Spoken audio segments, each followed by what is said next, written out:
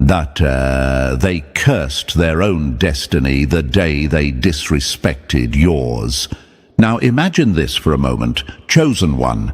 A thief breaks into a vault thinking they're stealing something small, just another piece of gold, just another moment of advantage. But what they really took was cursed treasure. They thought they got away clean, but now every step they take turns into quicksand. Every gain slipping through their fingers. That's what happened the moment they mistreated you. They didn't just fumble a connection. They triggered a slow and painful collapse of their own soul. That's the reality now, clawing at their peace every single day. And if you're wondering if this is real, just look around. It's no coincidence that people who once had energy when they were draining you now walk around empty. It's no accident that the ones who thrived while you suffered are now drowning in their own mess. Scientific studies even show that emotional mistreatment triggers lasting neurological guilt and mental decay, meaning they're literally wired now to replay their betrayal over and over again. You're not just in their mind, you're the echo that ruins their sleep. And the universe, it remembers. It never forgets a soul like yours. And thank you, chosen one, for still standing strong, for not letting that pain define you.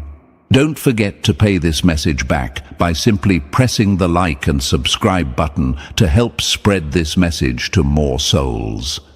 It's the responsibility of all of us to spread the light, especially when the world keeps trying to dim it. And thank you again, chosen one, for being part of this mission. You're not alone.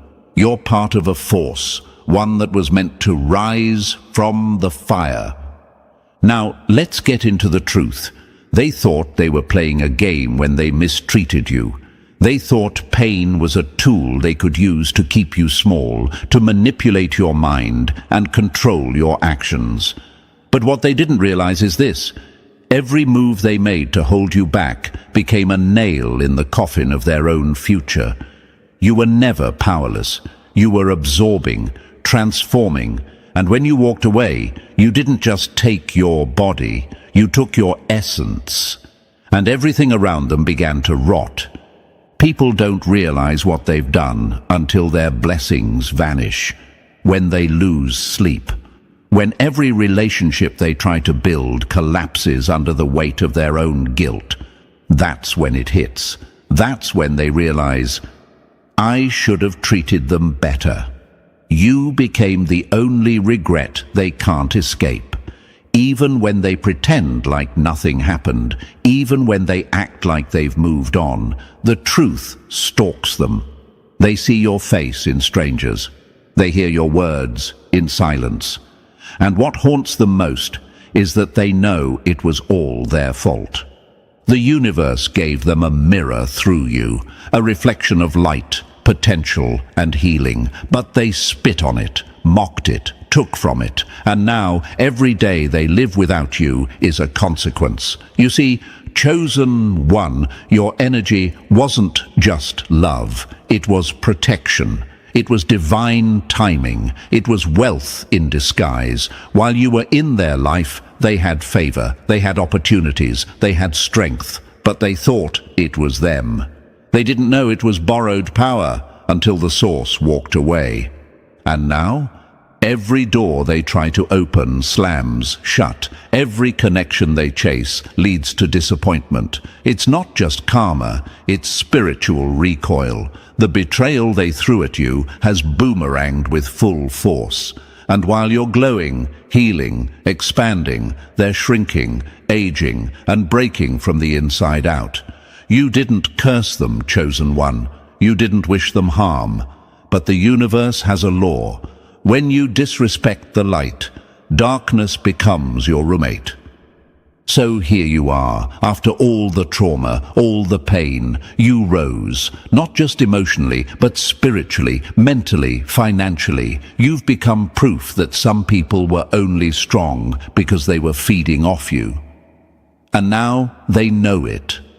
That's why they cry in silence.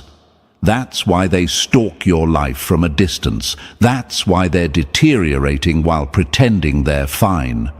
Because deep down, they'd give anything to go back. They'd give anything to rewind time and choose differently.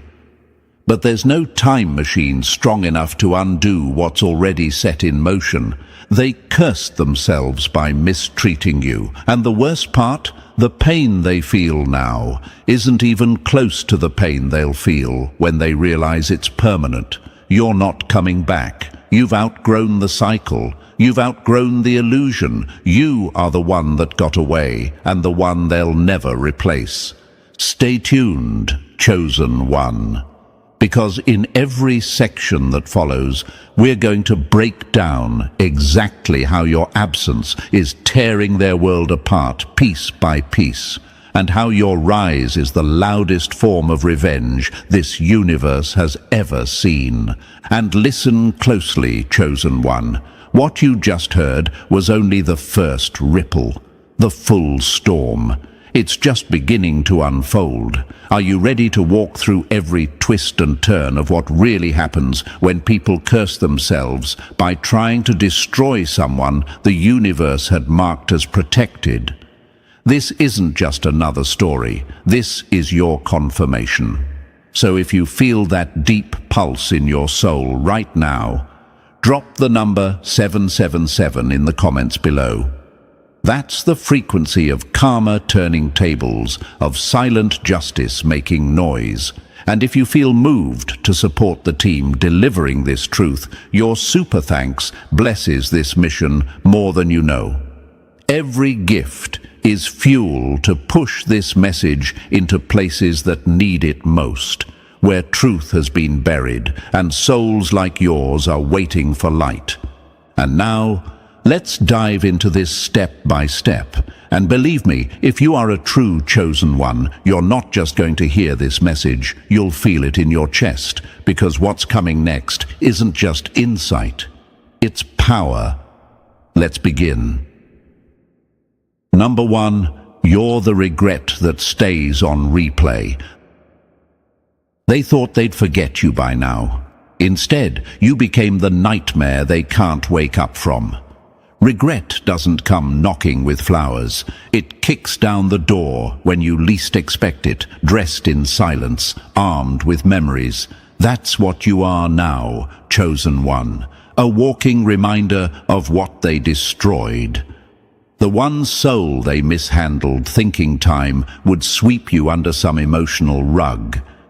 But time didn't erase you. It carved your name deeper into their mind. And now, you're on repeat. You're the scene they can't fast forward, the line they wish they never said, the moment they replay every single night before their head hits the pillow. You didn't fade. You branded your existence into their reality. Now imagine this, chosen one. Someone throws away a diamond, thinking it's just another rock. Years pass. They're surrounded by pebbles, fakes, and fragments, nothing that shines like you did. And then one day, they see that same diamond displayed in a museum, polished, praised, protected. But now, it's out of reach, untouchable. That's what you've become to them, the one thing they had in their hand and will never hold again. Here's the truth they don't want to admit. They didn't forget you. They can't. Studies show that regret, especially connected to lost relationships and emotional betrayal, sticks in the human brain longer than almost any other feeling. It activates the same regions associated with physical pain. This isn't just emotional, it's biological. Their guilt is now a part of their nervous system. Your name sends shockwaves through their chest, and they don't even know why they suddenly feel heavy when they see someone who looks like you. That's not nostalgia, that's punishment. And now they scroll in silence, they spy from the shadows, they ask mutual friends indirect questions, hoping to catch a glimpse of your glow without admitting they miss the sun. You're everywhere, chosen one. Even when you're gone, even when you haven't said a word in months or years, they still feel you. Why? Because your absence has more weight than most people's presence. They underestimated your energy, and now it's haunting them. They thought if they ignored you long enough, they'd heal from the shame. They thought they could replace you quickly, feed off someone new, start over. But what they didn't know is, you're not just someone. You're the moment in their life where everything started going wrong. The second they mishandled you was the second they cursed their own future. And now, their timeline is warped. The things that used to come easy don't. The people they chose over you are draining them, and every loss they take, they hear your name in the back of their mind like a ghost that won't shut up. You were their chance to grow, and they used you to shrink. You were their healing, and they turned you into a weapon. And now that you're gone, nothing hits the same. The parties, the relationships, the fake support systems. They all feel empty because you brought the depth they never appreciated. You weren't just a chapter in their book. You were the turning point. And they ripped the page out without realizing it was holding the whole story together. And here's the beautiful part for you, chosen one. You didn't have to retaliate. You didn't have to scream. You didn't have to beg for closure. You just had to walk away. That silence became the loudest sound in their life. Your peace became their punishment. Your success became the billboard they can't unsee. It's everywhere, your glow-up, your strength, your evolution. The same person they once called too sensitive is now the one they can't stop dreaming about. Ask yourself this, chosen one. Why do they still care? Why do they still watch? Why are you still showing up in their dreams if they've moved on? Because they never did. Not really.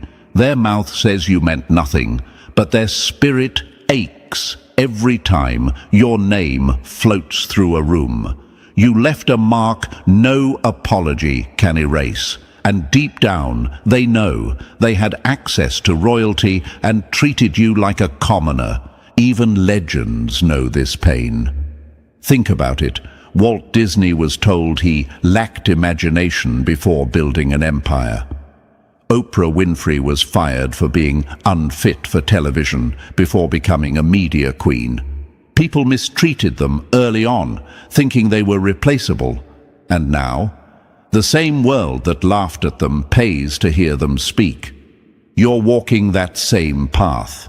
You were dismissed, laughed at, discarded. But now, you're the regret they brag about in private. You're the name they whisper when they want to sound deep. But it's too late. You're not coming back. The ones who hurt you thought they were taking something from you, but really, you were the one thing they needed to keep their world in balance. And the second they broke that bond, the scales tipped, and now their karma spills over every single day. They cry in silence, they smile in public, but their soul knows it chose wrong.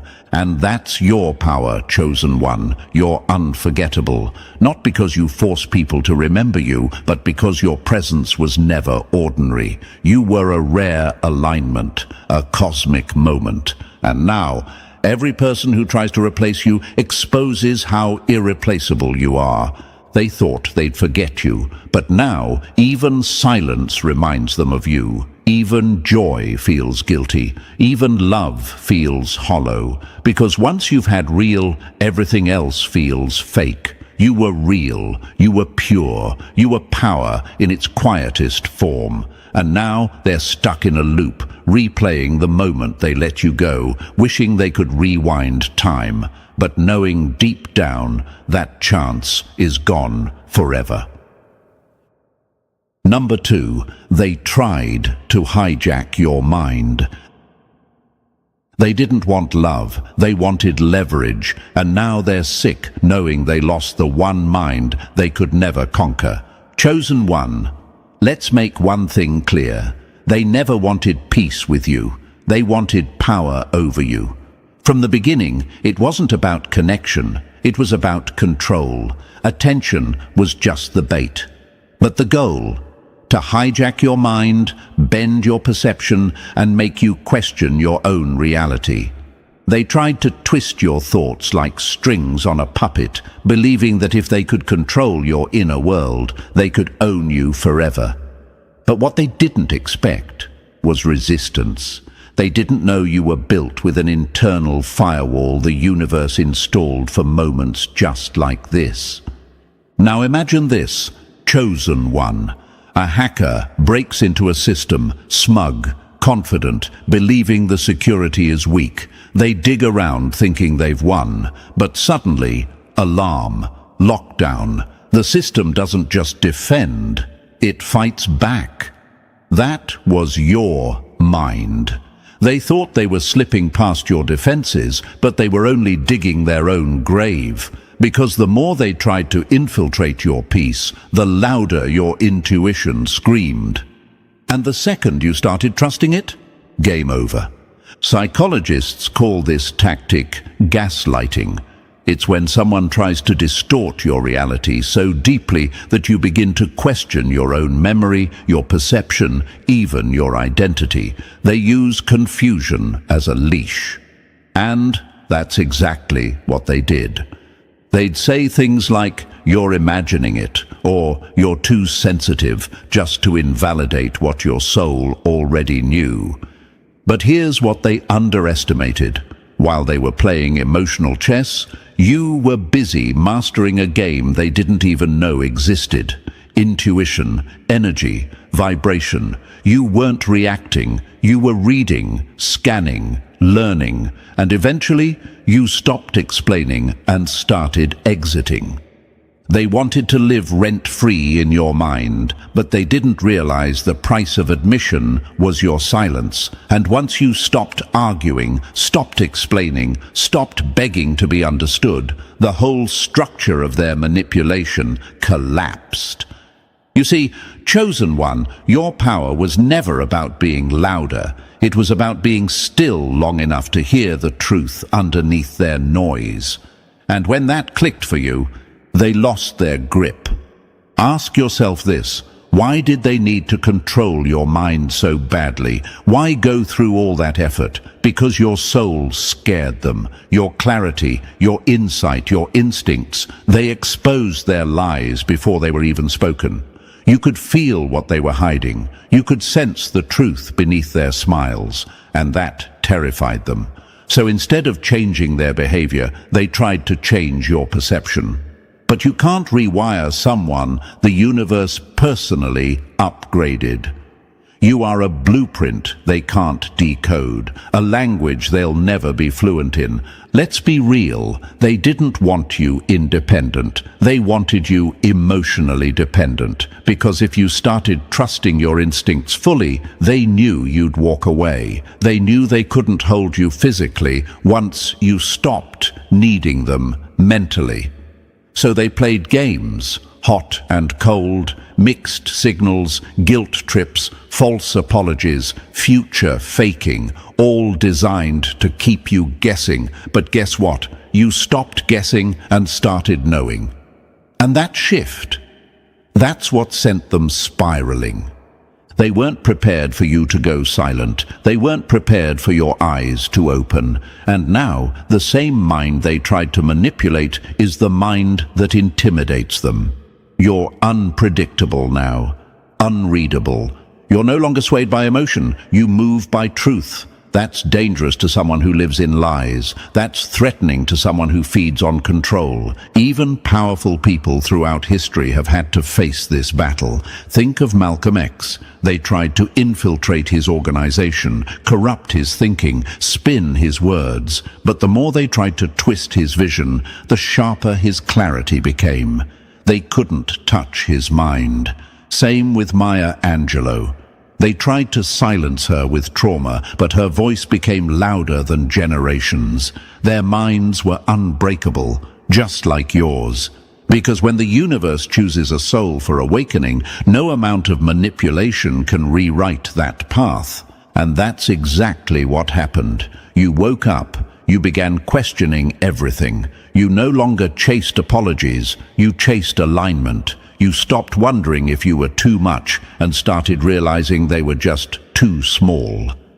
That mental freedom. It cost you everything, but it gave you yourself. And now they hate how sharp you've become. You ask the right questions, you see through the masks, you speak with power, you left their cage and became the storm.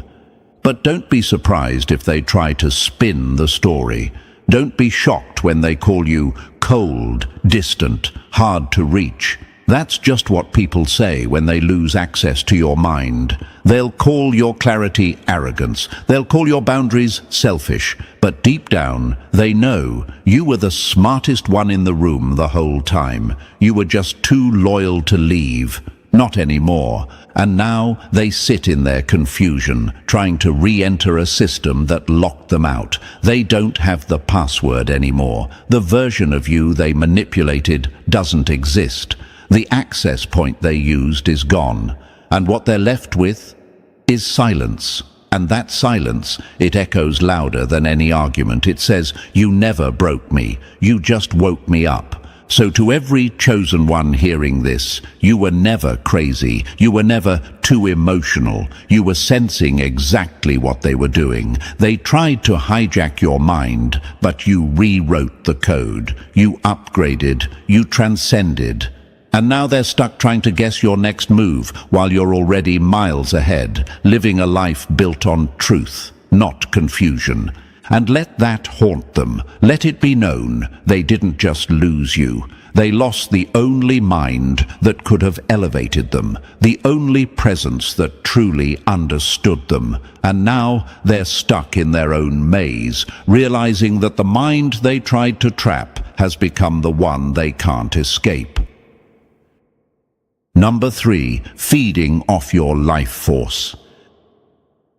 They didn't level up because they were great. Your energy carried them, and now they're crashing without it. Chosen one, let's call it exactly what it was. They were leeches, parasites in disguise. You thought they were partners, friends, lovers, or teammates, but in reality, they were just siphoning your life force, feeding off your light while acting like they were the ones shining. That glow they had around you, it wasn't theirs, it was yours, mirrored back. You were the battery keeping their dead spirit alive, the fuel behind their fake confidence. And now that you've unplugged, they're dimmer than ever. They weren't thriving because they were powerful. They were thriving because they were standing next to power, your power, and deep down they knew it. That's why they tried so hard to keep you around. That's why they gave you crumbs and called it loyalty. They needed just enough access to stay charged. But when you walked away, when you stopped picking up the phone, stopped showing up, stopped rescuing them, the illusion shattered. The boss turned into a beggar. The king turned back into a clown. Here's what they don't want you to know. The universe moves through you. You are a current, not a container. A portal, not a pit stop. And those who mistreat you while feeding off you, the universe always cuts their access. Not out of revenge, but to protect your destiny. Because when your energy is being used to fund the wrong people, your mission gets delayed. And you, chosen one, don't have time to waste on energy thieves. They didn't help you grow. You grew despite them draining you. And now, the universe has flipped the script. Your cup is overflowing, and theirs is dry. That's not karma, it's correction. Maybe you're still wondering, was I imagining it? Was I really the reason their life was flowing? Yes, absolutely. Look at the pattern. When they were close to you, doors opened, money flowed, opportunities appeared. But the moment you pulled back, everything started falling apart. That's because they weren't in alignment. They were just riding your wave. And now, that wave left them behind. They can post, pretend, and perform. But the frequency isn't there, because you were the frequency. So stop asking why they're struggling now. The answer is simple. They're starving, not for food, but for your essence. And that's not your burden anymore. The universe is with you, chosen one. Let them spiral. You've got galaxies to build. Keep rising. Number 4. You were suffering while they were thriving. They smiled while you bled, but now the masks are cracking, and your rise is their slow destruction. Chosen one, it was never a fair exchange. While you were breaking your back to keep the connection alive, they were basking in comfort. While you cried in silence, they laughed in public. You were the ones sacrificing, adjusting, overthinking. They were the ones reaping the rewards. And the worst part? They knew it. They saw you drowning and handed you more weight. They mistook your love for weakness, your patience for stupidity. But now the illusion is gone, and the roles have reversed so violently it's tearing them apart from the inside out. Now think about this. You were the foundation, but they acted like they were the empire. You were the power plant, but they claimed to be the light.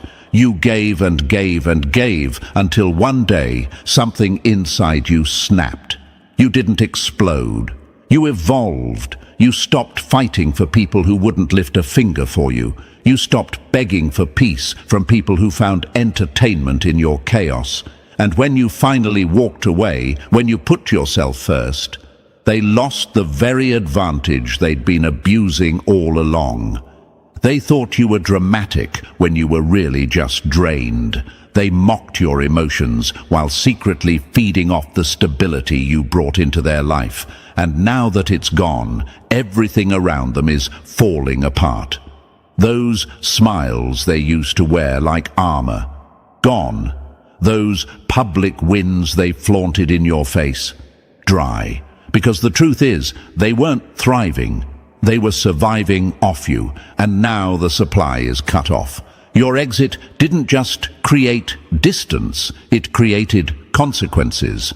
Let's break it down. You were the ones silently suffering through nights of anxiety, confusion, and spiritual exhaustion. You were breaking generational trauma, healing from betrayal, and still showing up with a heart wide open. And what did they do? They clapped for themselves while you collapsed behind closed doors. But the universe saw everything, and now it's repaying you with clarity, success, and inner peace. Meanwhile, they're stuck watching the same life they used to brag about crumble under pressure they can't handle. And maybe you're asking, why did they thrive while I suffered? Because that's how imbalanced energy works. When you're aligned with the universe, it tests you before it blesses you. It lets people feed off your energy so you can learn discernment. It lets you suffer in silence so that your comeback is backed by a force so loud it can't be ignored. Now they're learning the lesson. You were the blessing. And every ounce of success they tasted while in your presence. It wasn't their reward. It was a sample of what the universe was about to give you in full. Now they're bitter. Now they're confused. Now they look around and nothing clicks anymore. People are walking away from them the same way they walked over you. Their own circle is starting to resemble the pain they once projected onto you. Their easy life has now become a battlefield, and no matter how many moves they make, it never feels right. That's not bad luck. That's divine balance. So let it hurt them, chosen one. Let your glow burn their pride. Let your elevation haunt their ego. You suffered in silence while they thrived in lies. But now, the truth is loud. Your strength is visible. Your energy is no longer up for grabs. You are protected now, guarded, empowered. The universe has you wrapped in armor. They can't touch you anymore, and that kills them inside. Don't go back. Don't soften. Don't let their suffering trick you into feeling guilty. You didn't cause it. They earned it. Let them sit with the pain they once delivered with a smirk, because now the spotlight is on you. And this time, the audience sees who was real and who was fake all along. Keep shining, chosen one. The universe never forgets who it had to break in private, just to rebuild in power. Number 5. You let go, they fell apart. You didn't destroy them, you just stopped holding them together, and without your energy, they fell apart like they were never whole to begin with. Chosen one, they never thought you'd actually walk away. They pushed, they poked, they played, testing your limits, mocking your intuition, taking your presence for granted like it was endless. But the moment you let go, truly let go, not out of anger, not out of revenge, but out of clarity, the entire illusion collapsed, because your presence was the only thing holding their fragile little world together. And your absence, it became the earthquake that exposed every crack they tried to hide behind a fake smile. They used to think your silence was weakness. Now it's their torment. They used to brag about not needing you. Now they're gasping for breath in the ruins you left behind. Because here's the truth they can't speak out loud. They never expected to need you this much. They thought you were just another person. But when you walked away, the air shifted, the glow dimmed, the energy changed, and their life, it spiraled into chaos. You didn't have to lift a finger. Just your departure was enough to trigger their downfall. Let's be real. Your peace became their punishment. And every time you choose not to respond, not to reach out, not to give them access again, it digs deeper into the parts of them that were already cracking. They're unraveling now, slowly, privately, pathetically. And they don't even know how to stop it, because they're finally realizing it was you that kept the peace. It was you that stabilized their chaos. It was you that made them feel powerful just by being near. You might wonder, did I make a mistake by walking away? Absolutely not. Look at your life now. Since letting them go, you've felt lighter, calmer, more focused. You're healing. Opportunities are flowing. Your mind is clear. That's not coincidence. It's spiritual release. The universe was just waiting for you to cut the cord so it could unleash everything they were blocking. They weren't your partner. They were your prison. And your freedom has now become the one thing they can't buy, fake, or manipulate. And don't let them fool you with those indirect messages, those desperate energy checks, those weak attempts to reconnect. That's not love. That's withdrawal. They're addicts to your energy, and now that the supply is gone, they're crashing. Their new connections feel empty. Their wins feel hollow. And no matter what they chase, they can't recreate what they lost when you let go. They lost the key. They lost the shield. They lost the one who saw them clearly and loved them anyway. And now they're left with echoes of who they used to be when they stood next to your light. So let them fall, chosen one. Don't rescue what the universe is trying to remove. Your silence is not cruelty, it's protection. Your distance is not petty, it's power. You gave them enough chances to rise with you. They chose to play. They chose to manipulate. And now they're learning what happens when the source walks away. They didn't fall apart because of you. They fell apart because without you, they were never solid to begin with. Keep rising. Let the silence speak. The universe is with you, and this time it's you who gets to win in peace. Number 6. They listened to the wrong voice. They turned their back on your truth and followed the whispers of chaos. Now those same whispers won't let them sleep. Chosen one, it's wild how clearly you saw it, isn't it? You tried to warn them. You tried to love them through their dysfunction. You gave them insight, protection, loyalty, and a peace they'd never known. But instead of trusting your light, they chose to follow the noise. The lies, the drama, the illusions. They were seduced by destruction because it spoke in a language they were more comfortable with. You spoke growth.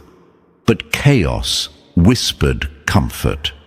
And now, that same voice they trusted is the one laughing at them in the silence. They didn't believe your instincts. They believed gossip. They didn't value your guidance. They chased approval from people who never had their best interest. They didn't trust the person who had their back. They gave their loyalty to those who secretly wanted to watch them fall. And now those wrong voices are gone. Now the crowd they picked over you, scattered, silent, toxic, and the only voice left ringing in their head is regret. Let's get real. The universe was using you as a divine interruption in their life. You were the reset button. You were the path toward elevation. But they thought your boundaries were threats. They saw your intuition as control. They confused your love with restriction because it didn't stroke their ego. It challenged it. And ego always bows to chaos when it's not healed. You were offering wisdom, but they chose noise. And now that noise is tormenting them, and they hear it in their sleep. That one voice that said, "Don't mess this up," is now repeating, "Look what you destroyed." Their own mind has turned on them. Their spirit is catching up with the decisions their ego made. The betrayal they thought they got away with is playing on loop. Not because you cursed them, but because the universe always replays the truth until it's owned. And they're choking on it now. They ask themselves, why didn't I listen to them? They scroll back to old messages, remembering the times you were right, the times you predicted the outcome, the times you stayed calm when they chose chaos. And the shame. It's heavy, because it's not just about losing you, it's about realizing they betrayed the only voice that actually had their back. This is what happens when people mistake light for weakness. They listen to the crowd, to their trauma, to their fear, to those demons that wear friendship and pleasure as masks. And now, the voice they used to ignore, you, has become the echo in every mistake they make. You were the warning. They were too arrogant to listen. But don't feel bad, chosen one. Don't you dare carry guilt for their choices. The universe gave them a compass, and they tossed it in favor of chaos. Now they're lost in a storm of their own making. They are learning the hard way that when you betray someone sent to guide you, you don't just lose the connection, you lose direction. They're wandering now, and every time they turn a corner, the same voice says, "You should have trusted them." And here's the power in that. You didn't have to prove anything. You just had to walk away and let the truth unravel itself. Now the same energy that once distracted them is eating them alive. Now the same chaos they chose over you is the cage they can't escape. Let that sit. You didn't lose them. They lost you. And more than that, they lost access to divine wisdom, to loyalty, to a mind that saw through illusions, to someone who wanted them to win, even when they were doing you dirty. That kind of ally, rare. And they fumbled it. And now, that voice they followed, it's silent, gone, useless. The only voice left is the one they betrayed, and it's getting louder. So let them replay it. Let them rehearse their downfall in their mind every night.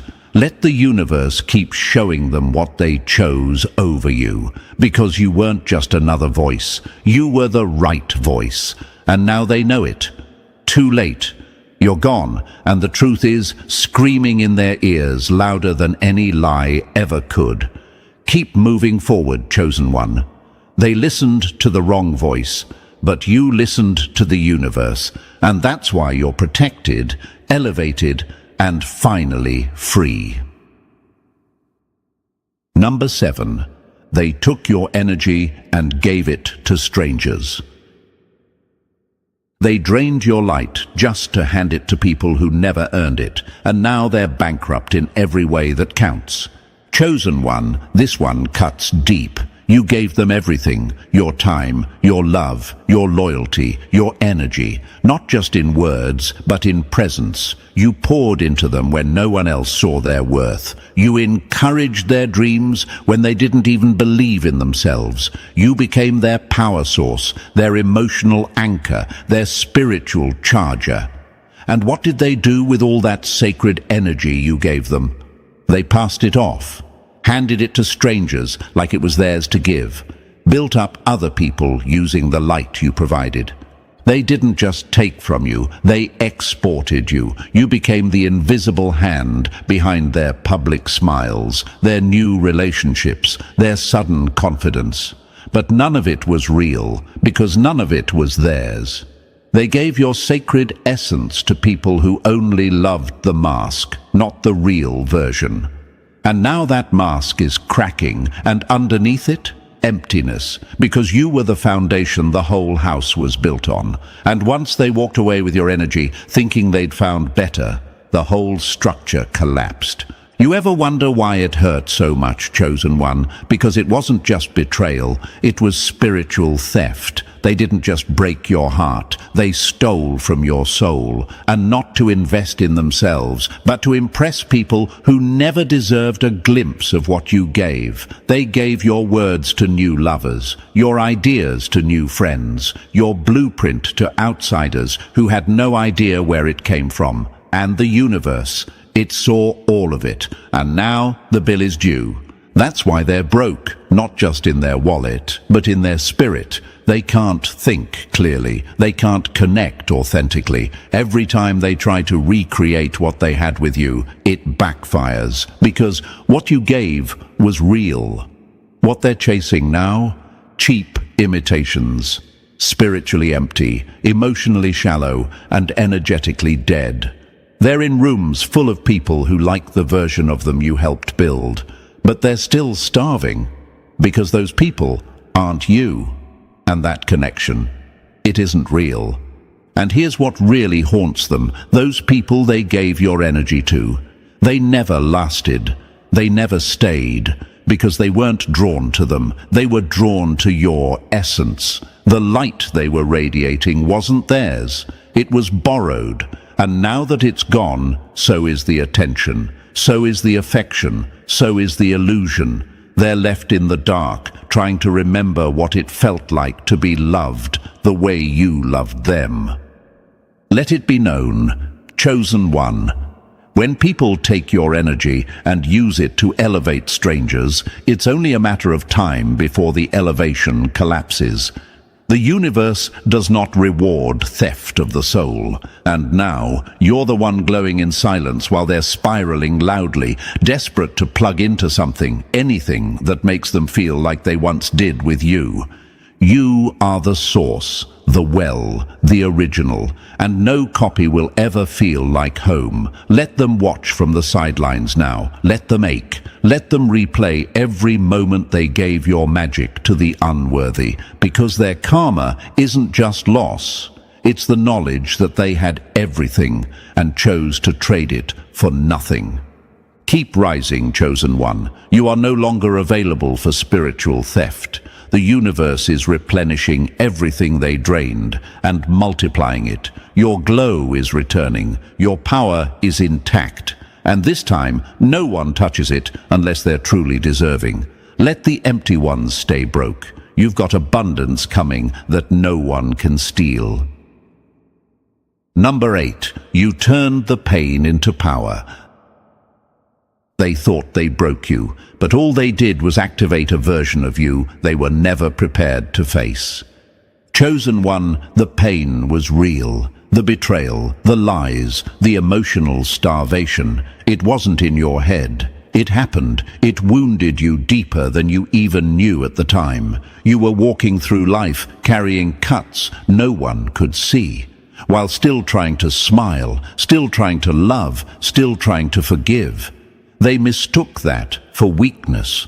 They thought the damage they caused would keep you down forever. But what they didn't realize was that every scar became a blueprint. Every breakdown became a blueprint. And now, you didn't just survive, you rebuilt. That betrayal that nearly took your breath away. It taught you how to breathe differently. You stopped inhaling their lies and started exhaling the truth. You stopped absorbing their projections and started embracing your purpose. It was never about being destroyed, it was about being reborn. The old you, that version they could manipulate, guilt, confuse, that one died in the fire they lit. And from the ashes, you emerged as something they can no longer access or even understand. Now imagine this, chosen one. They lit the match, expecting to see you burn. Instead, they watched you rise through the smoke, glowing, weaponized with wisdom.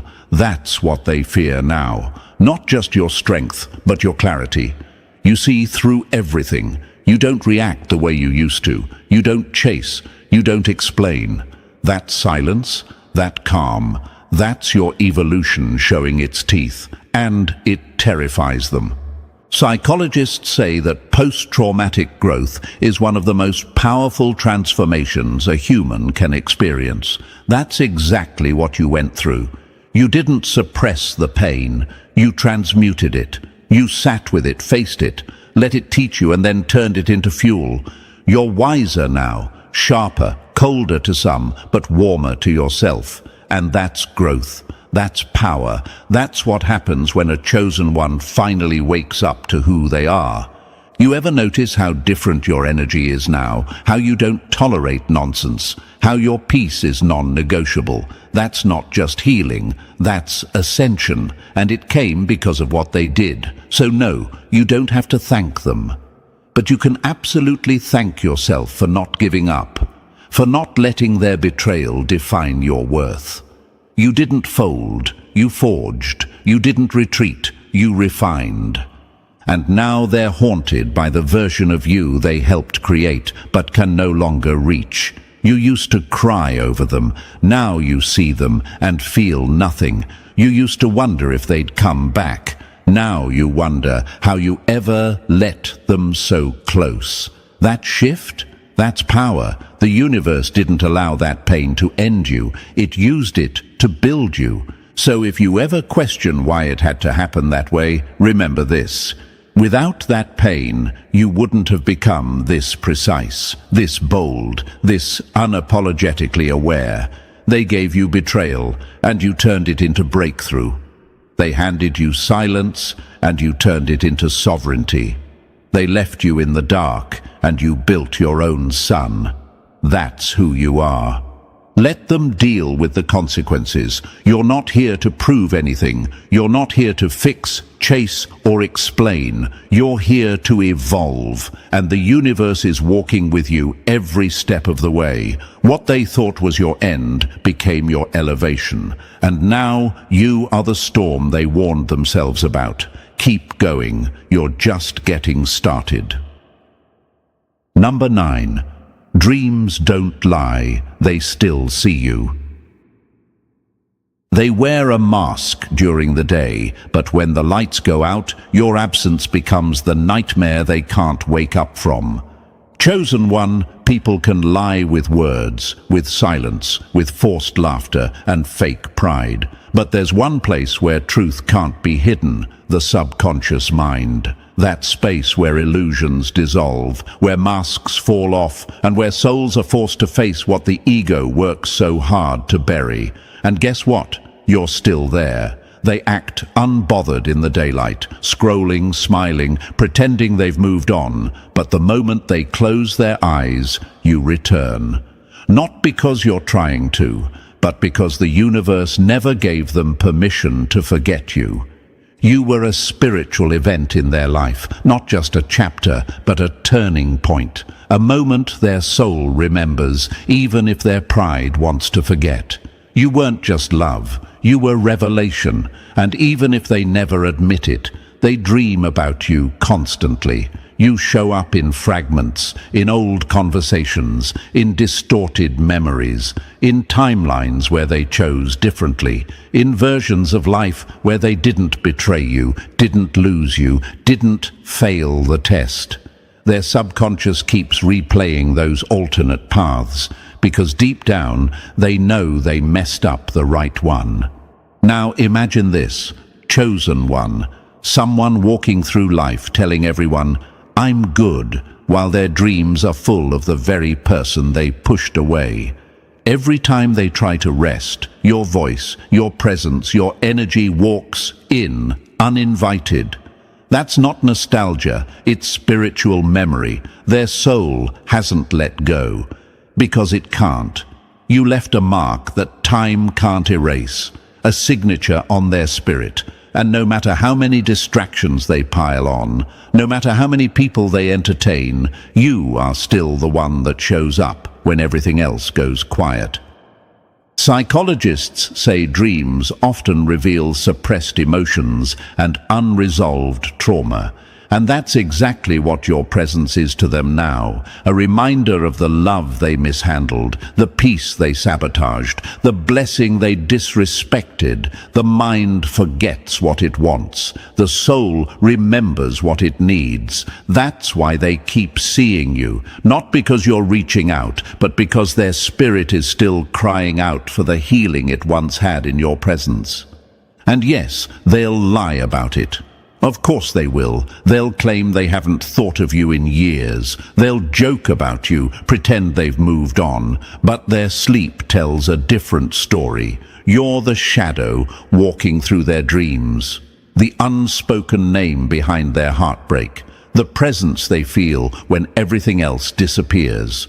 And when they wake up, that pain lingers, that what if aches. Because they know what those dreams mean. They just don't have the courage to face it. Let it haunt them, chosen one. Let your memory be the echo that whispers, "This is what you destroyed." Let your glow blind them even in their sleep. You didn't force this. You didn't ask to be remembered. The universe chose to make you unforgettable. Because when someone betrays a soul like yours, even their subconscious becomes the courtroom, and every night is a new trial, a fresh sentence of regret. So sleep peacefully, chosen one. While they toss and turn, you rest in clarity. While they run from your memory, you rise in your purpose. The dream they're having isn't just memory, it's consequence. You are the unresolved story that still breathes in their silence. And every dream they have about you is a reminder you were the best thing that ever happened to them, and they let it all go. Number 10. If they could turn back time. If they could turn back time, they'd worship the ground you walked on.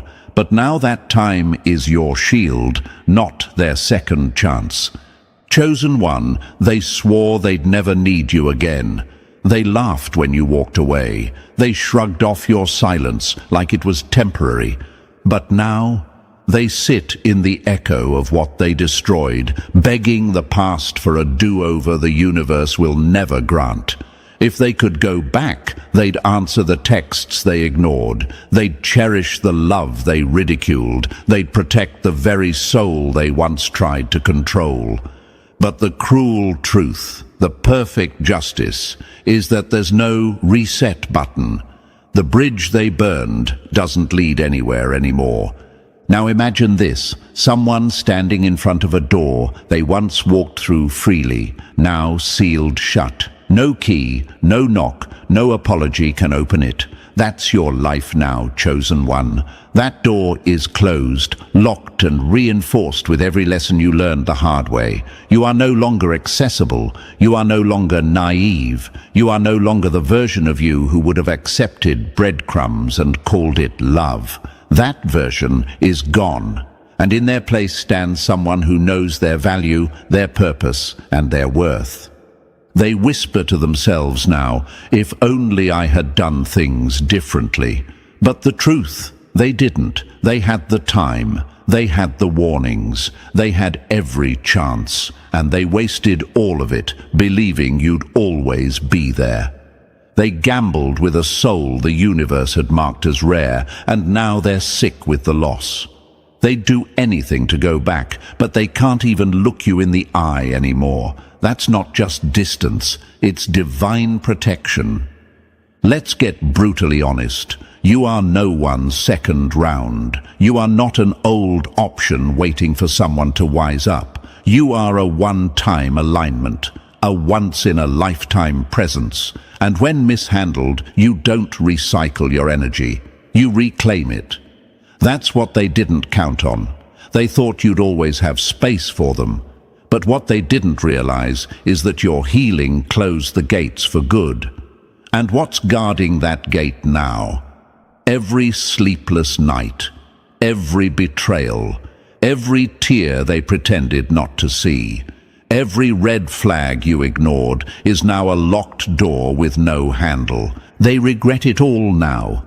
But regret doesn't reverse destiny. And the universe does not grant access to someone who failed the test on purpose. So let them sit with the weight of their choices. Let them dream of a different past. Let them fantasize about timelines where they were better, because you've moved on to a timeline where you're free. This is what makes your story so powerful, chosen one. You didn't get revenge. You got clarity. You didn't go back. You leveled up. And now the same people who once treated you like an afterthought would trade their peace just to hear your voice again. But your silence? That's sacred now. It's the echo of a lesson they'll never stop learning. So don't feel bad when they try to come back with apologies shaped like excuses. Don't open doors just because they've finally realized what they had. That realization came too late, and the only thing waiting for them now is the cold truth. You don't get another chance with someone you tried to break. Keep walking, chosen one. The past may be calling, but it has nothing new to say. You are not who you were, and they are no longer welcome. Let them wish, let them ache, let them dream, because you're already living the life they thought they could stop you from reaching. And that door, it stays closed forever. They don't say your name with peace. They say it like a warning, like a siren before a storm. That sound, that's not admiration, it's fear trying to disguise itself as gossip. Your name doesn't travel like theirs, it detonates. Every time someone utters it, the air shifts. The energy in the room tightens. The weak ones start to glance at each other because deep down they all feel it. You carry weight they can't compete with. You don't need to announce who you are, chosen one, because your energy already did that before you walked in. You exist like a verdict, and they're still trying to appeal the sentence. That's why they talk. That's why they whisper. They feel the vibration of your soul before your footsteps even arrive, and it shakes something rotten inside them. They tried to make your name small, but the universe branded it with power. You became a sound that echoes through dimensions, and even the ones who claim they don't believe in energy can't deny the static that surrounds you. Now imagine this for a moment. Chosen one, your name, spoken in a circle of people who once doubted you, suddenly silencing every conversation in the room. Eyes shift. Someone swallows hard. The energy dips. They feel something heavy crawl across their skin because the vibration of your name exposes truth. It forces masks to slip. That's what happens when a high-level soul walks this earth.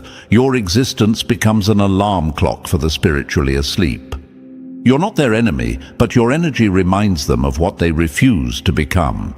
And that kind of reminder hurts like sunlight to those who've lived too long in shadow. Here's a fact that even science quietly agrees with. Every name carries a frequency, a measurable vibration that affects the environment. Words shape energy fields, and when your name is spoken, it bends the frequency around it. That's not magic, it's physics. Nikola Tesla once said, "If you want to understand the universe, think in terms of energy, frequency, and vibration. Your frequency pierces through pretenders because it's real, it's grounded, it's earned. You don't have to prove you're chosen. Reality already rearranges itself when you walk by." And thank you, Chosen One, for tuning into this energy. Don't forget to pay this message back by simply pressing the like and subscribe, helping spread this message to more souls. It's our shared responsibility to awaken the light. Thank you for being part of this mission, Chosen One. You're not just a listener, you're a force that multiplies truth. Now, back to what the universe is revealing. Your name holds weight in the spiritual realm because it carries history. You're not a random spark in the timeline. You're an echo of something that was never finished. The reason people react so strangely to you is that your presence activates something dormant in them. It makes liars sweat, cowards shrink, and manipulators suddenly over-explain themselves. They don't know why they feel exposed around you. It's because your soul operates on a frequency that dissolves illusions. You are not just a person, you are a walking disruption to everything fake, everything false, everything corrupted. The universe doesn't hand out that kind of energy carelessly. You've been through the fire for a reason. You were refined, not ruined. Every betrayal, every rejection, every isolation, it was a calibration. It tuned your spirit until your name became a coded vibration that only truth could resonate with. That's why fake people can't stand you. Your energy doesn't sync with their lies. And that's why higher forces protect you. You are not replaceable, you're instrumental.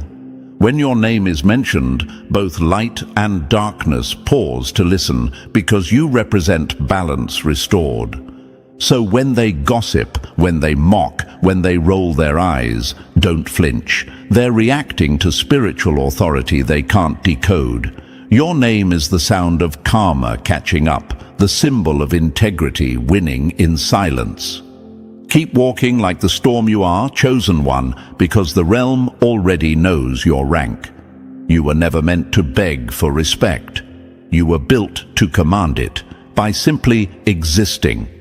And Chosen One, don't go anywhere. This was just the warning shot. The real firestorm is only beginning. What you've heard so far, that's just the spiritual echo of what's coming next. Because when you truly understand the weight your name carries in the unseen realms, everything changes. Your awareness, your walk, your power. So if you're ready to step deeper into this truth, declare it in the comments with the number 777, the code of divine authority and infinite spiritual wealth. And if you feel called, you can amplify this message by blessing the tribe behind it with a super thanks. Your energy keeps this mission blazing forward. And make no mistake, this isn't just a message. This is a spiritual revolution. Your support fuels the force we are building. Thank you for being chosen, and thank you for standing in the light with purpose. And now, let's crack it open piece by piece.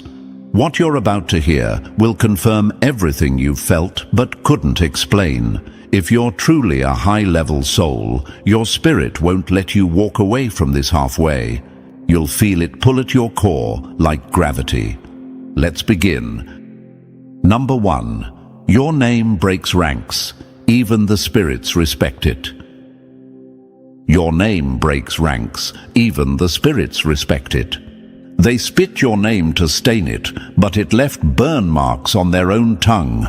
Every time your name leaves their mouth, it ruins their peace for days. They don't realize your name is not a word. It's a frequency that punishes liars. It vibrates through their chest like thunder when they try to twist it. It's the sound that rattles every insecure bone in their body because they know deep down They could destroy your reputation 1,000 times, and still your name would rise cleaner than theirs ever could. You are their karma in motion, chosen one. Every time they mention you, they summon the energy that exposes them. You ever notice how they can't say your name without rolling their eyes, faking a laugh or looking away? That's guilt. That's their spirit recognizing rank. Your name isn't just known, it's registered. Even the universe keeps record of it. There are energies that can't stand still when your name is called. It carries authority they never earned, and that's what burns them. They spent years chasing popularity while you were being forged for power. They crave applause. You command silence. You don't trend. You tremble dimensions. They prayed for your downfall, but the only thing that fell was their mask. They tried to drag your name through dirt, forgetting that dirt is where diamonds form. You were never buried, you were planted, and now your glow is blinding the same people who once swore you'd never bloom. They thought ignoring you would erase you, but you can't erase a frequency. The silence only made your echo louder. Even when you disappeared, your name stalked their conscience. It followed them like a shadow that doesn't rest. Every lie they spoke against you became a debt to the universe, and now the interest is collecting. When your name comes up now, they don't laugh, they flinch, they look down, they change the subject. Why?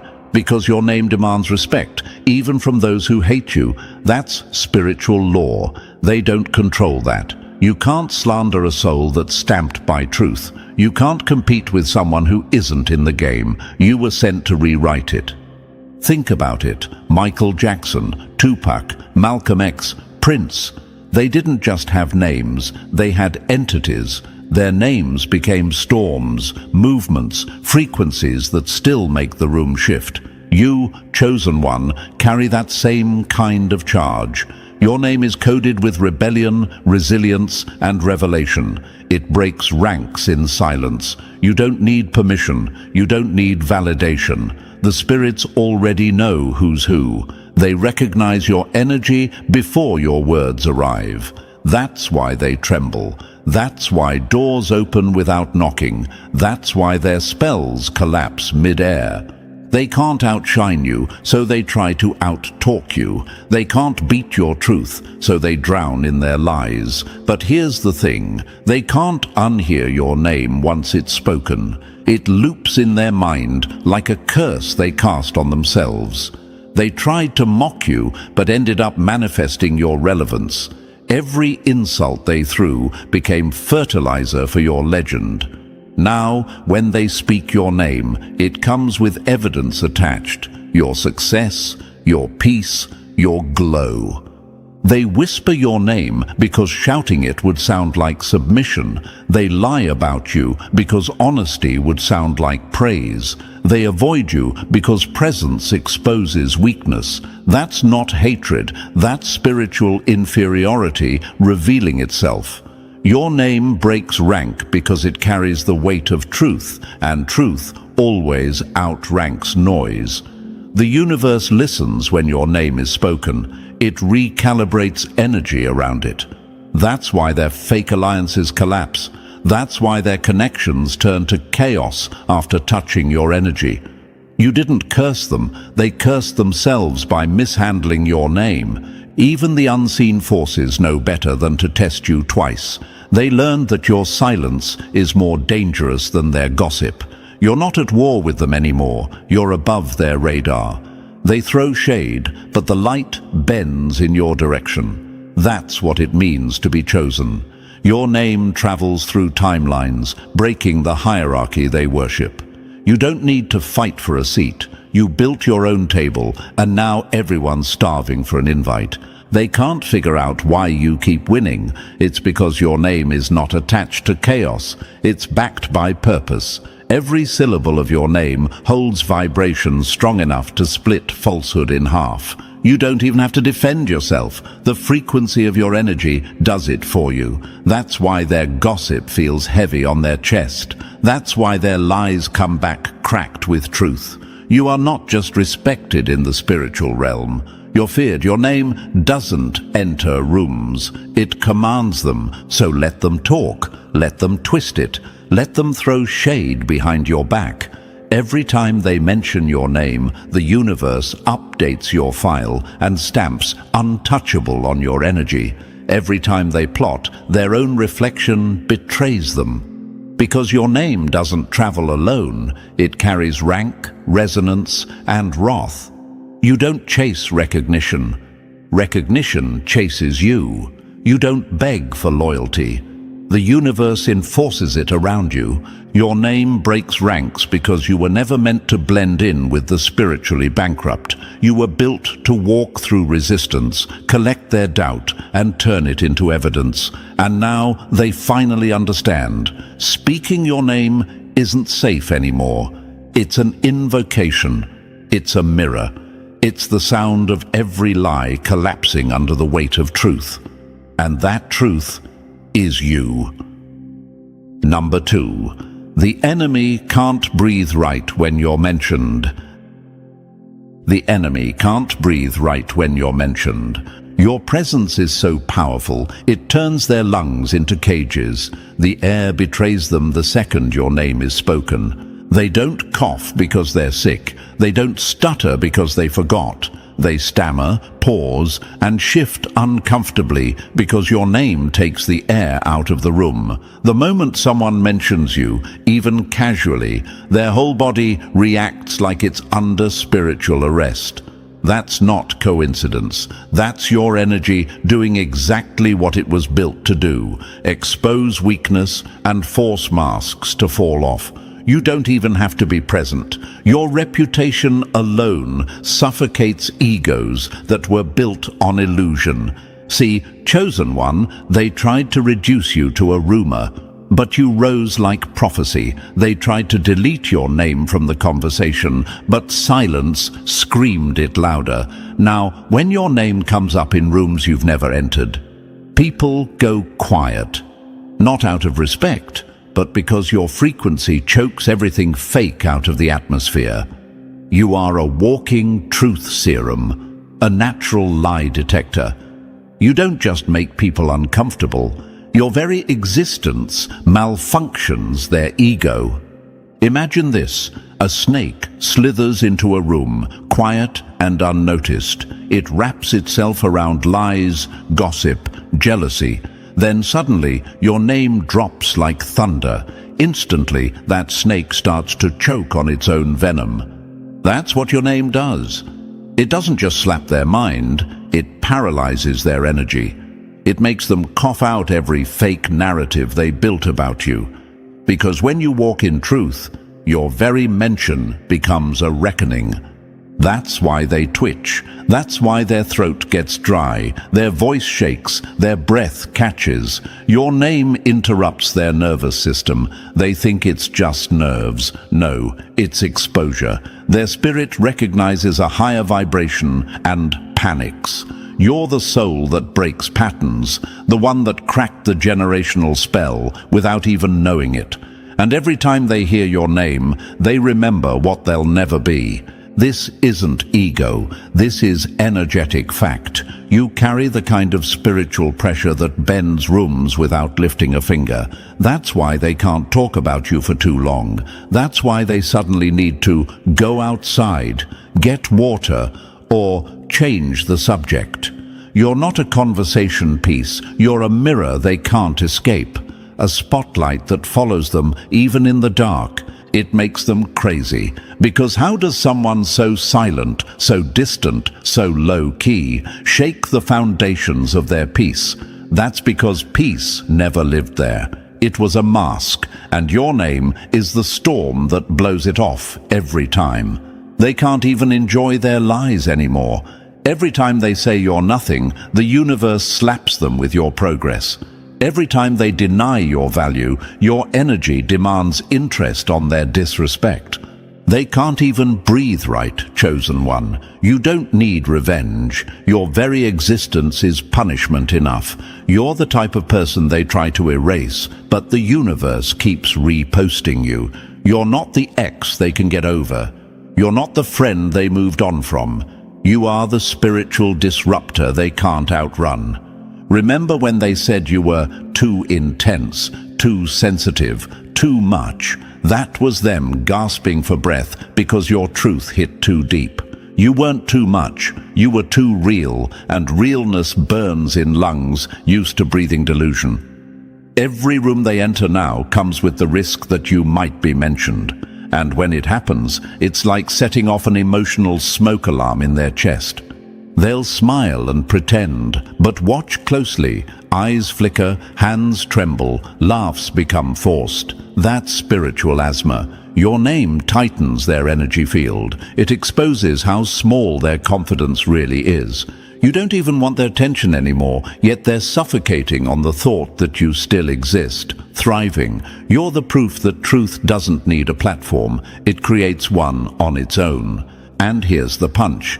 They told everyone you were the problem, that you were unstable, disloyal, delusional.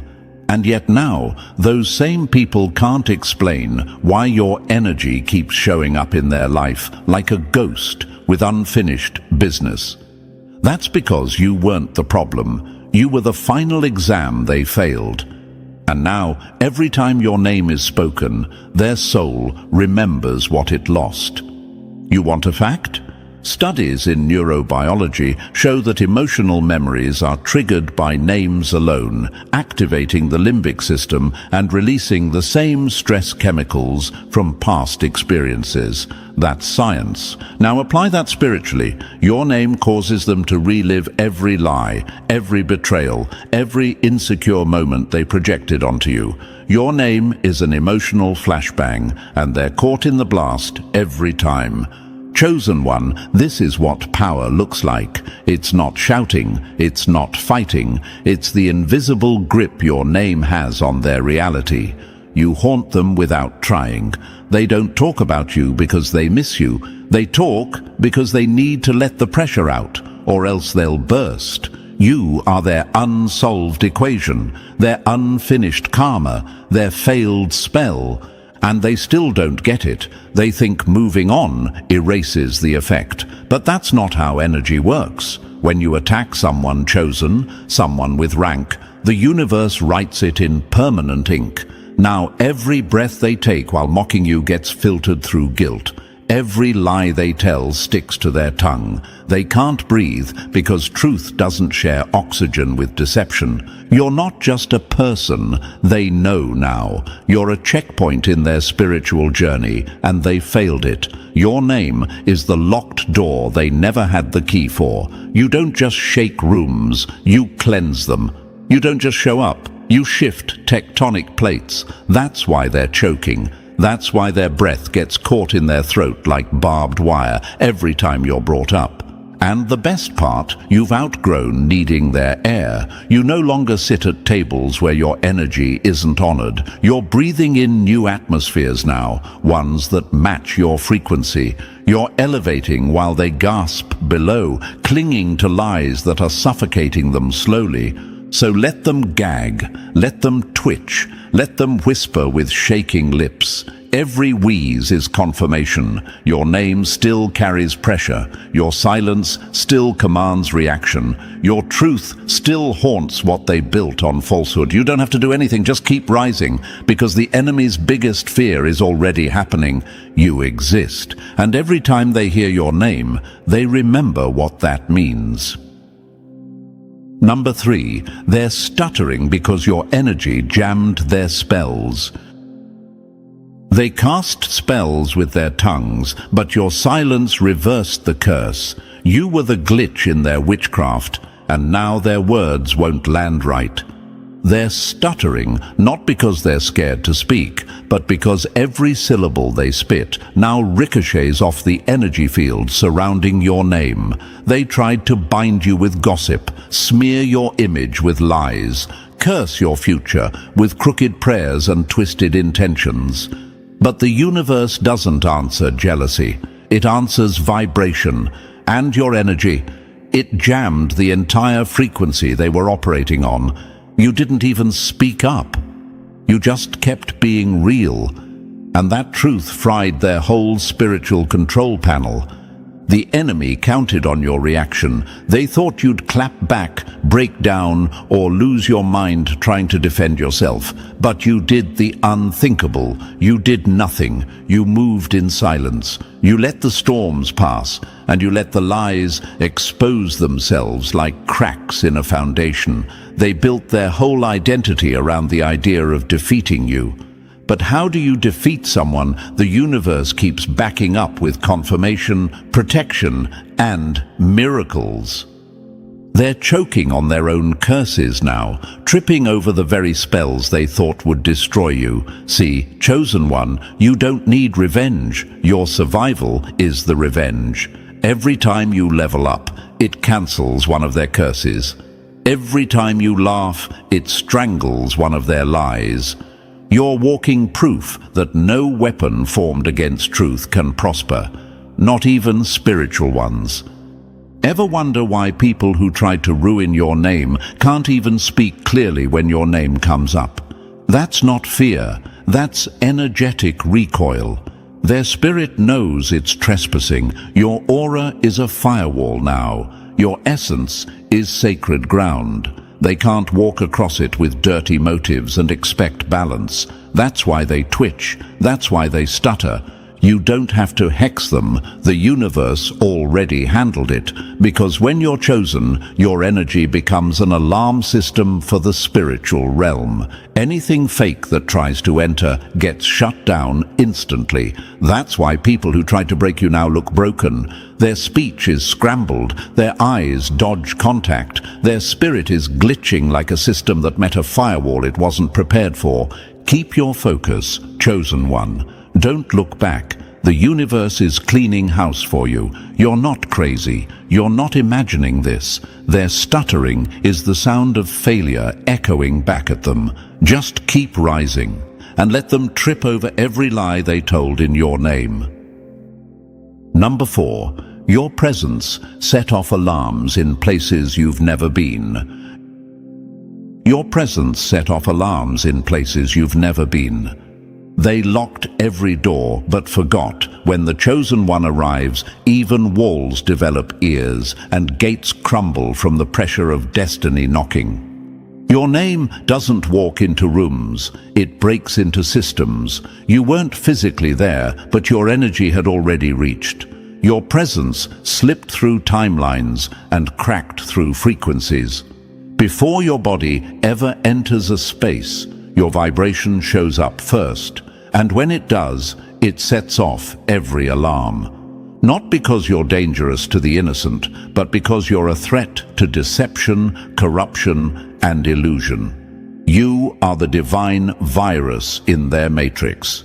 The code they never predicted. They tried to keep you out. Boardroom doors, social circles, bloodlines, entire institutions. They whispered your name like a curse, trying to shut down any mention of you. But here's what they forgot. You were born with the master key. While they scrambled to change the locks, you were rewriting the whole blueprint. You don't need access. You are access. That's why the moment you're mentioned in a place you've never been, spirits flinch, plans fall apart, and secrets get exposed. Chosen one, they've been trying to figure out how you keep showing up in conversations you never started. Why people feel like they've met you even when they haven't. It's because your name carries energetic weight. You're not a trend. You're a prophecy in motion. You were sent to reroute legacies, not ask for acceptance. That's why your presence stirs panic in places that haven't even seen your face yet.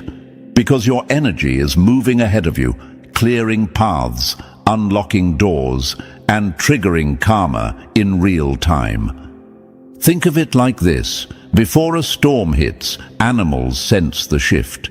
Before lightning strikes, the sky tenses up. That's what your arrival feels like to the spiritually wicked. They can't explain it, but they feel it. It's not paranoia, it's awareness. They know someone's coming who doesn't play by the old rules. Someone sent by the universe. Someone who doesn't need permission to take their rightful place. And that someone is you. So don't shrink when you hear your name traveling through unfamiliar spaces. Don't panic when people you've never met start acting nervous around you. That's just confirmation. Your assignment is known in realms you haven't entered yet. Just keep walking in silence. Let your presence trigger their collapse, one cracked gate at a time. Number 5. Your spiritual rank outweighs their entire bloodline. You didn't climb a ladder, you descended with authority, and now their whole bloodline is trembling because you're not here to ask, you're here to restore. Let's be real, this isn't just about you being different. It's about power, spiritual weight, lineage. You didn't just show up out of nowhere. You've been here before. You carry centuries of wisdom, pain, resilience, and truth in your soul. You're not a rookie in this game. You're an ancient warrior in a new disguise. And the enemy, they know it. That's why they're shook. That's why they're watching you like a hawk in silence, because deep down, they feel it. You outrank them spiritually, and they can't do a thing about it. They come from bloodlines built on manipulation, status, and stolen legacy. Their power came from lies. Yours came from the universe. You didn't inherit material wealth. You inherited authority in realms they don't even believe exist. That's why your very presence disturbs them. Because no matter how much they flaunt their last name, their family tree, or their social status, it all crumbles when you walk in with nothing but truth on your back. Chosen one, you are the reckoning their ancestors feared. You are the audit of every injustice buried under their name. When you speak, it's not just your voice, it's your lineage of light coming through you like thunder through mountains. You don't come from weakness. You are backed by generations of unfinished missions, and your arrival marks the moment their spiritual debt came due. They wanted you to doubt yourself, to see yourself as small, to think you're just another face in the crowd. But the truth is, their spirits recognize you before their minds catch up. They sense the authority, the imbalance, the dominance you hold without raising your voice. Your silence alone holds more power than their loudest bloodline member, and that's what haunts them. It's like sending a candle to battle a wildfire. They know they're outmatched. They've tried to replicate your light through imitation and image, but energy doesn't lie. You can't fake ancient energy. You can't buy this kind of essence. It's encoded, it's earned, it's remembered by the universe and feared by every low-vibration soul that tried to rewrite destiny. So if you're wondering why certain families, groups, or circles seem to push back on you the moment you rise, this is why. They feel you as a threat, not because of your name, but because of what your spirit carries. You are the curse breaker, the truth bringer, the karmic balancer, and your return has sent shockwaves through systems that thought they were untouchable. Stand tall, chosen one. You don't need approval when you hold spiritual rank. You didn't come to bow, you came to reclaim. Number 6, you were sent to expose everything they built on lies. You were sent to expose everything they built on lies. The truth doesn't whisper, it detonates. And when the chosen one walks in, everything built on deception starts to shake like it's standing on borrowed ground. They thought their empire would stand forever, propped up by manipulation, cemented by illusion, and hidden behind polished masks. But what they didn't account for was you, not a savior in white robes, not a smiling figure begging for peace. No, you're fire. And fire doesn't ask questions. Fire arrives and everything false gets torched. you weren't sent to participate in their little games. You were sent to blow the whole operation wide open. The enemy underestimated you because you looked quiet. They assumed your silence was weakness. But silence is the language of surveillance, and you've been watching, absorbing, recording, and now you've been spiritually authorized to speak. And the moment your truth touches air, it spreads like wildfire. Their carefully crafted lies can't survive the heat. Every fake narrative, every false position, every spiritual mask they wore to manipulate others, all of it begins to melt when your presence shows up. The universe didn't send you to blend in. You are not here to play nice. You're the spark dropped into a field of dry lies, and you don't even need to do much. Your existence confronts everything fake. Your light exposes what was hidden. Your movement reveals what they covered. Why? Because light reveals, but fire purifies. You don't just show the truth, you burn away the rot. Chosen one, that's why they fear you. Not because you exposed a few secrets, but because you are the secret weapon the universe saved for last.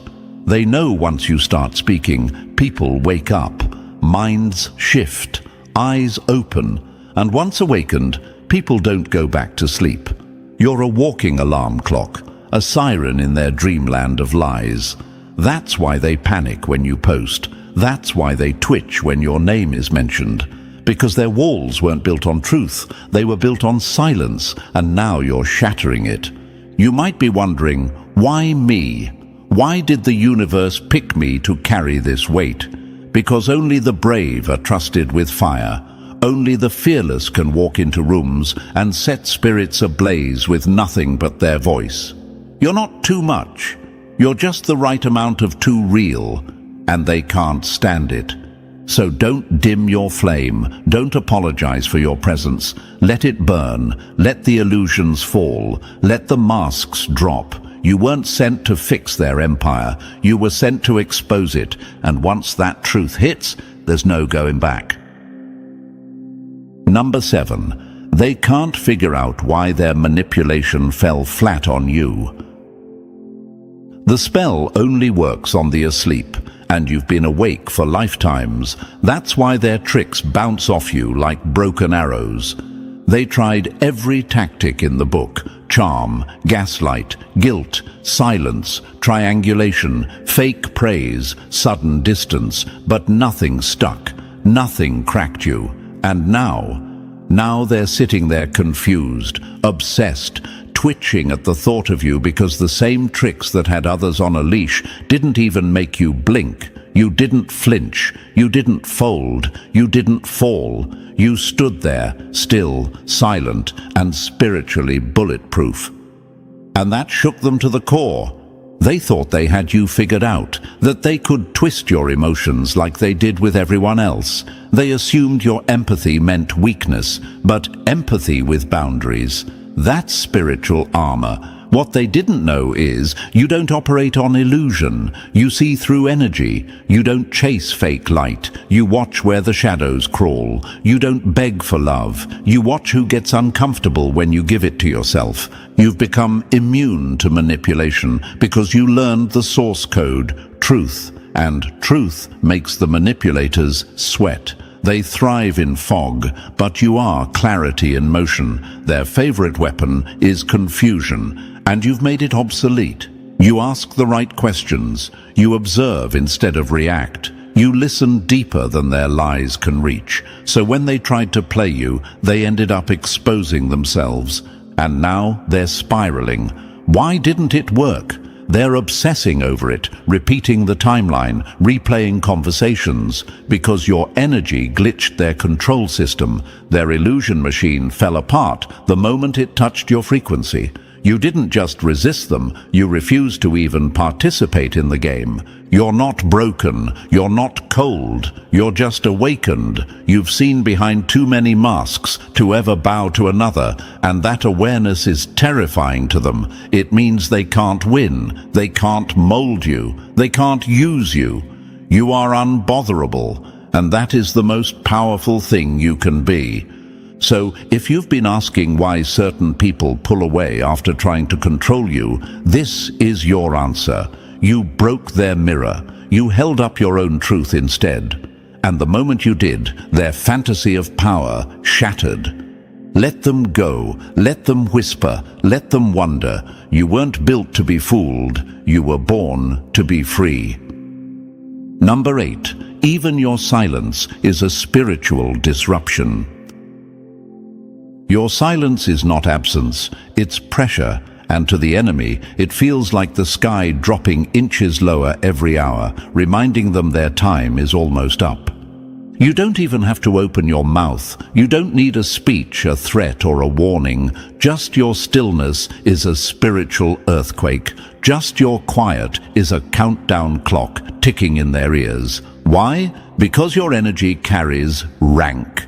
Your aura is ancient. You've been here before, and your presence alone drags hidden things to the surface like dead weight floating in a clear ocean. You walk into a room and the atmosphere changes. People clear their throats, fumble their words, avoid your eyes. They think they're hiding it well, but their spirit is already exposed under your radar. You're not trying to vibe check anyone. Your frequency does it automatically.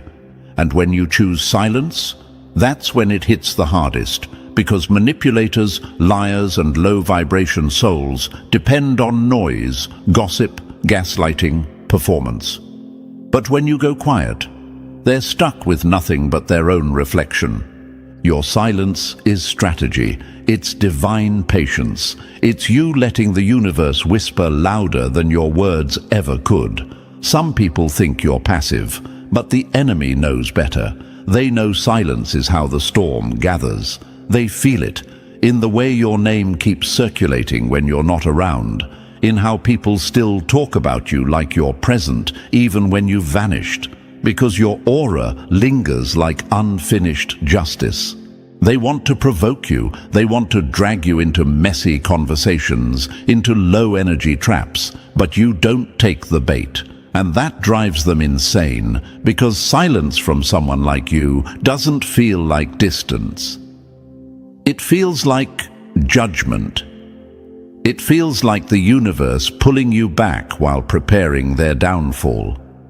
You might wonder, why do they look nervous when I haven't even said a word? Because real power doesn't need to announce itself. It just enters, and when it does, the fake tremble. The liars squirm, and the guilty confess without even realizing it.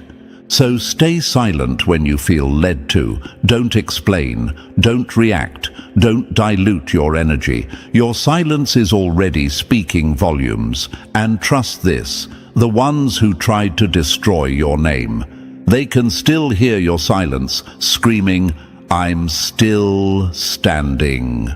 Let that echo forever. Number 9. You're not protected because you're nice. You're protected because you're necessary. You're not protected because you're nice. You're protected because you're necessary. The universe doesn't waste protection on what's soft. It shields what's sacred. And you, chosen one, are a walking mission with skin. Let's get this straight. You're not covered because you smile at strangers. You're not shielded because you let people slide, or because you kept quiet when they spit poison on your name. You are not protected because you're harmless. You are protected because you are essential, and essential means irreplaceable. It means you carry something so rare, so dangerous to the enemy, that the entire spiritual ecosystem around you had to rearrange itself to make sure you make it. They thought your safety was a fluke, that your rise was luck. They tried hexes, curses, gossip campaigns, manipulation tactics, and nothing stuck. Why? Because what you're carrying inside you isn't just potential, it's a blueprint. A spiritual encryption designed for this exact timeline. You weren't just born, you were launched. And let's not pretend they don't notice it. They feel it. That's why they treat you like a threat, even when you're silent. That's why they group up and gang stalk, because they know no one person alone can take you down. But it doesn't matter. You weren't made to fall. You were made to outlast. The universe didn't cover you so you could blend in. It armored you so you could stand alone. Ask yourself this. Why are they so obsessed with destroying someone they say is nothing special? Because they know you're not just human. You're a walking interruption to generational cycles. You're the one chosen to undo what took them decades of deception to build. You're here to blow holes through their systems, not with fists, but with truth, with presence, and with clarity. So don't downplay yourself anymore. Don't confuse spiritual protection with passiveness. You're not covered because you're soft. You're covered because you're on assignment. You are a spiritual asset under divine surveillance, watched by forces far beyond this dimension. The attacks didn't bounce off because you're lucky. They failed because you're needed. Keep walking, keep standing, keep moving in silence. You are not protected because you beg for peace. You are protected because your victory is the disruption. Number 10. They tried to dim you, and you turned into a solar flare. They tried to smother you like a flame. Instead, you became the sun, too bright to block, too powerful to control.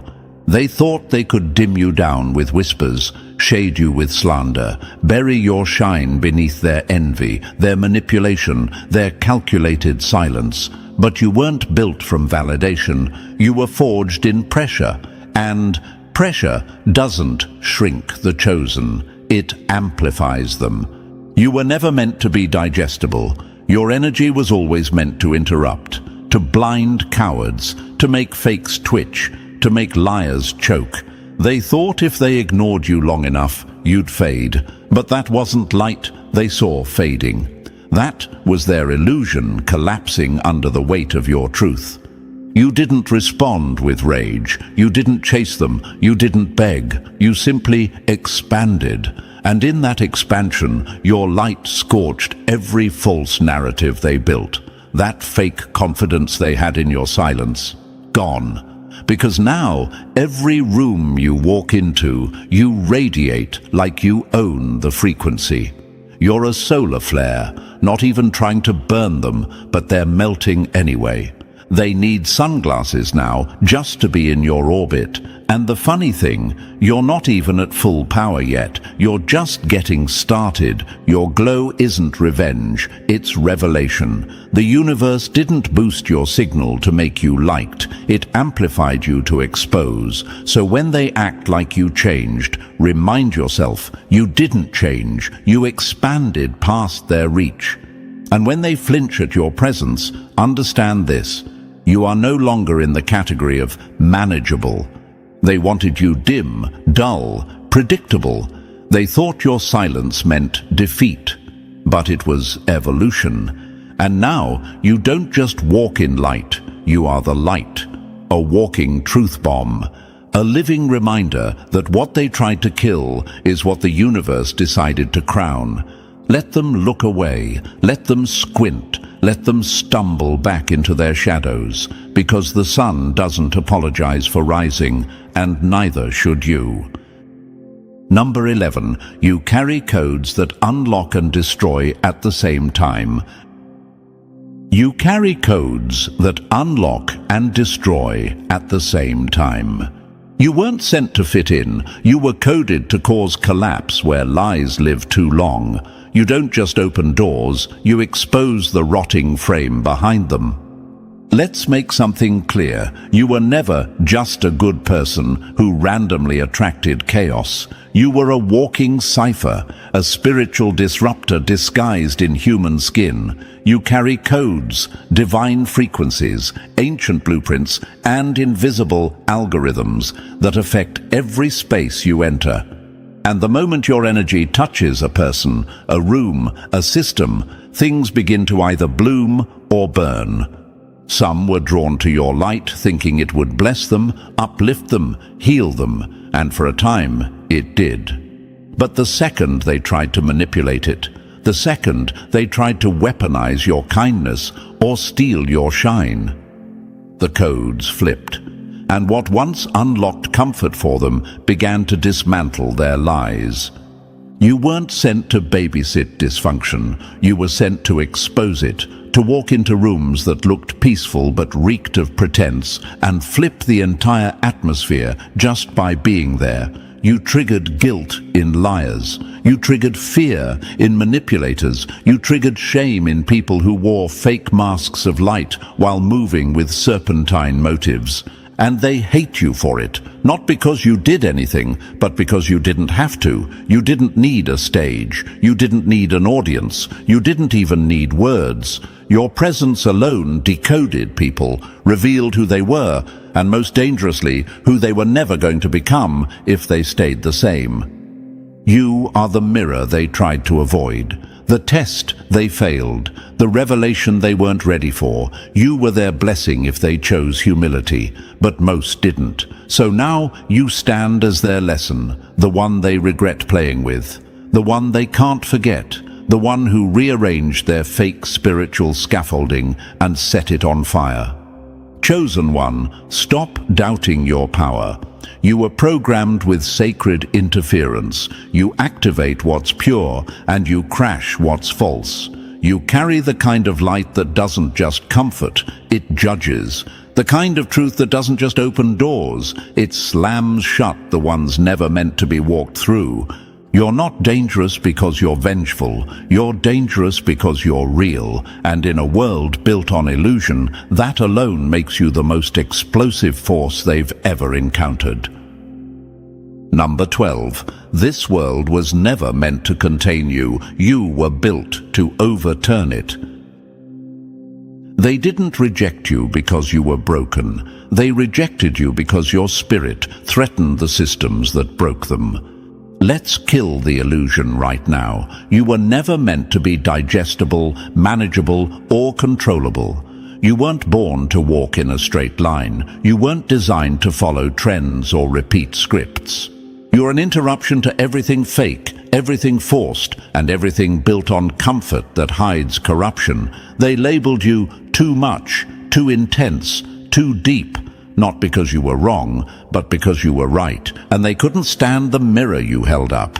Your soul was coded to disturb the slumber of the world, to wake it up, violently if necessary. You didn't come here with soft whispers and sugar-coated affirmations. You came with a spiritual wrecking ball disguised as intuition. Your presence alone rattles foundations.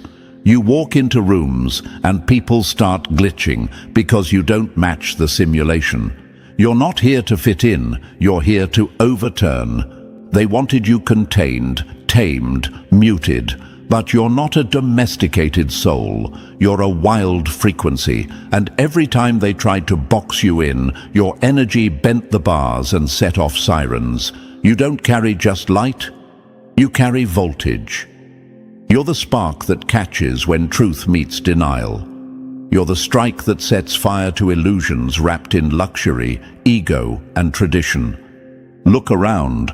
This world rewards compliance, not consciousness. But you're not here to play by rules written by cowards who fear awakening. You're here to burn the script, flip the table, and write something so real it makes people cry from the parts of themselves they've buried too long. You didn't come to heal the world's comfort zone, you came to blow it up. Because comfort, when rooted in lies, is a cage. And you were born as the key that doesn't just unlock the door, it detonates it. The universe didn't protect you because you were fragile. It protected you because you're dangerous to the system. And now, you're not just walking in your power. You're stomping through fake constructs with fire in your eyes and a storm in your chest. They'll call you rebellious. They'll say you're aggressive. But what you really are is free. And that's what terrifies them most. And now, chosen one, let's bring it home. You weren't made to sit quietly in a corner of a broken world. You were sent to flip it inside out. Your energy is not for decoration, it's for destruction and disruption of everything fake, asleep, and spiritually dead. Keep walking like the wildfire you are, because the system can't hold what was sent to overthrow it. If this message struck your soul, drop the number 777 in the comments. Like, subscribe, and share this with another chosen one. It's time we remind the world what real power looks like. Your silence made more noise than their gossip ever could, and now they're scared of the echo. Now imagine this for a moment, chosen one. A snake charmer steps into the middle of a circle, surrounded by danger, venom, and whispers of death. But instead of flinching, he locks eyes with the serpent, plays his tune, and suddenly the predator becomes hypnotized, powerless, exposed. That's exactly how your presence affects the people around you. You didn't need to bite. You didn't need to hiss. Just by standing there, calm and composed, you flipped the power dynamic. They wanted to strike, but you made them look foolish just by breathing. Your silence, your stillness, it became their undoing. And here's a fact to let sink in. Psychologists say people often project their own guilt and insecurities onto those who trigger them. So if you're finding people are suddenly uncomfortable around you, trying to provoke you or stalking you in secret, that's not paranoia. That's projection. You've become the mirror, and people hate what they see when they stand too close to someone who's healed. It's not just that they're watching you, it's that they can feel something inside of you brewing, something ancient, sharp, and strategic, and it makes them itch with fear. And thank you, chosen one, for being here right now. Don't forget to pay this message back by simply pressing the like and subscribe to help spread this light to more souls. It's the responsibility of all of us to share the truth and protect each other on this journey. You are not alone. You're part of a force, a rising current, a quiet revolution of those who were once underestimated but now walk with unshakable knowing. Thank you, chosen one, for being a part of this mission. Now let's talk about why they're truly spooked. You don't move like the rest. You don't react when provoked. You don't fall into emotional traps. And when they tried to bait you into chaos, you stepped right over it like it was dust. People don't know how to read you anymore, and that's the point.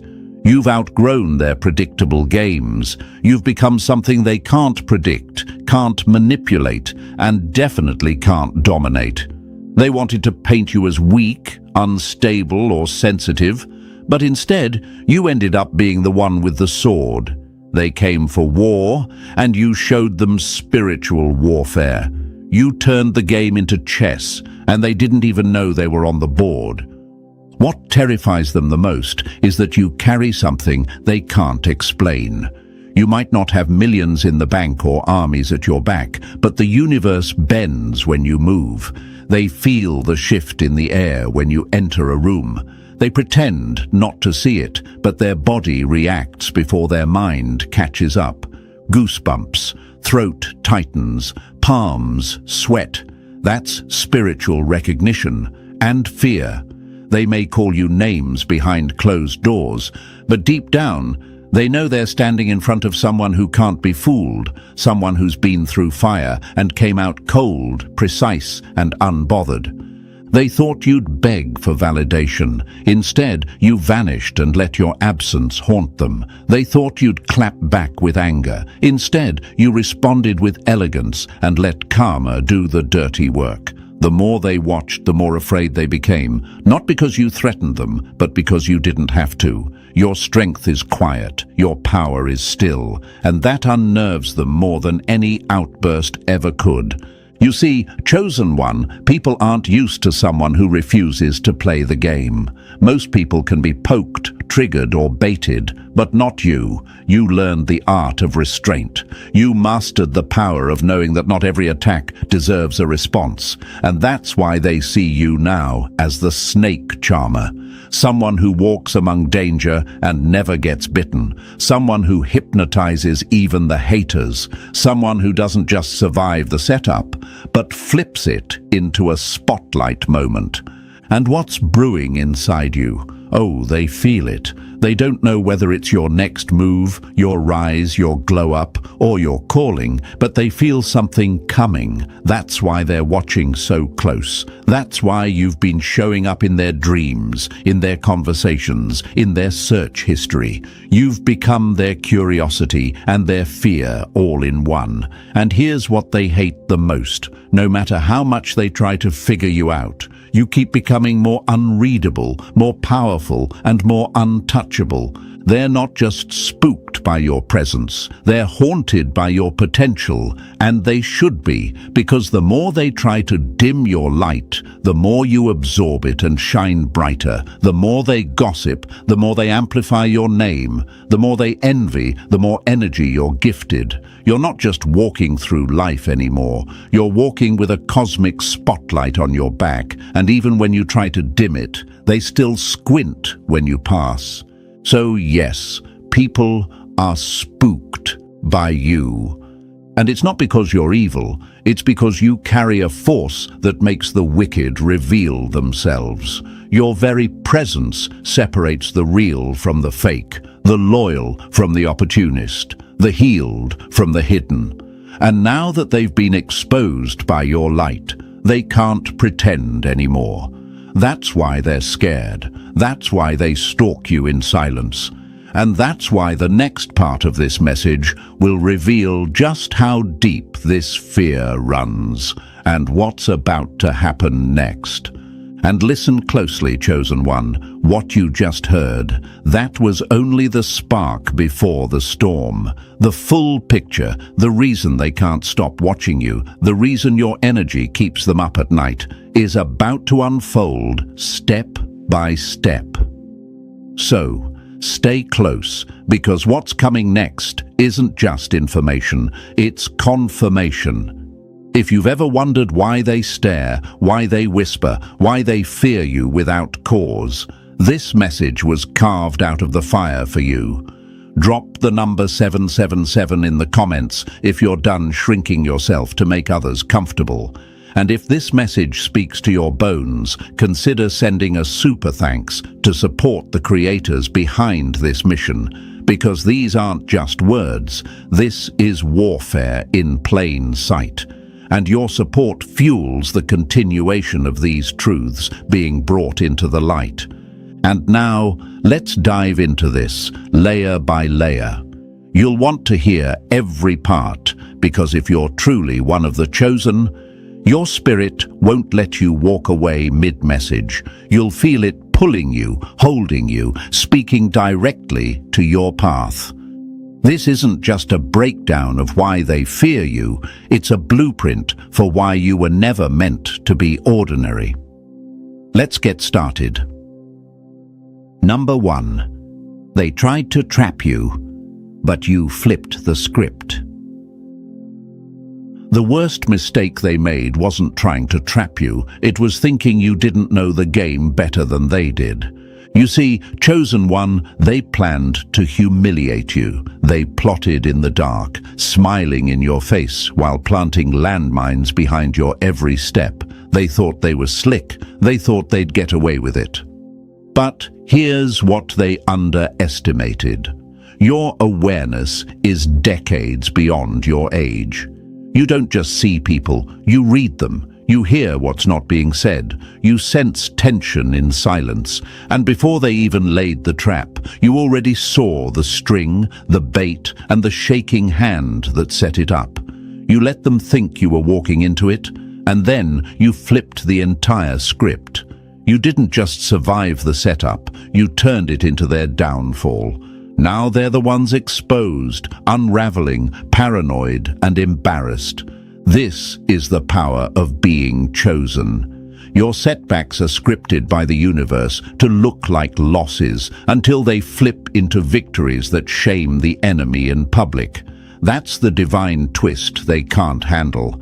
It's like trying to drown a phoenix, only to watch it rise brighter from the water. Your enemies thought they were clever, but clever doesn't win against spiritually equipped, not against someone like you, because you weren't just defending yourself. You were exposing something much deeper, their insecurities, their fear of your growth, their envy of your silence, and their terror of your comeback. Now imagine this, chosen one. A mouse is led into a trap, cheese placed perfectly in reach. But the moment the enemy goes to close the trap, it's the hunter's fingers that get crushed. Why? Because what they didn't realize was that mouse had outgrown fear. That mouse had seen the trap before, and this time it was ready. You've become the soul that doesn't get fooled twice. They underestimated you because you looked soft, kind, unbothered. But what they didn't realize was, you were trained by betrayal. You were educated by lies. You graduated from Manipulation University with honors. You've seen enough fake smiles and subtle sabotage to write volumes. So now, when they come for you, they don't just lose, they get exposed publicly, and that, chosen one, is why they fear you now. Let's talk facts. Neuroscientists have found that emotionally intelligent people pick up micro-expressions faster than others. That means your intuition, it's not imaginary, it's psychological muscle. So when you feel someone's energy shift, or when someone suddenly switches up their tone, your brain is processing hundreds of signals in seconds. They think you're being paranoid, but no, you're just aware. You're wired to survive traps before they're even set. That's why they can't stand you, because every move they make, you're already 10 ahead. You let them think they were winning, just so the fall would sting more. Think about some of the greatest figures the world's ever seen: Nelson Mandela, Malcolm X, Joan of Arc, Muhammad Ali. What did they all have in common? They were set up, betrayed, plotted against, misunderstood. And yet they didn't just survive, they changed history. And that's the lineage you come from, chosen one. You were never meant to blend in. You were never meant to be easy to defeat. Every setup was secretly part of your initiation. Every trap they designed became a test you passed with silence, precision, and poise. And the moment they thought you were finished, you rose again, sharper than before. Let me ask you this. Why do you think they're watching you harder now after the fallout? Why is it that the same people who tried to play you are suddenly quiet, awkward, avoiding eye contact, or worse, still trying to provoke you? Because deep down, they know they lost. They know they were seen. And what kills them the most is that you didn't even have to fight dirty. You let the universe handle it. You let their own behavior be the proof. And now, people are side-eyeing them instead of you. You flipped the script by not reacting like they expected. You didn't cry where they hoped you would. You didn't rage where they baited you. You kept your posture. You kept your mind. And in that stillness, you exposed their chaos. That's something they'll never recover from, because you didn't just win. You made them question themselves. You made them look in the mirror and hate what they saw. And now, every time they remember what they tried to do to you, it's not pride they feel, it's shame. This is what being chosen looks like. It's not about loud victories or flashy revenge. It's about letting people hang themselves with the very rope they brought for you. It's about letting your integrity outshine their manipulation. And when the dust settles, when the masks fall, and when the truth echoes back louder than the lies, they're the ones standing in a mess they made for you. Except now, it's all on them. Publicly, undeniably.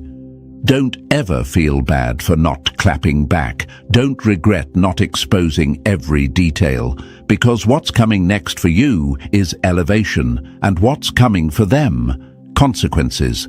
Deep ones, spiritual ones, the kind that play out in front of everybody. That's why they've gone quiet. That's why they're keeping tabs. They thought you were the one who'd break, but now they're watching their own world crack. And the more they try to understand how you slipped through the net, the more confused and terrified they become. They set the trap, chosen one. But you became the twist in the story they never saw coming. And now they're the ones stuck in the very chaos they created for you. Keep walking with your head high. Let your footsteps echo like a warning, because the next time they even think about testing you, they'll remember how badly it backfired the first time. And trust me, they won't have the stomach for it again. Number 2. The devil lost his grip when you stopped reacting. They weren't ready for the day you stopped flinching, because that was the day their power ended. They expected you to crack. They thought they had you pegged as the emotional one, the overreactor, the too sensitive one they could bait whenever they wanted to feel superior. But something changed. The day you chose silence, overreaction, the devil lost his grip. And make no mistake, they felt it instantly. That silence wasn't empty. It was a warning. It was a shift in power. And for the first time, they realized they couldn't control you anymore. You used to respond to every jab. You'd defend yourself when they twisted your words. You'd raise your voice when they painted you wrong. You gave them what they needed, a reaction. But now they're left with nothing. You sit there calm, unbothered, eyes steady, and that terrifies them more than any rage ever could. Because now they don't know what you're thinking. Now they don't know how to control the narrative. And now they're battling a version of you they never prepared for, a version with emotional control so sharp it slices through manipulation like a sword through fog. Imagine a boxer trained to fight noise, screaming crowds, wild swings, chaotic movement. Then one day, their opponent walks in completely still. No trash talk, no unnecessary motion, just precise, focused silence. The entire arena shifts. The power dynamic flips. That's you, chosen one. You're not fighting noise anymore. You are the silence. You are the tension in the room. And the moment they realize you don't need to respond, that's the moment their game crumbles. Here's a fact for your soul. Studies in behavioral psychology show that people who remain emotionally unreactive during confrontation hold a stronger psychological edge. Their lack of reaction forces the other person to confront themselves because there's no distraction, no chaos, no loophole to escape through. That's what you've become. A mirror that doesn't break when thrown at. A stillness that makes their guilt echo louder than any insult. You're no longer tangled in their games. You're above them, and they know it.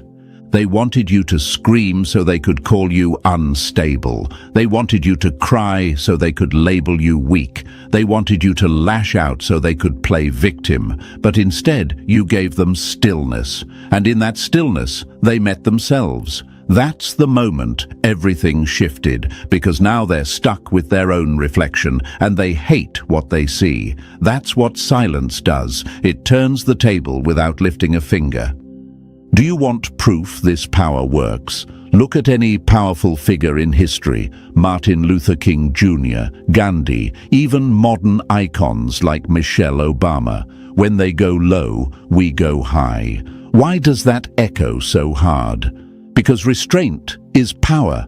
Self-mastery is terrifying to those who can't control themselves.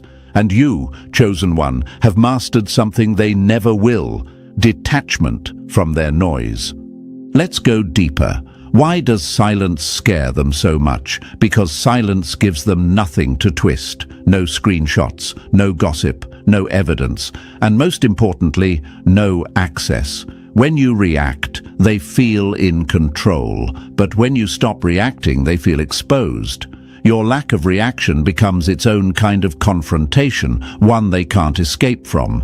That's why they keep testing you. That's why they push harder, act weirder, get louder, because they're trying to provoke the old you, the version that used to hand them power just by replying. But that version died the moment you realized silence is a response, and not just a response, a weapon. Here's the wildest part. Some of them didn't even want to hurt you at first. They were just addicted to the power of being able to shake you. It made them feel big, important, like they had control. But once you pulled that power back, once you refused to flinch, they were left face to face with their own weakness. And in that moment, they became obsessed. Because you didn't just stop reacting, you broke the cycle. You took back every ounce of energy they stole from you, and now they don't know who they are without your reactions. So if you're wondering why they're still watching you, still poking from a distance, still talking about you when you've gone completely silent, it's because your silence is louder than their noise ever was. They lost control, and you never even told them out loud.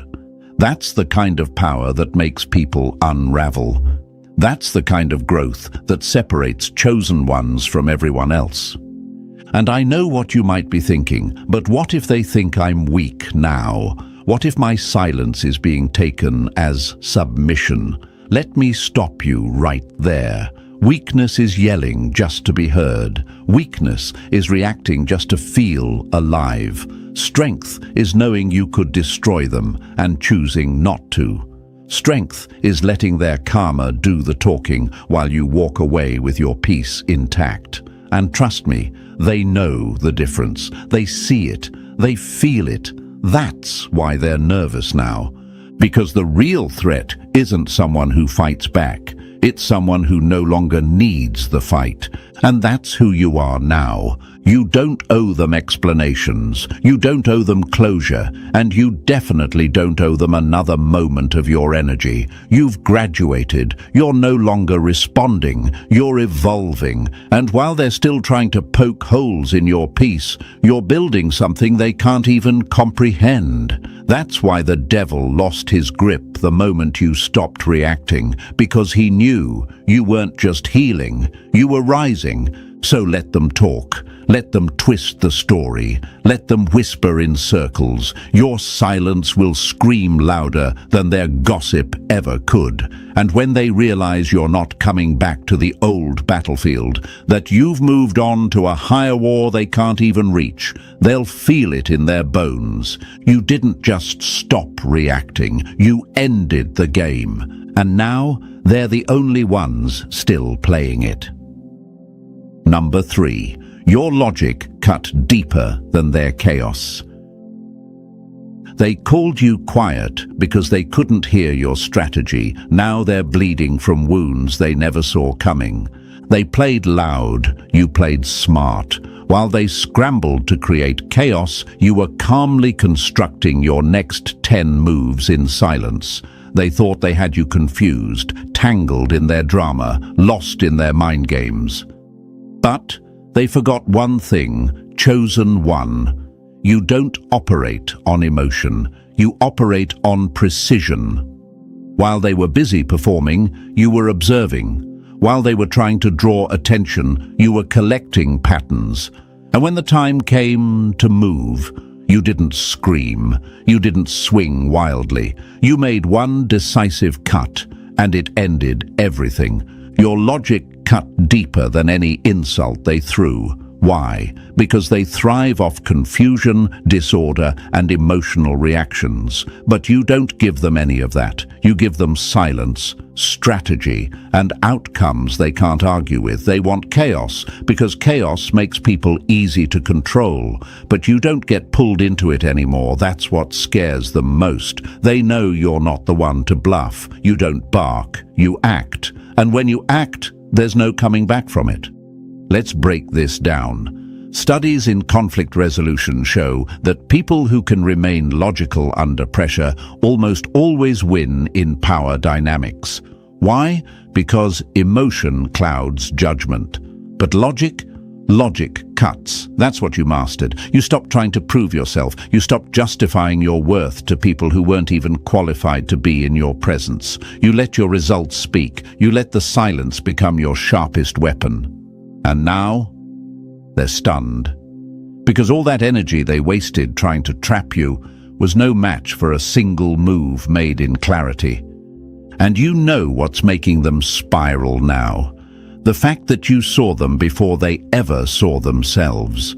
They thought you were naive. They thought your kindness was a weakness. But what they didn't know was every kind move you made was measured. You weren't weak. You were giving them rope, and now they're hanging by it, wondering how it all flipped so fast. So if you're wondering why they still linger, still try to provoke, still talk in circles around your name, it's because they know deep down they were outplayed. And not by luck, not by chance, but by design. You didn't just win, you planned it. The universe stood behind you the whole time, holding the light steady while you stepped out of their storm and into your power. Let them drown in their drama. Your clarity already wrote the ending. Number 4. They tested your peace and lost to your power. They thought poking your peace would trigger chaos. Instead, they triggered their own destruction. They underestimated the storm that hides inside your silence. They thought you were soft because you were still, thought you were weak because you didn't swing first. But what they didn't realize, chosen one, is that peace isn't passivity. It's power under control. It's the ability to feel everything and still choose nothing. And when they tested that peace, when they pressed every button and whispered every insult hoping to see you crack, you didn't just stay calm. You exposed them because your calm was never weakness. It was strategy. It was strength. It was war without noise. They wanted you to snap, to scream, to lash out so they could point and say, "See, that's who they really are." But instead, your silence echoed, and in that echo, they broke. Your refusal to react made them reveal their own instability. You held your ground while they lost theirs, and now everyone sees it. Because here's the truth, when you stop reacting, people start revealing. And when you protect your peace, the insecure see it as a threat. You ever wonder why your calm presence makes people so uncomfortable? It's because it reflects what they can't control. Chaos thrives on response. But when you give it nothing, it starves. They didn't know how to handle that. Your emotional discipline stripped them bare. You didn't argue. You let the facts speak. You didn't attack. You let their behavior crumble under its own weight. And while they were unraveling, blaming, projecting, you were walking away without a scratch. There's a quote that says, "Don't wrestle with pigs. You both get dirty, but the pig likes it." You understood that early. You chose elevation instead of ego. And that choice burned them, because nothing makes an insecure person panic faster than being ignored by the one they tried to control. You didn't deny their chaos. You just refused to absorb it. You gave them back their poison without ever touching it. So let them call you cold, let them call you distant. That's just what it sounds like when emotional manipulators lose access to their favorite target. You're not cold, you're clear, you're not distant, you're detached, and your peace, that's your shield, that's your throne. And they couldn't shake it because it was never built on their approval. They tested your peace and ended up facing a power they couldn't provoke. Number 5. You carried dignity through the fire they lit. They lit the fire to watch you burn, but you walked through it with grace, and now the smoke carries your name while their ashes go forgotten. They thought the fire would break you. They wanted to watch you fall apart in front of everyone, publicly, painfully, and permanently. That was the goal. They lit it with rumors. They fed it with betrayal. They fanned the flames with mockery and silence. They wanted to see you beg, unravel, explode. But instead, you stood. You didn't beg. You didn't flinch. You walked straight through the chaos with dignity in your eyes and silence on your lips. And that silence, that calm, collected energy, it destroyed them more than any explosion ever could. Chosen one, they didn't plan for you to survive with your head high. They didn't expect you to carry grace in the same hands they tried to break. They set the stage for your downfall and accidentally wrote your legend instead. Because the truth is, anyone can be loud in the storm, but it takes real power to walk through hell and not let it touch your character. You didn't just survive their fire, you mastered it, and now they're choking on the smoke. The same smoke that rose when you refused to bow, when you refused to give them the satisfaction of seeing you act out of character. They thought dignity was weakness. They thought silence was surrender. But here's what they missed. Self-control is the final stage of power. You didn't keep quiet because you were weak. You kept quiet because the truth didn't need your defense. It was already working in the background. And the universe made sure everyone saw it.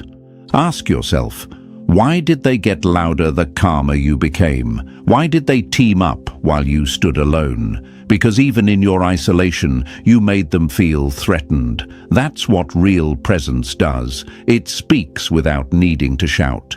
You made them look foolish not by clapping back, but by refusing to lower yourself to their level. And now they're stuck, embarrassed and confused, asking, why didn't it work? Here's the answer. Because you're not made of what they are. You're built from something purer, stronger, untouchable, and the fire they lit, it couldn't consume you because you were never theirs to destroy. You carried your dignity through the fire and came out shining while they disappeared in smoke. Number 6, you don't need revenge. The universe does it for you. You didn't ruin them, the universe did, right after they aimed for you.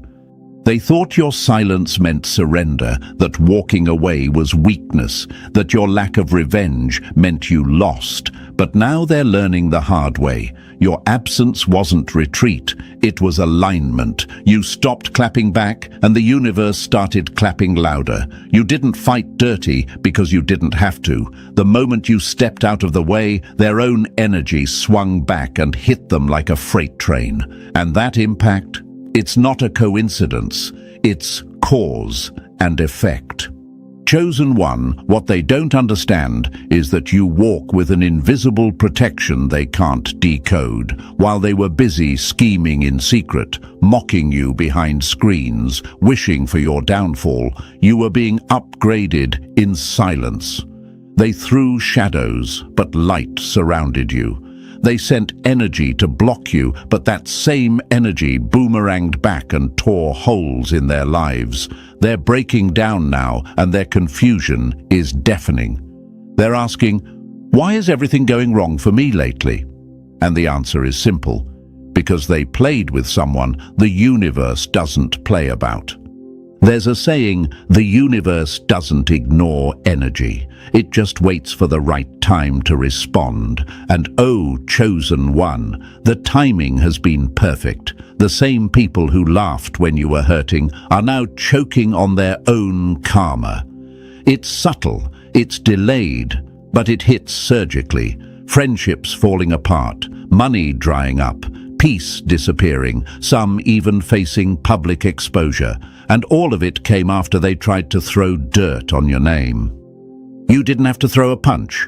All you had to do was let go, and the universe handled the rest. You ever notice how their confidence dropped after you walked away? How they started watching you harder? That's fear, not of you, but of what follows you. They've seen enough to know now. You're not protected by luck. You're protected by alignment. You don't seek revenge because you are the proof that justice exists. Your glow-up is the clapback. Your peace is the punishment. Your silence is the storm. And the worst part for them? They can't undo what they did.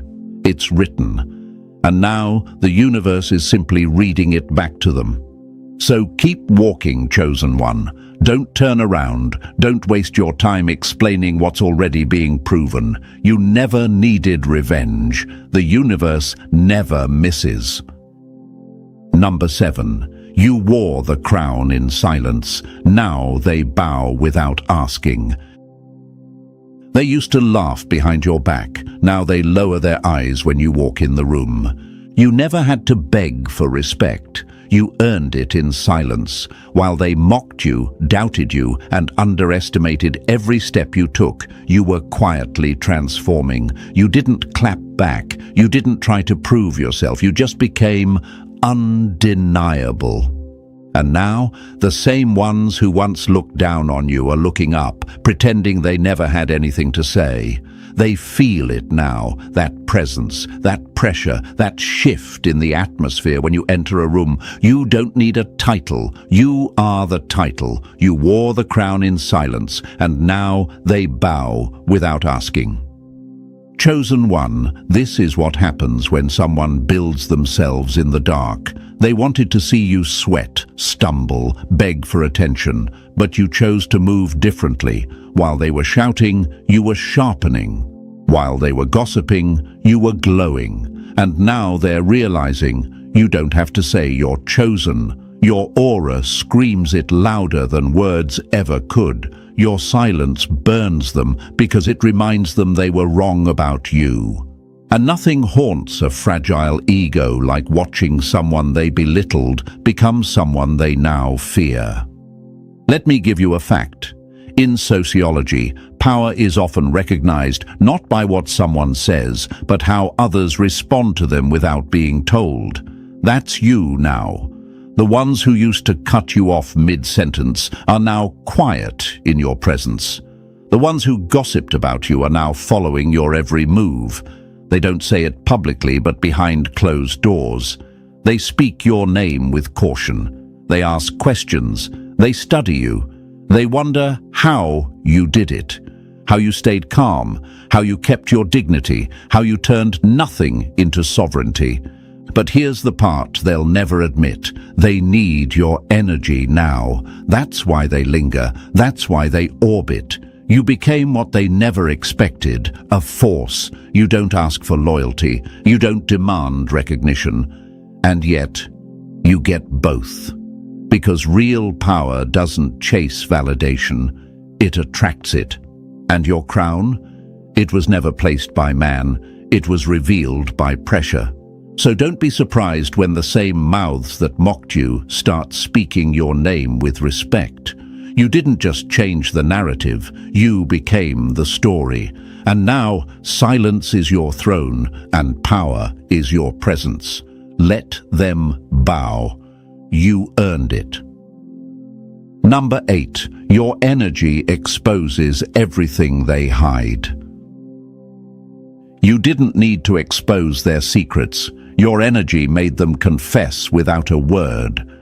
You walk into the room and the atmosphere shifts, not because you're loud, not because you're trying, but because your energy is undeniable and unforgiving. You don't say much, but everything hidden inside them starts crawling to the surface, like it's being dragged into the light. You don't dig, you don't accuse, you don't interrogate, you exist, and that's enough to shatter their fake smiles, crack their masks, and pull their skeletons from the closet. They call you intense, but what they really mean is you make them uncomfortable in their own skin. Your energy is a spotlight, a lie detector, a spiritual X-ray, and that's exactly why they avoid you, but can't stop watching you. It's not about hate, it's about exposure. Being in your presence forces them to feel everything they've buried, every lie they told, every mask they wore, every wound they never healed. It rises up like smoke from a fire they swore was out, but you didn't even light the match. You just walked in, and their conscience did the rest. Why do they feel this way around you? Because you carry the kind of vibration that demands truth. That's why narcissists can't stand you. That's why liars get twitchy around you. That's why the fake ones whisper your name but never come too close. They know something's different. Something sees through them. And it's not just you, it's the force you walk with. The universe made you a walking mirror, and when people stand in front of you, they don't just see you. They see everything they've been hiding from themselves. And here's the kicker, you didn't ask for this. You didn't choose to be a soul that reveals. But now that you've grown into your power, it's happening whether you try or not. That's why old friends fell off. That's why certain family members keep their distance. That's why strangers either cling to you or recoil instantly. Your energy has no in-between. It either heals or exposes. And for some, exposure is worse than pain. So let them avoid you. Let them talk. Let them stalk you online while pretending you don't exist. They're not obsessed with you. They're obsessed with what you make them feel. You didn't hurt them. You just made them feel what they've been trying to numb. You didn't ruin them. You just made them realize they were never built on truth to begin with. And that's why you're powerful. That's why they can't unsee you. Because now their shadows have faces, and your energy was the mirror. Number 9. They envy your future before you even step into it. They're jealous of what hasn't even happened yet, because deep down they know you're the storm forming on the horizon. Chosen one, they see something coming before you even do. You might be standing in silence, trying to figure out your next move, feeling broke, exhausted or uncertain, but they're shaking. And not because of who you are right now, but because of who you're becoming. Your energy carries a forecast they can't ignore. They look at you and feel it in their gut. This one's about to take off. They don't know when, they don't know how, but it's written all over your aura. You walk like the future is watching. You speak like the next chapter is already turning. And they envy it, not because you have it all, but because they know it's only a matter of time until you do. And that's the problem for them, because they've done everything they could to count you out. They've whispered doubts, dismissed your ideas, laughed behind your back. But somehow, you're still standing. You're still moving, still glowing, still chosen. And that alone eats at them. Because the truth is, they need you to fail. They need you to stay stuck so they can feel like they made the right choice by giving up on themselves. But you refuse to fold. Even when you're tired, even when you're doubting, you keep showing up. And that kind of resilience, that's terrifying to someone who quit on themselves a long time ago. Here's a hard fact. Potential is magnetic. There are people out there living decent lives, making money, chasing attention, but they hate you because you have something they don't, an untapped future, something they can't measure, can't predict, can't steal. That's why they stalk your progress. That's why they copy your energy. That's why they pretend not to care, but secretly compete with your every move. They can feel the shift before it hits. They can feel the spotlight about to swing in your direction. They sense the universe positioning things in your favor, and it scares them. You ever notice how the hate gets louder when you're the quietest? That's not random. That's the enemy panicking, because in your silence, they feel the build-up, the storm, the tension, the quiet before the breakthrough. They talk louder when you're focused because your growth exposes their stagnation. You're still evolving, still dreaming, still rising. And they know, once you find your rhythm, once you hit your stride, you'll be unstoppable. So if you've ever felt like people are mad at you for no reason, trust me, there is a reason. You're a walking preview of the future they gave up on. You're living proof that greatness doesn't start with applause. It starts with pressure. And the pressure on your life right now, it's not punishment, it's prophecy, it's preparation. It's the universe fine-tuning you because what's coming must be built on a solid foundation. Let them envy, let them obsess, because even their hatred is just confirmation. You're not finished, you're just loading, and the sound of your future is already louder than their doubt. Number 10. Your presence disrupts the room, even when you try to hide. You don't have to speak to shake a room. Your presence says what your silence never will. They don't know why they tense up when you walk in. They don't understand why their words get clumsy, why their laughter fades, why their body language shifts like they've just been caught in a lie. But you know, chosen one. You've seen it too many times to ignore it now. You could be wearing the most unbothered look, eyes low, hoodie up, staying quiet in the corner, and still the air changes the second you step into the space. You don't do anything special. You just exist. But your energy, it speaks volumes. Your frequency is so high, it scrambles theirs. Your presence disrupts the illusions they've built, and suddenly everyone feels seen, even if you never glance their way. They say energy doesn't lie, and yours proves it. You don't have to announce who you are. You don't have to wear success, power, or validation on your sleeve. What you carry inside you is louder than any words, stronger than any title. It's the kind of presence that whispers truth. And truth always makes the fake uncomfortable.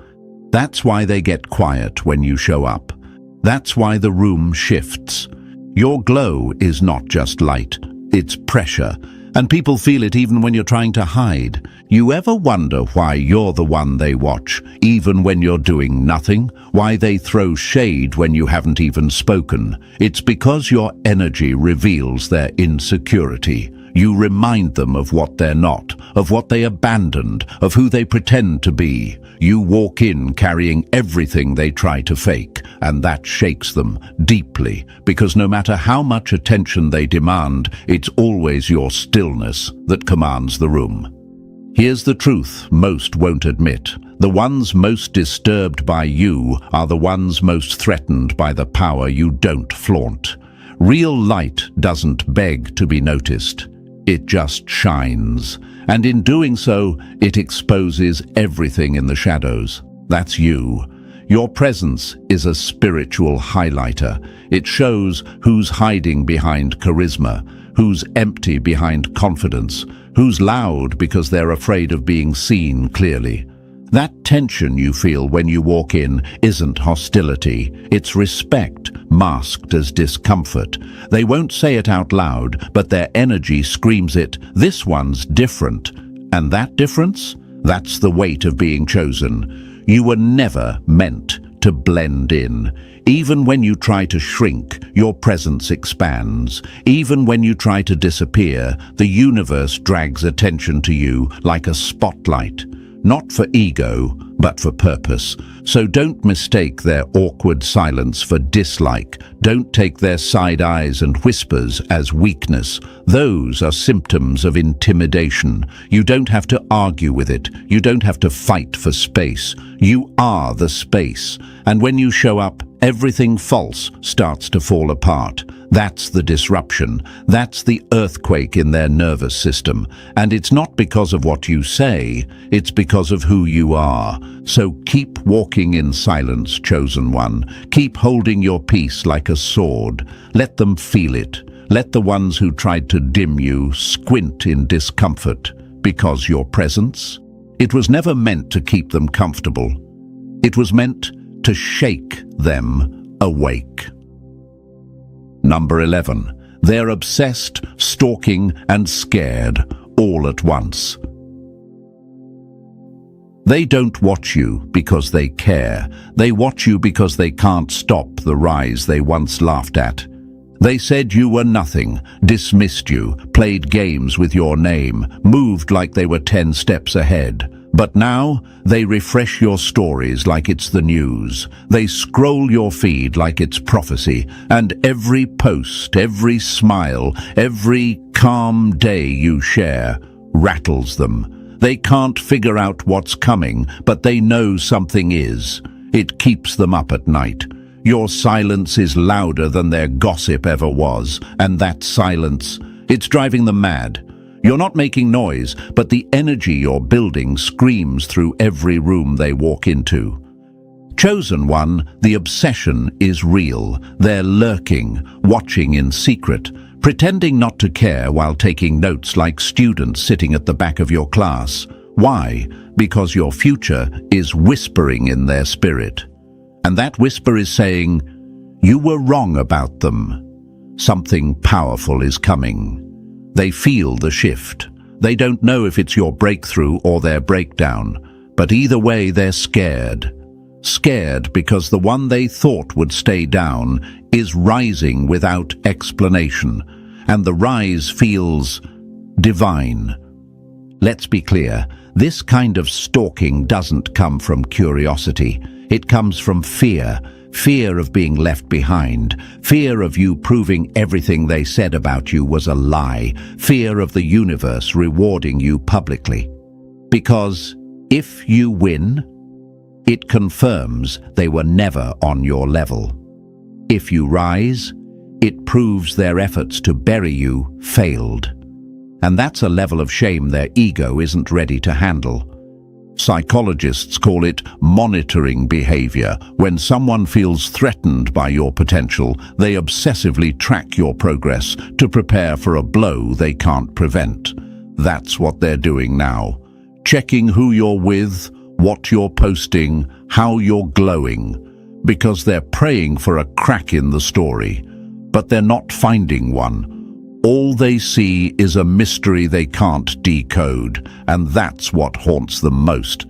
You don't have to say a word, chosen one. You don't have to prove anything. The universe already started moving mountains behind the scenes, and the fact that your enemies feel it before you even see it, that's confirmation.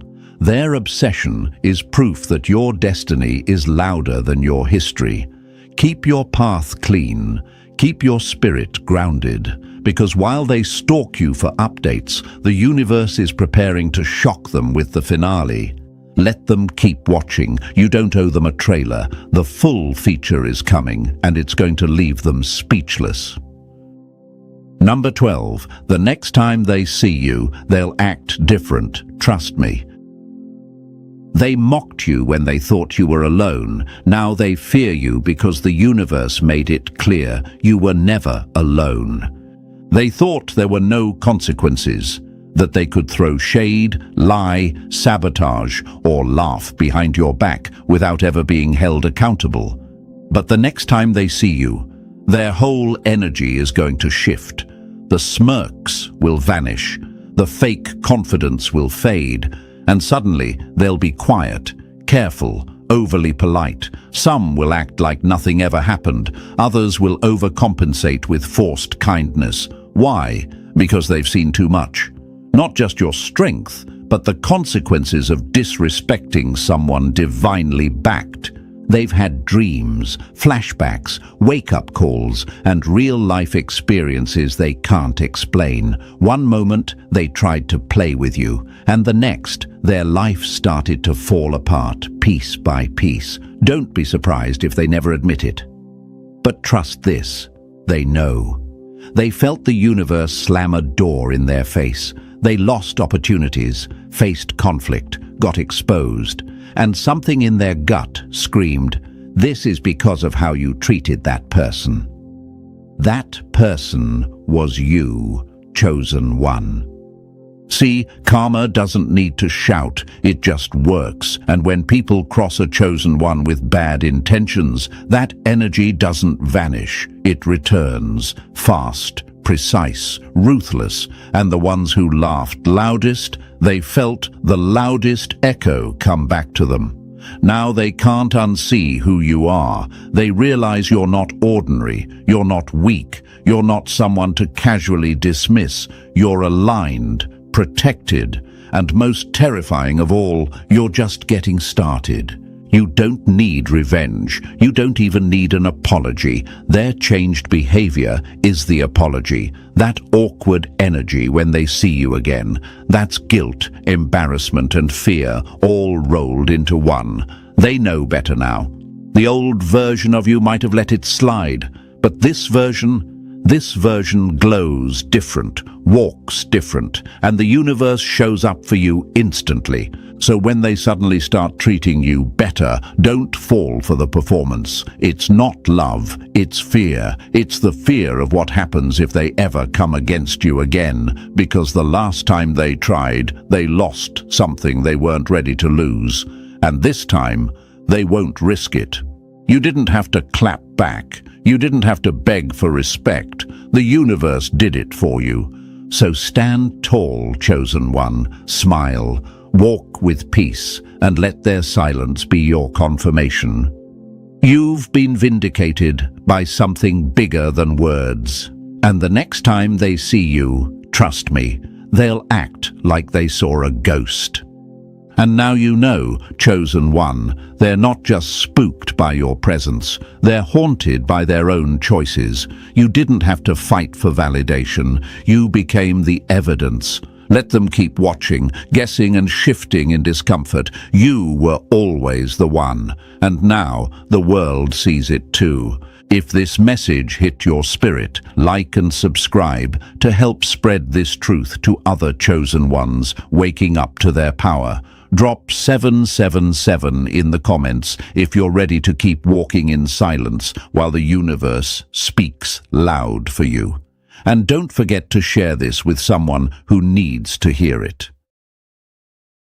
Even the strongest empire can collapse from the quiet truth of one fearless soul. That's you, chosen one. You didn't swing a sword, you didn't wage a war, you simply existed in truth, and that alone sent tremors through a system that believed it was untouchable. Now imagine this for a moment, chosen one.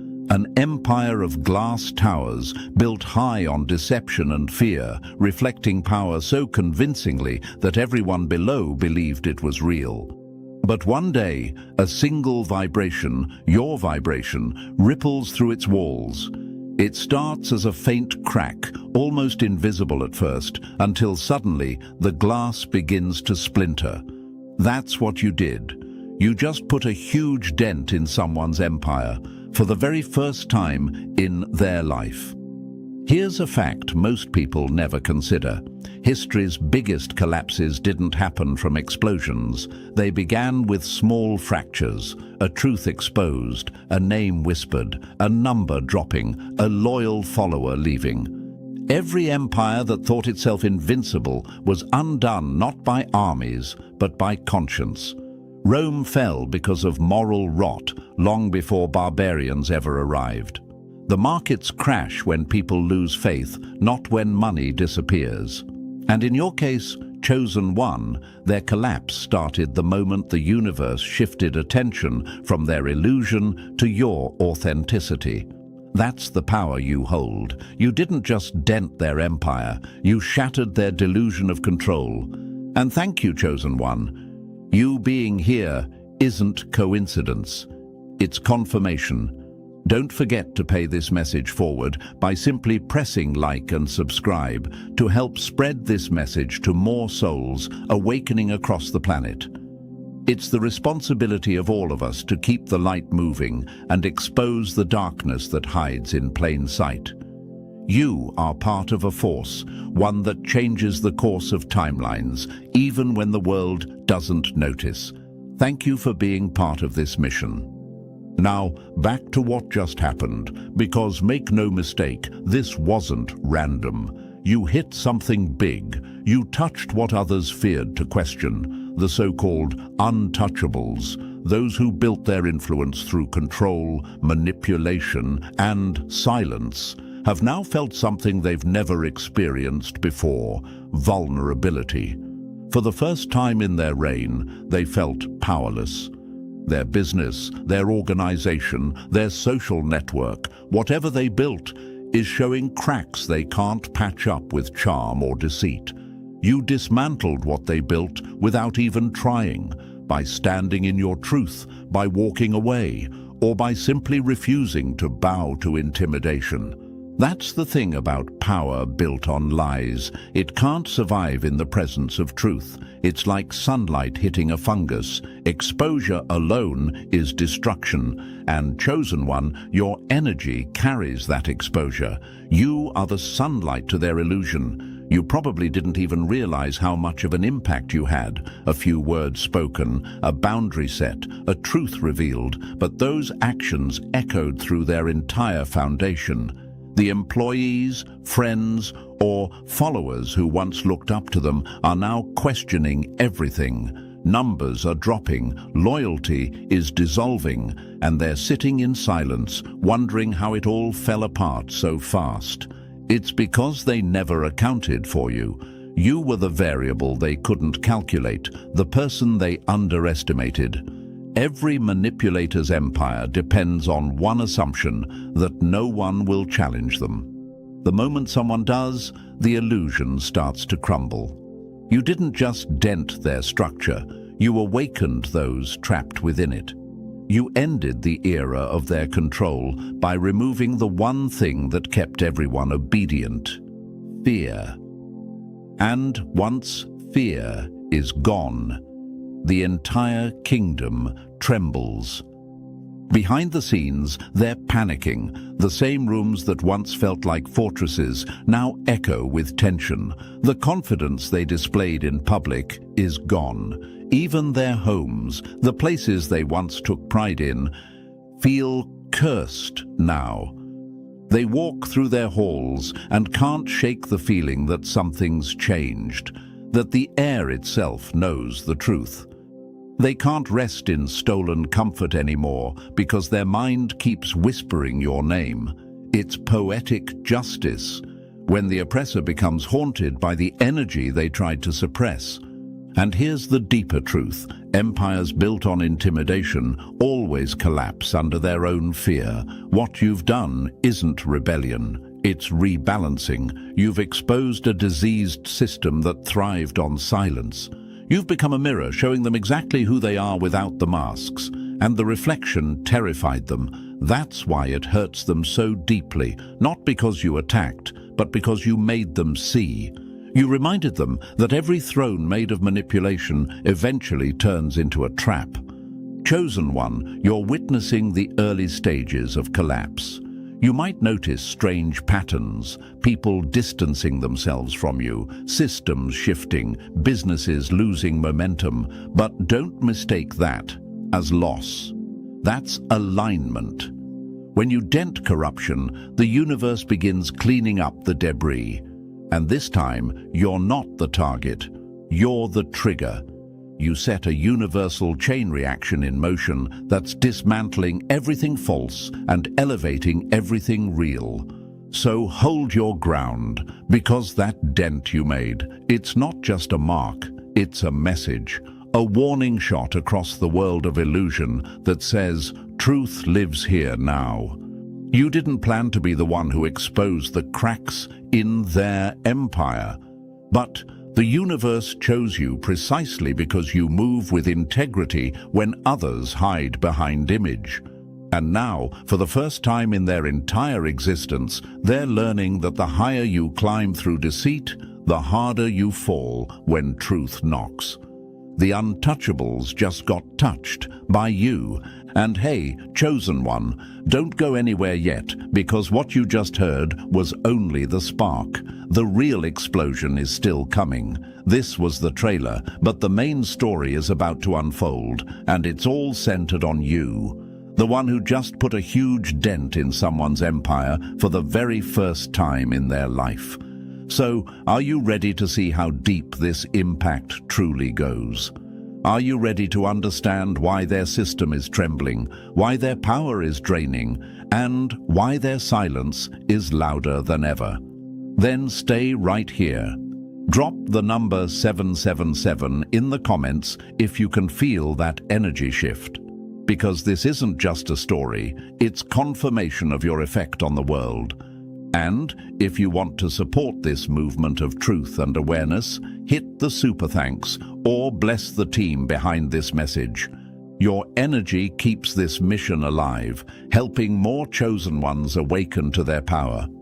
And now, let's dive into it, step by step. But listen closely, chosen one. If this message was meant for you, you'll feel it pulling you in. You'll feel that surge of knowing deep in your spirit that says, "This is my story. Stay until the end." Because what comes next will make everything you've sensed finally make perfect sense. Let's begin. Number 1. The first crack they ever felt. You don't destroy an empire by screaming at its walls. You destroy it by showing the world it was never made of stone. That's exactly what you did, chosen one. For the first time in their entire reign, they felt something break. Not outside of them, but inside. The sound of that first crack isn't just structural, it's psychological. They built their empire on intimidation, deceit, and false superiority, and for years, no one dared to touch it. But then you came along, quiet, calm, and completely underestimated, and you hit them where it hurts most, their illusion of control. Now imagine this for a moment, chosen one, an unbreakable mirror, polished by lies and reinforced by fear. Every reflection in that mirror made them believe they were untouchable. But one day, a small vibration, your truth, ran through the glass. It didn't shatter immediately, but you could see it. That single line, that spiderweb crack spreading slowly across what they thought was perfect. That's the moment you became unforgettable. You didn't break their empire by force. You exposed the flaw it was built on. And here's the fact that will always sting them. The stronger the illusion, the louder it falls when someone finally calls it out. Every corrupt system in history has one thing in common. It thrives until someone refuses to be afraid. Rosa Parks didn't need a microphone to shake a nation. She only needed a seat. Nikola Tesla didn't need approval, he just needed his vision. And even whistleblowers today, those who expose what others conceal, are proof that truth doesn't require an army, just one brave voice that refuses silence. You are that voice in their story. The first crack in their empire came the moment you refused to be controlled. You might ask yourself, but I didn't do anything extreme. Why are they reacting like this? Because, chosen one, it's not about what you did. It's about what your presence represents. You're not playing their game anymore. You're the variable that reminds everyone that their authority isn't absolute. It's borrowed. And when truth walks into a room, borrowed power returns to its rightful owner. They're not panicking because they lost money or followers. They're panicking because for the first time they lost control of the narrative. You've become the story now. Every empire has its pressure point, and you found theirs without even knowing it. Maybe you spoke a truth they couldn't refute. Maybe you walked away and showed others they didn't need permission to do the same. Or maybe you simply lived your life so unapologetically that their entire manipulation model stopped working. Whatever it was, you hit the switch they swore didn't exist. That's why you can feel their energy shift. The silence you sense? It's not peace. It's panic disguised as calm. Let's be real, people like that don't believe in consequences. They believe in control. For years, they've built their power around the assumption that everyone else will remain too afraid or too dependent to challenge them. But here's the truth. Fear is the cheapest currency in power games. And once someone, you, stops paying with it, the entire economy collapses. When you pulled your energy back, you didn't just walk away. You cut off the oxygen to their empire. That's why they're gasping now. There's something poetic about watching the powerful tremble for the first time. For so long, they made others doubt themselves. They manipulated perception, rewriting history to make themselves the hero in every story.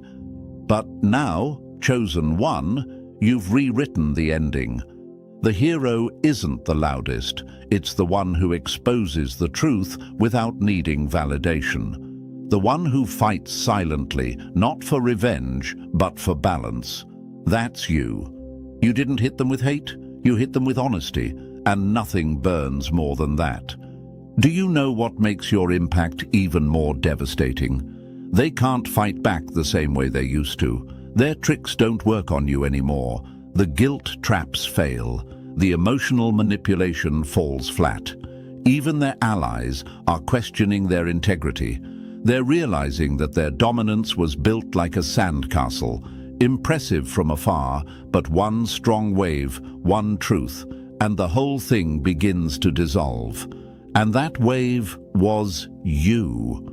It's funny how power behaves when it's threatened. It gets louder before it collapses. You might notice sudden aggression, attempts to discredit you, or a sudden shift in how they treat you. Don't take it personally. That's the sound of an empire realizing it's not eternal. Their anger isn't a sign of strength, it's the echo of fear. When people who've always won finally meet someone they can't manipulate, their ego experiences death for the first time. That's the first crack they ever felt. And here's something the universe loves to do. It lets truth simmer.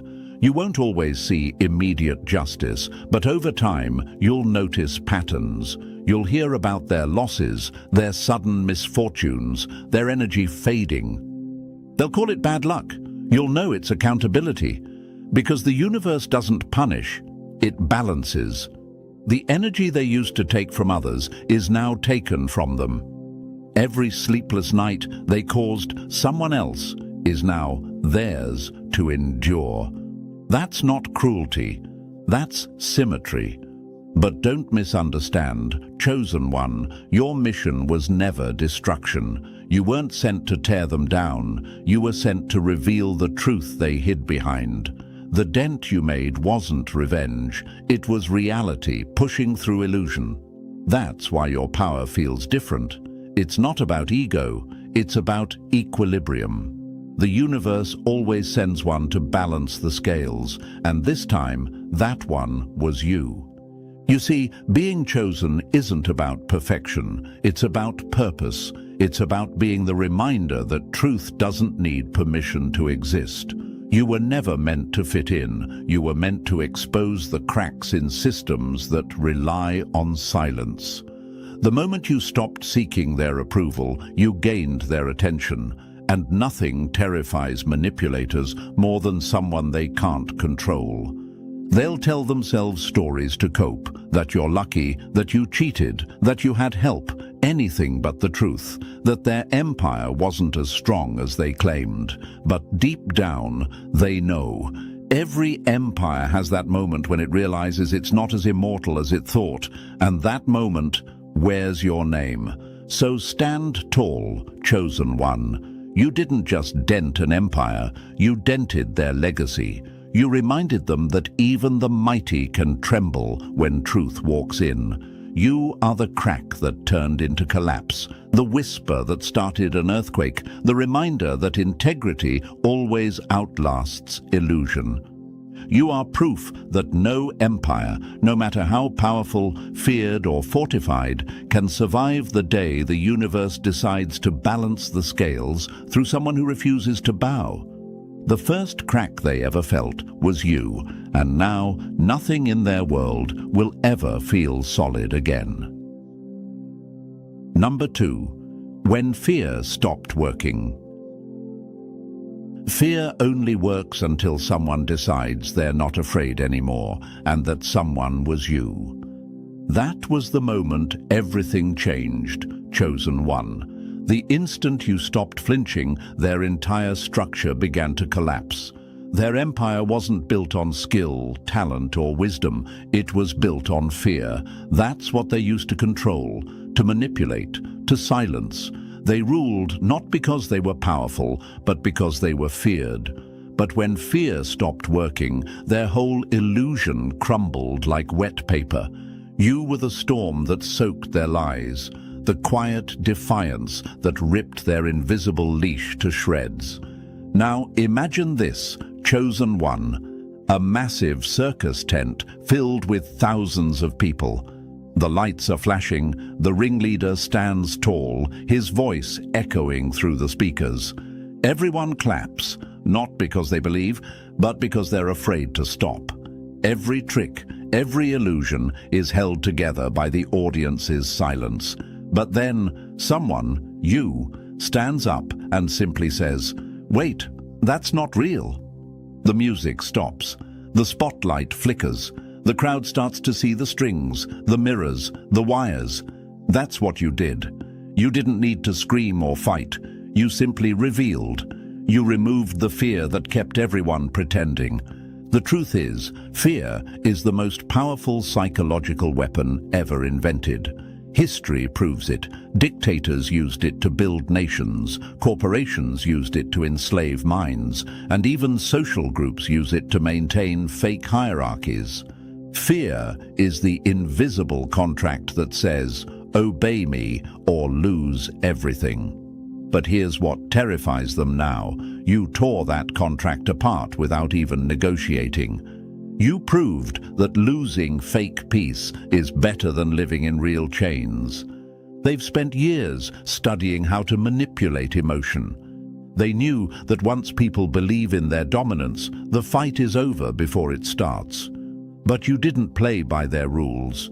You didn't let their threats enter your nervous system. You started trusting your inner power more than their outer intimidation. And that's when their grip slipped.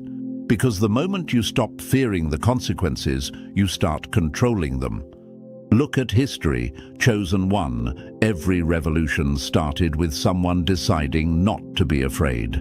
Harriet Tubman said, "I freed 1,000 slaves. I could have freed 1,000 more if only they knew they were slaves." That line alone describes the psychological war you just ended. You freed minds that didn't even know they were trapped. You stopped being afraid to speak, to leave, to tell the truth, and that's how you became dangerous. Not because you attacked them, but because you stopped submitting to illusion. They hate that. They hate that the fear that once made people tremble now makes you smirk. They hate that their threats, once sharp as knives, now sound like broken records. You stopped flinching, and that broke their rhythm. Their whole system was designed around reaction. They'd push, and people would panic. They'd threaten, and people would comply. But you didn't. You didn't give them the satisfaction. You didn't shrink, you didn't defend, you didn't beg. You just stood there, calm, composed, and untouchable, and that silence echoed louder than any argument. They call it losing control. The universe calls it justice, because once fear loses its effect, the oppressor loses their crown. It's not power they crave, it's obedience. And once they realize you don't need their approval, they no longer know how to function. You've exposed that they were never leaders, just performers addicted to applause. And now, with no audience left to fear them, their influence is bleeding out like air from a punctured tire. You might have noticed it already. People who used to worship them are now quiet. Their followers seem confused. The once loud empire is suddenly scrambling for attention, doing anything to appear relevant. But it's too late. Fear has a shelf life.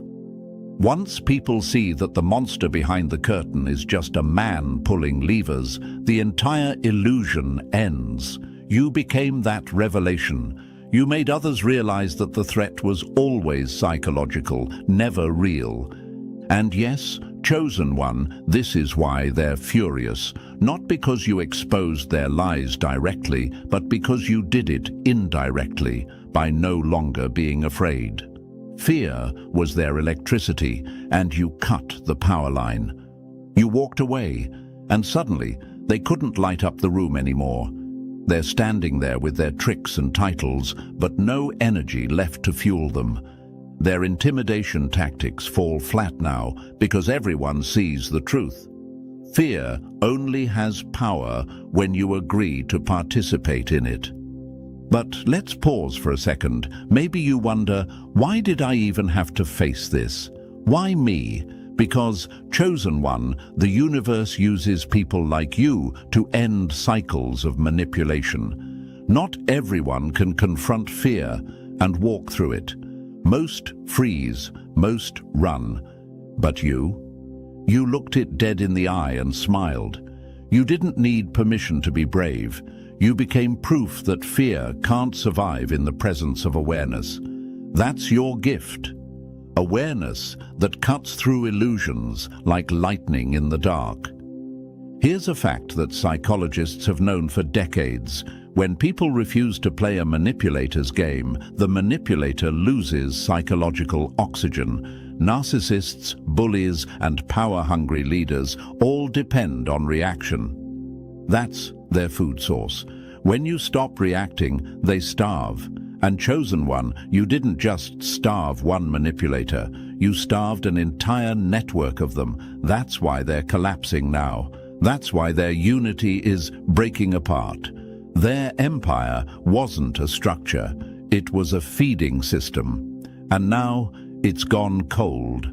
Look at any great figure who dismantled a system without firing a shot. Gandhi, Mandela, Martin Luther King Jr. They didn't fight fear with fear. They dissolved it with courage. You've done the same. You stood your ground, and that's what made you the threat. Because courage isn't the absence of fear. It's the refusal to be ruled by it.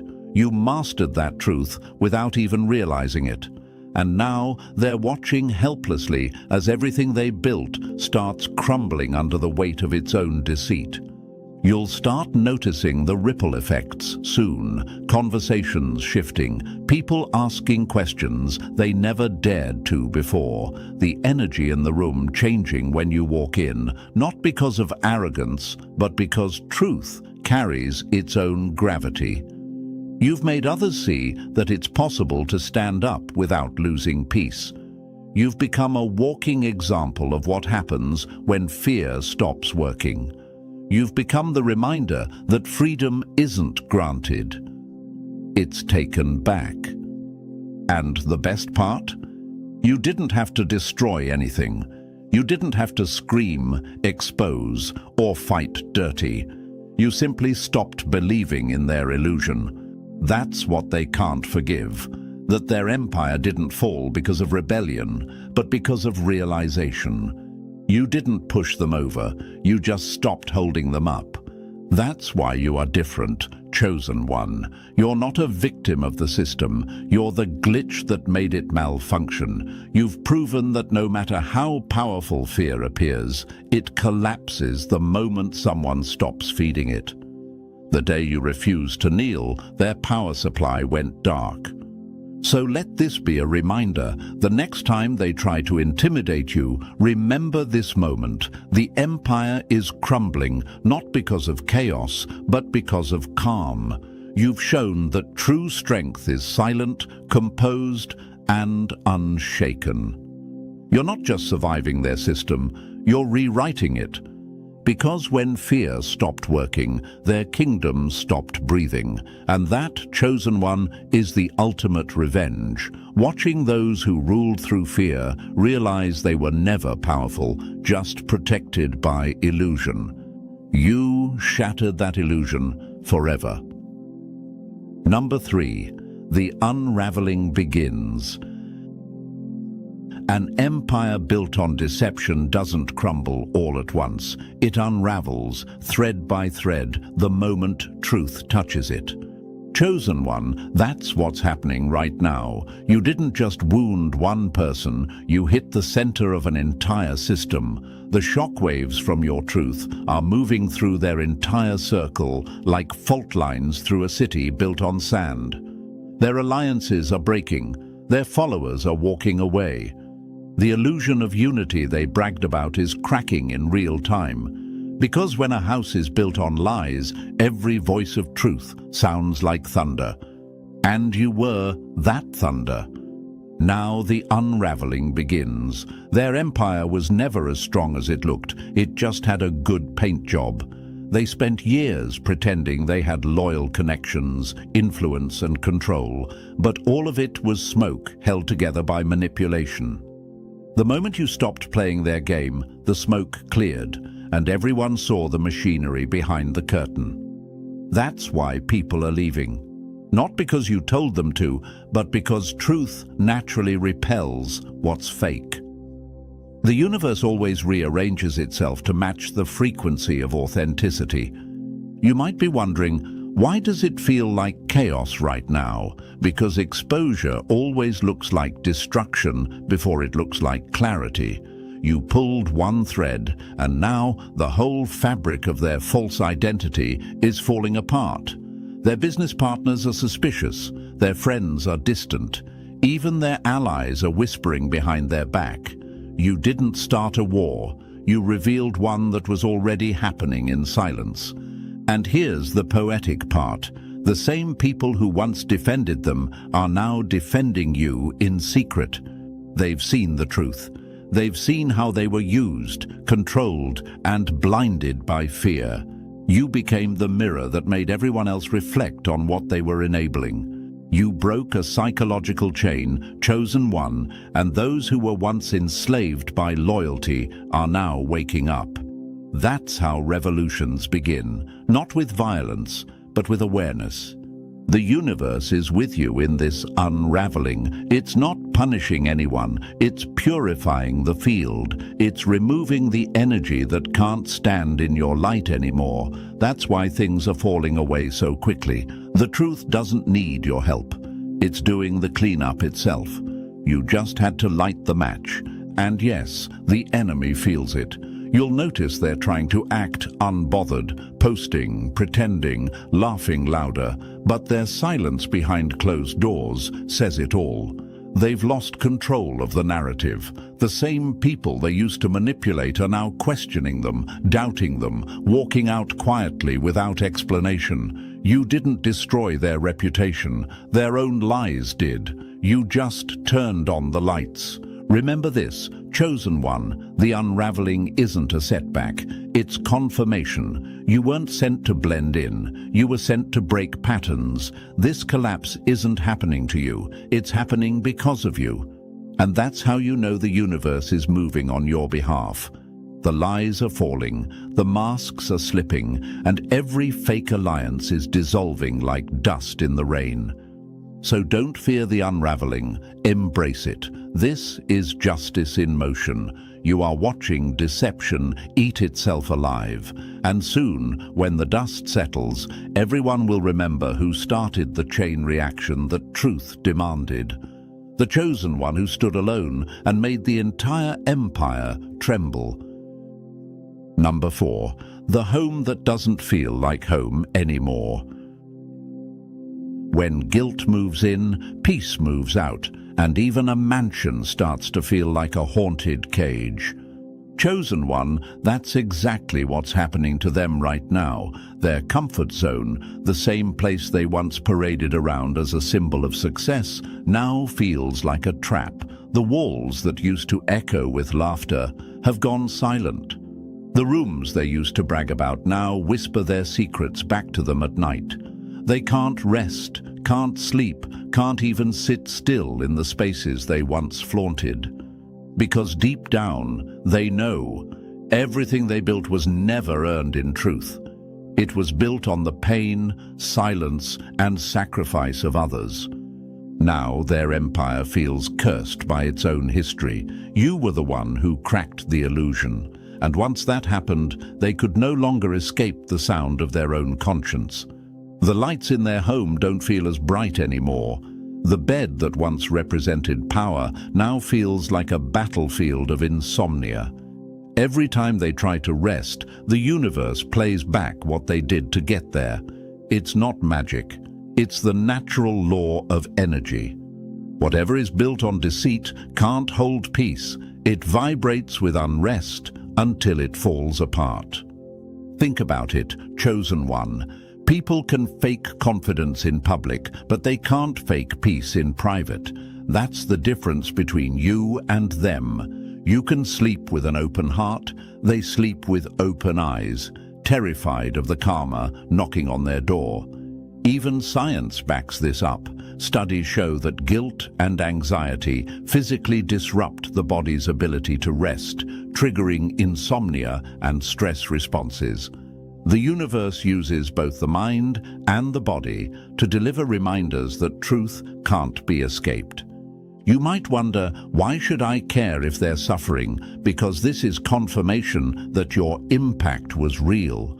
You didn't just speak truth, you disturbed an entire energy system. Their peace was borrowed, and you returned it to its rightful owners, the people they hurt, manipulated, and underestimated. You didn't curse them, their own intentions did. You were simply the reflection that made them see what they'd become. And now they can't unsee it. Their home doesn't feel like home because it's filled with ghosts of their own actions, the memories of how they climbed, who they stepped on, and what they lost trying to control everything. Even the things they once found pride in, the furniture, the view, the luxury, all feel contaminated. They walk through their empire and see your shadow in every corner. Not because you're haunting them, but because the truth you awakened is. Chosen one, this is what divine equilibrium looks like. You didn't ruin their peace, you revealed that they never had any.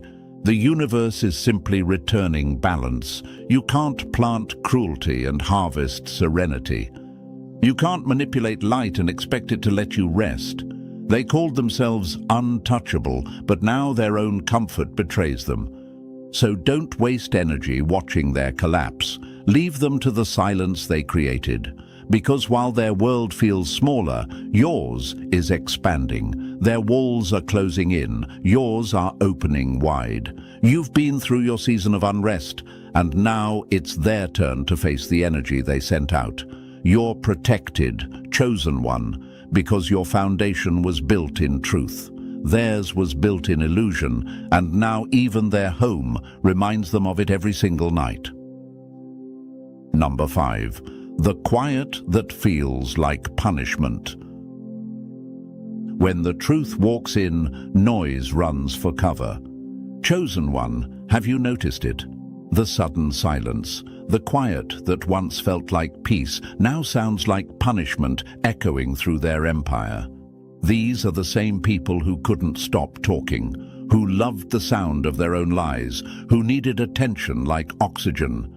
But now they've vanished. Their confidence collapsed under the weight of the truth you brought. The loud ones are gone, the fake laughter has died down, and their empire, once buzzing with noise and illusion, is eerily still. This is what happens when exposure hits.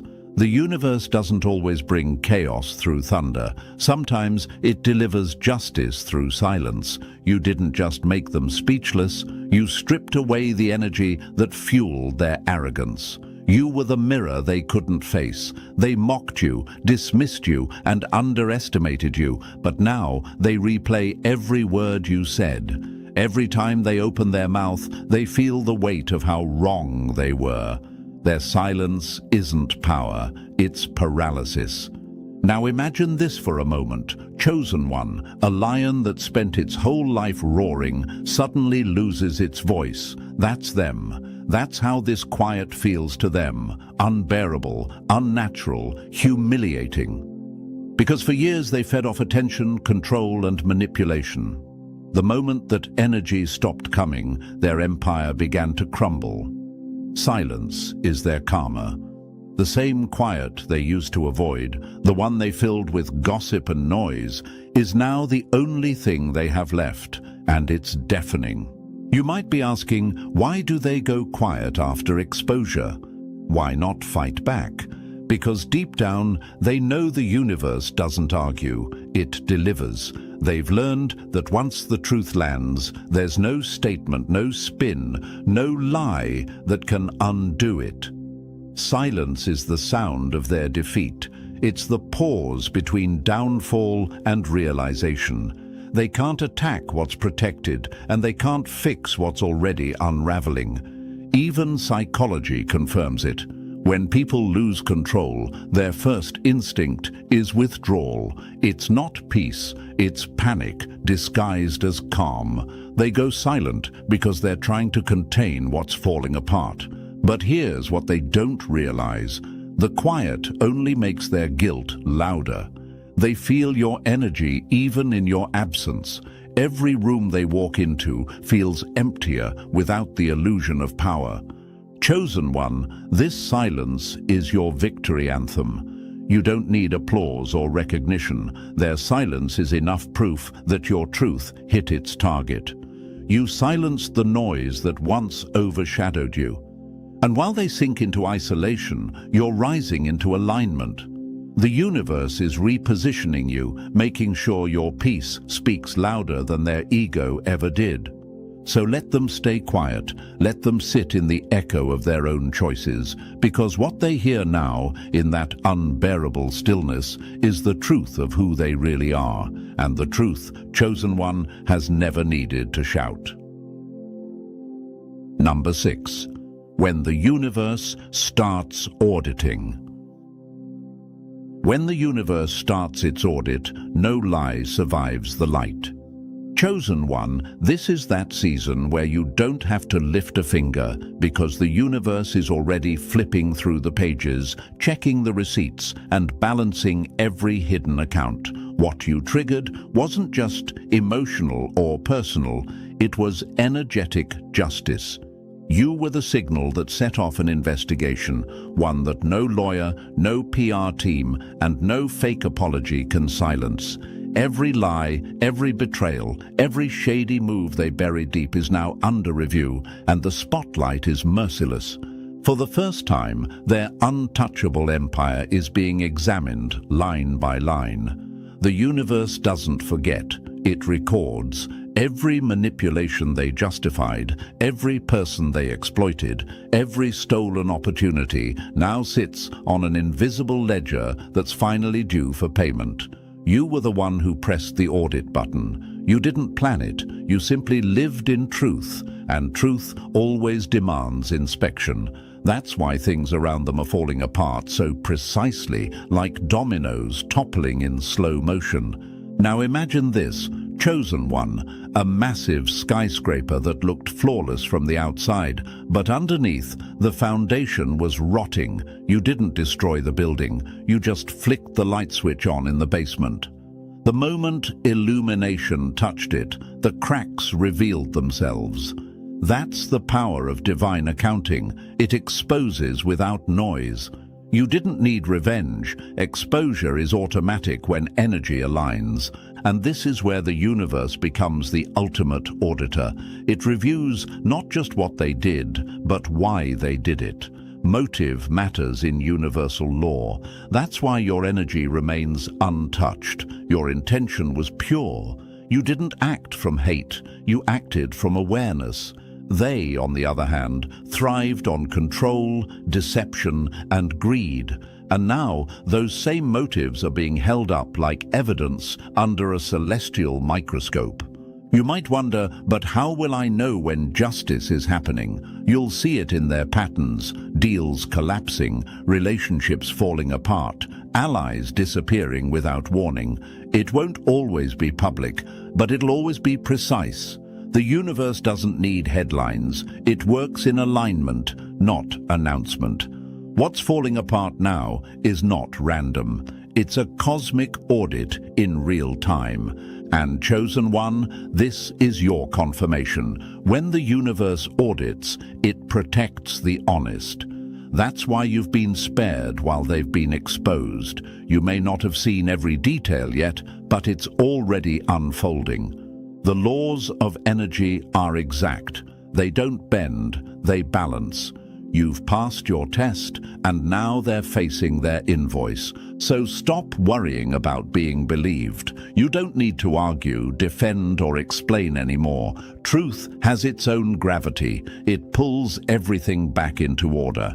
Let the universe finish its work. Every empire built on illusion is now being recalculated, and every false king is being asked to show proof of purchase for their power.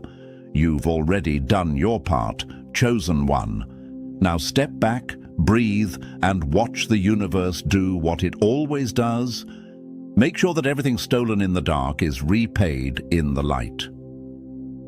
Number 7. The collapse of control. Control is the last illusion to die, and it always dies screaming. Chosen one, you're watching the fall of an empire that once thought it could rewrite reality itself. They're scrambling now, trying to rebuild the walls you tore through with truth, trying to glue the broken pieces of manipulation back together.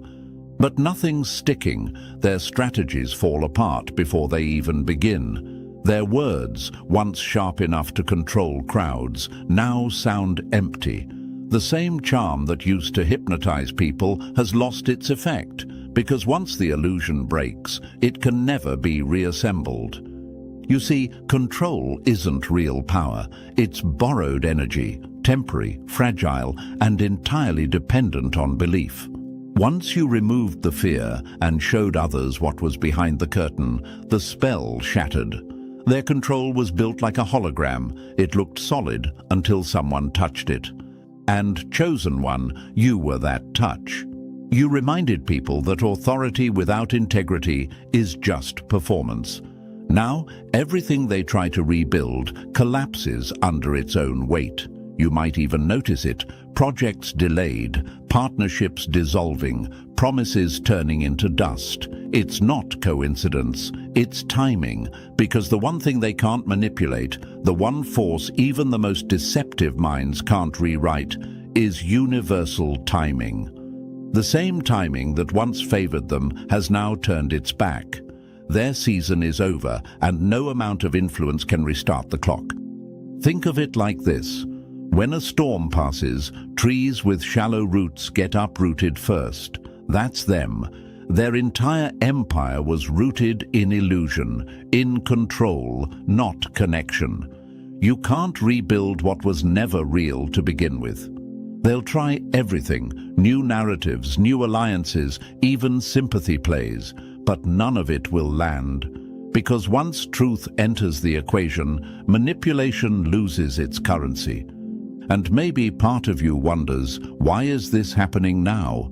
Because the universe waited until the stage was quiet enough for everyone to see clearly. Timing is the great equalizer. It exposes when words don't match energy. And right now, their timing is cursed because their intentions were corrupt. Every move they make is offbeat, every plan misfires, every opportunity slips through their fingers.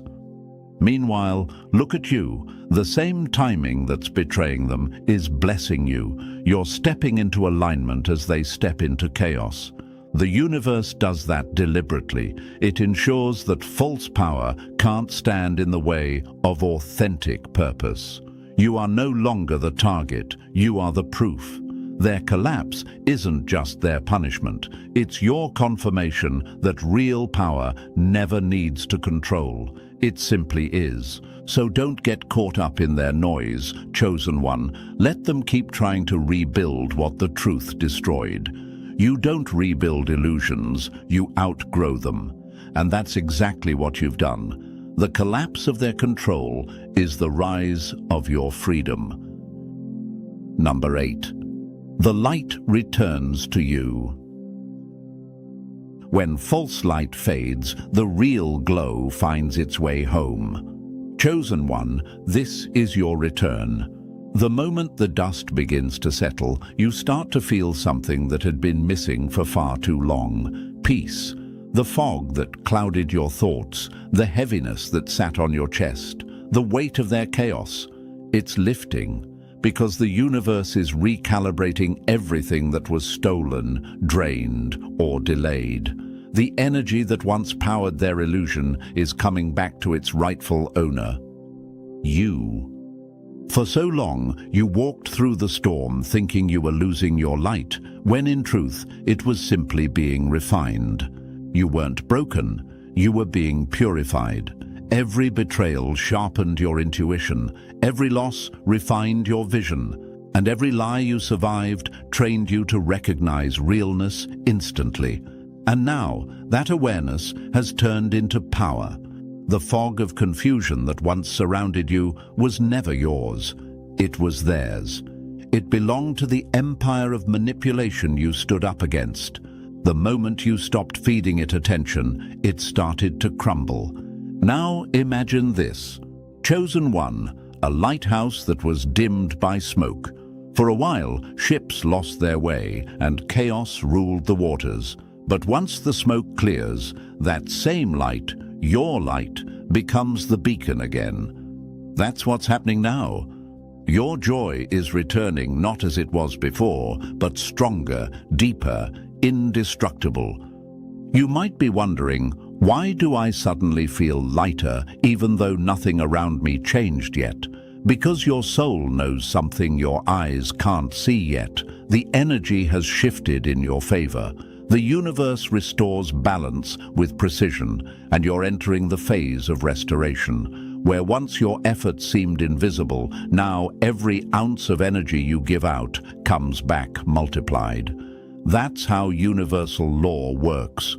Truth attracts clarity, and clarity attracts abundance. Meanwhile, the same people who drained you are now feeling the vacuum they created. The laughter they used to fake now feels forced. The power they flaunted feels hollow. Because when your energy left their orbit, so did their illusion of strength. You were never the weak one. You were the source. Chosen One, the light you carry is no longer dimmed by their shadows. You're walking with sharper vision, cleaner energy, and divine protection disguised as timing. Don't chase anything that left. It's being replaced with something aligned. The universe doesn't return what was lost, it upgrades it. That's why you'll soon notice that everything you once struggled for begins to flow with ease. Not because luck found you, but because the truth finally cleared the path. So breathe easy now. You've earned this stillness. The storm didn't destroy you, it cleaned the air. The light returns to you, not as a flicker, but as a signal. Proof that no matter how dark things get, truth always finds its way home. Number 9. Their nightmare is your peace. When peace leaves one side, it always returns to the side that deserved it. Chosen One, while you sleep peacefully, they're staring at the ceiling, wide awake, trapped in the same web they spun for others. Every lie they told, every trick they pulled, every underhanded move they made against you now replays like a broken film reel in their mind. This isn't anxiety, it's consequence. This is the universe showing them what it feels like to live inside the chaos they once created. Their mind, once their weapon, has turned against them. That's what happens when karma clocks in. They can't silence it anymore. Every betrayal echoes in the quiet hours. The same games that once made them feel powerful now feel poisonous. You didn't curse them. They cursed themselves when they tried to harm someone chosen, someone protected by truth itself. The universe doesn't punish with fire and brimstone, it punishes with awareness. And now that awareness has invaded their peace, turning every restful night into a mental battlefield. Now imagine this. Chosen One, a thief running through the dark, thinking they got away, only to realize the sound following them isn't footsteps. It's their own conscience chasing them. That's what's happening right now. They keep looking over their shoulder, expecting retribution, but the real punishment is internal. You can't outrun guilt, you can't bribe silence, and you can't sleep when your own mind knows the truth. And here's the beautiful irony. The same nights they spend trembling in their sheets are the nights you finally sleep soundly. Their nightmare became your peace. Because when the universe rebalances energy, it doesn't destroy what's good. It reclaims what was stolen. Every ounce of peace they took from you now returns tenfold. You might have cried yourself to sleep once, but now they're the ones crying into silence. You might have once questioned your worth, but now they're questioning everything they built on lies. Psychologists call it cognitive dissonance, the mental chaos that comes when someone's actions no longer match the image they hold of themselves. That's what's keeping them awake. The mask doesn't fit anymore. They can't pretend, can't justify, can't spin the story. And that mental unraveling, that's justice in its purest form, invisible but undeniable. Chosen one, your peace is proof that the universe finished its work. You don't have to lift a finger or wish them harm. It's already done. Energy is a perfect accountant. It collects every debt and pays every balance. And now, while they lose sleep trying to understand how it all went wrong, you're finally resting easy. Not because you won, but because you stayed true. So sleep well tonight, because while they're haunted by everything they did, you're protected by everything you've become. Their nightmare is your confirmation. Peace always returns home. Number 10. The empire of lies falls in 7 directions. Empires built on lies never crumble quietly. They explode from within, blaming each other as the truth takes its throne. Chosen one, this is the stage they never prepared for, the implosion. You didn't lift a sword, you didn't plot revenge, yet their entire network is collapsing in 7 directions at once. The empire that once seemed untouchable is now eating itself alive. Groups are fracturing, alliances are breaking, and leaders who once shouted orders are suddenly missing in action. Everyone's pointing fingers, rewriting stories, and pretending they were never part of the system that tried to bury you. You didn't chase destruction, you triggered exposure. That's far more powerful. Think about it. For years, their empire was a machine. Every piece was designed to protect the illusion, the lies, the manipulation, the false power. But once truth enters, it spreads like light through glass, fast, unstoppable, and impossible to contain. You were that light. You didn't need to fight them. You simply stood tall, and your energy alone cracked the machinery they built. The moment people saw your strength, the illusion of their authority lost its grip. Now imagine this for a moment. Chosen one, a spider web stretched too far. One thread snaps, and suddenly the whole web begins to tremble and fall apart. That's what's happening to them. The truth you carried was that one snapped thread, and now every connection, every secret, every alliance they forged under falsehood is unraveling. What used to be teamwork is now chaos. What used to be loyalty is now betrayal. Each one is scrambling to protect their own image, because that's all they ever cared about. The universe always moves with precision. When an empire is built on lies, it doesn't just fall, it exposes itself layer by layer. First comes denial, then confusion, then chaos. And now, exposure. Each direction their empire falls represents a pillar that's lost its purpose. The manipulators are turning on each other, the followers are running for cover, and the architects of deceit are facing the mirror they spent their lives avoiding. And here's what's truly poetic. While their empire collapses in panic, your life is expanding in peace. That's how energy works. When the false dismantles, the true expands. You've become the living proof that the universe rewards authenticity and dismantles corruption without mercy. You didn't destroy them, their lies did. You were merely the reflection that revealed what was always rotting beneath the surface. Maybe you've noticed how silent they've become. That's not strategy, that's fear. The kind of fear that comes when people realize their protection was never real. They built their tower on sand, and you were the tide that washed it clean. This is cosmic justice unfolding in real time, chosen one. The higher their deception climbed, the harder their fall had to be. So don't gloat, witness. Watch as they scatter, as their alliances crumble, as their own people expose what they once hid. This is the final stage of collapse, the phase where every fake foundation meets the truth head-on. And it all began when you decided not to shrink. Your silence was the earthquake. Your integrity was the wrecking ball. The empire of lies isn't just falling, it's being erased. And when the dust settles, everyone will know who stood in truth when it was dangerous, who stayed calm when others screamed, and who rose when everything false collapsed. That's you, chosen one, the calm in the storm, the proof that truth doesn't need an army to win. It just needs one person brave enough to stand tall.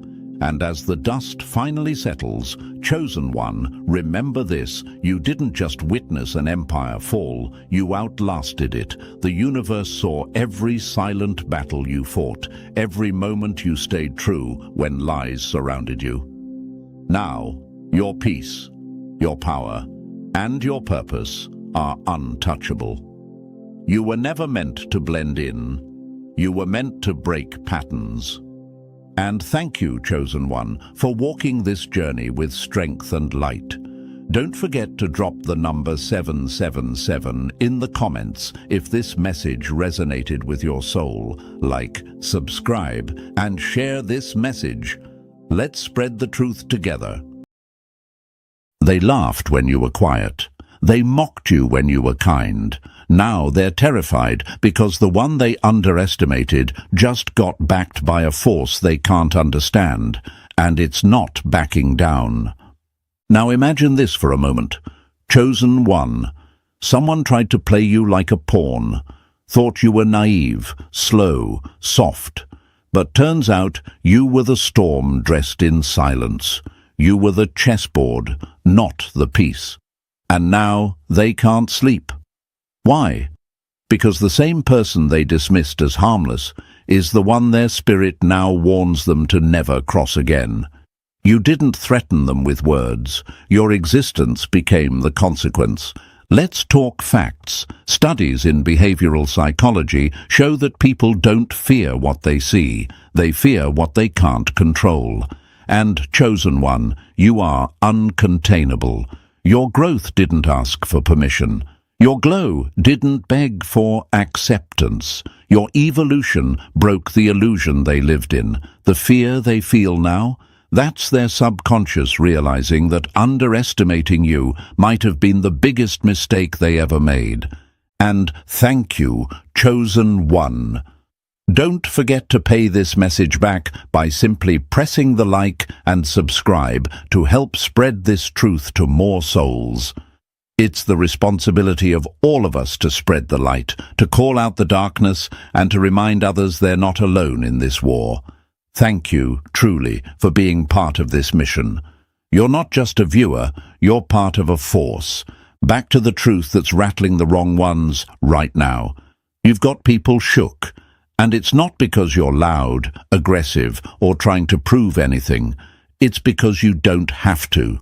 They're afraid of what you've become in silence. The calm, the composure, the unbothered attitude. That scares people who only know how to feel powerful by being seen. And the worst part for them? You weren't bluffing. You didn't need a comeback speech. You became the proof. You became the result. See, they thought your ancestors were just a spiritual idea. They didn't realize that your bloodline carries weight, it carries memory, and that energy, it doesn't forget, it doesn't forgive disrespect lightly. Your aura doesn't just enter a room, it cleans it. It clears the parasites, it filters the fake. People who once stared you down are now looking away. Not because you changed, but because your light made their shadows visible. The ones who gossiped about you now whisper nervously when your name is mentioned. The ones who mocked your journey now study your every move. They thought you were a soft target, but the energy you carry comes with spiritual clearance. Ancestral clearance. You're not just protected, you're reinforced. The very presence around you, even when you're alone, speaks louder than anything they could say. And that's what has them frozen. They don't know how to process someone who keeps evolving after being underestimated. They don't know how to compete with someone who doesn't compete. They can't fight what doesn't flinch. You, chosen one, became the proof that pain can be alchemized into power. You made them feel average just by being yourself. And now they don't know whether to admire you or avoid you. That confusion? That's fear wrapped in envy. People are afraid of what they can't label. You defy their categories. You're too smart to be silenced, too peaceful to provoke, and too grounded to be moved. That balance, that quiet dominance, it's rare, and rare always scares the ordinary. Your ancestors didn't send you to blend in, they sent you to break generational chains, and that mission came with its own security detail, the kind you don't see, but they sure feel. So now they whisper about your energy, how it's too much, or how you've changed. No, you unlocked. You didn't get colder, you got smarter. You didn't stop caring, you just stopped bleeding for those who were cutting you. That's not bitterness, that's alignment. That's what happens when the chosen one steps into their full self and stops apologizing for it.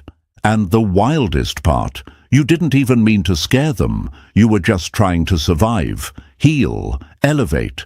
But in doing so, you walked into your purpose. And purpose always disturbs what's fake.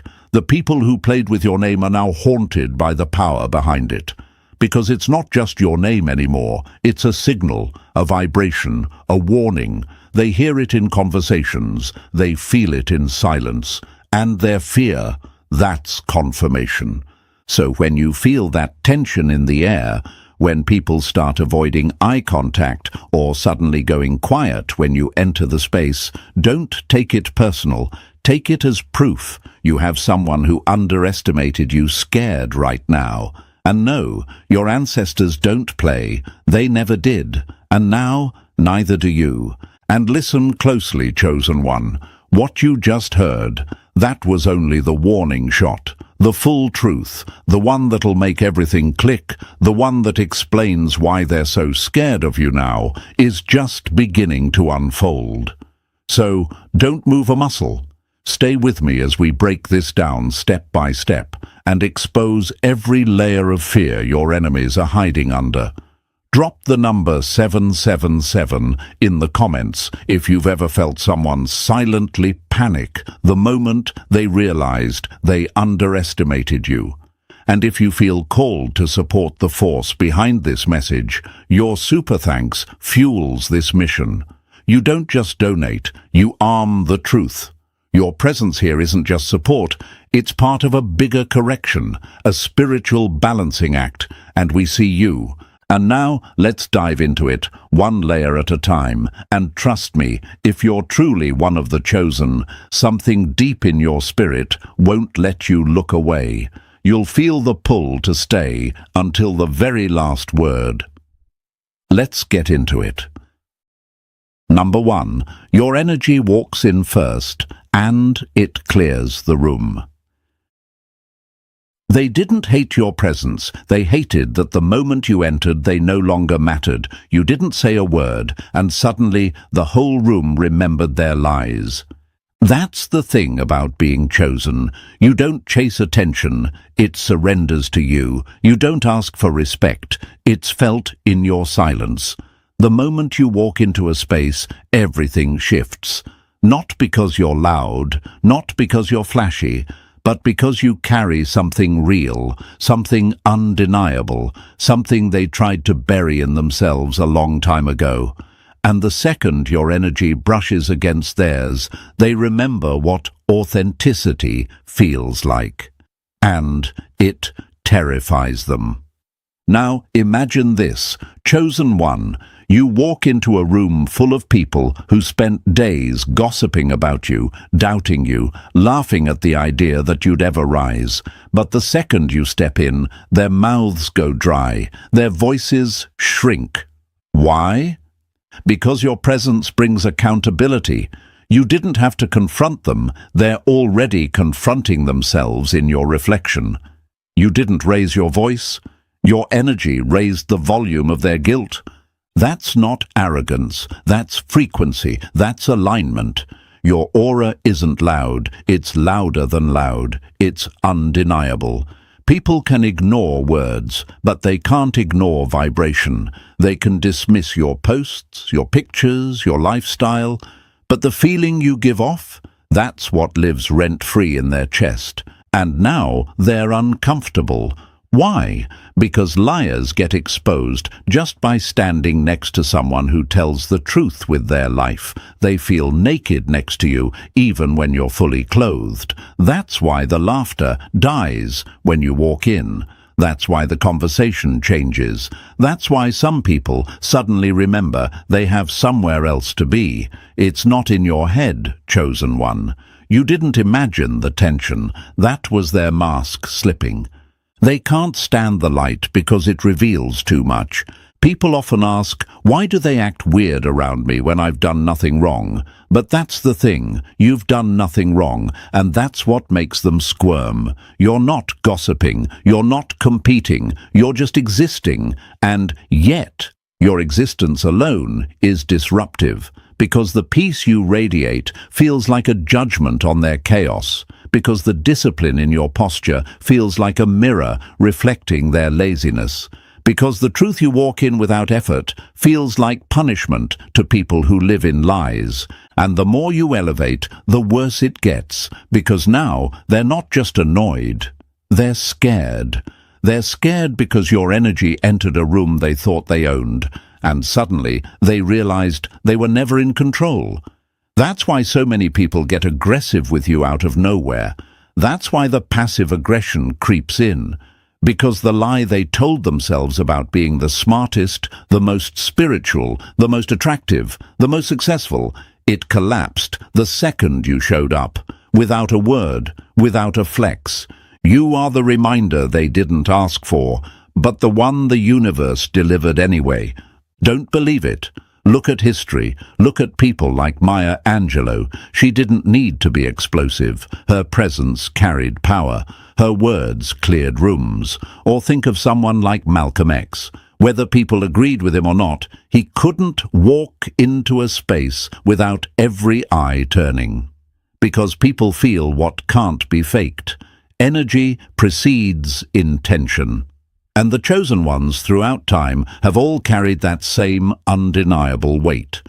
Even celebrities in today's world, those who hold that mysterious magnetism, are often misunderstood, shunned, or labeled too intense. But the truth is, they're not too much.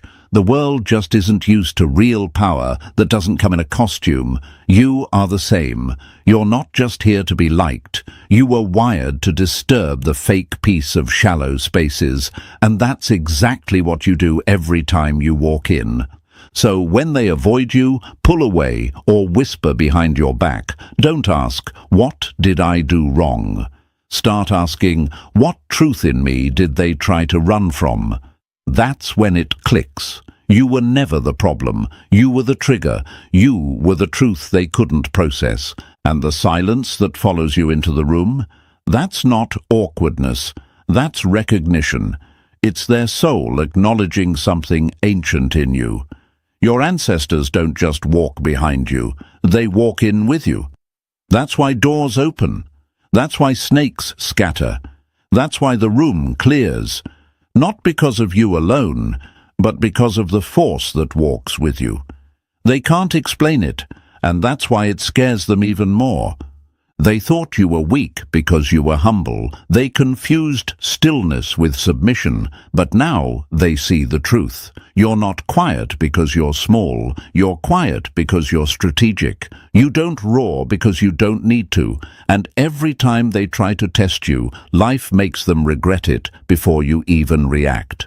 So, chosen one, stop wondering why certain people shrink when you rise. Stop feeling bad for the discomfort you cause. That discomfort is the universe doing what it always does when something real walks into something fake. It separates. You are the line in the sand. You are the energy shift. And whether they like it or not, they feel you now. You're not trying to be intimidating. You're not even trying to stand out. But when you carry light this strong, it exposes everything pretending to be it. And that's why your energy walks in first. That's why it clears the room. You're not just a person. You're a presence, a reminder, a correction. And the ones who tried to play with you before, they're the ones now gripping their ego tight, trying not to flinch when your name comes up. Because once upon a time, they laughed. And now, they listen. That's what it means to be chosen. You're not loud, but you're felt. You're not trying, but you're shaking systems. And your silence, that's the loudest warning they'll ever hear. Number 2. The ones who mocked you are now watching in silence. They laughed because they thought you were harmless. Now they watch in silence, terrified that the one they underestimated is the same one the universe has chosen to rise, without saying a single word. That's the twisted irony, chosen one. The loudest mouths always go quiet first when the truth finally speaks, and your life is speaking louder than anything they ever mocked. The very people who used your name as a joke are now checking your page like it's prophecy. Their scroll slows when they see your face. Their stomach flips when they hear your voice. They're still watching, but now they watch in silence, because somewhere deep down, they know they were wrong. And here's the part they'll never admit. The fear didn't start when you started to win. It started the moment they realized you never needed to clap back. You didn't defend yourself. You didn't explain. You didn't retaliate. You just kept moving.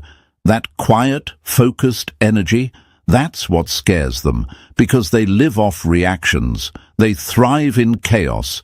But you moved like someone who already knew the ending, and they weren't part of it. Now imagine this, chosen one. They used to mock your silence, saying you were too quiet, too withdrawn, too mysterious. But now, that same silence feels like judgment. That same distance feels like punishment. You didn't have to expose them. Your growth did. You didn't need to prove anything. Your existence became the proof. You've become their reminder that every word they spoke against you aged like regret. Let's be real. People don't obsessively watch what they don't fear. They don't stalk what they don't secretly admire. When someone mocks you loudly and then watches you silently, that's not curiosity, that's conviction. They know they messed up, and the universe won't let them unsee who you've become. Psychologically, this is called cognitive dissonance. It happens when someone's belief system is shattered by undeniable truth. They believed you were weak. They wanted to believe you were beneath them. But your evolution created a fracture in that illusion. And now they're mentally wrestling with the fact that the person they dismissed is now someone they can't stop watching. That's not hate. That's mental punishment wrapped in silence. Think about Michael Jordan. He was cut from his high school basketball team. People laughed. He didn't respond with words. He responded with greatness. They mocked him in the locker room, then watched him dominate arenas in silence. You are no different. You are the quiet storm they never prepared for. And now they scroll your profile like it's a mirror, showing them everything they failed to become.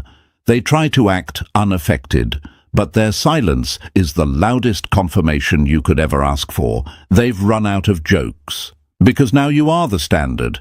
They once giggled at your dreams. Now they study your moves, hoping to copy your glow. And what eats at them most? You never needed them. You never begged for validation. You built without applause. You rose without their permission. You turned every insult into fuel, every eye roll into rocket fuel. And now you're untouchable. Not because you're better, but because you refused to stop while they wasted time watching. They'll never say it out loud, but their actions scream it. I underestimated you, and now I'm obsessed. They refresh your posts. They ask mutuals about you. They act like they're over it, but they can't stop coming back. That's what happens when someone realizes too late that they bet against the wrong soul, that they mocked someone who was marked by the universe. And if you're wondering, but why don't they just say something? Apologize? Admit it? Because pride is louder than guilt. Their ego won't let them speak, but their energy tells the whole truth. Silence is their surrender. Stalking your glow is their confession. Even your absence is heavy. You don't show up to their events, and they still whisper your name. You leave a group chat, and they still bring you up months later. That's what happens when someone realizes they lost access to someone rare, someone real, someone chosen. You were never supposed to be part of their circle. You were supposed to outgrow it. And now that you have, they don't know whether to be jealous or just embarrassed. They thought their silence would hurt you, but now they see your silence exposed them. So, chosen one, don't let their eyes in the dark make you dim your light. If they're still watching, then you're still rising. And if they're quiet now, good. That's the sound of defeat. That's the sound of realization. That's the sound of someone finally understanding that they threw stones at someone who had an army of ancestors walking with them. You didn't need revenge. You didn't need to get back at anyone. The glow-up was always enough. The peace you have now is louder than any insult they ever whispered. You live rent-free in the mind of people who once thought you were a phase. But you're not a phase. You're the future they weren't ready for. So let them watch. Let them sit in silence while your name grows louder in rooms they can't even enter anymore. You're not just being seen now. You're being recognized. And the ones who mocked you, they don't have the courage to look you in the eye anymore, because they know they lost access to something divine. And once the chosen one walks away, they don't return. Their silence isn't peace. It's punishment. And your existence is the sentence. Number 3. You see through people, and that terrifies them. They weren't afraid of what you'd do to them. They were terrified of what you could see in them, and you saw everything they tried to hide. That's the kind of power you carry, chosen one. You don't need receipts. You don't need to dig. You don't need evidence from a third party. Your intuition reads people before they speak. Their energy introduces them long before they shake your hand. And no matter how carefully they paint their image, your spirit can smell the rot underneath the performance. That's why they're scared. That's why they flinch when you look at them too long. Because you don't see their mask, you see their truth. Now think about that. What's more threatening to a liar than someone who doesn't fall for the act? You became the mirror they never asked for, and when they looked into you, they saw every contradiction, every insecurity, every flaw they tried to bury. You didn't embarrass them, their own reflection did. You didn't expose them publicly. The universe let their guilt do that silently. They wanted to manipulate you. They thought they could run the same games on you they ran on everyone else, but you were already 10 moves ahead, reading patterns, picking up on their shifts, decoding their body language. Your silence wasn't confusion, it was observation. You were watching, clocking, learning. And when the moment came, you didn't need to argue. Your absence did all the talking. And now they question everything. How did they know? Why didn't the manipulation work this time? Because you're chosen, because the universe gave you sight, not just vision, but inner knowing. You're not here to be fooled. You're here to break the cycles that fools create. That's why your energy disturbs them. They can't fake it around you. They can't pretend to be pure while standing next to someone who actually is. So let them squirm. Let them shift uncomfortably in your presence. That's not your burden. That's their truth reacting to your light. And don't waste time proving anything. The universe already confirmed what you sensed. The ones you walked away from, they know why. They felt it. And deep down, they know they were seen. You didn't lose them, you released them, so you could finally focus on you and let the universe handle what your discernment already detected. Number 4, you're not playing their game, you're building a new table. They wanted you to compete. Instead, you started creating, and nothing threatens the insecure more than someone who doesn't need their spotlight to shine.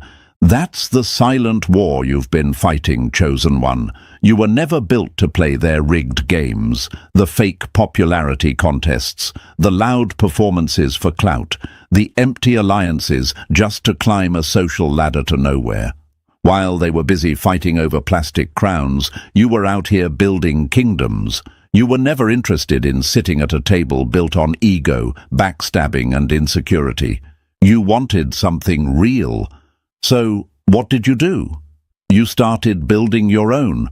They didn't expect that. They thought ignoring you would break you. They thought isolating you would crush your confidence. But it only gave you clarity. While they were chasing trends, you were building a legacy. While they were watching followers, you were watching fruit. You stopped trying to sit at their table because you realized you are the table. And that realization, that's what shattered them. Now they watch from the sidelines, confused. Why won't they compete with me? Why aren't they trying to prove themselves like everyone else? Because you don't need to, because your purpose is louder than their opinions. You're not here to play petty games, you're here to rewrite the rules. And every time you stay silent while they scream for attention, the universe adds another brick to your foundation. That's what they don't understand. You're not loud, but you're lasting. You're not flashy, but you're fortified. And yes, it bothers them. Your existence challenges their entire blueprint. You're the proof that you don't have to sell your soul to be seen, that you don't have to bow down to be blessed. While they're performing, you're becoming, and every step you take in your lane makes them question their own. Not because you said anything, but because your discipline is making their chaos uncomfortable. So keep building, let them throw stones while you lay bricks. You're not missing out by not playing their game. You're outgrowing it. You're not here to impress them. You're here to inspire the ones watching in silence.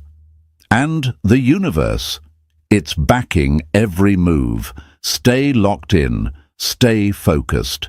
They'll keep talking, and you'll keep creating what they'll never be invited to touch. Number 5, your vibe is too high for their mask to survive. You didn't unmask them, your frequency did. Because when the vibration is real, anything fake starts to melt off. That's what they're really afraid of, chosen one. Not your words, not your style, not your confidence. It's your vibe, the way your energy walks into the room, like truth dressed in silence. You don't even have to say anything. Your presence alone makes people question their intentions. You bring an atmosphere that demands realness, and anything that isn't aligned starts to fall apart the moment you show up. See, people used to feel comfortable around each other in their delusions. They nodded along with each other's lies. They smiled together in dysfunction. It was a performance, and everyone knew their role. But when you walked in, the script started to burn. Because you didn't laugh at the fake jokes. You didn't pretend like you didn't see what you saw. You didn't play dumb to protect fragile egos. You didn't match their energy. You raised the frequency, and in that shift, the masks started to slip. Now they avoid you, not because you did anything to them, but because their mask can't survive your vibration. It peels off in your light, that polished good person act. It crumbles next to someone who's genuinely walking in alignment. That spiritual front? It looks performative next to someone who's been through the fire and carries peace without needing to brag. You are their energetic audit, and they're terrified of being seen for what they really are. You ever notice how someone who once couldn't stop talking around you now goes quiet when you enter, or how certain people suddenly stop inviting you once your glow started getting too bright? That's not paranoia. That's vibrational truth. Your spirit is disrupting their performance. You're proof that it's possible to live without faking it. And people still caught in the illusion can't stand the reminder. Even spiritual law supports it. Anything not built on truth will eventually collapse in the presence of light. That's what your energy does. It doesn't attack, it exposes, without trying, without effort, just by existing.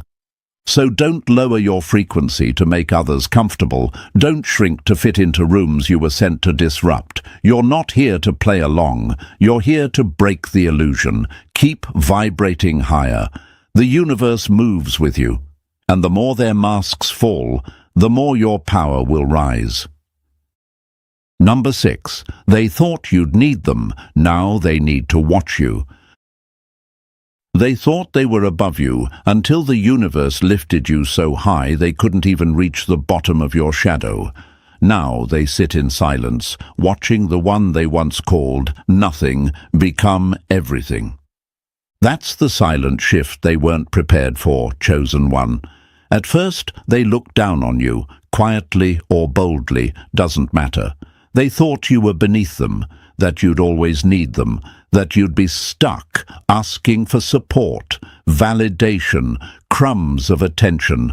But the universe had other plans. While they were laughing, the universe was positioning, and now they're watching every move you make like it's their survival guide, because somehow the person they counted out became the one they can't stop counting on to see what winning looks like.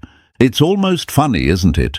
They were so comfortable when they believed you'd stay in your place. When you were still figuring yourself out, still healing, still walking through the fire, they felt superior. But they didn't realize something crucial. Pain doesn't weaken the chosen, it activates them.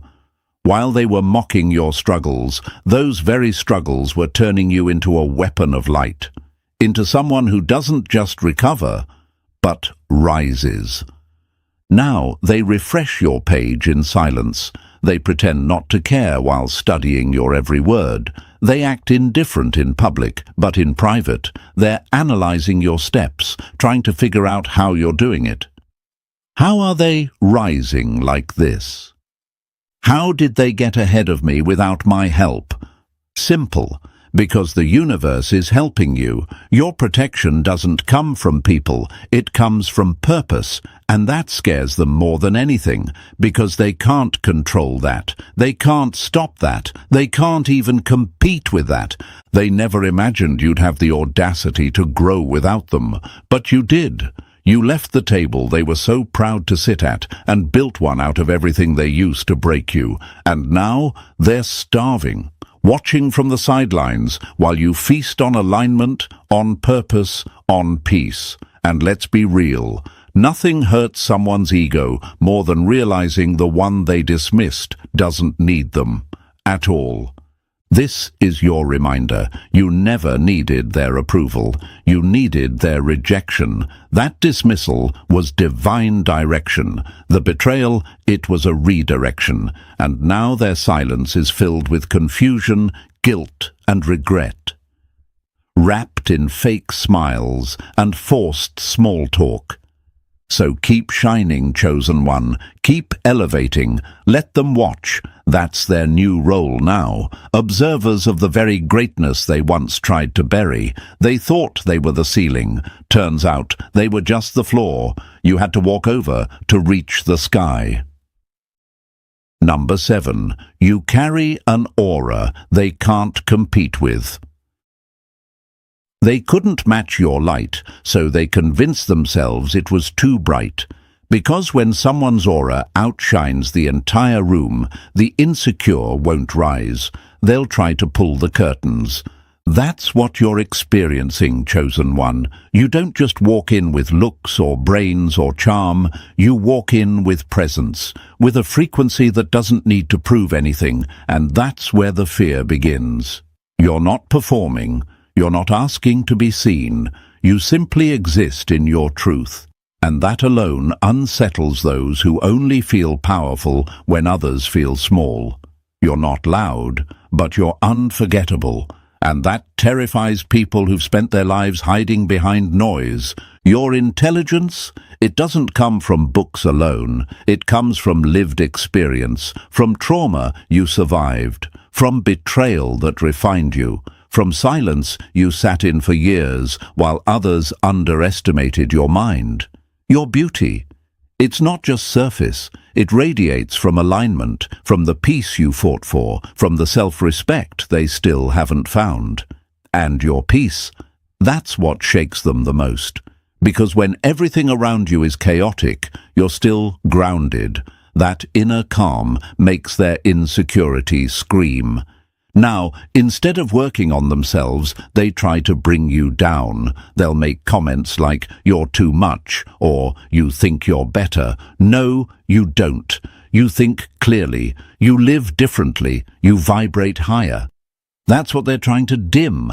Not your arrogance, but your authenticity. Because in your presence, the illusion of their confidence starts to crack. People don't compete with what they admire. They compete with what threatens their illusion of superiority. And you, chosen one, have shattered that illusion without trying. You became the quiet example of what alignment looks like, what healing feels like, what freedom does to a soul. And now their spirit knows they can't fake that level of glow. Let them talk, let them throw shade. That's what happens when your light becomes too loud for people used to dim rooms. You weren't made to be accessible, you were made to be unmistakable, and the universe made sure of it. Keep walking in that power, because no matter how hard they try to bring you down, they'll never reach the standard you naturally set just by being exactly who you are. Number 8. Your coldness isn't cruel, it's calculated. They called you cold only after they realized you wouldn't warm their ego anymore. But the truth is, the wall they complain about is one they helped you build, brick by betrayal. That's what cuts them, Chosen One. You didn't turn cold out of nowhere. You didn't become distant for no reason. You responded to what their actions taught you. They used your kindness like a doormat, your silence like a weakness, your generosity like an invitation to drain you, and now that you've created boundaries, they call you cold, arrogant, heartless. But here's the reality. You didn't become cold. You became wise. You were once the warmest one in the room. The one who gave chances, listened without judgment, helped without being asked. But they mistook your softness for stupidity. They took and took. And when you stopped handing yourself over on a silver platter, they painted you as the villain. Isn't it funny how people never talk about what they did to earn your distance? They weren't complaining when you were always available, when you were over-explaining your worth, when you were ignoring red flags just to keep the peace. But the moment you stopped bleeding for people who were cutting you, that's when they got offended. That's when the accusations started, because your boundaries interrupted their comfort. Now you walk with detachment. You protect your peace like it's sacred, because it is, and it confuses them. Why are they acting different? Because you woke up. You realized not everyone deserves access to you.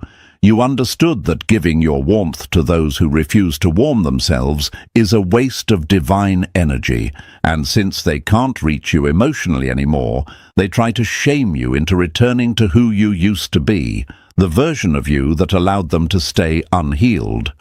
But here's the truth. This version of you isn't cold. It's calibrated. You're focused. You're intentional. You're aligned. And your detachment isn't cruelty. It's self-respect. The universe pulled you out of their chaos so you could hear your own soul again. That's what they're really mad about. That you chose you. That you closed the door without slamming it. That you didn't fight or explain or beg. You just left them standing there, and as Tilance haunts them. Let them talk. Let them mislabel your healing. You know the truth.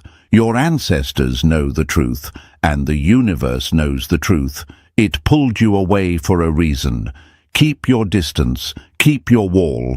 It's not cold. It's sacred ground now. Not everyone deserves to enter. Number 9.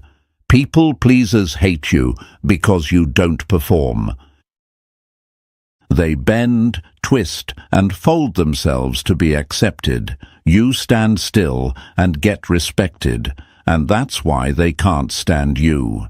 You don't perform, Chosen One. You don't shrink to fit anyone's expectations.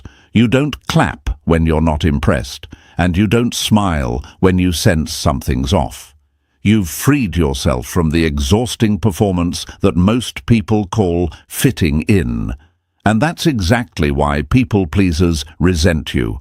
You walk in with authenticity while they spend their whole lives shape-shifting for scraps of approval. They live off validation, off applause, off pretending. They practice their personalities like rehearsing lines in a play, always adjusting based on who's watching. But you don't play those games. You say no when you mean it. You speak when it matters.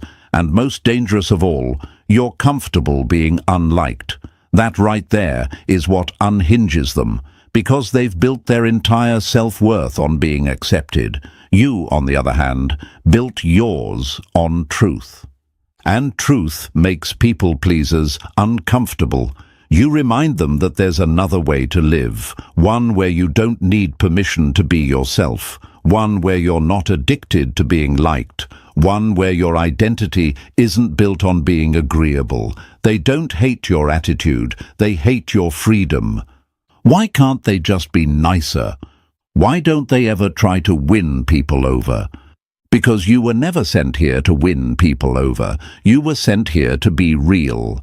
And when you walk in that energy, it offends those who've made a lifestyle out of pretending. People pleasers don't understand how you can say less and still be remembered, how you can disagree without apologizing, how you can exist in a room and not care if people approve.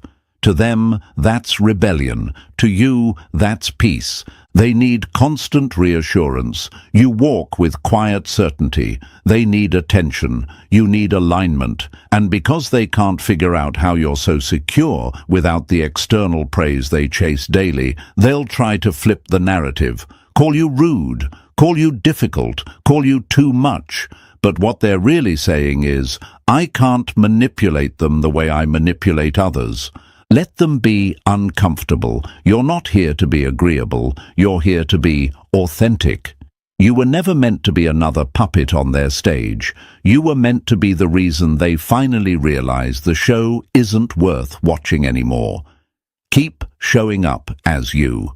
The universe backs that kind of courage every time.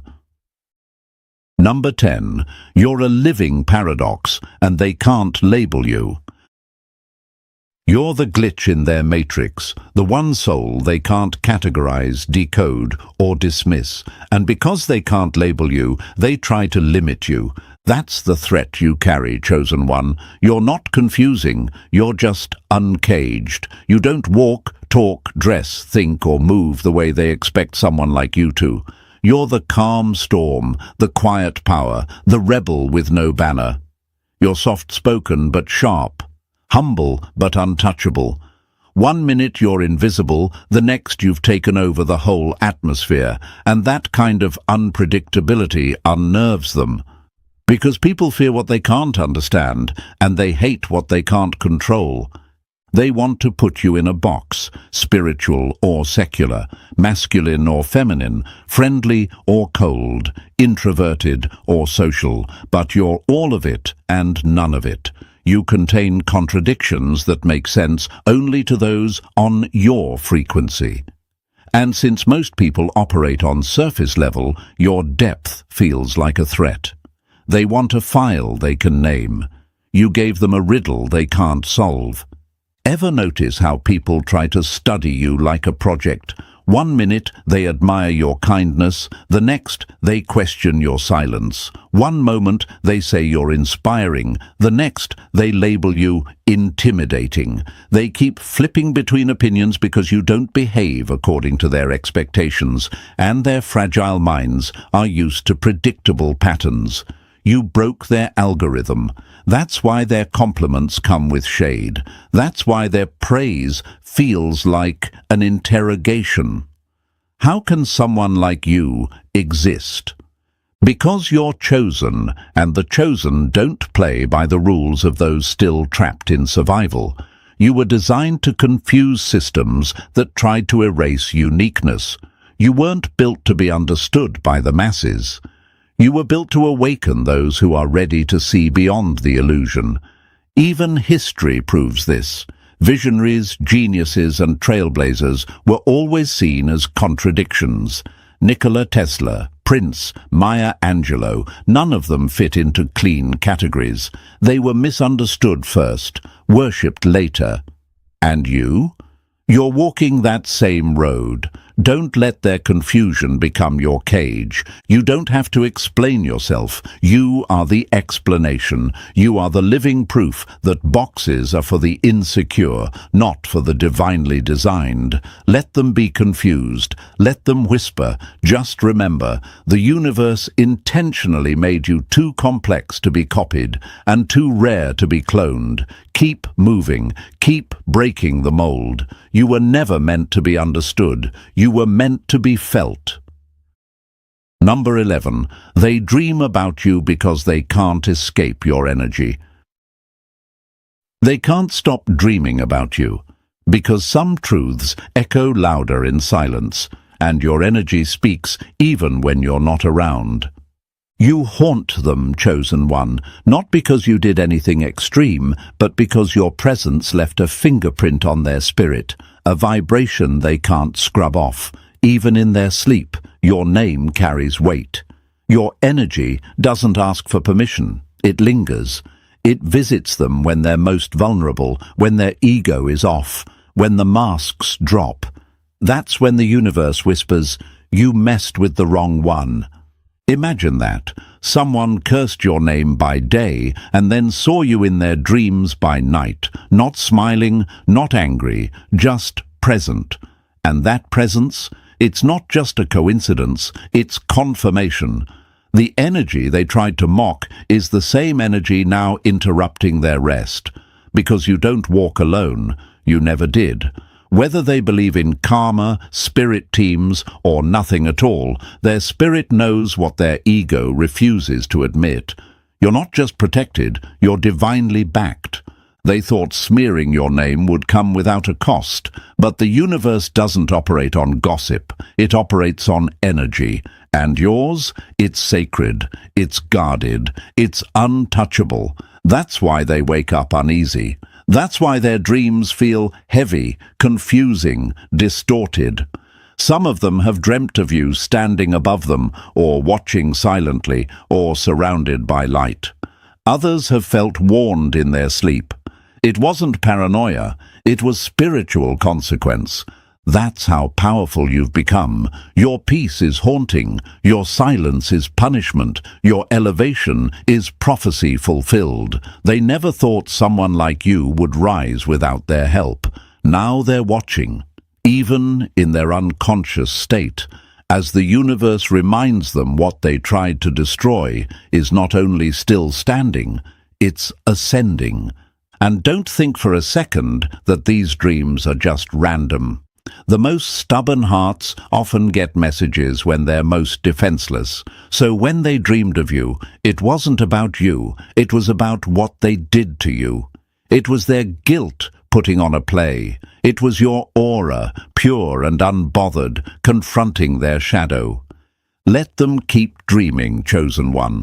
That's the only access they'll get now. Their spiritual connection is now limited to glimpses, and even those feel like warnings, not warmth.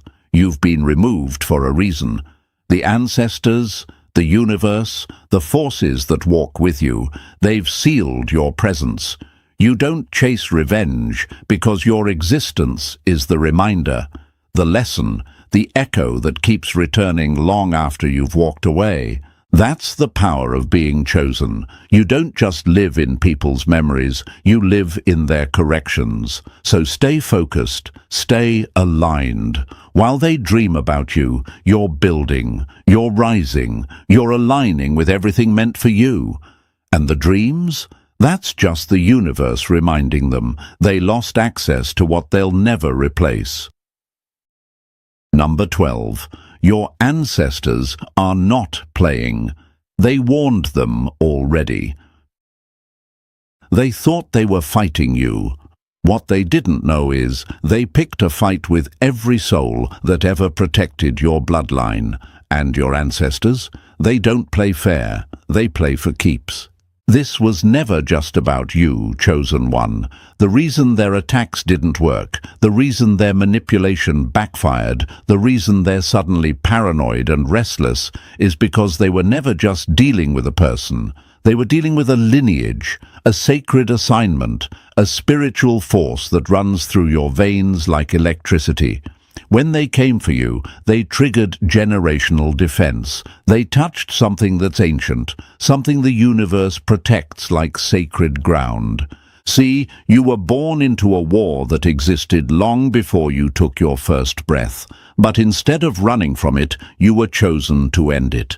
And your ancestors, those who walked before you, who suffered, fought, prayed, bled, and rose, they made a pact with the universe. They said, the next one that carries our name will not be touched like we were. They will be covered, and anyone who tries to interfere with their mission will be dealt with. That's you. That's who you are.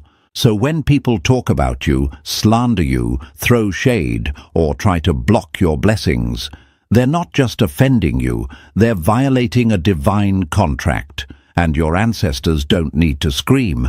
They show up. In dreams, in delays, in sudden misfortune that hits the ones who moved against you without warning. That illness, that chaos, that heavy feeling they can't explain, that's not karma, that's protection enforcement. Because spiritual laws respond to energetic violations, and what they did to you triggered a spiritual response. You've been through moments where you felt something was watching over you, times you almost fell but didn't, times you felt a warning before someone betrayed you, times the energy in the room shifted the moment you walked in. That wasn't paranoia, that was your lineage speaking. You were born with surveillance, with backup, with unseen forces standing shoulder to shoulder with you at all times. That's why you were never truly alone. And the ones who underestimated you, who mocked your silence, betrayed your heart, gossiped in circles thinking nothing would happen, they got warned, spiritually, repeatedly, but pride made them ignore the signals, and now they're facing the correction. You didn't have to lift a finger. Your ancestors handled it before you even knew what was coming. They thought your strength came from the surface, from your personality, from your resources. What they didn't realize was that your real strength comes from the foundation you stand on. Generations of wisdom, resilience, and spiritual fire that lives inside your DNA. That's why you're unfazed. That's why you bounce back stronger. That's why their attacks feel like light taps against a steel wall. You weren't made for defeat. You were built to endure what would break most people and still rise. So don't be surprised if the ones who once moved against you start falling back. Don't be shocked when you hear of strange things happening in their lives. It's not revenge, it's spiritual regulation. Your ancestors gave them chances to make it right. When they chose to keep playing, the warning turned into correction. And when you're chosen, the correction doesn't need your involvement. It happens for you. This is your confirmation. Your mission is guarded. You're not just protected, you're defended. And those who underestimated you now realize they were never fighting alone. They were up against generations of unbreakable force. And now they know your ancestors don't play. Not when it comes to you, not when it comes to purpose, not when someone tries to tamper with destiny.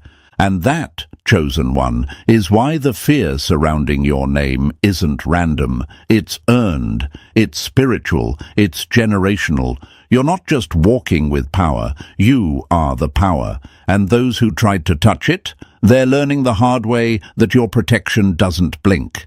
If this resonated with your soul, don't just sit with it, stand in it. Like this video, subscribe if you haven't yet, and drop the number 77 in the comments to let the universe know you recognize your calling. And if you feel led to bless the mission, share this message with another chosen one. We rise together, always. Funny thing about jealous people, they don't want your life. They just want to see it burn while pretending to feel sorry for you. They'll cheer when you bleed and act shocked when you heal. That's how twisted it gets. They call it karma, but really, it's projection. You didn't do anything to them, chosen one. You just existed better than their ego could handle. That's it. That's the crime. You were too calm, too sure, too untouchable, so they decided to make you a target. Not out loud, of course. Cowards never declare war directly. They do it in whispers, fake hugs, and side eyes that smell like envy. Now, imagine this for a second. Chosen one. You're walking into a room just being yourself, laughing, breathing, unbothered. And someone across the room clenches their jaw because your peace annoys their chaos. They start plotting your downfall like it's their life's purpose. They want to sacrifice your image, your name, your confidence, like breaking you would somehow fix their broken ego. But they didn't realize they were trying to destroy a storm while standing in the rain. You can't ruin someone who's already walked through hell and learned to love the fire. That's what they never got. You're not protected because of luck or fate. You're protected because you earned it through pain. You bled for that calmness. You fought for that silence. You burned bridges that were already on fire and learned to build new ones out of ashes. You are the product of everything they couldn't survive. That's why they envy you, because deep down they know they'd be dead if they went through what you smiled through. And thank you, chosen one, for still being here. You didn't let the poison turn you bitter. You didn't let the hate make you hollow. You stood tall when they wanted you buried. Don't forget to pay this message forward. Hit the like and subscribe, not for validation, but to help spread this message to more souls who need it. This mission is bigger than us now. You're not just watching this. You're part of a force. A quiet army of people who rise when others try to erase them. So thank you for standing tall with us, chosen one. Now let's get real. What they tried to do wasn't random. This was a calculated hit, a social assassination. They wanted to make you look crazy, emotional, unstable. They wanted to twist your truth until it looked like a lie. They studied you, your mannerisms, your tone, your words, then used them to mock you behind your back. That was their sacrifice. They wanted the crowd to laugh while you burned. But here's the irony. While they were busy talking about your downfall, you were busy building your next era. Every spell they cast with their tongue turned into your blessing. Every fake rumor gave you free publicity. Every person they turned against you eventually saw the truth, because you can't outlast authenticity. They tried to take you down spiritually, mentally, emotionally, and still failed. They don't understand that chosen ones don't die from betrayal. We evolve. Betrayal is just your final exam before elevation. And that's what's happening right now, the shift. You can feel it. Everything they did to stop you is now fueling you. Their gossip became your motivation. Their rejection became your redirection. Their humiliation ritual became your initiation into a higher level of self-mastery. You didn't lose, chosen one. You just learned how to play the game at a level they'll never reach. That's why they're scared now. They can't understand how you keep winning with less support, less help, less fake love. They can't process how someone who's been dragged through the dirt still walks like royalty. They tried to sacrifice you out of jealousy, but all they did was expose their own weakness. You were the test. They were the failure. And the best part, you didn't even have to fight back. You just kept being you. That's what kills them most, that their hate didn't change you, it revealed them. You're not the victim of their plan. You're the proof that divine revenge is silence, progress, and peace that can't be disturbed. They wanted to erase you from your own story. Now they're nothing more than a footnote in your rise. So let them watch, let them gossip, let them choke on your peace, because what they meant as sacrifice was really your coronation. You didn't just survive the attack, you became untouchable because of it. And listen closely, chosen one, if what you just heard hit home, that was just the warm-up. The storm hasn't even started yet. You're about to see exactly how deep this jealousy ran, how close they got to ruining you, and why it backfired so perfectly. This isn't just some motivational fluff. This is your blueprint for psychological revenge through transformation. So if you're ready to expose the snakes who tried to sacrifice you while smiling in your face, drop the number 99 in the comments right now. That's our code. That's how we know who's locked in. And if you feel this message feeding your strength, don't hesitate to back this mission with a super thanks. Your support doesn't just fuel this work. It proves that no weapon formed against a chosen one can prosper when the tribe stands together. And now, let's dive into it, piece by piece. You're not here by accident. You were meant to hear this. If you're really a chosen one, you won't just watch. You'll feel this in your bones. So sit back, breathe deep, and don't blink. The truth is coming for them. Let's begin. Number 1, they didn't hate you. They hated how much people love you without trying. They didn't want your spot. They just couldn't handle the fact you didn't beg for it. This is what keeps them up at night.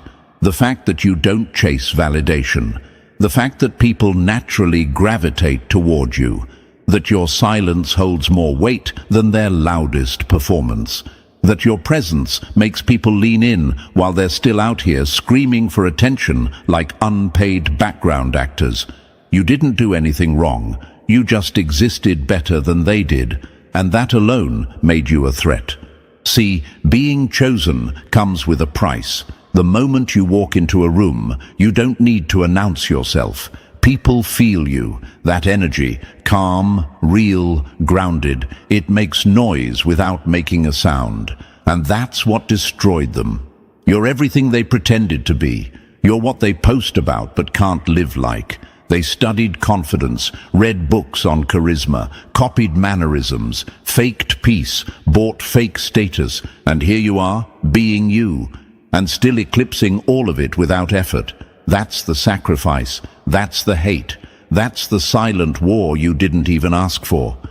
Now, some of you might be wondering, but why me? I don't even talk to them like that. That's exactly why. You didn't even try. And yet people still chose you. They chose your presence, your vibe, your mind. And nothing triggers an insecure soul faster than watching someone be loved effortlessly while they're out here selling their soul for scraps of attention. That's what made you their target, because you didn't audition for the spotlight. And somehow, you still became the main character. Ever heard of Keanu Reeves? Dude minds his business, stays humble, speaks with class, and yet there are entire blogs dedicated to how much people respect him. Not because he forced it, because he radiates it. That's the energy of the chosen one. Quiet thunder. And you're no different. You're walking proof that authenticity beats performance every single time. They hate how people choose to listen when you speak, how you could disappear and still be remembered, how you don't need to say much, but when you do, it lands. They mimic your look, your tone, your lifestyle, but it never hits. Why? Because you can't fake energy. You can steal words, steal outfits, steal followers, but the frequency, untouchable. And deep down, they know it. That's what keeps eating them alive. It's not your success that hurts them. It's the way people respect you before the success even arrives. You're not just loved, you're felt. You're not loud, you're undeniable. And no matter how much they gossip, manipulate or twist stories, people still circle back to you, because real always finds its way. Some of them even tried to warn others about you. They drop subtle hate, throw slick shade, paint you as arrogant or fake, but over time their lies started sounding like jealousy, and your silence started sounding like truth. They said you were cold, but all you did was stop explaining yourself to people who were committed to misunderstanding you. They called it ego, but it was protection. Let's get even more real. They wanted to be loved like you, but weren't willing to be hated like you. See, chosen ones go through isolation, betrayal, character assassination, smear campaigns, and still don't fold. People love your glow now, but they weren't there when you had to heal in silence, when you had to hold back tears and pretend you were fine, when you had no one in your corner but still showed up strong. That's what gave you that gravity. That's what made your presence heavy, and that's what made them snap. Imagine watching someone go through hell and still shine, still stay kind, still stay silent, still win. That's the kind of thing that breaks a jealous soul in half, because it reminds them that they've had the same opportunities to grow, but they chose comfort over evolution. They chose attention over peace. They chose bitterness over healing. And now, watching you glow while they're stuck in the same patterns, that's psychological torture to them. Here's the thing. No one says out loud, some people don't want to heal. They want to be worshipped in their brokenness. They want sympathy, not transformation. But you outgrew the pain. You didn't make it your identity. You didn't sit in the victim seat. You stood up, faced the storm, and became something rare. Someone who loves without needing applause. Someone who speaks without needing validation. Someone who walks alone without feeling lost. You terrify them. Even when they tried to drag your name, tried to get people to look at you sideways, tried to suck the light out of you, you kept glowing, quietly, powerfully, and that glow isn't makeup. That glow is survival. That glow is proof that you walked through betrayal and still came out soft. That glow is the scarred soul of someone who doesn't need revenge, because your evolution is the revenge. Don't ever underestimate how much that rattles people who can only feel important when they're being praised. The world gave them fake followers. It gave you real impact. The world gave them attention. It gave you presence. And that presence is unteachable. That's why they talk behind your back, because they're too small to stand in front of you. Let them talk. Let them squirm. Let them try to play the victim in a war they started. You don't have to defend yourself. Your energy already did. You're not just being loved, you're being witnessed. People are watching you thrive without the need to compete, watching you move in silence, glow in isolation, and win without clout. That's not just intimidating, it's soul-crushing for people who never learned how to be loved without pretending. So next time someone tries to paint you as the villain in their jealousy-ridden story, remember this: people don't hate you because you're wrong. They hate you because you're real. They hate you because you don't need to scream for attention. You are the attention, and that's a threat they'll never be able to process. Keep walking like you own the ground, because they felt you before they saw you, and that's why they tried to erase you.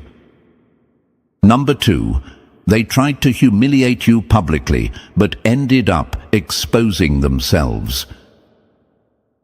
They really thought it would be funny, didn't they? They thought they'd get the crowd to laugh at you, point fingers and label you as the broken one, the crazy one, the joke. They planned the entire thing like a performance. And you were supposed to be the main event, the sacrifice. They wanted to stage your downfall and sell front-row seats to your embarrassment. But here's the twist that crushed them. You didn't play the role. You didn't beg. You didn't cry. You didn't explain.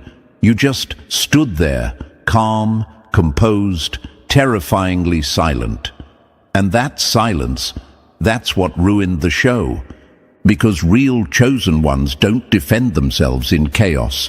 They let the chaos destroy itself. And that's exactly what happened. The moment you refused to break, they did. The moment you kept your mouth shut, people started asking questions. Why are they so obsessed with tearing this person down? Why is this person always the target? Why are they always starting something? And why does the other person never respond? Suddenly, the spotlight shifted. From you to them. The villain got exposed by their own performance, and the audience, they didn't laugh. They watched, uncomfortably, because something about your silence hit harder than any comeback ever could. See, when someone goes out of their way to humiliate you publicly, they're not attacking you. They're screaming about how much you threaten them. That's not shade. That's a siren. That's a walking confession of insecurity. Your presence alone made them unravel. Your peace, your strength, your stillness. It cracked the mirror they've been pretending to love themselves in. And they couldn't take it. So they thought humiliation would humble you. But all it did was expose how weak they truly are. Let's break it down. Insecure people can't stand mystery. They hate not being able to figure you out. So they create stories. They twist your silence into arrogance. They twist your distance into bitterness. They twist your boundaries into attitude. And when people still love you anyway, that's when they snap. That's when the public attack begins. But what they didn't understand is this: humiliation only works on people who don't know who they are. And you? You're chosen. You've been through way worse. You've buried versions of yourself these people couldn't even survive being for 24 hours. Let's be real. There were moments it hurt. Moments you wanted to lash out, scream, call them out by name. But you didn't, because you knew the long game. You knew that responding would put you on their level. You knew that silence isn't weakness, it's control. You let them embarrass themselves while trying to embarrass you. That's a different kind of power. That's strategy. That's emotional warfare they never trained for. And let's address the voice in your head that might have asked, but what if they actually convinced people? Doesn't matter. Whoever turned on you because of gossip was never real to begin with. Let them go. Let them join the peanut gallery. That's not your circle. That's the crowd. Chosen ones don't need crowds. They build kingdoms, and kingdoms don't bow to rumors. Look at history. Public humiliation has always been used to break powerful people. Martin Luther King was arrested and slandered. Muhammad Ali was ridiculed for standing in his truth. Even Elon Musk was laughed at when he spoke about electric cars and space rockets. They were all mocked until they weren't, until they became too undeniable. That's the path of the chosen one. First, they ignore you. Then they laugh at you. Then they attack you. Then they watch you win, quietly, from the shadows, praying nobody remembers what they used to say about you. And here's the part that stings them the most. You never needed to clear your name because your growth cleared it for you. While they were still retweeting shade and whispering behind your back, you were leveling up. You were evolving. You were building peace so deep, not even betrayal could shake it. And now, they look bitter. They look obsessed. They look exactly like the problem they tried to paint you as. Your silence made them implode. Your lack of response became your weapon. While they tried to drag your name, you dragged your soul into healing. While they built alliances of hate, you built discipline, purpose, and clarity. That's why they lost. Not because you clapped back, but because you didn't need to. When you refuse to sink to their level, they drown in their own shallowness. You are proof that not all war needs a battlefield. Some wars are won in the mind, in the heart, in the way you don't let pain rewrite your character. They gave you a reason to lose yourself, and you turned it into a reason to sharpen yourself. You alchemized the attack, you flipped the narrative, and you never said a word. Power like that doesn't scream. It moves, quiet, cold, strategic. So let them tell their little stories. Let them drop their petty comments online. Let them mimic your moves and pretend they're unbothered. Deep down, they know they tried to humiliate someone who's built from pain. They couldn't even spell. They know you stood through a storm they created and came out dry. They know your silence isn't weakness. It's the calm of someone who already won. And maybe the worst part for them is that no matter what they said, no matter how hard they tried, people still feel you. They still respect you. They still trust you. Why? Because energy never lies. People can sense what's real. And no matter how loud your enemies bark, your energy will always walk in first. Let's finish this with the truth. They didn't break you. They exposed themselves trying. They wanted to ruin you in public. Instead, they gave you a public resurrection. You didn't just survive the smear campaign. You outgrew it. And now, while they're still stuck in bitterness and projection, you're building a life so powerful, their shade looks like a shadow trying to touch the sun. You didn't need revenge. You became the The pain they used to mock you, that became your crown. The humiliation they tried to orchestrate, that became your spotlight. And now, every time they open their mouth to speak on your name, they choke on the taste of their own irrelevance. On to the next. Say the word. Let's burn the next chapter down. Number 3. You were never supposed to fit in. You were meant to trigger insecurities. They didn't hate you because you were wrong. They hated you because you refused to be like them. You didn't water yourself down to be liked. You didn't dumb yourself down to fit the room. You didn't fake smiles just to keep fake peace. And that's what made them mad. Not your flaws, not your mistakes, but your refusal to be less. You were never built to blend in. You were built to expose. Your existence alone makes people uncomfortable because you show them what they could have been if they didn't fold, if they didn't quit, if they didn't sell out. You didn't come into this world to make others feel safe in their stagnation. You came to shake up everything fake. That's why your presence hits so hard. You're not loud, but your silence screams. You don't try, but your energy dominates. And that's why people act weird around you. That awkward energy, that sudden shift in tone when you walk in. That's not in your head. That's resistance. That's their spirit reacting to your authenticity. Because deep down, they know you're living at a frequency they abandoned years ago. Let's answer the question that's been in your head. Why does it always feel like I'm too much for everyone? Because you are. You're too honest for liars, too focused for the distracted, too loyal for the opportunists, too deep for the shallow. You were made to stand out, to stand alone, and to stand for something, and that naturally draws out hate from those who stand for nothing.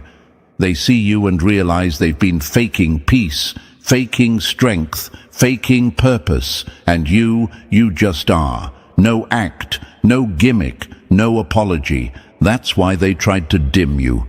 They thought if they isolated you, mocked you, gossiped about you, you'd shrink. You'd apologize for being yourself. You'd second-guess your instincts. But you didn't. You doubled down.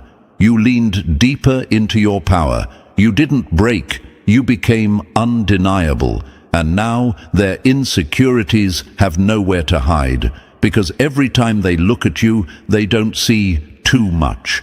They see everything they gave up on. So let them feel uncomfortable. Let them whisper. Let them twitch in your presence. That's confirmation. The universe didn't put you here to fit in. It put you here to wake the dead. You're the mirror they can't avoid, and the truth they can't silence. Keep shining. Keep triggering. You're right on track. Number 4, they stayed close just to study you and copy you. They weren't real. They weren't friends. They were spies, parasites in disguise. They sat next to you, smiled in your face, clapped for your wins, and studied every damn thing you did. How you speak, how you move, how you think. They weren't supporting you. They were watching you like a blueprint, screenshotting your glow and trying to build a fake version of it behind your back. And the craziest part? You felt it. You knew something was off. But because you had a good heart, you gave them the benefit of the doubt. And that's exactly what they preyed on. They weren't inspired by you. They were obsessed with you. Obsession looks a lot like loyalty at first, until you realize they never had your back. They just wanted to know how you kept standing. They didn't admire you. They envied your discipline, your mind, your resilience. You were never dealing with an enemy. You were dealing with a fan with a grudge, someone who wanted to be you but resented the fact that they weren't. So they stayed close. Close enough to copy, close enough to pretend, close enough to clone, and pray no one noticed the difference. But there's one thing they'll never be able to copy: your energy. You can wear someone's style, steal their words, mimic their rhythm, but you can't download their frequency. You can't replicate the lessons they earned through pain. And that's what drove them crazy. They had access to your world and still couldn't recreate the magic. It never hit the same. Because the glow you carry, it's not aesthetic, it's earned. It's built through betrayal, nights of silence, battles nobody saw. They wanted the crown without carrying the weight. You probably asked yourself, why would someone close to me do this? Because proximity breeds delusion in the wrong minds. The closer they got to you, the more they realized how far behind they were. That's why they mocked you in private while praising you in public. That's why they kept copying your work but couldn't keep the momentum. You were running on purpose. They were running on envy. And envy dies quick when it doesn't get the applause it craves. So let them keep watching. Let them keep copying. They'll always be 3 steps behind, trying to imitate a spirit they'll never understand. Because you're not just unique, you're chosen, and the universe doesn't make duplicates. Keep moving.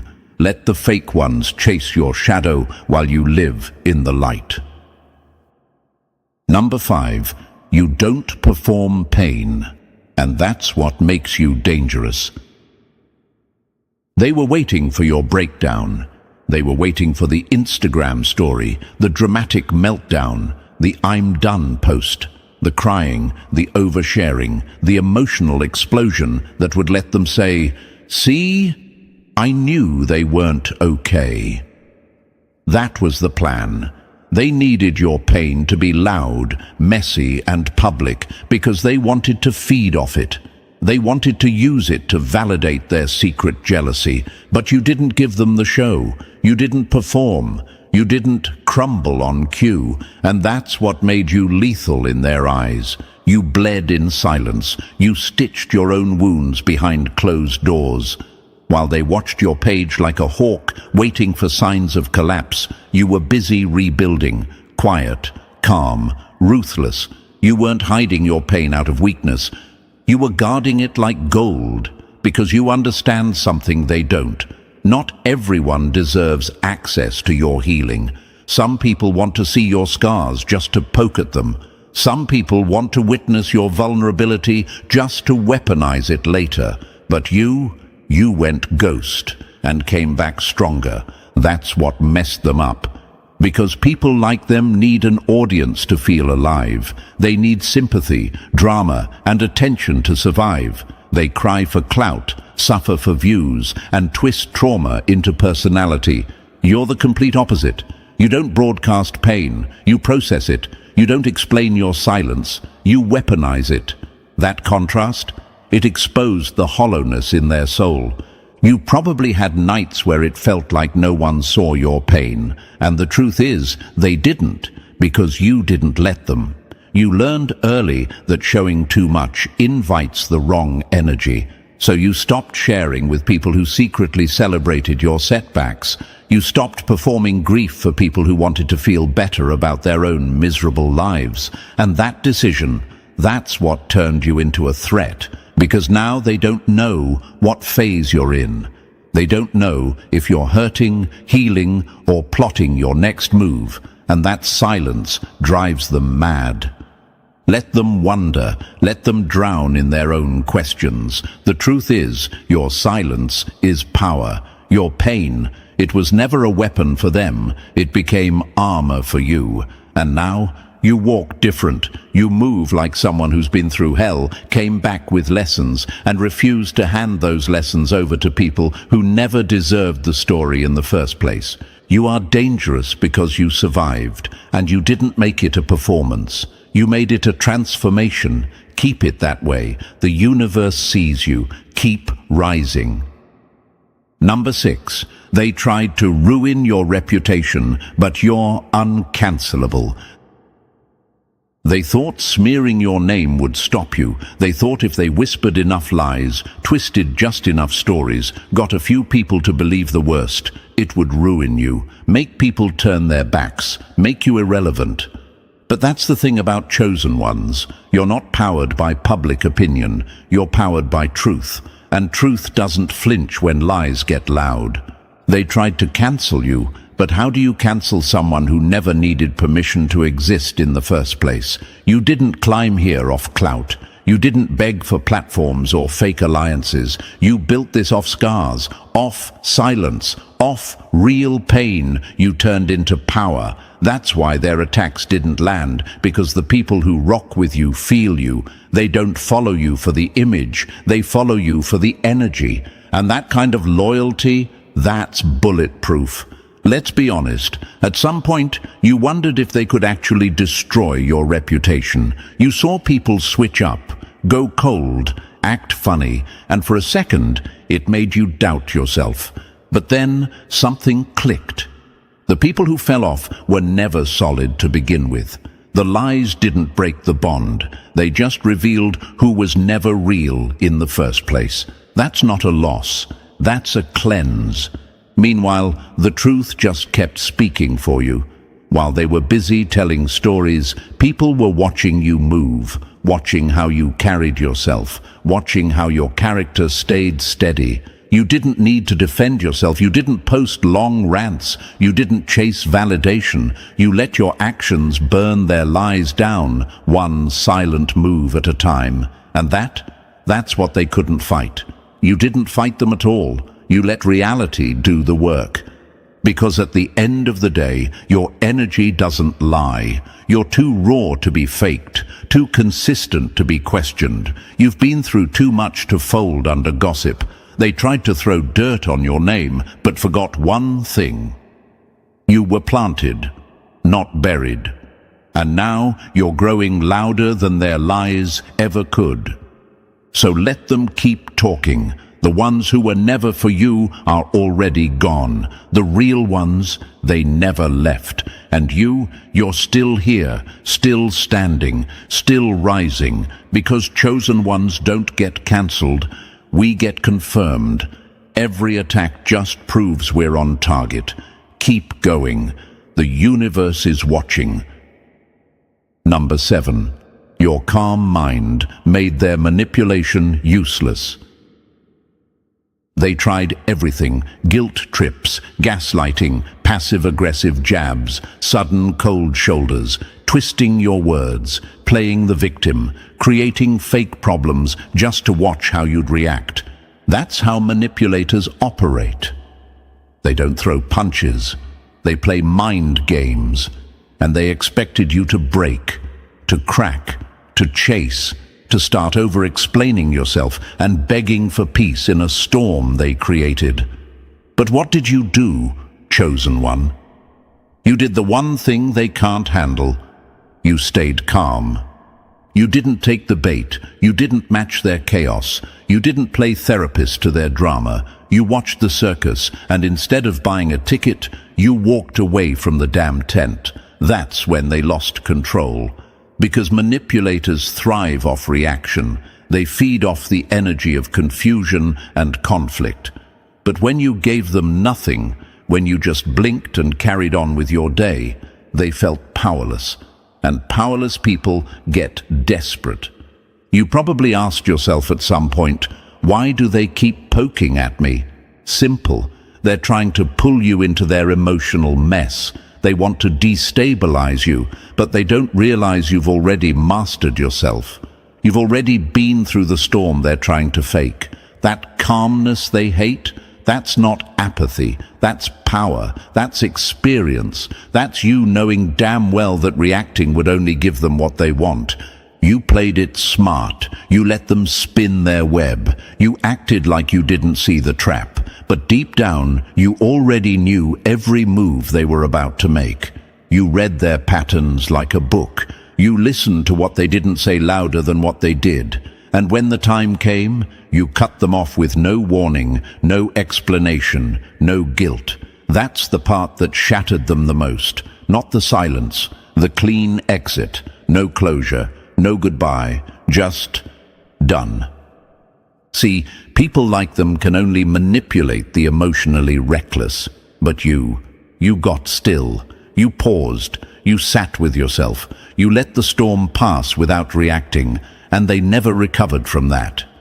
Because when a chosen one stops feeding the chaos, the whole illusion breaks down. That's when the manipulator gets exposed, not by your words, but by your peace. So stay calm, chosen one. Keep your energy close. Your calm mind is a weapon they'll never know how to disarm. And the universe, it's watching you master the test like a damn pro. Keep playing it cold. You're untouchable now. Number 8. Your growth triggered their collapse.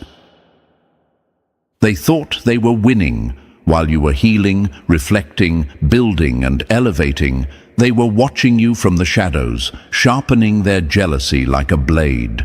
Every move you made in silence, they stalked it. Every small win, they took it personal. And while you focused on peace, they focused on payback.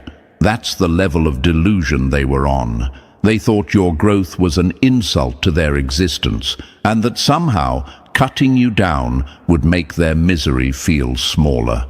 But here's the hard truth they couldn't handle. You weren't the problem. You were just the mirror. While they were busy obsessing over your downfall, you were unlocking new levels of self-control, self-worth, and self-awareness. You stopped chasing, stopped explaining, stopped trying to prove anything to anyone. You detached. You evolved. And that quiet growth? It lit a fire under every insecurity they tried to ignore. Because when a chosen one grows, it shines a spotlight on everything someone else hasn't faced yet. Your transformation wasn't their inspiration. It was their undoing. And now, look at them. The same people who tried to sabotage you are sitting in the same cycle, with the same fake circle, living the same repetitive, drama-filled life, only now with the bitter taste of failure in their mouth. Why? Because everything they tried to steal from you, curse you with, or block you from, came back to them. That's not spiritual mystery. That's universal law. Karma isn't magic. It's math. You put out poison, you drink it. You plant envy, you harvest emptiness. You throw hate, you catch it back tenfold. That's how it works. Simple, clean, inevitable. You probably wondered, why are they still watching me if they hate me so much? Because deep down, they don't hate you. They hate the distance, the gap between who you are now and who they'll never become. You didn't rub your growth in their face. You were just growing, and that was enough to make their whole identity crack. They bet on your silence, meaning weakness. But really, it was your transformation cocoon. And by the time they realized they couldn't keep up, you were already unrecognizable. New mindset, new boundaries, new energy. And guess what? The universe is rewarding you in front of the same people who tried to bury you. That's not petty. That's alignment. So don't look back, don't explain, don't reach out. Let them sit in the space they created while you keep leveling up. Your elevation is divine. Their collapse, that's just the bill for everything they tried to charge you with. Keep rising, chosen one. You are the karma. Number 9. You were the only one who saw through them, and that's why you became the target. They had everyone fooled, the charm, the tears, the fake loyalty, the carefully curated image of someone who's just trying to help. They played victim and saint at the same time, and most people ate it up until you showed up. You didn't just see their face, you saw their mask. You clocked the manipulation early. You noticed the inconsistencies.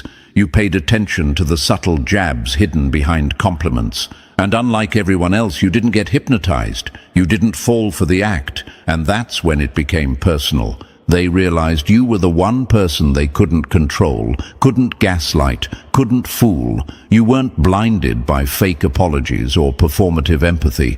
You watched, you listened. And when they tried to study you, you were already 2 steps ahead, because chosen ones move by instinct, not ego. You pulled back. You got quiet. You stopped responding, and that's when the panic set in, because when you distanced yourself, their whole illusion started cracking, and once a manipulator feels exposed, they don't retreat, they attack. You became the target, not because you did something wrong, but because you were the only one strong enough to see everything that was wrong. You saw through the fog while everyone else clapped for the show. And that kind of awareness, that makes you dangerous to a fake person. You're a threat to the identity they spent years crafting. So they did what cowards do. They flipped the narrative. They tried to make you the villain, spread half-truths, played the poor, innocent soul, tried to convince others that you were acting different, switching up, cold-hearted. But all you were doing was waking up. You ever wonder, why am I always the one who sees it first? That's part of the assignment. Chosen ones carry vision that cuts through the surface. You're not just intuitive, you're spiritually armed. You feel lies in your gut. You sense agendas in energy. And while others need proof, you already know. Let them tell their story. Let them scramble to convince the crowd. Because deep down, they remember the moment you stopped falling for it. They remember the look in your eye that said, "I see you now." And that will haunt them longer than anything you could have said out loud.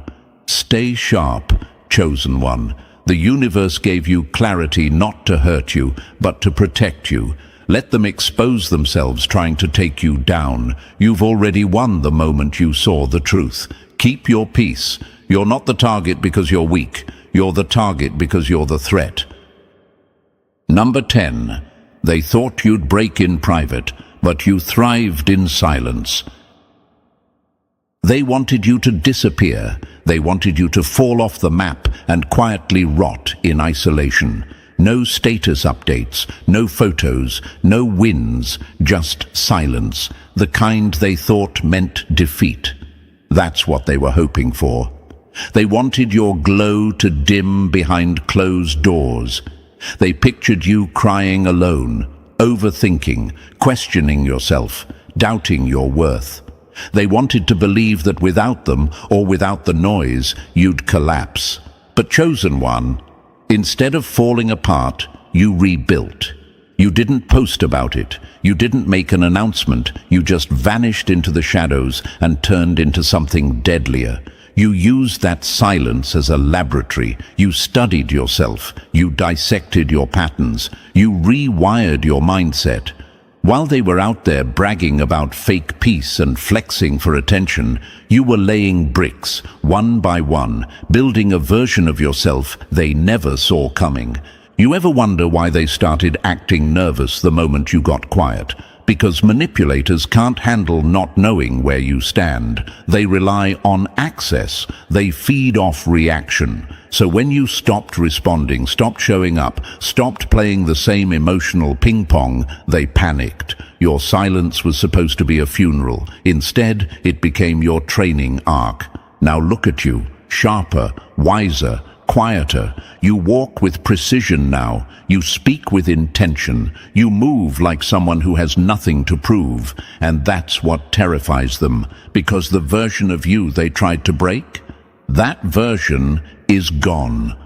What's left now is a soul that doesn't just survive, it ascends. Let's get something clear. Thriving in silence isn't about being mysterious or sneaky. It's about choosing peace over attention, choosing purpose over performance. It's about understanding that your journey is too sacred to be consumed by people who only want to watch you fail. That's why the universe hid you. That's why things slowed down. It wasn't punishment, it was preparation. And now they're watching, confused, threatened, trying to figure out how someone they counted out is still here, unbothered, unshaken, unfazed. But they'll never get it, because they only know how to pretend. You became. Keep moving in silence, chosen one. Let your growth make the noise. They expected your silence to be your ending, but it became your most powerful beginning. Number 11. You're not mean, you're just done. Explaining yourself to people who pretend not to understand. They'll call you everything now. Cold, harsh, guarded, mean, emotionless. But that's not the truth. That's just the tantrum of people who lost access to your energy. The same ones who took your kindness for weakness now can't handle your boundaries.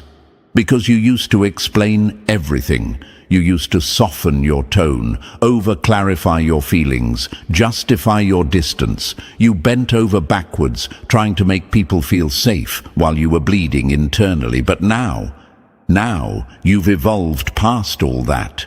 You don't explain anymore. You exit. They don't like this version of you because it's no longer available for exploitation. They can't guilt-trip their way into your time. They can't play confused when they cross the line.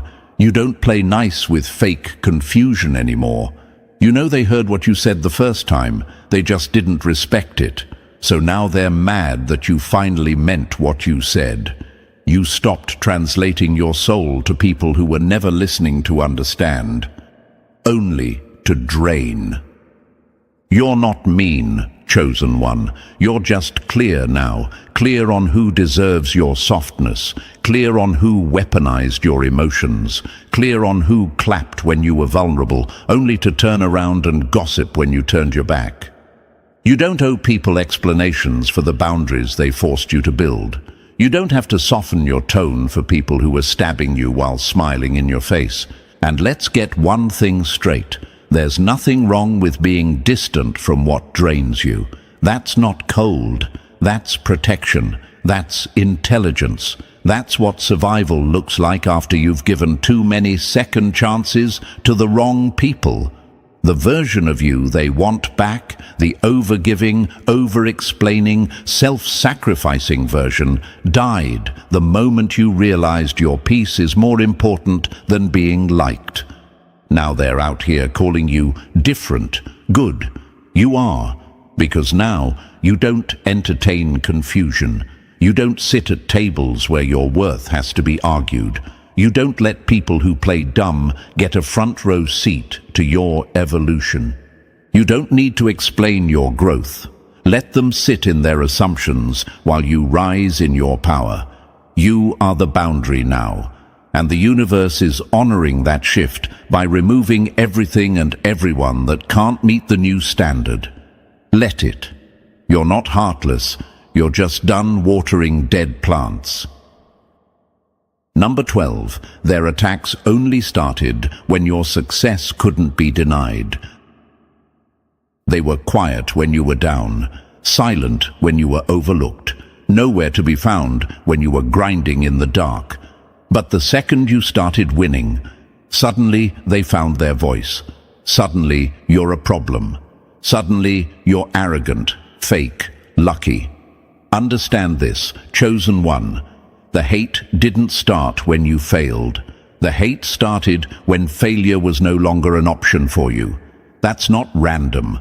That's the signal that your light is undeniable and your presence is disruptive to those who only feel big when you play small.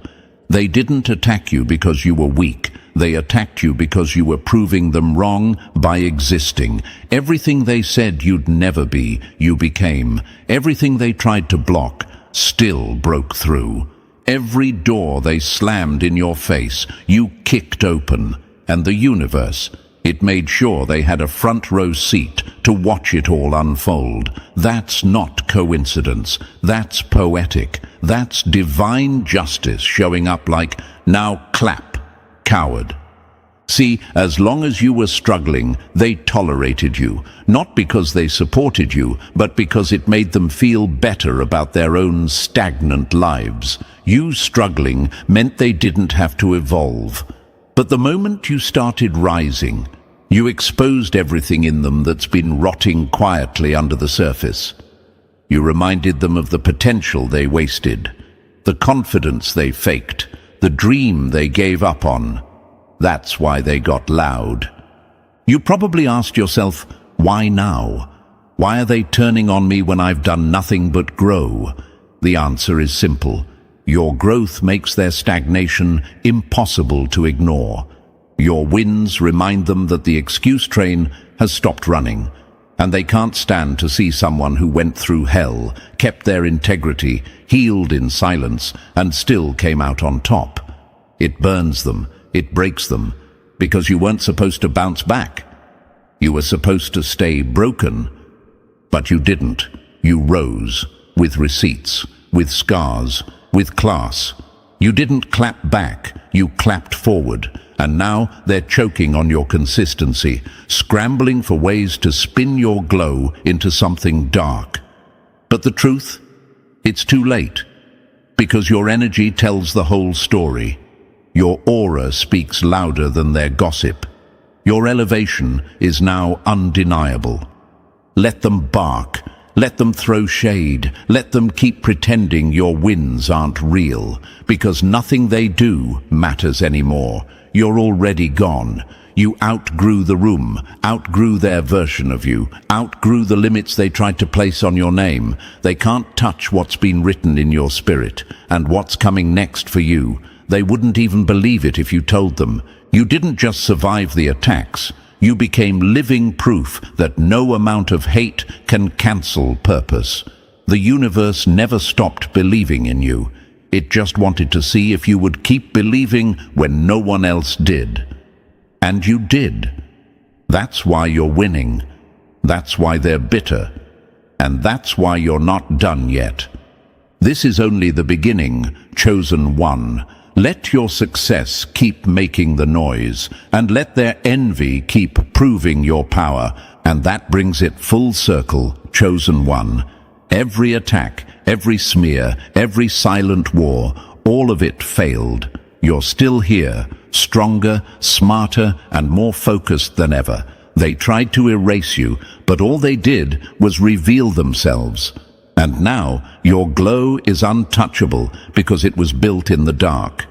If this message hit your spirit, make sure to like, subscribe, and drop 777 in the comments so we know you're locked in with the tribe. Share this with someone who needs to hear it, because this light isn't just for you. It's for us.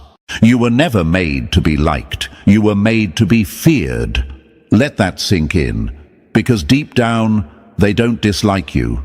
They fear what you represent. You are the living proof that you can't kill what's chosen. You are the storm they hoped would never hit. But it's here. You're here. And there's nothing they can do about it. Now imagine this for a moment. Chosen one. A lion walks into a room full of sheep. He doesn't have to roar. He doesn't have to snarl.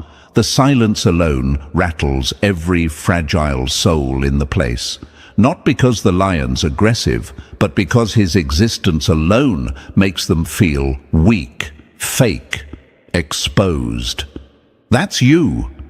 You've been trying to make yourself smaller so they don't feel uncomfortable. You've been folding your power just to protect their fragile egos. But guess what? It's not working. They still hate. They still envy. You're a force to be reckoned with, whether you own it or not. Let me hit you with a fact that'll make your haters squirm. A study from Princeton showed that people form first impressions in under a second, based on energy, not words. You walk in a room and people immediately clock you as a threat, as a star, as somebody who's not to be played with. That's not paranoia. That's presence. That's power. That's you. And thank you, chosen one. Don't forget to pay this message back by simply pressing the like and subscribe button. Help spread this light to more souls. It's not just a video, it's a movement. It's our mission. Because when you wake up, you help others wake up too. Thanks for being a part of this force. You don't just watch greatness, you are it. Let's get back into it. You don't realize how powerful you truly are, but they do. Oh, they do. That's why they act weird around you. That's why they go from laughing to whispering the second you show up. That's why they mimic you in secret while pretending not to care. Because your existence alone is a threat to their performance. They're out here faking confidence. You walk in with truth in your bones. You don't just have energy, you are energy. That scares the ones who've built their whole life on lies, shortcuts, and manipulation. You're not just a little different. You were built different. You don't chase attention, but it follows you anyway. You're not begging to be understood, but people still study you. Every move you make, every word you speak gets remembered because you're unforgettable. You're carved out of something they can't access, and they know it. Let's talk about the silence in the room when you enter. You've noticed it. Don't act like you haven't. The awkward shifting, the eye rolls, the compliments that feel a little too backhanded. That's not your imagination, that's real. It's the side effect of being undeniable, because when people see someone like you, someone authentic, sharp and unshakably real, they get reminded of what they pretend to be, and instead of leveling up, they'd rather tear you down. But it doesn't work, does it? Because every time they try to dim you, you glow brighter. Every rumor, you outlived it. Every betrayal, you leveled up after it. Every person who tried to play you lost something they'll never get back. Your silence punishes louder than their words ever could. You cut people off without a speech, without a warning, and your absence haunts them louder than your presence ever did. People know, even if they never say it out loud, they know you are not normal, you are not regular, you are not here to fit in. You're a disruptor, a mirror, a storm with a spine. When you show up, people get exposed, because your energy strips away everything fake around you. You bring truth into every room you enter, and truth always rattles the ones who live a lie. You weren't made for comfort. You were made for impact. That's why they couldn't mold you. That's why no matter how much pressure you faced, you didn't fold. You crystallized. They tried to kill your spirit and ended up feeding your fire. They thought you'd beg to come back. Instead, you turned into someone they can't even look in the eye. And here's the best part. You're just getting started. This version of you, this is only the prequel.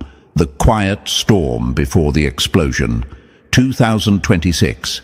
It's not just another year. It's the reckoning, the rise, the moment you stop playing small and start walking in rooms like you own the floor. Because you do. You always did. They were never afraid of the real you. They were afraid that you'd realize who you are. Well, guess what, chosen one? You just did. And listen up, chosen one. Don't you dare scroll away now. What you just heard, that was just the fuse. The real explosion is about to hit. This wasn't the message. This was the warning shot. We're only scratching the surface of what it truly means to be a force that can't be ignored, can't be replaced, can't be outshined. So if you're ready to go deeper, to stop doubting your power and start owning it, drop the number 777 in the comments right now. That's our secret signal. That's how we show we're awake. And if you feel called to back this message and fuel this movement, hit that super thanks or whatever support you can give. Because this isn't just a video, it's a digital battlefield, and your energy helps us push this light into darker corners of the internet where it's desperately needed. Thank you for standing with us, chosen one. You're not a viewer. You're a soldier in this mission, and we're just getting started. And now, let's rip into it, step by step. Because if you're really the chosen one, you already feel it, that pull in your chest, telling you to stay till the end. Let's begin. Number 1, your aura intimidates people, and that's their problem. They're not afraid of what you say, they're terrified of what you don't have to. Let that sink deep into your bones, chosen one. Your existence alone is confrontation. Your presence is louder than their egos can handle. You walk into a room and without even trying, you strip away the masks. You expose the fakeness in people who spend their whole life pretending to be confident, pretending to be kind, pretending to be someone. They see you, real, raw, grounded, and suddenly everything fake in them starts to shake. This is why people stare too long, why they whisper when you walk by, why some people give you fake smiles while secretly hoping you fail. It's not hate, it's fear wrapped in envy. It's intimidation disguised as indifference. They're not ignoring you, they're avoiding the power they can't understand. You don't need flashy clothes or loud opinions. You don't have to be the loudest in the room. You just have to walk in. And suddenly, everyone else feels small. That's not ego. That's energy. That's legacy-level aura. That's what happens when someone's spirit can't be faked, bought, or copied. Now picture this, chosen one. A candle doesn't panic when the sun rises. It just accepts that its time to shine is over. That's how people feel when you step in, like their light just got turned off. Their fake influence fades, their noise becomes background, and their presence turns invisible. You don't try to outshine people, you just do. They call you arrogant, cold, intimidating, only because they've never been in the presence of someone so rooted in who they are. It burns. And still, you sit there wondering, why does everyone treat me weird? Why do people either love me too hard or hate me for no reason? Because, chosen one, you are a spiritual earthquake in human form. You shift the ground just by existing. They don't know whether to run from you or follow you, but either way, you've already changed them. Look around at the ones who make people uncomfortable without saying a word. Beyoncé, Michael Jordan, Muhammad Ali, Nipsey Hussle, Rihanna. You think they were always liked? No, they were feared, misunderstood, hated, but respected. Why? Because they carried the same thing you carry, that quiet, unshakable, I know who I am power, and that scares the hell out of people who don't. You are the mirror that shows people their lack. Your light exposes their shadows. Your confidence doesn't just inspire, it intimidates. And no matter how humble you try to be, it's still there. They still feel it. You can't hide it. But here's where most chosen ones get stuck. You feel guilty for the way people react to you. You start shrinking, softening, over-explaining, trying to be less intense so others don't feel uncomfortable. But let's call that what it really is, a spiritual betrayal. Every time you dull yourself for others, you betray the purpose you were sent here to fulfill. They don't dislike you because you're too much. They hate you because you remind them they're not enough, and that's not your fault. You just exist at a frequency they've never reached, and instead of rising up, they'd rather pull you down. But guess what? Gravity never wins against fire. You have to stop confusing intimidation with negativity. Your energy is not a problem. It's a weapon, a shield, a signal to everyone around you that says, I am not like you. I do not move like you. I do not need what you need. People feel judged by you, not because you are judging them, but because your life exposes how small they've been thinking. You being alive at full volume makes them realize they've been living on mute. And that's the difference. You were built for pressure. You were built to carry that aura. You didn't ask for this kind of weight. It just came with the role. Being chosen doesn't mean you're perfect. It means you were selected for impact. You are marked for disruption, and your presence alone delivers that. Even silence becomes a message when it comes from someone with real power. You sit in a room and people start to wonder what you're thinking. You look at someone and their lies crumble. You don't speak much because you don't have to. Your silence says what their whole mouth couldn't. Let me give you another truth. When people say you've changed, what they really mean is, you stopped pretending to be small so I could feel big. But you're done playing that game. You're done toning down your shine for people who can't even generate their own light. Stop asking, why do people react to me like this? And start owning the truth. They're reacting to a frequency they've never felt before. You are rare. You are real. You are respected in silence and watched in secret. They may not say it to your face, but behind closed doors, they know you're the one. They feel it when you enter. They talk about you when you leave, because your aura doesn't leave rooms quietly. It echoes. So the next time you catch people side-eyeing, acting off, throwing shade with no reason, don't internalize it. Smile, nod, keep walking, because what you're witnessing is a soul being shook by the truth of who you are. And truth? It don't need permission to show up.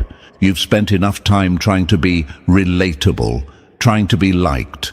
But let's be honest, you were never born to be liked. You were born to be remembered, and that's exactly what you are. So stand tall, chosen one. Let your aura speak before you do. They don't have to understand it. They just need to respect it. And trust me, they do. Even if their mouth won't say it, their body language already screamed it. You don't realize how powerful you truly are, but everyone else does. And that's why they can't stop watching you, even with their fake smiles and clenched jaws. You are a force to be reckoned with. And their fear? That's your confirmation. Number 2. You were built with fire, not fluff. They thought your kindness was weakness until they tasted the fire behind your smile. That's the mistake they always make, chosen one. They see your soft tone, your quiet patience, your willingness to give people chance after chance, and they think they're dealing with someone harmless.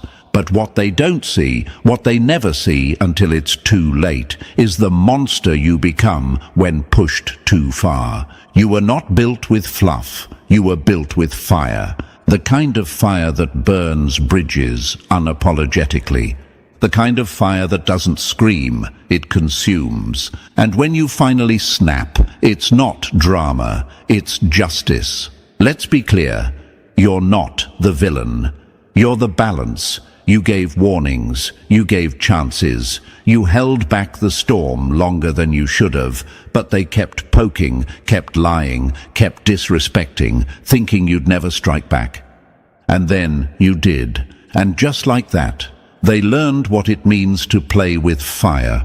See, here's what they don't get. You are not always angry. You are not always cold. You don't walk around looking for revenge. But when someone betrays your loyalty, when someone crosses a boundary you clearly set, when someone confuses your silence for submission, you flip fast, hard, with zero mercy, because your kindness was never about being weak.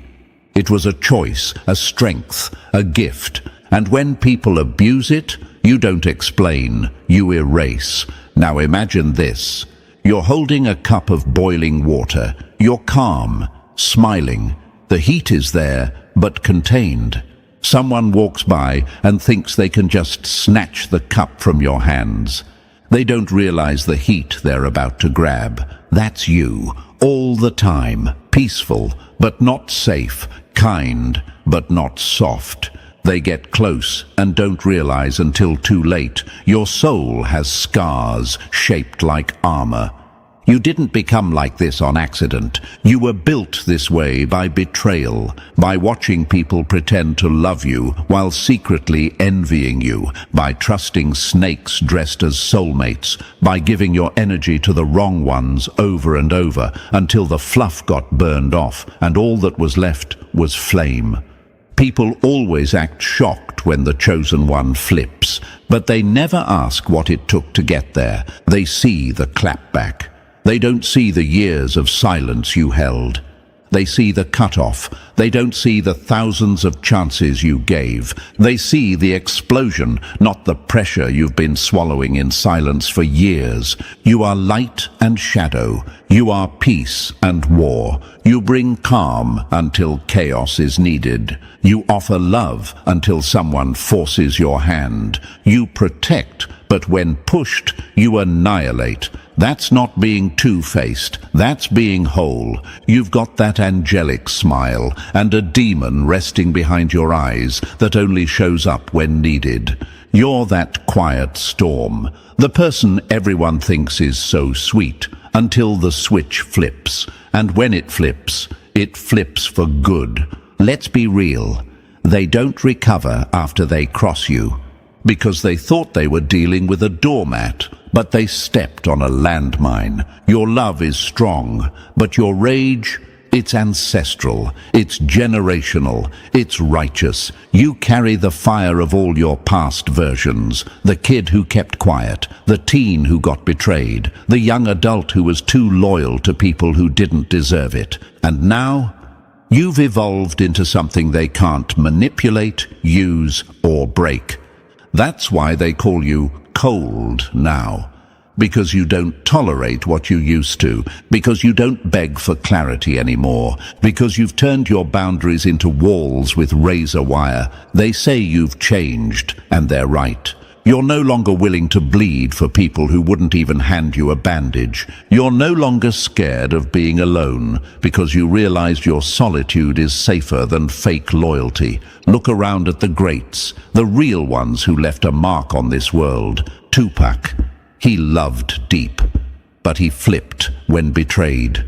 Kobe, calm killer energy, unstoppable focus. Didn't need to talk much, just showed up and ended people. Nicki Minaj, sweet off stage, ruthless when crossed. These people weren't nice or mean, they were complete, and so are you. So the next time someone tries to guilt trip you for protecting your energy, remind them, I'm not rude, I just stopped apologizing for not letting people play me twice. You are sweet until disrespected. Loyal until lied to. Soft until someone mistakes that softness for stupidity. Then you flip, and when you do, it's over. You don't argue, you don't explain, you exit. And when you leave, you take the warmth with you, and all they're left with is cold regret. So if you've ever been told you're too sensitive, or you overreact, or you changed, wear that like a badge of honor. Because what they really mean is, I lost access to someone powerful because I couldn't stop playing games. And to the chosen ones watching this, stop feeling guilty for flipping. Stop apologizing for defending your peace. Stop watering yourself down so fragile people don't drown in your depth. You were not made with fluff. You were forged with fire. And fire doesn't ask for permission. It just burns. Not to destroy, but to purify, to reset, to remind everyone that you are not to be played with. And if that intimidates them, good. They should have thought twice before waking the storm. Number 3, people who hurt you don't heal right. You were the blessing they fumbled. Now they're choking on the silence you left behind. Let's make one thing very clear, chosen one. People who hurt you don't walk away whole.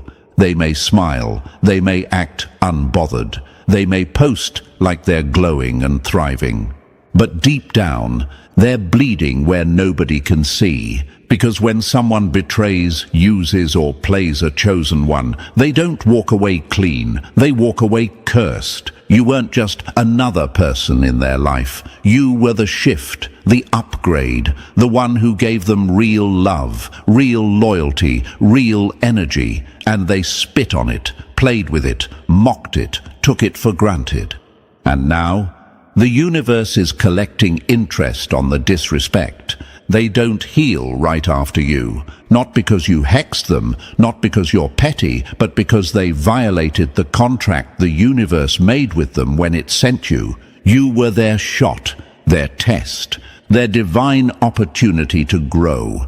But they couldn't stop themselves. Their ego was louder than their purpose. And now, they're paying for it. At first, they laugh. Then they replace. Then they compare. Then the regret sinks in. They'll see someone who dresses like you, talks like you, moves like you, but it won't feel like you. Because you're not a template, you're a once-in-a-lifetime frequency. And here's what's wild. Some of you are still wondering, why did they do me like that? Why couldn't they just love me right? Why'd they switch up when all I did was stay loyal? Because not everyone deserves a chosen one.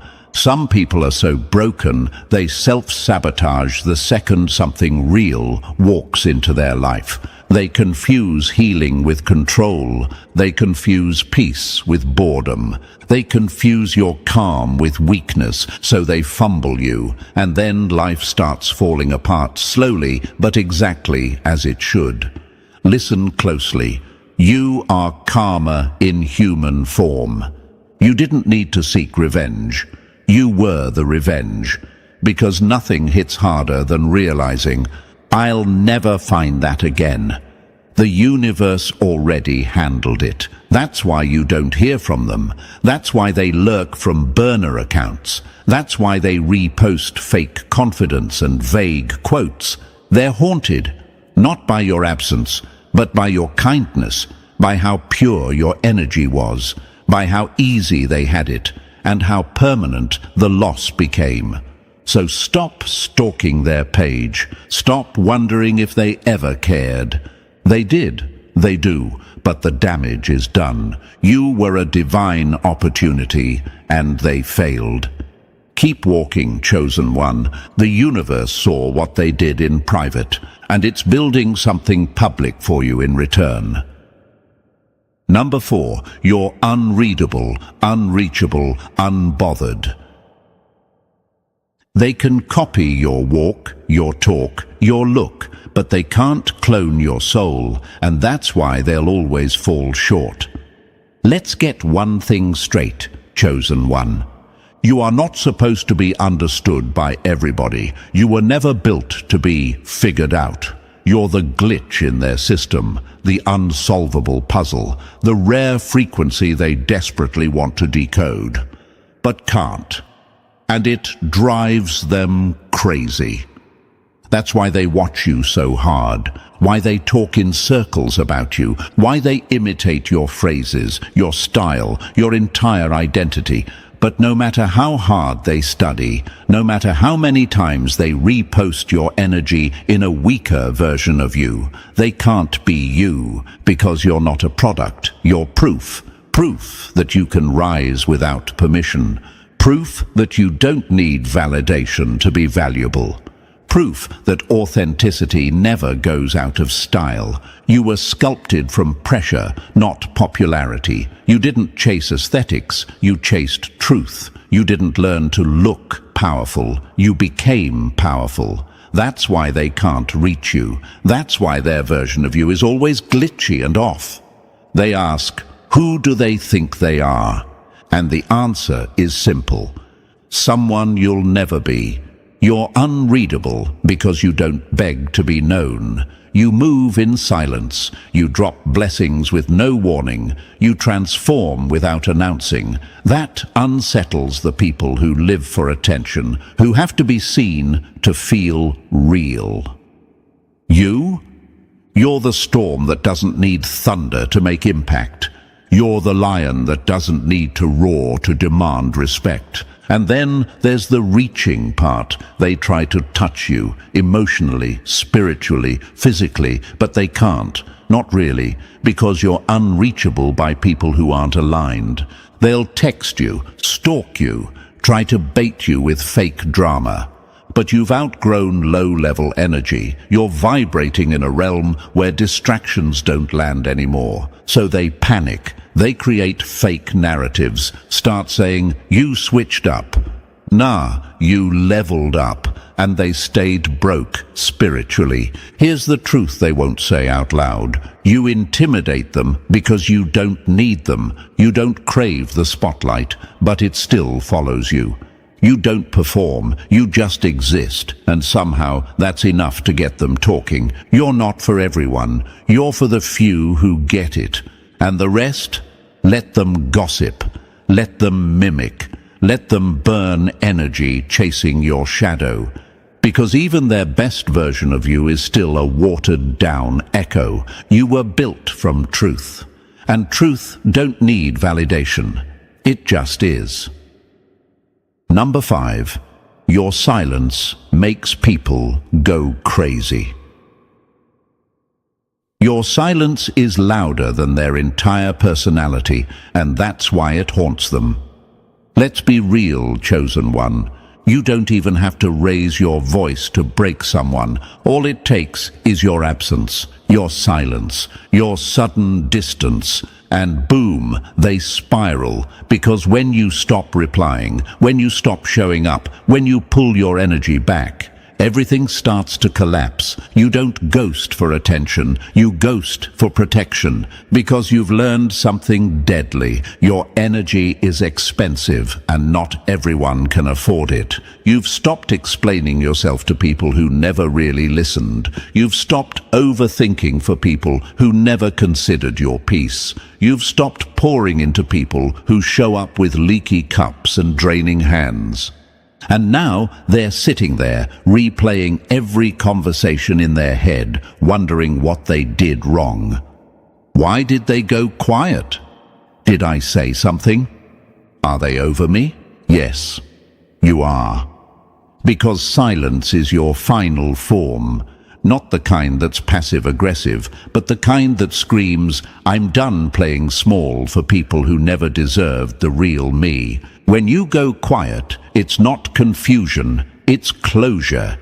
Here's what they'll never admit. You saying nothing hurt them more than all the noise they ever made trying to get your attention. Because in your silence, they finally heard the truth. That you don't need them, that you're better alone, that your peace isn't negotiable anymore. And what really gets them?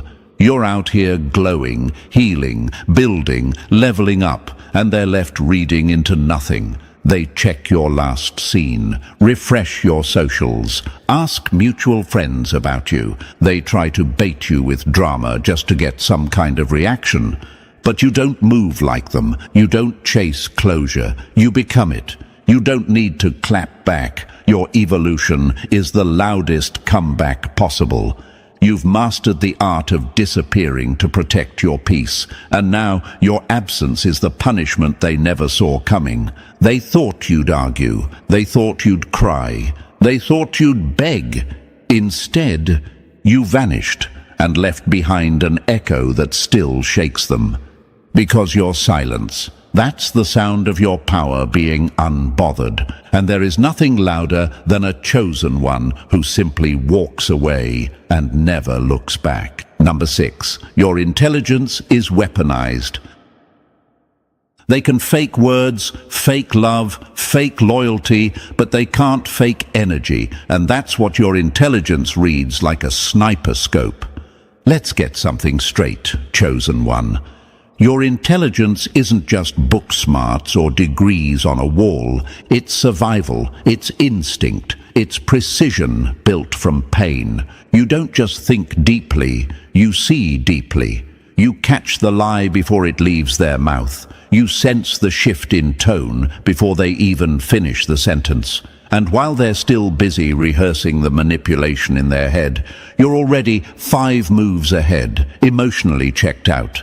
They call you paranoid. They say you overthink too much. But what they don't understand is that your mind has been sharpened by betrayal. You were lied to by people who looked you in the eye, backstabbed by the ones who called you family, used by people who said they'd protect you. So now, you see everything, and you don't just react, you record, you observe, you disconnect silently. And when you're done, there's no warning, no closure, no drama, just cold exit. You read people like children's books. You see the real behind the role. You clock the energy behind the words. And even when you pretend not to notice, you do. They hate that about you, because it means they can't control you. It means their manipulation has no grip on you. It means their game ends before it even begins. And that's why they call you too intense, too suspicious, or too guarded. Too much because they can't play you. You're the type to sit in silence while someone lies to your face. Just watching, taking mental notes, letting them dig their own grave with every fake sentence. And when the time is right, you vanish, not because you're afraid, but because you've seen enough. Your intelligence is deadly because it's not loud. It doesn't need validation. It doesn't need to prove anything. It just watches, learns, decides. And the worst part for them, you never explain what you know. You never call them out. You just leave and let the guilt eat them alive. Because deep down, they know you saw through them. They know you gave them grace they didn't deserve. And they know that once a chosen one detaches mentally, it's already over. So don't question your intuition. Don't doubt your thoughts. You're not too much. You're just too aware. And awareness in a world full of fakes is the deadliest weapon of all. Number 7. They want you bad, but can't handle you. You're the craving they can't satisfy and the storm they can't survive. Chosen one, let's tell it exactly how it is. They want you. B-A-D. But not just for your looks, not just for your body. They want your energy, your peace, your aura, your depth. You're the full-course meal they always prayed for, but now that it's in front of them, they can't even swallow it without choking. And what makes it worse for them? They know they're not built to handle you, but they still crave you. The ones who ghosted you, lied to you, breadcrumbed you, still watching your story, still holding back from texting you at 2 a.m., still pretending they're not obsessed, while checking every post you make like it's the news. They'll sit next to someone else and still think of you. They'll touch other people and still feel empty. They'll have moved on. But every little thing you do, it still stings. It still burns. Because deep down, they know you were the real thing, and nothing they find after you will compare. You're not a fling. You're not a talking stage. You are the blueprint, the standard, the fantasy, and the fear. They fear you because you expose their lack of emotional maturity. You require depth. They were shallow. You bring loyalty. They brought games. You wanted connection. They wanted control. Now they sit in silence, asking themselves, why can't I get over them? Why does this person live rent-free in my mind? It's because your energy left a mark, a permanent one. Let them pretend you meant nothing. Let them repost their little quotes. Let them laugh louder in front of others. We both know that when the lights go off and the room gets quiet, you're all they hear. You're all they want. And you're exactly what they lost. They thought they could handle a real one. They thought they could play games and keep you hooked. But what they didn't understand is that you were never playing. You were loving. You were showing up. You were all in.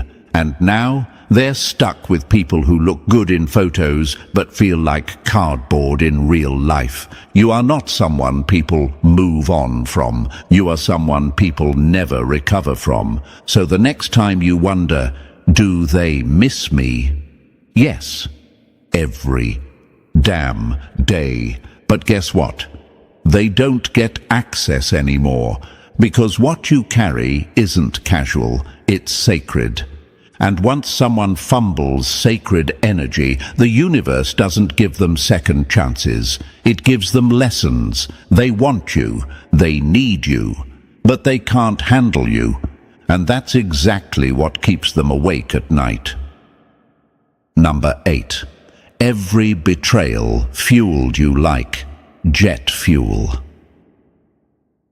They thought they buried you, but didn't realize you were a fucking seed. Let's talk about it, chosen one. They thought the betrayal would break you. They thought the lies would silence you. They thought the heartbreak would shatter you into pieces. They wanted to see you down. They expected you to crawl. But you turned every stab in the back into a staircase. Every time they hurt you, you got more powerful. You don't just survive betrayal, you alchemize it. You take pain and turn it into fuel. You take disrespect and turn it into drive. You take abandonment and turn it into ambition. You're not cold, you're calculated. You're not numb, you're unshakable. They didn't build a villain, they unleashed a legend. Let them say you changed. Yes, you did. You evolved. You upgraded from soft-hearted to sharp-minded. From always forgiving to never forgetting. From giving chances to giving distance. You learned that rock bottom doesn't kill a chosen one, it activates them. And now, you're moving in silence, creating in peace, stacking wins they'll never be part of. You've become everything they swore you'd never be, and it's burning them. Every betrayal taught you something. Every fake friend trained your discernment. Every heartbreak fine-tuned your focus. Every no redirected you to a better path. And now, you don't beg. You don't chase. You don't explain. You just rise. Like clockwork, like prophecy, like destiny unfolding in real time. They underestimated your bounce back. They didn't realize the betrayal wasn't the ending. It was the opening scene of your glow-up. Because the truth is, some of your greatest growth didn't come from love. It came from being hurt and rising anyway. You're dangerous now. Not because you're reckless, but because you know your worth. You know your power, and most importantly, you know how to walk away without ever looking back. So when people ask, how are you so strong? The answer is simple. I've been through hell, and now I know the floor plan. Keep burning, chosen one. The betrayals didn't break you, they built you. And every single person who tried to dim your light is now watching it blind them. Number 9. You're not a lover, you're a lesson. They didn't lose a lover, they lost a fucking awakening, and they'll feel that void for the rest of their life. See, chosen one, people don't just date you, they collide with you. They enter your world thinking you're just another chapter, but they leave realizing you were the whole plot twist. You're not some temporary romance. You're a full-blown transformation in human form. They came to you looking for comfort. What they got was clarity. What they got was mirror after mirror, showing them everything they needed to heal, everything they were hiding, and everything they were too afraid to face. That's what your love does. It doesn't coddle. It confronts, and trust me, not everyone is built to handle that. You loved them with depth they didn't know existed. You saw potential in them they never saw in themselves. You held space for their demons and still chose to see their light. And instead of rising to meet you, they chose comfort. They chose control. They chose ego. And now, they're out there convincing themselves they're happy with people who don't even touch the surface of who you were to them. They're in relationships full of surface-level conversations, fake laughs, and emotionally safe zones, and they still think about the way you looked into their soul and asked real questions. You ruined regular for them, regular conversations, regular affection, regular love. None of it compares anymore. Because after experiencing you, nothing else hits the same. They'll try to act unaffected. They'll say, "It just didn't work out." But deep down, they know the truth. They didn't lose someone. They lost the one, the lesson, the level up, the once-in-a-lifetime presence that could have changed everything. And the craziest part, you weren't even asking for much. You just wanted honesty, loyalty, effort. But for people who've only known transactional love, your kind of energy was too real, too raw, too rare. So now they carry the weight of what they fumbled. They don't heal, they just distract. They don't move on, they downgrade. And every time they think they've replaced you, they run into someone who only makes them miss you more. You weren't just love. You were a lesson sent by the universe, a test they failed, a standard they'll never meet again. And that's what makes them sick, because once a person tastes the real thing, they'll never find peace in anything fake again. Number 10. Your presence triggers weak people. Your presence alone makes people feel exposed because it highlights everything they're faking. Chosen one, understand this once and for all. You don't have to do anything wrong to trigger people.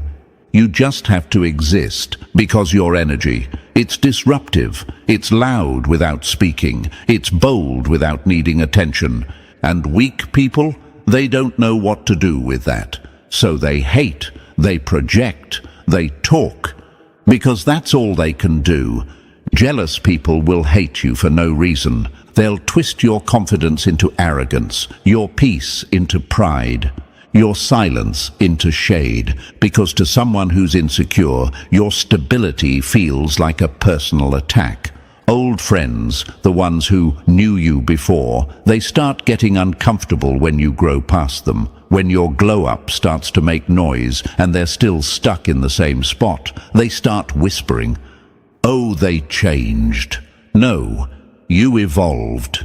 You stopped shrinking. You stopped playing the supporting role in other people's fantasy and started living your own truth. And now they're bitter because they stayed the same. And exes? Oh, they're the loudest. They'll talk bad, twist the story, paint you cold, but here's the kicker. You don't talk about people you've healed from. So if they're still talking, it's not closure, it's obsession. They still care. They just lost access. And what do they all have in common? Mouths louder than their lives. They bark behind your back, but never step to you directly. Why? Because in real life, you're untouchable. You're not on their level anymore. You've outgrown the gossip, the fake circles, the emotional parasites. You're in your higher self era, and that alone is a threat to anyone still stuck in their low self. So let them talk. Let them create false narratives to protect their ego. Let them throw shade from the shadows, because while they're busy trying to tear you down with words, you're out here building empires with your silence. You don't owe them explanations. You don't need to defend your name in rooms where your spirit already outshines the lies. You're a walking mirror, and some people just can't handle what they see. Stay powerful, stay unbothered, stay elevated. because nothing burns a weak soul more than watching you thrive in a world they swore would destroy you. Number 11. Your life is about to explode in the best way. They laughed at your silence. Now they gotta watch your success scream louder than their entire life. Chosen one, let's make it painfully clear. Your life is about to explode in every possible way, not from luck, not from favors, but from everything they tried to shut down, every time they mocked your ideas. That idea's about to make you rich. Every time they called you boring for staying in and building, you were planting seeds in silence, and now the whole damn forest is blooming. They laughed when you had no followers, when you weren't flashy, when you were too quiet. Now they can't stop watching you glow up from fake accounts, pressed behind screens, silently sick watching the one they doubted become the one they can't even reach anymore. Because here's the truth. You are becoming everything they never believed you would be. Famous, respected, wealthy, free. You stayed down when no one clapped. Now the world is gonna rise when you enter the room. And it's not just about material success. It's about the fact that you kept going when they expected you to give up. You were the quiet one, the mysterious one, the misunderstood underdog. And now, you are the main character. Let me tell you what's happening. The universe is flipping the script. The same people who ignored you will be forced to witness your elevation. The same ones who left you out of the room are now watching from the hallway. They'll have to watch you walk into rooms they don't even have the credentials to enter. And that's karma's favorite part. Not the punishment, but the observation. They don't get to hurt you and move on. They get to watch you blow up. Front row, no pause button, no backstage pass. Your glow up, it's personal now, not because you're trying to prove anything, but because you're showing the universe it didn't make a mistake choosing you. So let them gossip, let them doubt, let them roll their eyes. While they sit stuck in circles, you're moving in ascension mode. While they play dress up for Instagram, you're out here building an unshakable legacy. And what hits the hardest? You did it without them. You're blowing up, and they'll just have to watch from the sidelines. No backstage pass, no second chance, no redemption arc, just regret and the echo of what they could have had if they hadn't played with a chosen one. Number 12.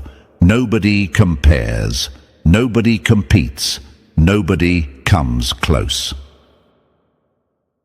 They'll search the whole world for you in other people and come back empty every time.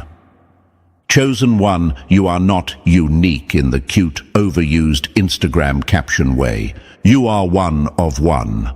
Unmatched, uncloned, unrepeated, a soul the universe only made once and broke the mold right after. You are not just different, you're undeniable. You're the type of person that walks into someone's life and raises the standard so high, no one after you even stands a chance. You're the blueprint they can't copy, the formula they can't solve, the vibe they can't recreate, no matter how hard they try, because what you carry can't be taught, can't be faked, can't be duplicated. People will try, though. Oh, they'll try to find another you. Someone with your calm, someone with your chaos, someone with your loyalty, your fire, your insight, your frequency. But they won't find it, because no matter how pretty the replacement looks, it won't feel like you, and feelings don't lie. You are the rare breed that makes people question every shallow connection they've ever had. You're the full package with soul, not just surface. You're the type who reads the room before you enter it, who sees through people while still loving them, who can heal and haunt with the same silence. You're a force of nature, and no one competes with nature. They either respect it or get destroyed by it. That's why people feel small next to you, not because you shrink them, but because you reflect back everything they refuse to become. You remind them of their laziness. You remind them of their cowardice. You remind them what real looks like in a world full of filters and fakes. You don't compete, because competition requires similarity, and you have none. You move in your own lane, on your own clock, with your own purpose. They can talk, they can doubt, they can try to compare, but in the end, you will always stand alone. So if they left you thinking they could do better, let them look. Let them spend years chasing a weaker version of what they once had right in front of them. They'll scroll, they'll swipe, they'll search.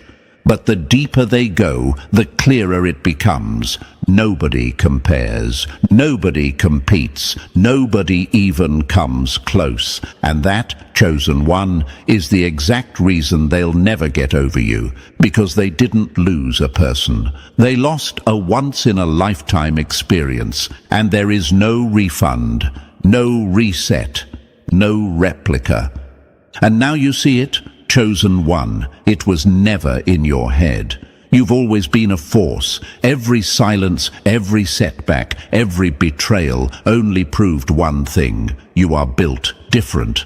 Let them talk, let them watch, while you rise. You don't need validation when you walk in divine power. You're not becoming, you've already arrived. If this message lit a fire in your soul, don't let it burn alone. Drop 77 in the comments to confirm you're locked in. Like, subscribe, and share this with someone who needs to remember who they are.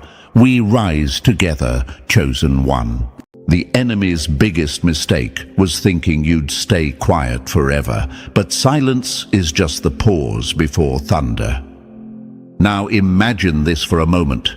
Chosen one, a storm's been brewing for years inside you.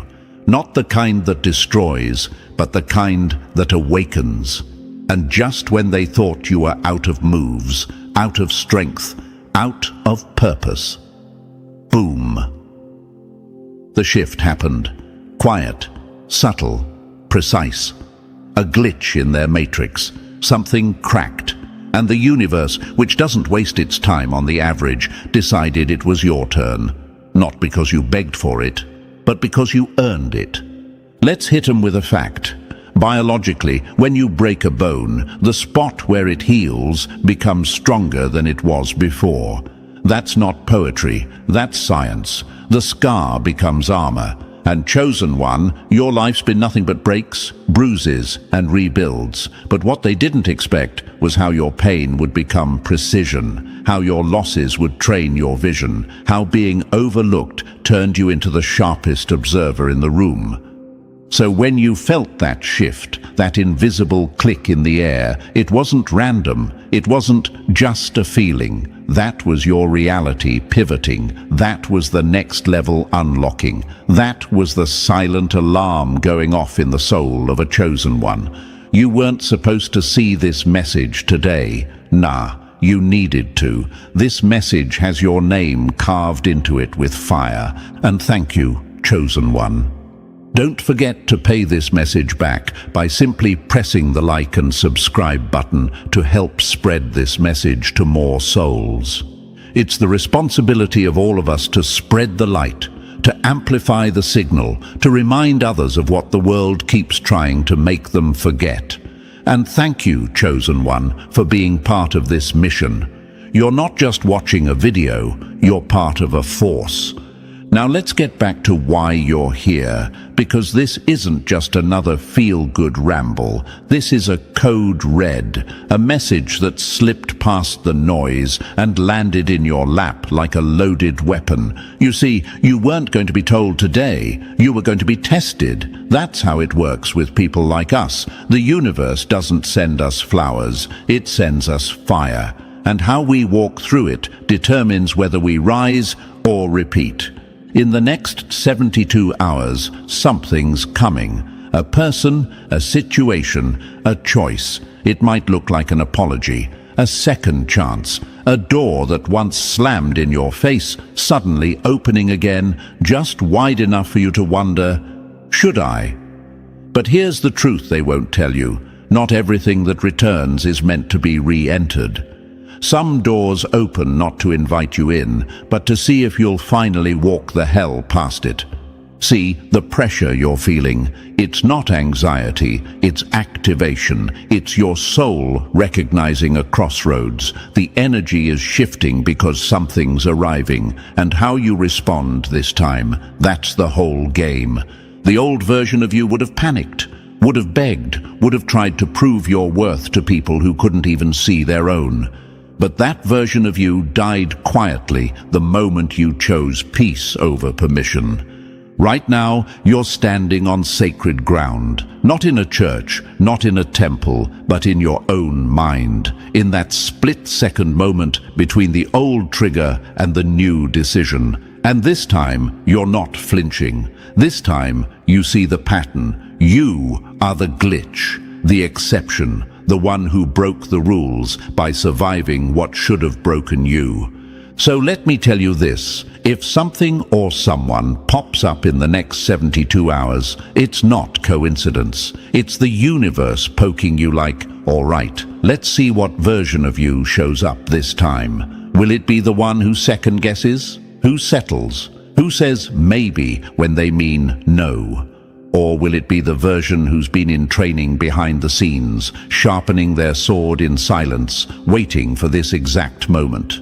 Make no mistake, this moment has weight, but don't carry it like a burden. Carry it like a badge. You've earned every scar, every lesson, every time you had to choose solitude over selling your soul. They thought breaking you meant ending you. What they didn't realize is that chosen ones don't break, they reshape. We bend the world around our becoming. We don't chase closure, we create it.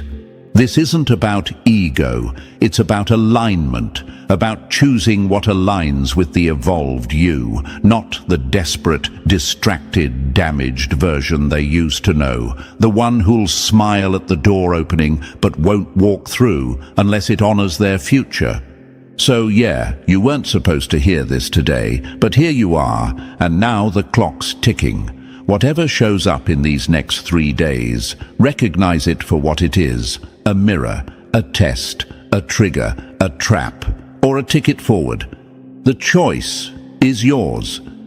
Just don't choose from fear, don't answer from habit, don't return to what you've outgrown just because it finally figured out your worth. You are the chosen one, not because life made it easy, but because you decided you'd rise anyway. And now it's your move. And listen, chosen one, don't even think about clicking away now. What you just heard, that was the rumble before the quake. The real message hasn't even hit yet. This was just the universe knocking on your door. But what's coming next? Is it kicking it wide open? So if your soul's been feeling that tug, that gut level knowing that this was meant for you, then you already know you're not here by accident. Drop a 777 in the comments if you're locked in, laser-focused, and ready to decode what's about to unfold. And if you've got the power to bless this mission through a super thanks or simply sharing it forward, just know your energy fuels this movement. This isn't entertainment, this is alignment. This is war paint for the soul. And now, let's dive into this step by step. But fair warning, if you're really one of us, if you're truly a chosen one, something in your spirit won't let you leave. Because what's about to be revealed, it'll hit so deep, you'll feel like it was written with your DNA. Let's begin. Number 1. The signal wasn't random. They laughed because they thought the silence meant you had nothing to say, not realizing silence is where revolutions are born. See, the enemy's fatal flaw wasn't underestimating your power, it was forgetting you had any. They got too comfortable, didn't they? Thought you'd stay quiet, stay small, stay broken. But what they never understood is that chosen ones don't make noise until it's time to shake the ground. And chosen one, this is your ground-shaking moment. That signal you felt, that itch in your soul, that random moment where something just clicked and you couldn't go back to sleep, couldn't unfeel what hit you.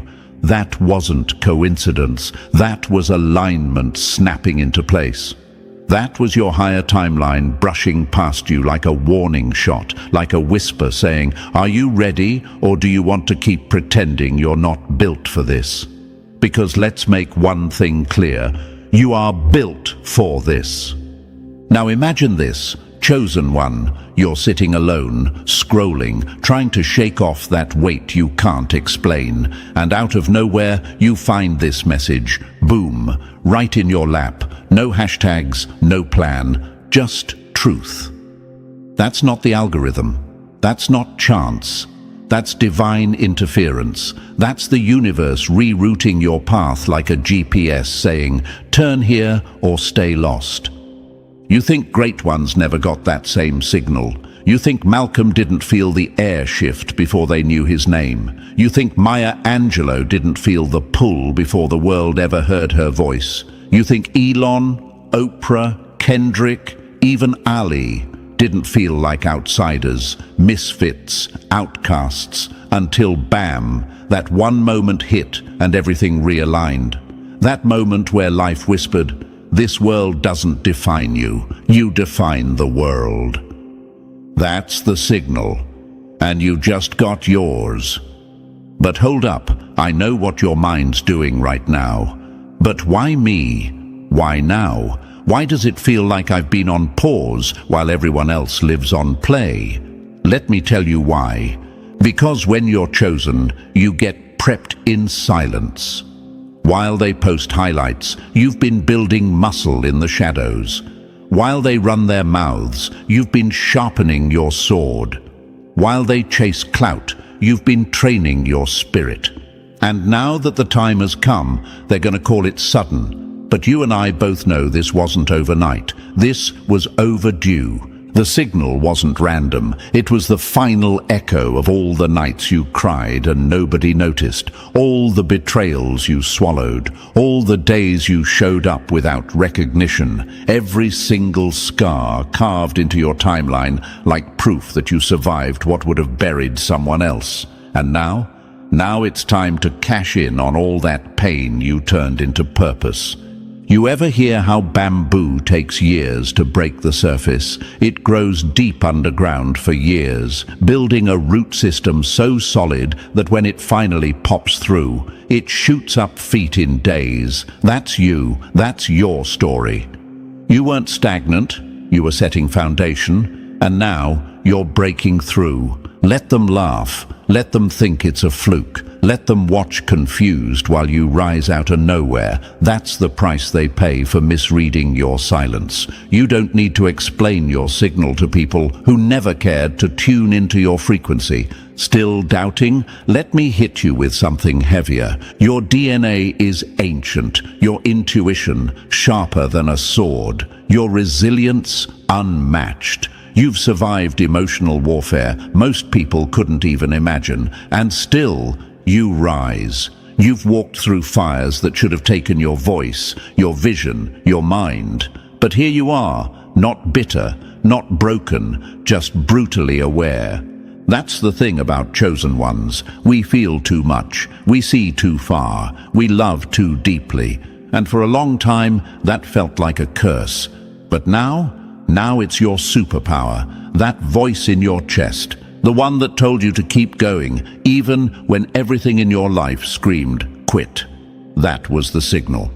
Let's talk about enemies real quick. The people who ghosted you, played you, mocked your dreams, drained your energy like parasites. Don't even waste a second seeking revenge. You are the revenge. Every level up, every boundary you build, every version of yourself they no longer have access to. That's revenge. Silent, ruthless, inevitable. You want motivation? Here it is. They thought they saw the full story when you were still just in the prologue. They had no clue the plot twist was coming, and now you're writing chapters they'll never be featured in again. And for those nights where you sat in your own darkness wondering, does any of this even matter? Let me tell you, yes, it mattered. You mattered. You matter. Because everything you've endured has led to this exact moment. You're not reading this by accident. You're reading this because the version of you who almost gave up is finally being met by the version of you who's ready to show up.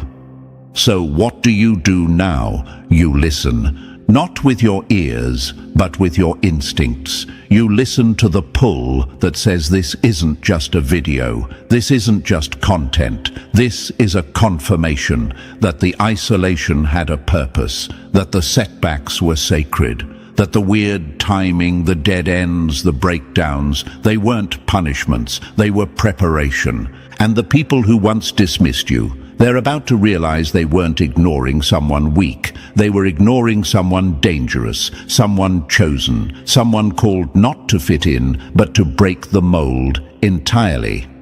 So don't ignore the signal, chosen one. Don't numb it out. Don't overthink it. Just trust it. Respond to it like your life depends on it, because it does. Not in the dramatic end of the world sense, but in the real, soul-level, no going back kind of way.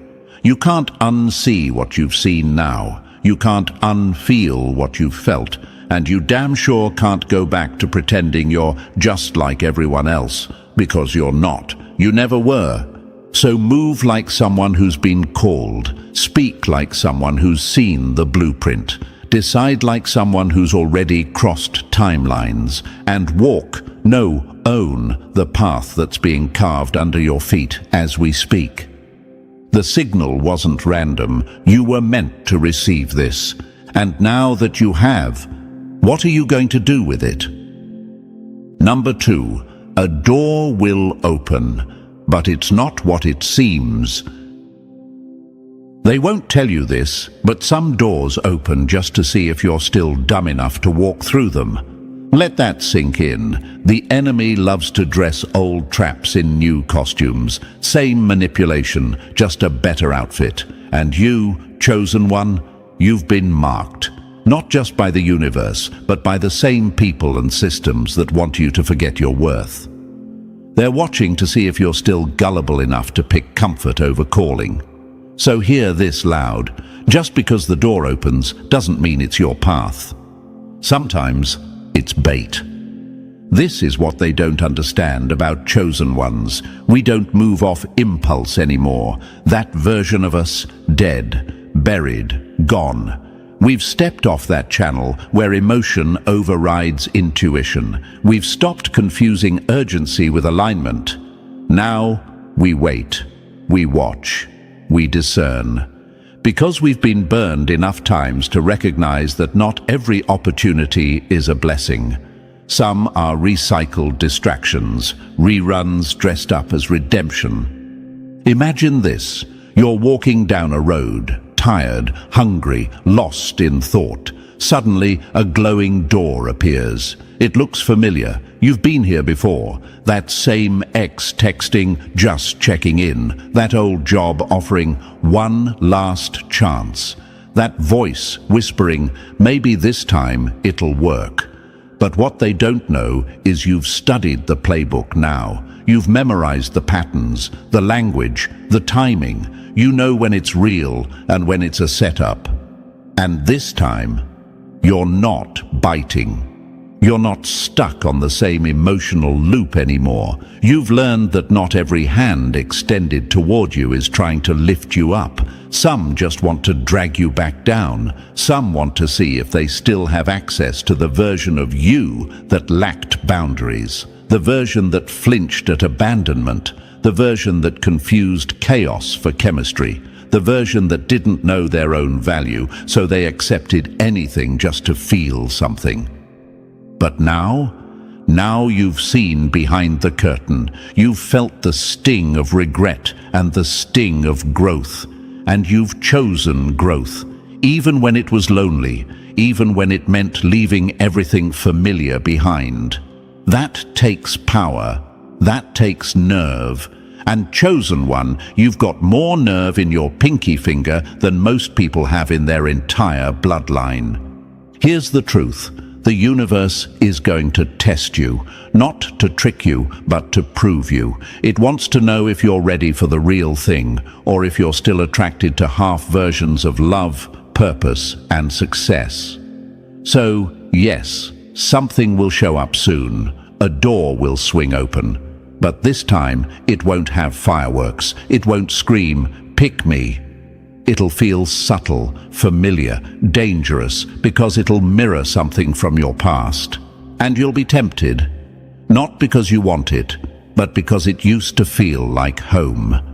But here's your power. You don't have to answer every knock. You don't have to say yes just because it's here. That old script, the one that told you to settle, to people please, to stay quiet, that script's outdated. You've outgrown it. You've rewritten the narrative. You're not reacting anymore. You're responding. And there's a massive difference. Let's talk real for a second. Some of the greatest people in history almost walked through the wrong door. Steve Jobs got fired from his own company. Oprah was told she wasn't fit for television. Michael Jordan was cut from his high school basketball team. Every one of them had moments where old doors creaked open and whispered, "Come back, it's easier here." But they didn't. They chose the hard road, the right road, the one lined with purpose, not pity. And so will you. Because when you're chosen, you don't just walk through doors, you build them, you become them, you transform from the one knocking to the one they knock for. But let's keep it real. I know some of you all are struggling with doubt. You're asking, what if I'm wrong? What if I pass on something good, fair? But let me ask you this. How many times have you said yes to something that looked good and ended up bleeding for it? How many times did you walk through a door and wish you never opened it? Now tell me, how often have you trusted your gut, like really trusted it, and it turned out to be a mistake? Exactly. You know the truth. You've always known. But before, fear was louder, loneliness was louder, desperation was louder. That's what they were banking on. But now, you've turned the volume up on your intuition. You've tuned into the frequency of your future self. And that version of you, the healed one, the leveled up one, is guiding you right now. So here's what you do when that door opens. Breathe, pause, ask yourself, is this door aligned with who I'm becoming or who I used to be? If it smells like an old chapter, if it sounds like old pain dressed in a new voice, if it triggers the parts of you you've worked so hard to heal, you already have your answer. Let it go. Let them knock. Let them wonder why you didn't come running. Let them feel the weight of your silence. Because when you stop opening doors out of fear, you start walking into rooms you were actually meant to rule. You're not here to repeat cycles. You're here to break them. This is what it means to be chosen. You don't settle. You select. You don't chase. You choose. And you don't wait for permission. You become the permission. So when that door swings open in the next few days, remember who you are. Don't let the shape of it fool you. Don't let the nostalgia trap you. And definitely don't let guilt, shame, or what-ifs override your power. Chosen one, you've been upgraded. You're not on that channel anymore, and not every door deserves your footsteps. Number 3. Emotional reflexes are sabotaging you. They didn't cage you, they just trained you to lock the door from the inside. Chosen one, let's get this straight. You're not weak, you're wired. Wired by experience, trauma, betrayal, and survival. And that wiring, it's been hijacked. Your reflexes, the emotional knee-jerk reactions, they were never meant to guide your destiny. but they've been driving your decisions. And guess what? That ends now. Fear told you to back down before you even tried. Guilt told you to stay loyal to people who were draining the life out of you. Nostalgia whispered that maybe the past was better, that maybe going back would bring peace. Lies. Every single one of them. These emotions weren't built to lead you, they were built to protect you. But somewhere along the way, protection turned into prison. You keep wondering, why do I keep ending up in the same pain wearing different faces? Because you've been operating on autopilot. Your spirit is calling for evolution, but your emotions are still stuck in survival mode. And that gap, that's where sabotage lives. The enemy doesn't have to destroy you, they just need you to keep choosing the same reactions. Keep answering that text. Keep saying yes when you want to scream no. Keep seeking validation instead of walking in your own power. That's how they win. And the wildest part? You've been handing them the playbook without realizing it. But here's the plot twist. You woke up. You see it now, and once you see the pattern, it's your job to break it. That means pausing before reacting, breathing before deciding, asking, is this fear or fact? Is this guilt or growth? Is this love or just familiar pain? The universe is with you. The moment you stop operating from fear and start choosing from clarity, watch how fast things realign. You're not stuck, you're instructed. This is your turning point. Override the reflex, reprogram the reaction. Step into response mode like a damn general. You're not the same wounded soul anymore. You're the architect now. So leave them wondering why their old tactics don't work on you anymore. While they try to trigger you, you'll be busy transforming. This is your time. This is your power. Stay focused. You've got a universe backing your every move. Number 4, logic isn't cold, it's clarity. They told you to stop thinking and start feeling because they knew if you ever started thinking, you'd stop following. Let that burn for a second, because for too long, chosen one, you've been taught to silence your logic, to play soft, to feel your way through chaos like that's strength. Nah, that was the trap. They knew if you ever stopped drowning in emotions long enough to see clearly, their illusion would collapse, their control gone, their hold broken. Because emotion without logic is like fire without direction. It burns everything, including you. You've been operating like a wounded version of yourself, heart on your sleeve, forgiveness on tap, always trying to see the good in people who show you nothing but red flags. That stops now, because logic isn't cold. It's clarity. It's not heartless. It's what protects your heart.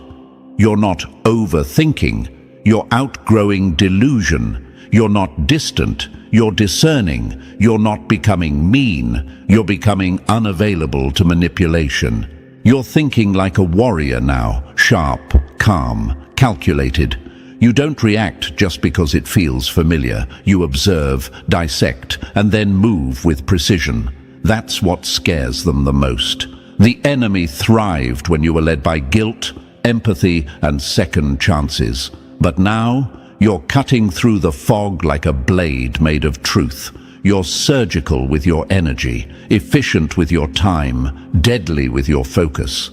And I get it. Part of you wonders, am I being too harsh, too distant? Nah, that's the voice of your old programming trying to drag you back to softness, not strength. Let it go. The world conditioned you to believe being logical was cold-hearted. But the truth? That was just their way of keeping you soft enough to control.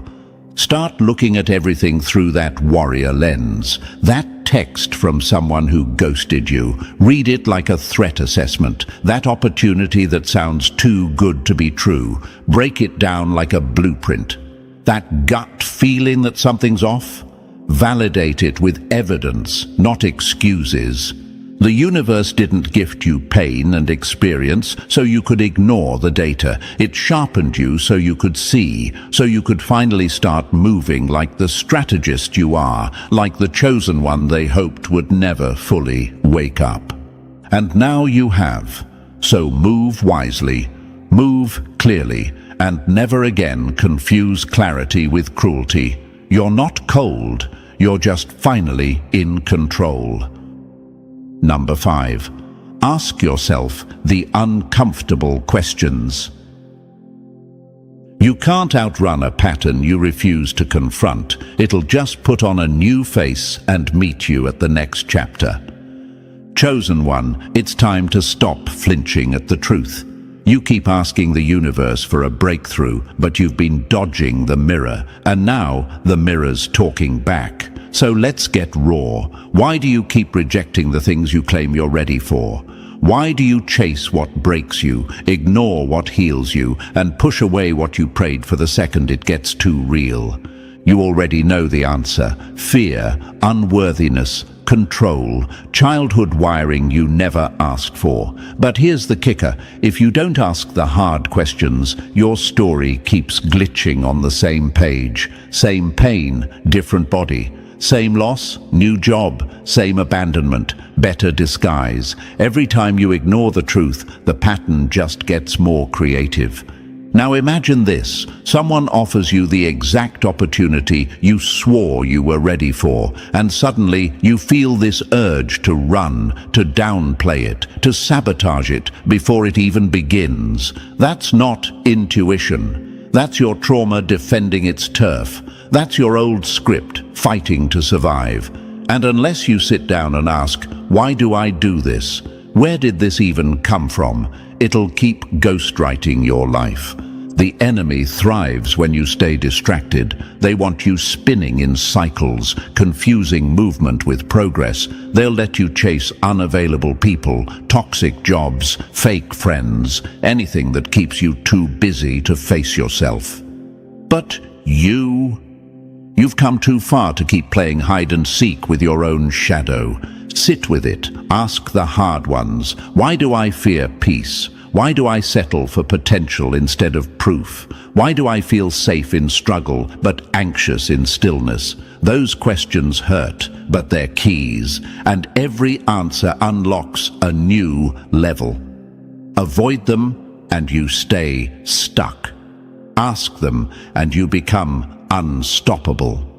The universe isn't punishing you, it's exposing the code so you can rewrite it. You're not broken, you're just unfinished. And this chapter, it's not about blame, it's about ownership. So ask the questions no one else dares to, because healing doesn't begin with comfort, it begins with confrontation. Number 6. You're not being tested. You're being shown. They keep calling it a test because they hope you'll fail, but the truth is, the only thing on trial here is your old self. Let's set the record straight, chosen one. This isn't a test. It's not the universe playing games or trying to catch you slipping. This is real life. No filters, no spiritual glitter, no divine game show, just you and the mirror. And what that mirror is showing you right now, it's not to punish you, it's to wake you up. It's not judging you, it's inviting you to finally choose yourself with eyes wide open. See, they want you to think this is some sick joke, that life is dangling carrots in front of your face just to watch you fall. But that's a lie, fed to you by the same people who couldn't handle your rise. This isn't a cosmic prank. This is a divine reminder that you've outgrown the small version of you that keeps playing dead every time things get uncomfortable. This isn't a test, it's a checkpoint. The universe isn't watching with a red pen and a clipboard. It's standing beside you, whispering, look at what you've overcome. Look how far you've come. And now, look at what still needs to be faced. You're not being punished. You're being prepared. There's a difference. This is where the enemy fumbles. They think your breakdowns meant defeat. They thought your silence meant surrender, but they never understood. Chosen ones don't shatter under pressure. They shed. You weren't breaking down. You were breaking out of the illusions you were forced to live under. You weren't being tested. You were being shown the version of you that refuses to shrink again. Every emotion hitting you right now, the confusion, the fear, the hesitation, it's all data. It's your system asking, are you ready to operate from truth now? Because when the same situations show up in new clothes, when old energies resurface with a fresh face, when familiar feelings creep back into your chest, that's not the universe playing games. That's your soul saying, this is where we change the script. So pause, breathe, look deeper. That person reaching out, that opportunity that seems too familiar, that sudden emotional storm out of nowhere. It's not a trap, it's not a punishment, it's a mirror, asking you one thing. Will you choose yourself this time? And choosing yourself doesn't always look cute. It doesn't always feel empowering in the moment. Sometimes it feels like walking away from what you thought you needed. Sometimes it feels like saying no while your entire body screams for comfort. Sometimes it's sitting in silence instead of chasing chaos. But make no mistake, every time you choose yourself, the universe takes note. You're not being tested, chosen one. You're being refined. Every choice is a chisel. Every no to the past is a yes to the future. Every time you act from clarity instead of chaos, you prove to yourself you're ready. Not to anyone else, not to some cosmic scoreboard, just to you. Because at the end of the day, that's the only voice that matters, the one you hear when you close the door, shut the noise, and face the mirror. So the next time you feel that tug in your spirit, that discomfort, that shift, that crossroads moment, remember, this isn't a pop quiz. It's a confirmation, and you already know the answer. Number 7. Stop taking life so damn seriously. The people who tried to break you take life more seriously than they take accountability. Don't be like them. Chosen one, you've been carrying the weight of every mistake, every what if, every should've and could've like it's your job. But here's the truth. Life isn't a prison sentence. It's a sandbox. It's messy, wild, unpredictable, and it was never meant to be lived in fear of making the wrong move. You've been trying to win a game that was rigged with seriousness, but what if I told you the real flex is learning how to play again? See, they conditioned you to believe that being rigid, overthinking everything, staying in line, that's maturity. Nah, that's submission. They killed your curiosity and called it wisdom. They shut down your spontaneity and labeled it stability. But here's the plot twist. The ones who make it, the ones who really break through, they risk, they fail, they throw themselves into the unknown and trust that they'll build the wings on the way down. You've been waiting for perfect timing, perfect words, perfect peace. And while you wait, life is passing you by. Doors are closing, moments are vanishing, and the enemy, oh, they love when you stay stuck waiting for conditions to align. Because the longer you wait, the more you doubt. The more you doubt, the easier you are to manipulate. But when you stop taking life so damn seriously, when you loosen your grip, that's when the real magic starts. You begin to say yes to things before you feel ready. You begin to show up with your imperfections in full view. You begin to live, not just survive. Take yourself seriously, yes. Your growth, sacred. Your peace, non-negotiable. Your worth, off-limits. But life, treat it like the adventure it's meant to be, like a game you were built to win, not by never losing, but by never quitting. Think of the legends you admire. Did they wait for the perfect time? Or did they leap, stumble, learn, and rise? The answer's obvious. So start now. Laugh more, risk bigger, ask that question, take that leap, look stupid, get it wrong. And when it goes sideways, good. That means you're living. That means you're in the arena, not hiding in the bleachers. This isn't a test, it's a playground. And the chosen ones, we don't play safe, we play smart, we play bold, we play to evolve. Game on.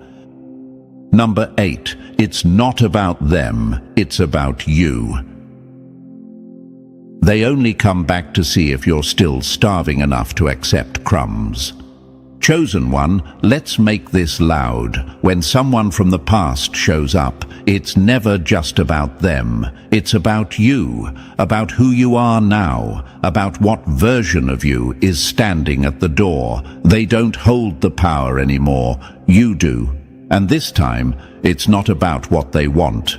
It's about what you no longer tolerate. See, they think they can slide back in like nothing happened, like the silence didn't speak volumes, like the pain didn't rewrite your soul. But the old version of you, the one who begged, chased, compromised, waited for closure, doesn't live here anymore. That version died in the silence they left you in. So the question isn't, why are they back? The real question is, why do you still care? You've evolved. And with that evolution comes a new lens. This isn't about revenge, pettiness, or resentment. It's about recognition. It's about stepping back, looking at what's returned and asking, what does the healed version of me need right now? Peace? Boundaries? One last conversation? Or maybe nothing at all? Because closure isn't always a conversation. Sometimes it's a decision, a quiet moment where you look at the situation and realize you don't even have questions anymore. And yeah, you might feel conflicted. Part of you will remember the good moments. Nostalgia is a tricky liar. But don't forget the truth. Don't forget the chaos, the confusion, the way you had to put yourself back together with shaking hands while they slept just fine. This ain't bitterness. This is balance. This is what accountability looks like when you finally love yourself enough to stop settling for half-hearted returns. So if someone from the past shows up now, understand this. They're not walking into the same story. They're walking into your kingdom. And just because they knew the old, you doesn't mean they have a place in the new chapter. Let them earn your energy, if they even get the chance. You're not being cold, you're being conscious, you're not shutting them out, you're choosing you. And if they really cared, they'd never have let you become a stranger to begin with. This time, it's your move, and the board looks very different now. Number 9. Safety is a trap with a nice sofa. Comfort didn't come to heal you, it came to sedate you. Read that again, chosen one, slowly, because you've been calling it peace when it's really just a padded cell dressed up as your comfort zone. A place where nothing gets better, but at least nothing gets worse. A place where your dreams are quiet because your fear is louder. A place that looks like safety, but smells like stagnation. And the truth is, that nice sofa you've been sitting on, it's got chains disguised as cushions. See, the enemy doesn't always come with fangs and fire. Sometimes it shows up as routine, familiarity, low-risk situations that keep your potential in a cage. It whispers things like, why bother? And, at least this is predictable. That's not protection, that's paralysis. Growth, on the other hand, it's messy, it's loud. It feels like standing on the edge of a cliff with nothing but faith to break your fall. And that's why most people never leap. Because the comfort zone is seductive. It doesn't just keep you safe, it keeps you small. But chosen one, you weren't born to play it small. You didn't survive all that darkness just to dim your light now. That urge you feel to move, to disrupt, to level up, that's your spirit trying to break out of the loop. The loop they hoped would keep you quiet. The loop that repeats the same cycle in different costumes, same job, different title, same pain, different relationship, same story, different scenery. And every time you ignore that pull toward growth, you reinforce the lie that comfort is the goal. But you're not here to stay safe. You're here to shatter limits. You're here to confuse the algorithm. You're here to become the first in your bloodline to say, we don't play scared anymore. So burn the damn sofa if you have to, metaphorically, emotionally, spiritually, whatever it takes. Stop numbing yourself with predictable misery. Start risking everything for purposeful chaos. Because guess what? Growth isn't found in clarity. It's born in discomfort. You've outgrown the cage. Now outgrow the lie that staying in it is noble. Break the loop. That's why you were chosen. Number 10. Stop waiting to deserve it. They told you to prove your worth, hoping you'd stay too busy proving to notice they were stealing from it. Let that sink deep, chosen one. You've been moving through life like you're on trial, apologizing for your shine, playing small so no one calls you arrogant, waiting for a green light that was never coming. But here's the truth. They never wanted you to realize you don't need permission to take up space. You were born to own it. The raise, it's not a favor. The love, it's not a reward. The opportunity, it's not a lottery ticket. These things were never meant to be held hostage until you suffered enough to be deemed worthy.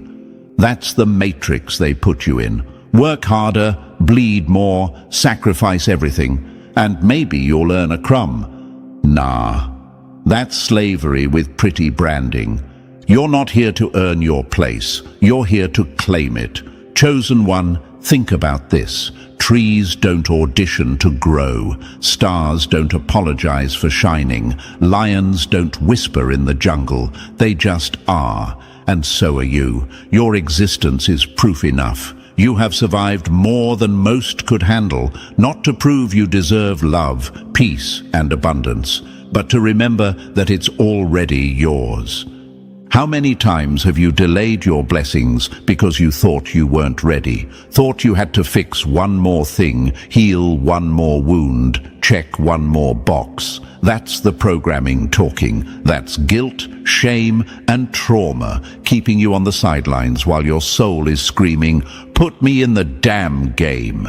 They want you to believe you're too broken, too early, too late, too emotional, too much. Because if you ever realized how enough you already are, you'd be unstoppable. You'd stop begging and start building. You'd stop shrinking and start showing up, and that scares them. So no more waiting, no more asking, do I deserve this? The answer is yes. Not because you suffered, but because you showed up anyway, because you believed when no one else did, because you had the audacity to wake up, evolve, and refuse to stay asleep in their system. You don't need to earn what's already yours. Just step forward and say, I'll take it now. Number 11. Symbols will speak if you're listening. They'll call you crazy for following signs until those signs lead you somewhere they can't reach. Chosen one, it's time to sharpen your eyes, your ears, your spirit. The universe isn't yelling, it's whispering, and if you're waiting for lightning bolts or burning bushes, you're gonna miss the breadcrumbs laid right in front of you. Because this journey, it's encoded, it's scattered with clues, and only the awakened, only the chosen will recognize them. That old rocking chair in your grandmother's room, that cat you found limping but still surviving, that chipped tooth in your dream, that velvet journal collecting dust. Random? Never. These aren't coincidences. They're codes. Not magic, not superstition, alignment. And they don't speak in full sentences. They speak in symbols. They speak in memories, objects, dreams, patterns, timing. And if your mind is too loud or your doubt is too strong, you'll walk right past the map meant to lead you out. See, the enemy wants you blind to it. They mock signs. They dismiss vibes. They say it's just a coincidence because they're not tuned in. They're disconnected from the frequency you're plugged into. But you know better. You feel it in your gut when something's off or when something's divine. That intuition, it's not a personality quirk. It's a survival system gifted to the chosen. And it's screaming, watch closely. That number you keep seeing on clocks, receipts, license plates, that dream that keeps looping in your sleep, that random song playing the exact words you needed to hear. You think that's chance. Or is it possible that the universe is speaking the only way it knows how, through your reality? Look, you're not crazy. You're connected, and when you're connected, signs won't just show up. They'll start surrounding you. Patterns will emerge. Random objects will trigger deep clarity. You'll walk into a room and feel like you've already been there. That's not delusion. That's recognition. That's spiritual déjà vu. So slow down. Zoom in. The message you've been begging for might be sitting right in your living room, on a shelf, in a scar, on a street sign, in a color, in a smell. You've been so focused on the big answer, you forgot that clarity hides in the details. Follow the breadcrumbs. No, it won't always make sense. Yes, people will think you've lost it. Let them. You're not following logic. You're following legacy. You're decoding your divine GPS while they're still stuck, waiting for someone to hand them a map. This is your reminder. Stay aware. Stay listening. That symbol, that thing you just brushed off earlier, might be the exact key to what's next. You weren't meant to understand everything. You were meant to trust that nothing is random anymore. Not for you. Not now. Not ever.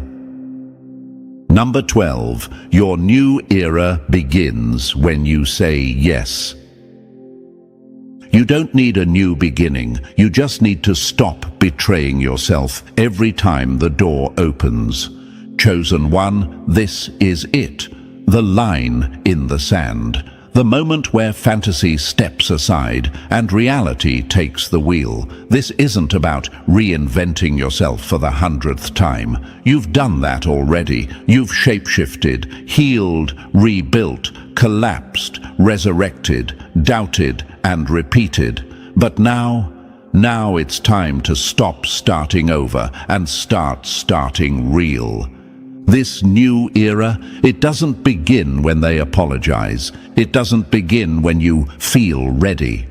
It begins the moment you finally say yes to you. Not the edited version, not the one filtered to be digestible for others, but the raw, unshakable, fully awake version of you that's been pacing in the background, waiting for permission. Well, here it is. Go. Because you've cried enough. You've begged life for answers, begged people for love, begged the universe for clarity, and now it's all staring you dead in the face, waiting on your yes. Your heart knows what it wants. Your mind finally knows what it doesn't. And your gut, it's always known the truth. Now all three are aligned, no longer arguing, no longer pulling you in opposite directions. That internal war you've been fighting, it ends here, not with fanfare, not with applause, but with a quiet, defiant, yes, I choose me. Let others stay stuck in cycles. Let them repeat the same stories and call it destiny. That's not your fate. You were chosen to break loops, not dance in them. You don't owe anyone your delay. You don't owe the past another glance. You owe yourself a future that finally matches your frequency. This chapter isn't about fixing, it's about claiming. It's about walking in rooms like you belong there, because you do. It's about waking up and no longer asking, "What should I do today?" but instead declaring, "This is who I am today. This is what I move like. This is how I rise." And yes, fear will still whisper, doubt will still linger, but neither gets to drive anymore. They can sit in the back and watch you lead. So say yes and mean it. Say yes to growth, to peace, to power, to mystery, to the you who was buried under years of programming, pain, and pretending. Your new era doesn't come knocking. It starts the second you stop waiting and step forward. Say yes and don't look back. You weren't built different. You were rebuilt after being completely destroyed. That's not luck. That's lethal resilience. You ever see what happens to most people when life punches them once? They tap out. One heartbreak, they drown in it. One betrayal, they shut the whole world out. One failure, they start telling themselves they were never good enough in the first place. That's the 99%. They break easy, like cheap glass. But you're not just still here. You're walking through the wreckage like it was your training ground. You wear the pain like armor. You turned the very things that were meant to break you into fuel. It's like they tried to burn you down, and you learned how to glow in the dark. That's not metaphor. That's what you are. You're what happens when suffering meets stubbornness. You're what happens when someone refuses to be erased. Chosen one, you're living proof that rock bottom can be a launch pad, if you're not scared of the fall. And thank you, Chosen one. Don't forget to pay this message back by simply pressing like and subscribing to help spread this message to more souls. It's the responsibility of all of us to spread the light. Thank you for being part of this mission. You are not just watching this, you're part of a force, a silent storm the world didn't see coming. Now, let's come back to what really matters. You took damage that would have erased 99% of people, but you didn't just survive it, you evolved through it. While others were busy pointing fingers, blaming circumstances, clinging to their comfort zones, you were out there bleeding in silence, rebuilding with nothing but your willpower and invisible scars. You didn't have a backup plan. You didn't have a shoulder to cry on. You had to become your own savior, your own home, your own hero. And that's what separates you. You stopped looking for peace in other people. You stopped expecting closure from chaos. You stopped negotiating with pain and started using it as leverage. Most people spend years trying to escape their wounds. You looked yours in the eye and made peace with them. That's not normal. That's not average. That's not 99%. That's anomaly-level strength. And if they ever try to gaslight you into thinking you're too cold, too distant, too intense, remind yourself, they have no idea what it took for you to still be breathing. You weren't just broken, you were shattered into so many pieces, even you forgot what you used to look like. But instead of trying to rebuild the old version of yourself, you created something entirely new, stronger, colder, smarter, more dangerous. You didn't just recover, you upgraded. You didn't heal into who you used to be. You became someone they won't even recognize anymore. You're the walking contradiction they can't understand. You feel deeply, but you move like you don't. You care, but not enough to beg. You remember, but you don't reach out. They don't get it, that your silence isn't emptiness. It's discipline. It's you refusing to be manipulated again, refusing to lose yourself again, refusing to give people the power they once used against you. And here's the brutal truth they don't want to admit. You're not just surviving better than them, you're thriving in the same fire that would have burned them to ash. You're making moves while carrying scars that would have paralyzed anyone else. They see the results, but they don't know the price. The nights, the breakdowns, the betrayals you never spoke about, the pain you buried under your smile, the war you fought in silence. You want to know what you are? You're a walking reminder that some souls were forged in chaos, that some spirits can't be cloned, copied, or controlled, that there's a different breed walking among the average, and you're it. That's why they fear you. That's why they try to downplay you, discredit you, label you cold or broken. Because your existence makes them uncomfortable. Your resilience exposes their excuses. Your silence makes their noise feel shallow.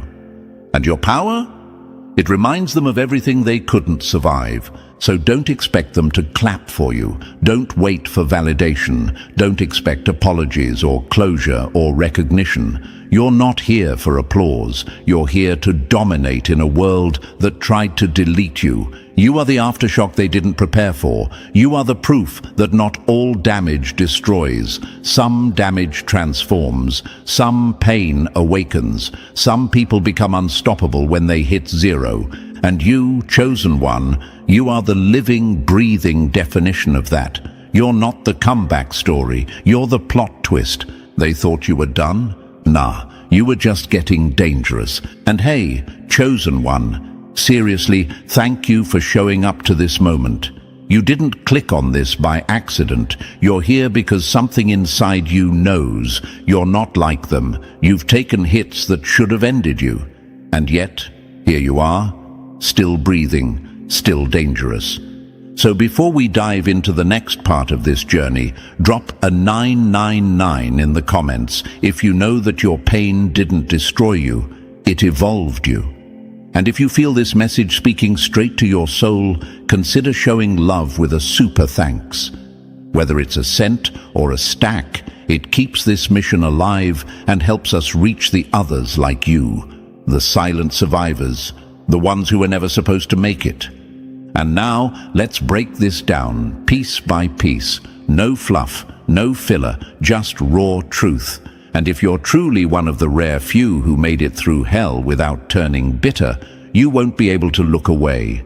The next part is where it hits deeper. So stay sharp, stay locked in. Let's get into it.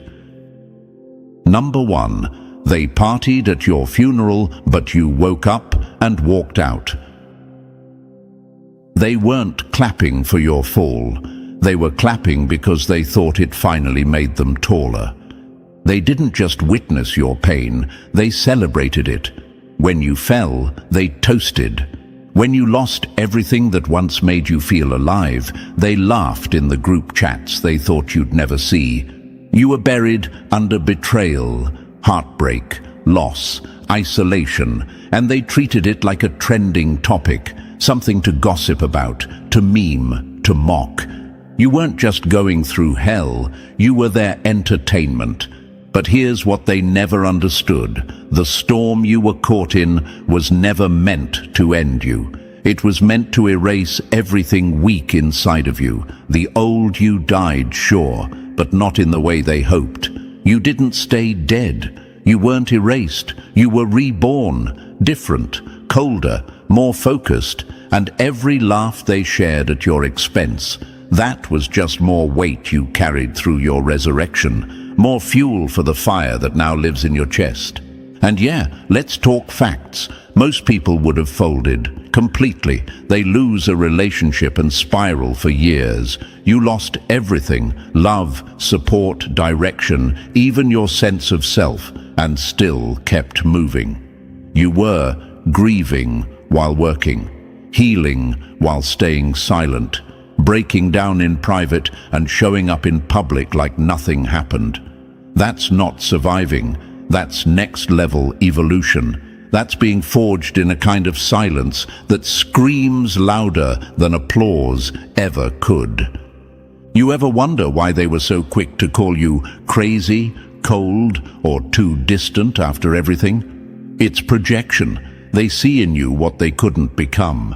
They watched you get destroyed and still walk with your head up, and it crushed them inside because they need validation. They need an audience. You just needed a reason, and they gave you one by cheering when they thought you were finished. Let them keep laughing, let them keep lying, let them keep pretending they didn't secretly want you erased. Every sneaky comment, every fake check-in, every time they watched your pain unfold and chose silence. It's all documented in your memory, not for revenge, but for clarity. So you never forget who helped you build and who only showed up to watch it collapse. And maybe you've asked yourself, why me? Why did I have to lose everything? Why did I get hit so hard while they got to coast through life untouched? Because you're not them. You're not built for mediocrity. You're not supposed to blend in. The universe didn't give you chaos to ruin you. It gave it to you because you're one of the few who can weaponize it. This isn't about being better than them. It's about knowing you're not like them. They collapse and stay down. You collapse and build muscle from it. They watch pain. You study it, master it, and walk through it like it's your domain now. That's why they fear you. That's why they talk about you. That's why they need you to fail again, because if you stay standing, their whole illusion of strength crumbles. And now, you're not even mad anymore. You're not looking for closure. You're just focused, locked in, stoic. You're done bleeding for people who celebrate pain. You're done explaining your silence to people who never cared to understand the screams. Let them party at the grave they dug for you. They're the ones who should be scared now, because you weren't buried. You were planted. And now you're growing back like something they can't even name. Number 2, you didn't just survive, you outlived the version of you they tried to kill. The ones who caused the storm will never understand the cost of your calm. You didn't just heal, you had to become someone entirely new just to carry what they left behind. Pain didn't break you. It baptized you into a version of yourself they were never meant to meet. They wanted you silent, shattered, and small, but survival turned you into a language they'll never be fluent in. Let's stop pretending. Survival isn't pretty, it's not romantic, it's not aesthetic, it's not sipping tea on a windowsill with soft music and healing energy. No, survival is bloody. It's primal, its teeth clenched in the dark, fists shaking, nights with no sleep and mornings with no meaning. It's laying in bed wondering if this is what existing is supposed to feel like, numb, hollow, invisible. Let's talk about what you actually survived. Not the version you post about, not the version people can clap for. I mean the raw, sleepless, soul-pulverizing kind of pain that changed your entire biology. You didn't just go through stuff. You endured abandonment from people who swore they'd walk beside you until the end. You watched love transform into ice, cold, distant, and weaponized. The kind of indifference that doesn't just hurt, it haunts. One day, they were your person, and the next day they moved like you never existed. No closure, no explanation, just emotional ghosting, like they threw your heart into a void and shut the door behind them. And you? You were left screaming into silence, not even silence, a vacuum, like being trapped in a soundproof room, clawing at the walls, while the world outside danced to the rhythm of ignorance. People kept living, kept laughing, kept scrolling, while you were stuck inside your own mind, replaying everything you wish you never saw, never heard, never believed. You survived betrayal from people you would have taken bullets for, people you trusted with your vulnerabilities, your real ones, not the ones you post, and they turned your secrets into ammunition. They exploited the access you gave them. And worst of all, you still questioned if it was somehow your fault. That's how twisted it got. You had to unlearn love, unlearn safety, unlearn the belief that forever meant anything. And don't even get started on the isolation. Imagine being erased in real time, not just unfollowed, forgotten, like you were a ghost walking through memories nobody else seemed to remember, like being in a group photo where everyone else is smiling, but you're the only one blurred out. That's what it felt like. You were alive, but the world moved like your existence was deleted. People didn't check in, they didn't ask, they didn't stay, they vanished, and their silence screamed louder than any goodbye ever could. Maybe you're thinking, was I really that easy to leave? No, you weren't. They just didn't have the depth to walk through your darkness with you. You made them uncomfortable because you reflected everything they couldn't confront in themselves. So they did the easy thing, they ran. But you stayed. You had no choice. You faced financial collapse, the kind that stripped you of your dignity in public, where you had to pretend everything was fine while counting coins for groceries. The kind of pressure that makes you question if you'll ever get ahead again. You watched opportunities evaporate. You watched your value get ignored because people don't see pain, they see performance. And when you can't perform, they stop clapping. You went through health scares that made you look at your own body like a stranger. Was it breaking down? Was it giving up? You weren't sure. All you knew was that pain had set up camp inside you, physically, emotionally, spiritually, and no one knew. No one could feel what you carried. You smiled in public, joked with friends, and collapsed the second you got alone. And that's the part no one talks about, the collapsing, the quiet cracking, the private deaths of old versions of you that had to be buried without a funeral. Imagine dragging yourself through a battlefield, not with an army, not with backup, but with silence as your only companion. Imagine fighting for your life, emotionally and mentally, while still showing up for people who wouldn't even notice if you disappeared. That's survival, not the sanitized version, the brutal one. You stopped recognizing your own laughter because it had been so long since joy didn't feel forced. You forgot what lightness felt like. You forgot what peace sounded like. All you knew was noise, pressure, expectations, disappointment. And yet, here you are, not just breathing, not just alive, but transformed. You didn't heal into the old version of yourself. That person is gone. That person died the day everything collapsed. You had to rebuild from scratch, from the ground up. Every piece of who you are now, earned, fought for, bled into. You're not healed. You're dangerous. You're aware now. You see through everything. The fake smiles, the shallow connections, the performative apologies. You've seen too much to ever go back to being normal. You wonder sometimes, why me? Why did I get the pain while others got the peace? Because peace didn't build you. Pain did. Peace didn't prepare you for war. Pain did. You were chosen by life itself to become something that couldn't be broken again, because you've already seen the worst. And it didn't destroy you. Let them call you cold. Let them call you guarded. Let them call you distant. What they don't understand is you're not cold. You're calculated. You're not guarded. You're finally protected. You're not distant. You're just done handing out access to people who only come close to wound you. They don't have the range to comprehend your strength, and that's fine. You're not for them. You never were. So here's the truth.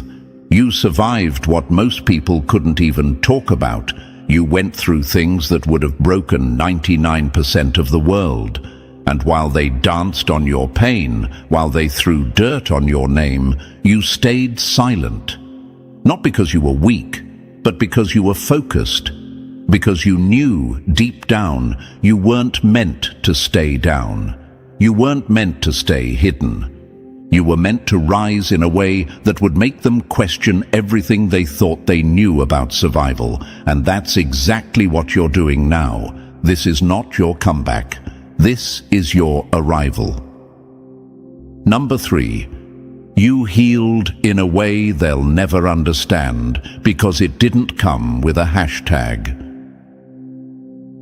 Not all warriors make noise. Some bleed in silence, rebuild in shadows, and rise in ways silence can't explain. They wanted to see you break out loud, messy, dramatic, public. They wanted to scroll past your pain, gossip about it, screenshot it, use it as proof that you were as weak as they always hoped. But what they never got is that your healing wasn't built for their entertainment. It wasn't broadcasted for sympathy or clout. It was done in complete silence, like a weapon being assembled in the dark. You didn't turn your suffering into a storyline. You turned it into strategy. While others were turning their heartbreaks into captions, you were patching up your soul in silence, quietly, brutally, on the floor. No audience, no applause, just you, staring at a version of yourself you didn't recognize, refusing to let that be the ending. Imagine this: a soldier dragging themselves off a battlefield, bleeding, broken, but not dead. And nobody claps, nobody helps. That's what your healing looked like. Not poetic, not pretty, just real. You cried into towels so no one would hear. You screamed into nothing because nobody was listening anyway. You sat in silence, swallowing pain that would have had others checking into psych wards, and still showed up like nothing happened. Why? Because you knew showing weakness in front of the wrong people isn't brave, it's a trap. You knew predators smell vulnerability like blood in water, so you did what only the rarest do. You stitched your wounds, shut in private. And that scared them more than any breakdown ever could. Healing loud gets sympathy. Healing quiet builds strength. You didn't heal for them. You healed for war, for the next test, for the next silence, and you walked back out like nothing happened. But everything had changed. They don't even know who they're dealing with now, because the version of you that broke is buried, and what rose in its place moves like a ghost, unseen, unbothered, unbreakable. Number 4. They waited for your breakdown, but you became the storm instead. They didn't want closure, they wanted collapse. And when you gave them evolution instead, they couldn't stomach it. They were counting the seconds, watching your every move like vultures circling roadkill, waiting for the breakdown, the cry for help, the public spiral, the emotional scene they could dissect and share like gossip candy. You were supposed to explode, to fall apart in a way that proved them right, that you were weak, that you were unstable, that they were justified in walking away. But you never gave them the show. Instead, you gave them silence, dead silence. Not the kind that signals surrender, the kind that signals something dangerous is coming. They waited for your meltdown, but all they got was your metamorphosis. You disappeared from their drama, their expectations, their narrative, and re-emerged untouchable. You didn't fall, you just became too quiet for them to track. Pain didn't turn you bitter, it sharpened you. You started seeing through people like glass. You could smell fake energy before it opened its mouth. What used to hurt you now taught you. What used to break you now warned you. They call it coldness. But it's not cold, it's control, precision, survival. Detachment isn't numbness, it's power. Imagine someone walking out of a burning building and calmly lighting a cigarette. That was your energy. You weren't waiting for their approval anymore. You stopped refreshing the app of their validation. You weren't in their world. You created your own. While they kept forecasting your downfall, you stopped checking their weather because you no longer lived in their atmosphere. You didn't rise on their terms. You rose beyond their reach. They'll say you changed. They'll say you switched up. But the truth is, you just outgrew their chaos. You left the table they were feasting at, where your pain was the main course, and built a new kingdom where peace was the throne. And that collapse they were counting on never came, because you weren't built to break for their entertainment. You were built to rise without permission. Number 5. The question that keeps them awake. What even are you? You're not their cautionary tale. You're the plot twist they didn't see coming. They don't understand it. They can't. It eats at them, quietly, constantly. The thought that someone they tried to break still walks the earth like nothing happened. They whisper it when no one's around. How are they still standing? Because in their world, pain destroys people. But you're walking proof that destruction can rebuild something stronger than fear itself. They expected you to vanish, to shrink, to beg, to crumble into a lesson they could laugh about later. But you didn't just survive, you recalibrated, you rewired yourself. Every heartbreak became data, every betrayal became intel. You evolved into something they can't categorize, not a victim, not a villain, just something unexplainably resilient. You're not superhuman, you're human without the illusion of safety. You've seen what people become when comfort gets ripped away. You've seen how fast forever expires when loyalty is tested. And somehow, instead of turning bitter, you turned aware, detached, but not dead inside, cautious, but not cold. They mistake your calm for emptiness, but really, it's calculation.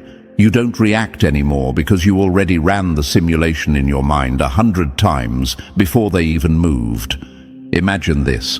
A system built to delete errors suddenly meets one it can't. That's you, the glitch that refuses to crash. You're proof that the algorithm of pain doesn't work on everyone, and it terrifies them. Because you didn't just beat the game, you started playing by rules they didn't even know existed. They can't categorize you. You don't fit in their hierarchy of broken or thriving.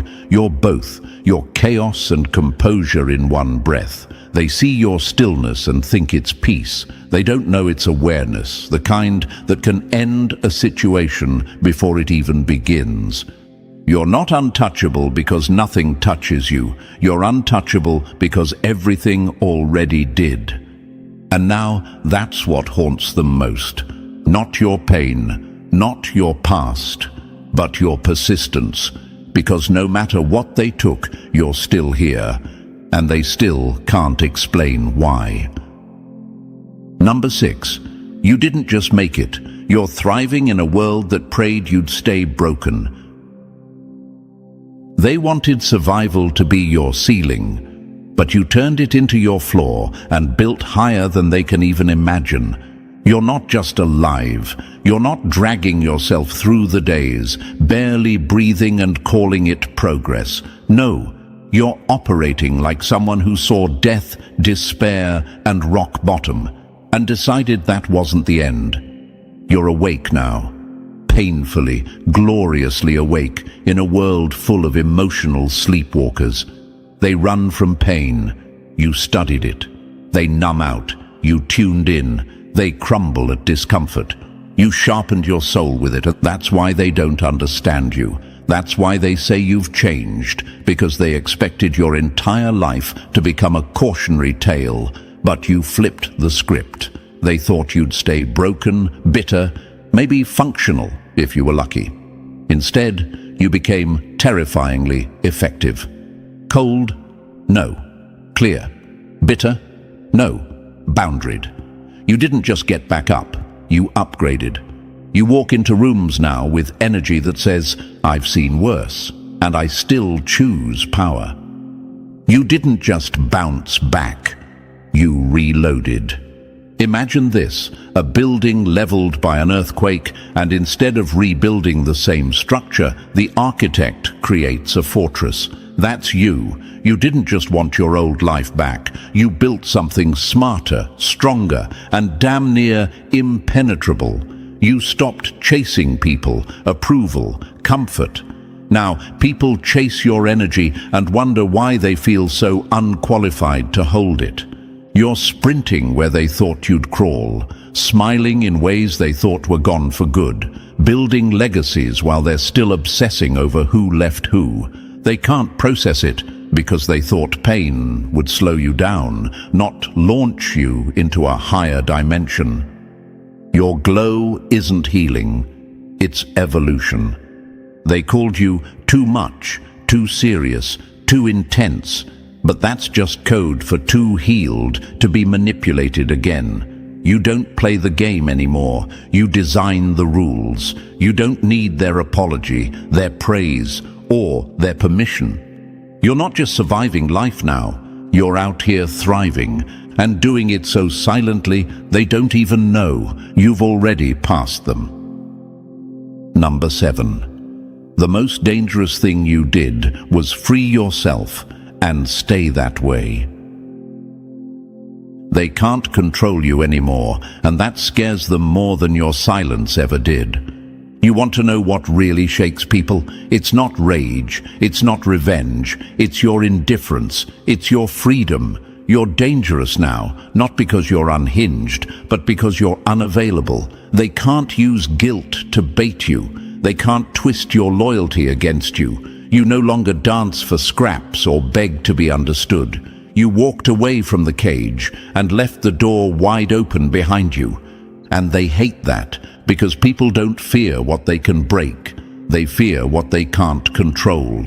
And you've become a wild card in their carefully constructed system of emotional traps. You're unpredictable now. You're free. And in a world built on control, that makes you lethal. You're not cold, you just ran out of space for nonsense. Imagine being locked in a basement so long, the darkness becomes familiar. Then one day, instead of asking to be let out, you build stairs and leave. That's what you did. You didn't wait for rescue. You didn't scream for help. You built your escape. And now, no one can threaten you with silence, abandonment, or shame, because you've already lived through it all and survived. You outgrew their tools. You outgrew their guilt trips. Their approval used to be a leash. Now it's irrelevant background noise. And what's more terrifying than someone who no longer needs anything from you? Nothing. That's why your peace feels like a threat. That's why your confidence looks like arrogance to them. The moment you stopped needing them was the moment they lost all power over you. This isn't rebellion. This is liberation. You're not here to prove anything. You've already proven everything by still existing, still rising, still walking forward with nothing but clarity and silence. That's the shift. That's the danger. You didn't just break the chains, you melted them down, forged a crown, and kept walking. Number 8. You became the mirror, and now they can't look away. The scariest thing they ever saw wasn't your pain, it was their reflection in your evolution. They're watching now, more than ever. Not with concern, with calculation, with curiosity, with quiet envy wrapped in fake praise. They're dissecting your moves, reverse engineering your transformation like you're a glitch in the Matrix. But what they don't get, what they refuse to get, is that you didn't just level up, you dug your way out. With bleeding hands, no blueprint, and a silence they couldn't interpret. They want your strength without tasting your storm, your clarity without enduring your chaos, your peace without fighting your demons. But this level of growth doesn't come from books or podcasts. It comes from pain, from the kind of experiences they couldn't survive, let alone rise from. And that's where the discomfort really kicks in, because now you've become their mirror. Every time you rise, they're reminded of how they stayed down. Imagine someone standing in front of a mirror that shows not their appearance, but their unmade choices, their excuses, their betrayals. That's you. You walk into a room and unknowingly reflect every cowardice they've normalized. Your presence forces them to confront their own stagnation, their own comfort-addicted lives, and they hate it. Not because you've hurt them, but because your glow reminds them they dimmed themselves on purpose. You moved on while they stayed stuck. You forgave without being asked. You outgrew what they're still addicted to. You're not trying to prove anything, but your existence proves everything, and now they feel exposed, uncomfortable, small. You didn't become better to shame them. You became better because they left you no choice. They can't stop watching, but they can't look you in the eye either, because deep down they know, if you're possible, their excuses aren't. And that's the real haunting, not your silence, not your strength, but the fact that every step you take forward shows them exactly where they gave up. Number 9. You died while breathing and came back sharper every time. They talk about healing like it's a glow-up, but what you went through, that was resurrection without a pulse. Let's get one thing straight. You didn't just survive, you died. Over and over again, not in body, but in mind, in heart, in identity. You watched the version of you that once believed in everyone, trusted too easily, loved without boundaries, get ripped apart. And no one saw it, no one mourned it, no one knew you were grieving your own soul while walking around pretending to be fine. You were performing open heart surgery on your emotions while they were still bleeding. You reprogrammed your entire mind while it was collapsing under its own weight. That's not some aesthetic healing journey. That's war. That's chaos. That's crawling through emotional fire with bare skin and no map. You burned not to be destroyed, but to be rewritten. Imagine standing in the ruins of a life you didn't expect to collapse and still choosing to rebuild. Not just fix it, not just patch it, transform it. That's what you did. You let go of the soft, naive versions of yourself, even though they were all you'd ever known. You buried them with your own hands, and that's not weakness. That's courage most people will never taste. You kept breathing while everything in you screamed to stop. You kept moving when your legs felt like cement. And somehow, in the middle of that internal funeral, you found a spark, a will, a voice that whispered, "We're not done yet." And you listened. They thought you healed. But the truth is, you died and built someone smarter from the ashes. You didn't bounce back. You crawled back with blood in your mouth and fire in your eyes. You looked death, not of life, but of self, in the face, and said, "If I go down, I'll drag the pain with me." And now, you're not who you were. You're the result of every version of you that chose to rise, even when it would have been easier to disappear. Number 10. You didn't change. You outgrew the cage they called reality. They say you're distant now, but that's what happens when you've walked through hell and realize most people cry over smoke. The world didn't get smaller. You got bigger, wiser, sharper, quieter, and now everything around you feels shallow. You listen to people complain about things you used to break down over, but now you just blink.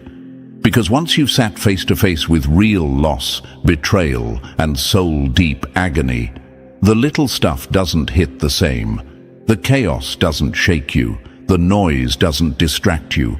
You've already met the edge of existence and didn't flinch. You don't react like them because you've already lived what they're scared of.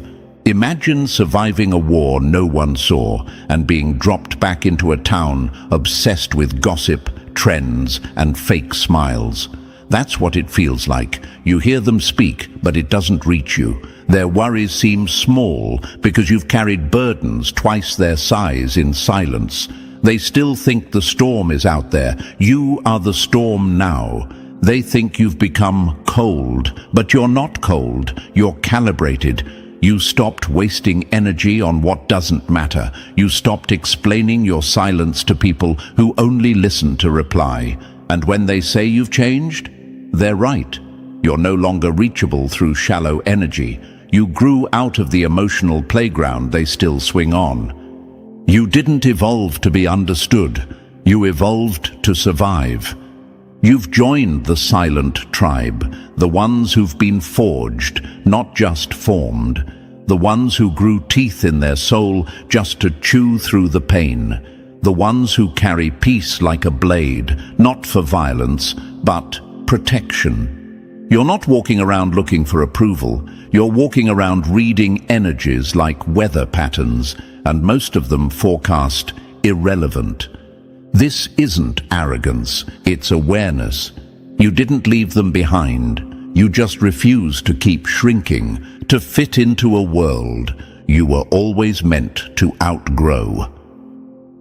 Number 11. Pain didn't make you harsh, it made you surgical. You didn't become cold, you became calculated. There's a difference, and it's deadly. They expected you to turn bitter, to lash out, to collapse into anger and let the pain rot your character. But you didn't. You didn't become reckless. You became refined, sharpened, precise. Pain didn't destroy your humanity. It carved it into something more focused, more aware, more dangerous to anything fake. You didn't build walls to keep people out. You built gates with locks only wisdom could open. Not everyone gets access anymore, not because you're cold, but because you've seen what happens when the wrong people have the keys. And now, you choose with intention. Every yes is earned. Every no is sacred. They call it detachment. But it's not detachment, it's discernment. Imagine holding fire with bare hands for years, learning how to carry it without getting burned. That's what pain taught you, not how to avoid hurt, but how to walk through it with grace and precision. You learned silence isn't weakness, it's strategy. You don't respond to chaos anymore because you see what's behind it: insecurity, control, noise. You became soft like water, not fragile, but fluid. You flow around obstacles. You adapt, but when necessary, you erode mountains. Quietly, patiently, without asking permission. That's power. That's mastery. Boundaries are no longer emotional reactions. They're your default settings. You stopped apologizing for being deep, for feeling intensely, for sensing things others ignore. That's not a burden, that's your radar now. Your depth doesn't drown you anymore. It guides you. It filters out the shallow. It alerts you before betrayal even knocks. That's not paranoia. That's precision. So let them misread you. Let them label you as distant, complex, hard to reach. They're not wrong. You are hard to reach because you no longer exist at the level where noise can find you. Number 12. You didn't clap back. You leveled up so loud, they went silent. The loudest revenge is peace. The deadliest weapon is indifference. The real flex is not needing to prove anything anymore. You could have dragged them. You could have exposed every lie, every betrayal, every mask they wore while smiling in your face. You had the receipts. You had the right. But you didn't. Why? Because you realized something most people never do. Revenge is cheap, but evolution is priceless. You didn't waste your power proving a point. You became the point. While they expected you to retaliate, to spiral, to rage, you chose silence. Not the kind that hides, the kind that dominates. Because when you're truly healed, you don't explain it. You embody it. You stopped trying to make them understand the damage they caused because you knew they never would. You stopped looking back for closure and started looking forward with precision. You're not better because you won. You're better because you walked away from needing to. Imagine them scrolling through your life now, watching you smile without bitterness, thrive without applause, glow without their presence. That's the kind of justice karma could never deliver. That's the kind of revenge that requires no fire, just stillness. And every time they see you breathing easier, living freer, growing quieter, that is the echo of your evolution, hitting their ego like thunder. You no longer respond to disrespect. You don't engage with chaos. You don't defend your peace. You enforce it. Your life speaks in a language they'll never understand. Detachment, boundaries, progress. You don't just win, you transcend. And the best part, they can't follow where you've gone. They burned the bridge when they mistook your silence for weakness. You stopped chasing justice and became the proof they'll never outrun. You didn't win by making noise. You won by becoming so healed, their name doesn't even trigger a reaction anymore. That's the real victory. Peace so deep they can't touch it, and silence so loud they can't ignore it. Number 13. You're not just strong now, you're untouchable in ways they'll never decode.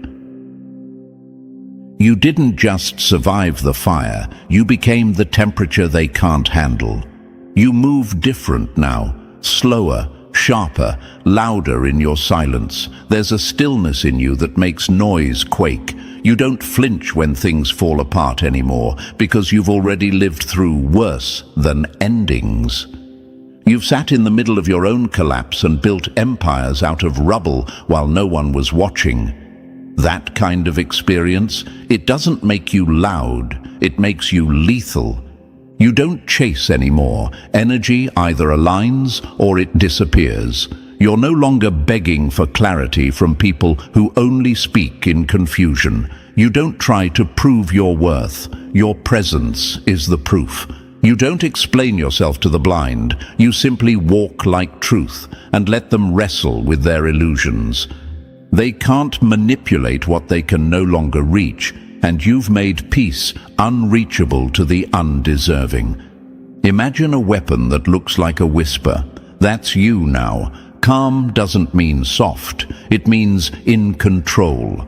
You no longer fight to be heard, because real power doesn't need an audience. You watch more, react less, feel everything, but reveal nothing. And they hate that. Because chaos used to shake you, now it bounces right off. You've become immune to guilt, allergic to games, and bored of drama. You know the truth before it's spoken. You read energy before words. You left the phase of proving and entered the era of being. That's why they feel you before you speak. Because you embody everything you used to chase. Their absence wasn't the loss, it was the reveal, the moment you saw yourself without their shadow in the way. You're not just healed, you're rebuilt, strategically, silently, unapologetically. And now, you're not just hard to reach, you're untouchable, because you carry scars they'll never understand, and power they'll never earn. Number 14. You didn't just survive the fire, you learned to paint with the smoke. The final form of healing isn't shouting that you made it. It's walking through the world so quietly unshaken, no one can believe you ever fell. This is it, the part they can't grasp, the part they'll never see coming. You're no longer chasing closure, revenge, validation, or even understanding. You've outgrown it all. Not because you're numb, but because you've seen everything, felt everything, lost everything. And somehow you came back with more peace than pain. That's not just survival, that's transcendence. You became your own closure. You gave yourself the apology they never sent. You wrote your own ending, edited the characters, and closed the book. not with a bang, but with a breath. You don't need their validation anymore because your very existence, your presence, your evolution is the final word. You stopped asking for peace because you realized you are peace. Imagine being so healed that chaos has no home inside you, that even when the world throws shadows at you, your inner light doesn't flicker. You no longer fight for recognition because your life speaks in ways words never could. Every calm decision, every moment you choose silence over ego, every time you walk away instead of reacting, that's your power now. And it's terrifying to those who expected you to stay broken. They watch from the sidelines, confused. How did you survive that? How are you still going? But what they'll never understand is that you didn't come back to prove them wrong. You came back to become who you were always meant to be. And that became the greatest revenge, the quietest win, the loudest truth. You took damage that would have erased 99% of people, and somehow you turned it into art. Not a painting on a wall, not something to be sold or explained, but something you wear. In your stillness, in your choices, in your unshakable presence. This isn't just the end of your pain story, it's the beginning of a life that no one thought you'd live. But you built it anyway.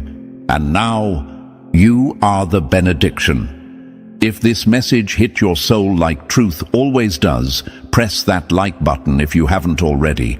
It tells the algorithm this wasn't just noise, it was necessary. And if you're still not part of our growing tribe of survivors, warriors, and silent stormwalkers, hit that subscribe button. Don't just watch the journey. Walk it with us. More is coming, and trust me, you don't want to miss what's next. They tried to write your ending, but you took the pen and turned their prediction into your masterpiece. Now imagine this for a moment, chosen one. Someone watching you, fully convinced you'd stay broken, muted, and small. And then suddenly you reappear, glowing in power, speaking with calm authority, moving like someone who knows exactly who they are. It's like watching a deleted character walk back into the movie and take over the lead role. You didn't just surprise them, you short-circuited their entire understanding of who you were. Studies have shown that when the brain encounters something that defies its prediction, something it can't categorize, it literally pauses, freezes, and struggles to make sense of what it's seeing. That's you right now. You're the glitch in their system. You're blowing people's minds because your existence no longer fits their outdated script. And thank you, chosen one, for being here. Don't forget to pay this message forward by pressing like and subscribe. Help spread this light to more souls who are waking up just like you. You're not just listening to a message, you're fueling a movement, and your support keeps this force alive. Thank you, truly, for being part of something much bigger than you realize. Now, let's get back to what's really happening. You, chosen one, have reached that stage where you're no longer reacting to the noise. You're rewriting the whole atmosphere. People who once dismissed you are now obsessed. The same ones who called you too much, too quiet, or too different are now scrambling to decode you. But they can't because you flipped the script on them. You changed the entire language of your life. You stopped performing for validation, and now the universe performs for you. You're the reason rooms shift, energies tighten, and whispers follow silence. When you walk in, their subconscious flinches.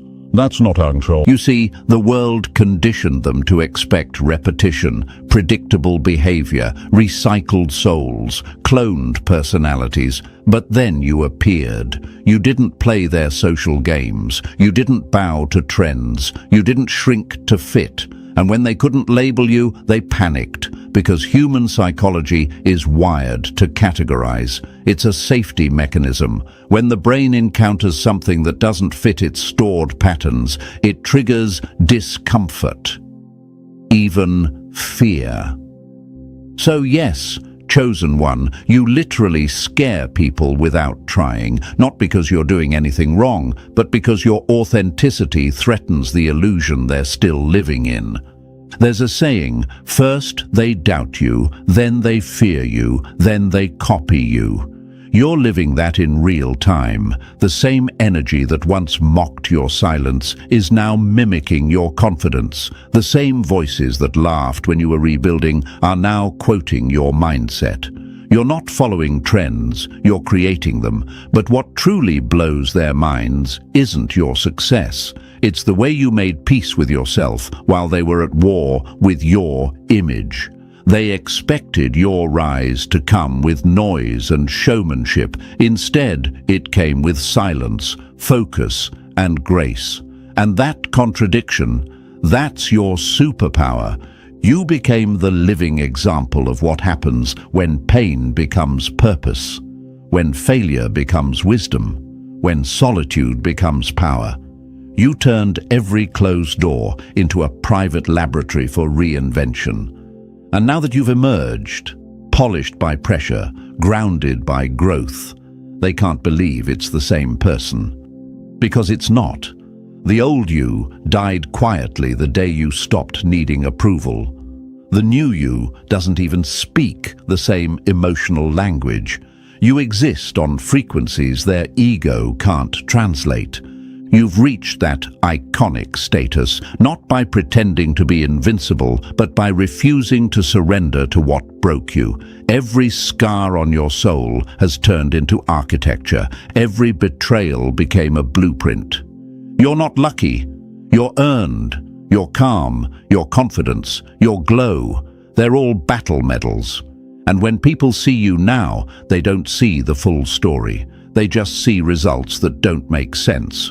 But that's what makes you dangerous. You're not performing, you're aligned. You're not desperate for attention. Attention naturally gravitates to you.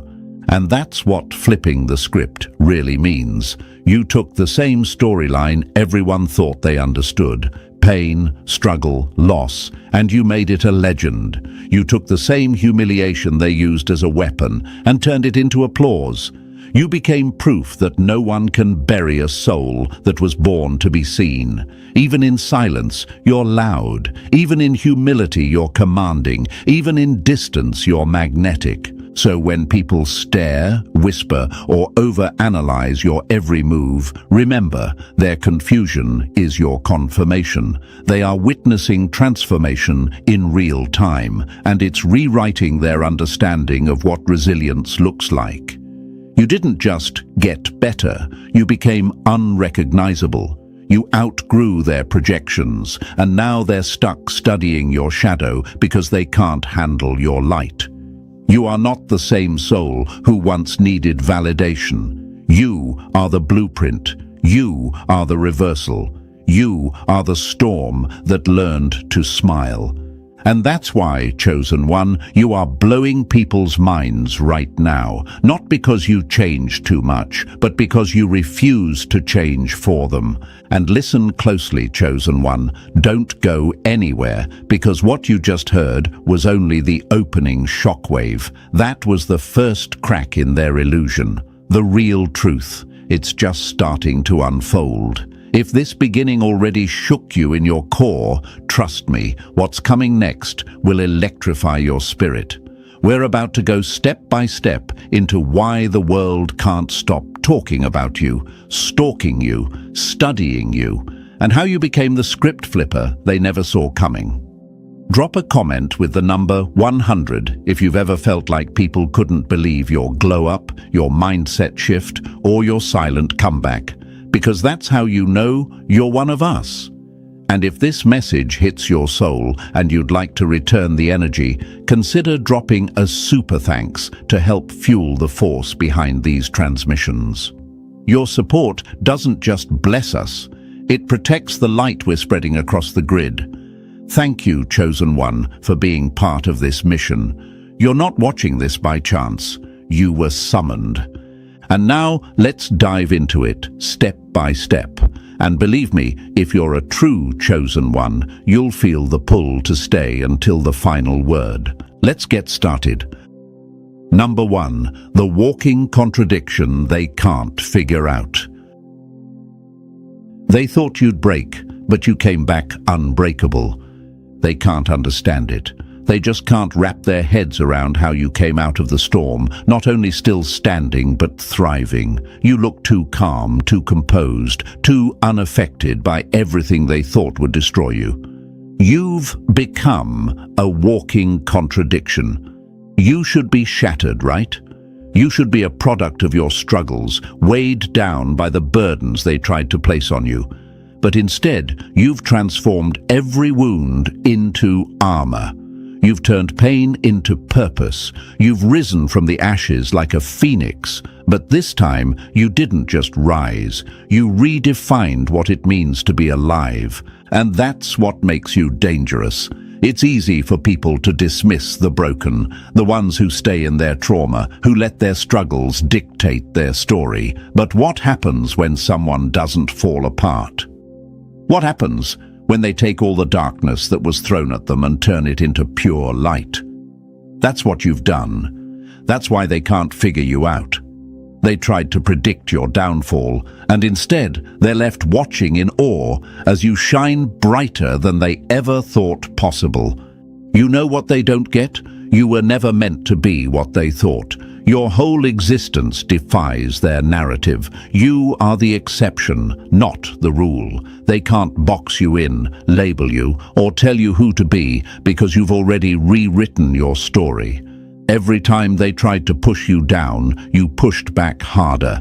You are the walking contradiction they can't understand, and that's exactly why they're so afraid of you. You see, they thought your scars would be the end of you. They thought that every failure, every rejection, every heartbreak would break you. But instead, it made you unstoppable. Every time they thought they had you cornered, you found a way out. You were meant to survive. They thought your pain was your end game, but it was only the beginning. Your resilience didn't just make you stronger, it made you divine. This is the power of being chosen. Chosen ones are never supposed to look like everyone else, and that's exactly why they hate you. You're living proof that they are wrong. They thought they had figured you out.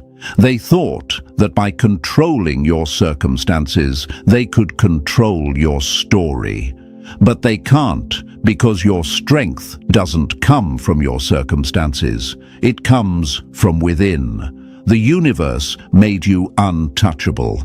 Think about the greatest minds in history. They were all walking contradictions. Albert Einstein, one of the most brilliant men to ever live, was once considered a failure by his teachers. He didn't fit the mold. They thought he was a daydreamer, too abstract, too unpredictable. Yet he reshaped the world with his theories, revolutionizing science. He didn't fit into their expectations, and that's why he changed the game. You, Chosen One, are on that same level. You've been underestimated, dismissed, and rejected because you didn't conform to their limited understanding of what success and strength should look like. But what they don't realize is that being different, being a contradiction, is exactly what makes you powerful. And now they're watching as you leave them behind, scratching their heads, trying to figure out what went wrong. The truth is simple. They never understood you, and they never will. And here's the real kicker. They tried to make you doubt yourself. They saw your potential, but they couldn't handle it, so they tried to make you question it. They wanted to box you in, put limits on your life, and make you believe that you were too much or not enough. But chosen ones don't doubt. We just know. You didn't need their validation to know your worth. And that's what terrifies them the most. When you refused to break, when you refused to crumble under their expectations, you became a force. You became a mirror to their insecurities. You became the very thing they feared most, someone who could rise from the ashes and be more than they ever thought possible. You didn't just survive, you thrived. You didn't just overcome, you dominated. They thought you'd be a statistic, a story of failure, but instead, you're writing your own legend. They'll never understand how you did it. They'll never grasp the depth of your strength, because the truth is, they'll always be too shallow to see it. And that's okay, because you don't need their understanding to keep moving forward. Your destiny doesn't require their approval. You are already aligned with a power that they can never comprehend. So when they look at you, confused, threatened, even angry, know this: it's not about you, it's about them. It's about their inability to accept that they will never be able to put you in a box. They'll never control your narrative. You have the pen now, and you're writing a story they'll never be able to finish. They'll keep trying to label you, categorize you, and judge you. But you already know what they don't. You are not defined by your past, your struggles, or their expectations. You are defined by your actions, your choices, and your unwavering belief that you are destined for greatness. They can't figure you out because you're not supposed to be figured out. You are a living enigma, an ever-evolving masterpiece. And as long as you stay true to that, they will never catch up. The world doesn't get it, and they never will. They want to label you, pigeonhole you, and make you something they can control. But they can't, because you don't fit. You weren't made to fit. You were born to break the mold, to shatter the narrative, and to rise above what they thought was possible. They thought you were a casualty of your circumstances, but you proved them wrong. And that's why you're here, to remind the world that the impossible is only impossible until someone like you proves it's not. So, chosen one, as you walk through this world, unapologetically yourself, unbreakable and untouchable, remember this: you were always meant to be a walking contradiction. They can't understand you, and they never will. And that's why you're going to change the game. The world is watching, but it's you who holds the power.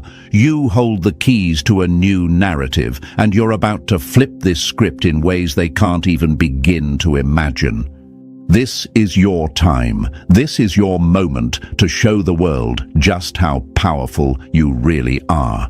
Keep walking your path, chosen one, because the world isn't ready for what's coming next.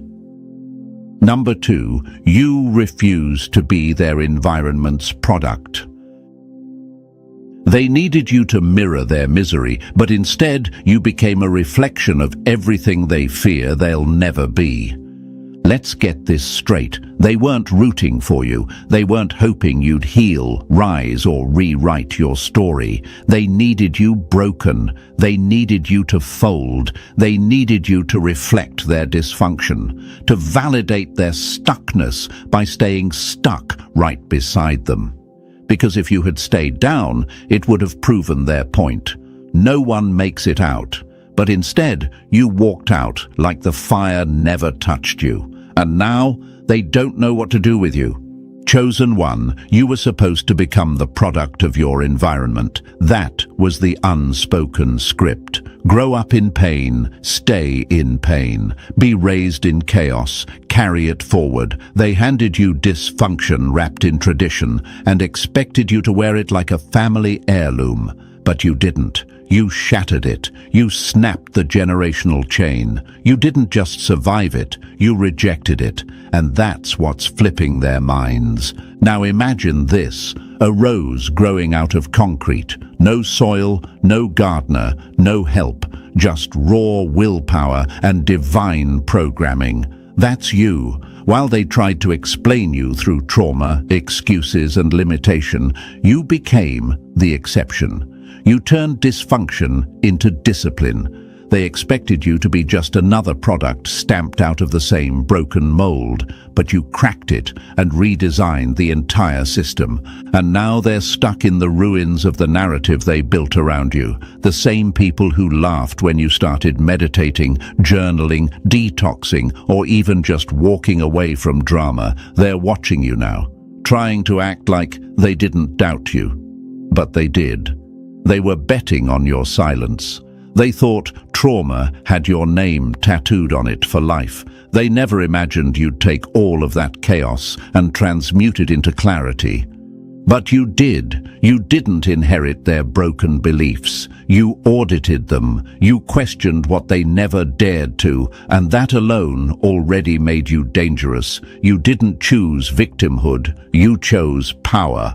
And when a chosen one chooses power, the whole bloodline shakes. Some of you came from households that normalized dysfunction, where yelling was love, silence was punishment, and survival was the only goal. But you weren't just built to survive. You were designed to lead. You were called to break out of patterns so old they were mistaken for identity, and that terrifies people who are still tangled in those patterns. They'll ask you, "Who do you think you are?" But that's not a question. It's a confession. It's their way of saying, "I don't have the courage to be who I want to be, so how dare you do it so freely?"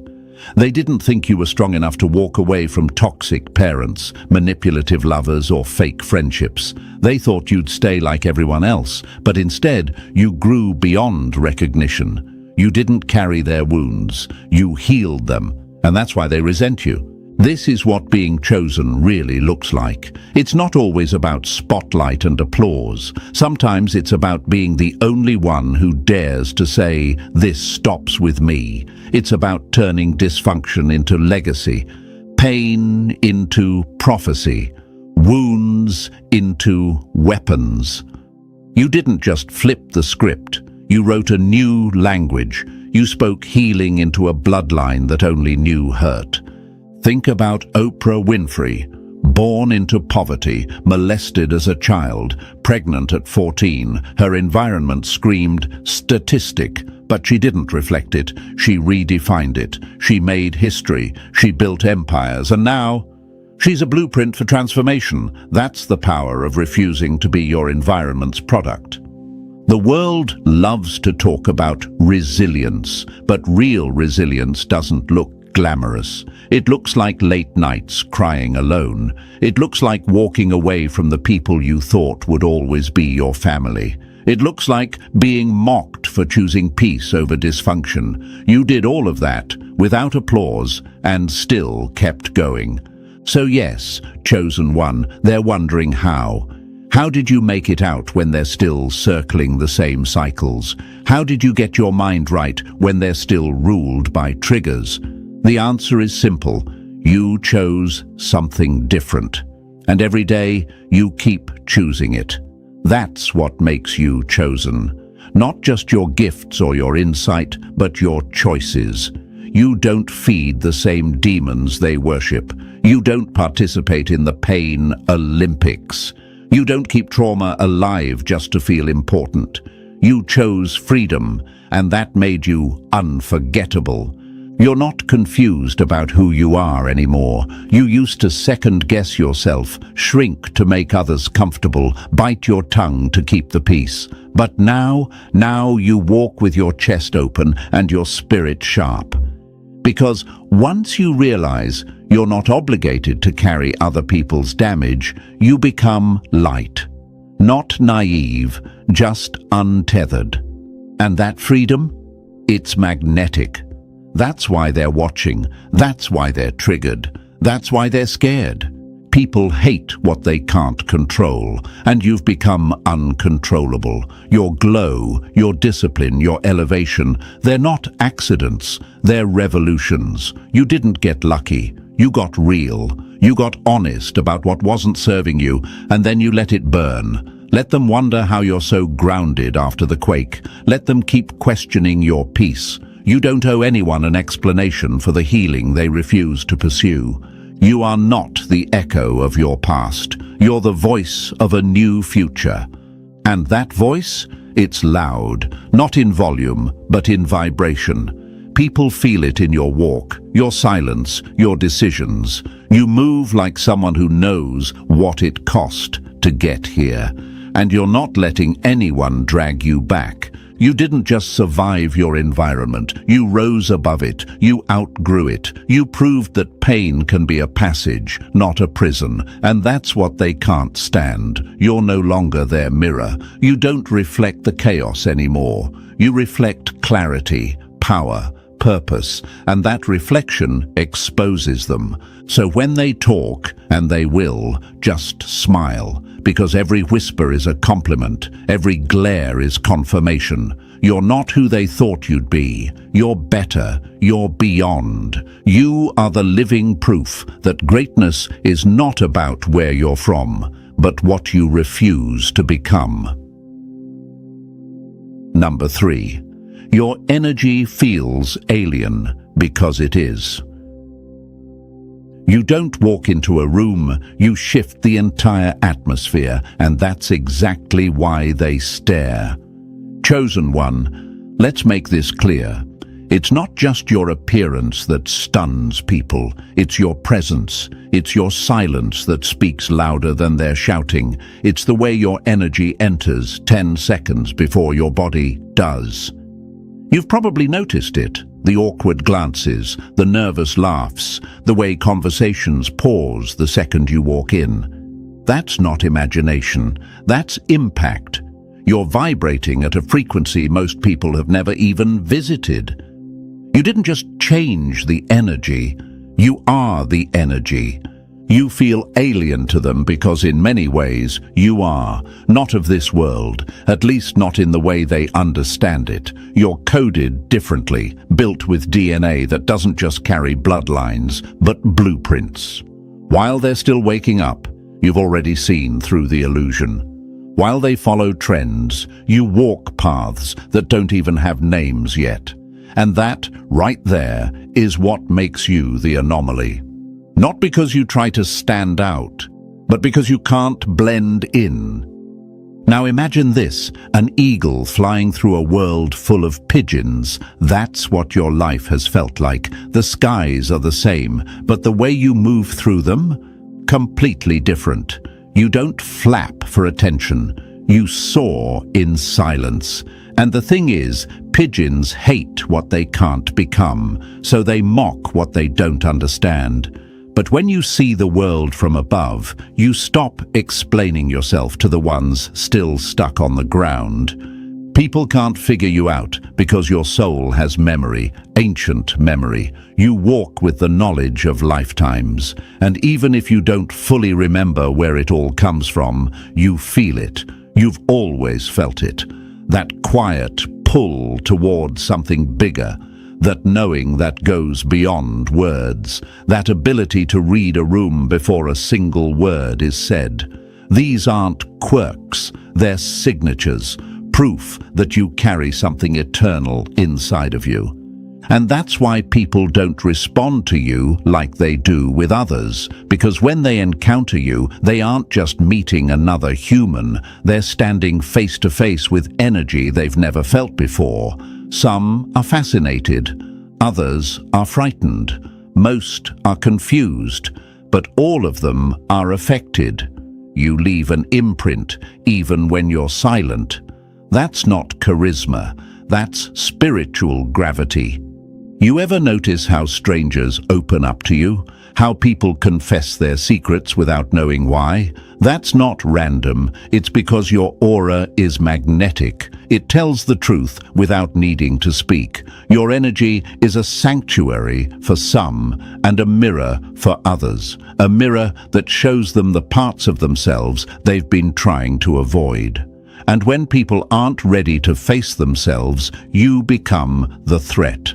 That's why some distance themselves from you without explanation. That's why you feel people pull away after being pulled toward you. Your frequency exposes their fakeness, their ego, their self-denial. And not everyone's ready for that type of confrontation. Not everyone's ready to be seen that deeply. But don't shrink, chosen one. Don't water it down. The world doesn't need more imitation. It needs authentic disruption. That's what you are. You don't vibe, you broadcast. And your signal is too strong for those still addicted to noise.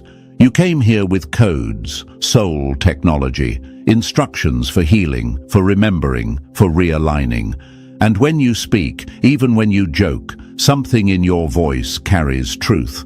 That's not by accident, that's design. There are people in your life right now who are still trying to figure out why they can't forget you, why they feel drained around others but energized around you, why they're drawn to you but at the same time intimidated by your peace. It's because your energy exposes the hollowness in theirs. You remind them of what they buried, of what they lost, of who they could have been if they had faced their pain instead of numbing it. You didn't come here to blend in. You came to wake up the sleeping ones, not with force, but with frequency. And that's the thing. Frequency doesn't ask permission. It just is. Your presence alone is doing what entire lectures couldn't. People leave you thinking about things they never considered before. Your laugh heals. Your silence teaches. Your very existence disrupts the systems of control they've built around their identity. Even when you were young, they told you you were too intense, too sensitive, too much. But what they were really saying was, we're not ready for someone like you. And that's fine, because not everyone is supposed to have access to you. You weren't made for the crowd. You were made for the few who are ready to rise. You've probably wondered, why do I always feel different? Why do I get drained so easily in crowds? Why do people either love me obsessively or avoid me completely? It's not because something's wrong with you. It's because something's awakened in you. You're not a social chameleon. You're a spiritual transmitter. You don't change colors to fit the room. The room changes color to match you. That's power. That's purpose. That's being chosen. So when people tell you they feel off around you, believe them. When they say something about you is just different, take it as confirmation. You're not like them. You never were. And you're not here to be. You were sent here to remind others of something their soul forgot. And just your presence alone is doing that work. They can call it weird, they can call it arrogant, they can call it intimidating, but what they can't call it is fake, because you carry something real in a world built on performance. And whether they admit it or not, they feel it. You are not here to lower your frequency to be accepted. You are here to hold your frequency so others can rise. That's why you don't chase. That's why you're done explaining. You're not hard to understand. You're just not easy to manipulate. You're not mysterious. They're just not tuned in. So keep walking, keep broadcasting, keep being that alien frequency in a world full of static. Let them stare, let them whisper, let them wonder. You are not here to be understood. You are here to be remembered. And trust me, chosen one, they will never forget you. Number 4, they tried to study you, but the pages keep catching fire. They wanted the recipe, but they couldn't handle the fire that baked the bread. Chosen one, let's be blunt, they've been trying to figure you out for years and still can't crack the code. They take notes on how you move, how you speak, how you hold your silence like a weapon. They mimic your phrases, copy your style, steal your energy in fragments, hoping that if they mirror you long enough, they might become what you are. But here's the hard truth. You can't study a soul that was sculpted in storms. You can't replicate a frequency that was downloaded in solitude, and you damn sure can't imitate someone who's still evolving in real time, because by the time they decode your past, you're already 3 dimensions ahead. Now imagine this, a group of amateurs trying to reverse engineer a spacecraft with cave tools. That's what it's like when they try to study you. They read your every move like it's a playbook, only to realize the pages they're turning are blank. Or worse, bursting into flames. Why? Because the script you're living wasn't written for public access. It's not archived in books. It's alive, fluid, unfolding through intuition, protection, and a direct line to forces they'll never be allowed to touch. They think you're just lucky. They assume your glow is surface level. They don't see the brutal rewrites you went through behind the scenes, the spiritual edits, the emotional red lines, the whole chapters you had to burn just to survive. You're not a product of trends or social mimicry. You're not a remix of someone else's success story. You're an original manuscript, carved from silence, sealed by pain, and protected by energy that defies logic. And that's why they hate you. That's why they obsess, because everything they chase externally, you've cultivated internally. They spend money to look confident. You radiate power just by breathing. They rehearse scripts to sound wise. You speak truth straight from the marrow. They jump from crowd to crowd, desperate to be seen, but you walk alone and still get followed. You weren't made in the spotlight, and that's why you don't need it. Your brilliance was born in the dark. In those hours no one clapped for, when all you had was your mind, your scars, and the silence that taught you everything. That's where your wisdom fermented. That's where your essence was distilled. That's what gives you that glow they can't imitate, because imitation only works when you understand the source. And your source? It's untouchable. You were forged in seasons they prayed to avoid, betrayals that would have crushed them, loneliness that would have snapped their minds in half. You held on, you evolved, and now they want the final result without surviving the process. But that's the catch. You are the process. You don't just wear resilience, you embody it.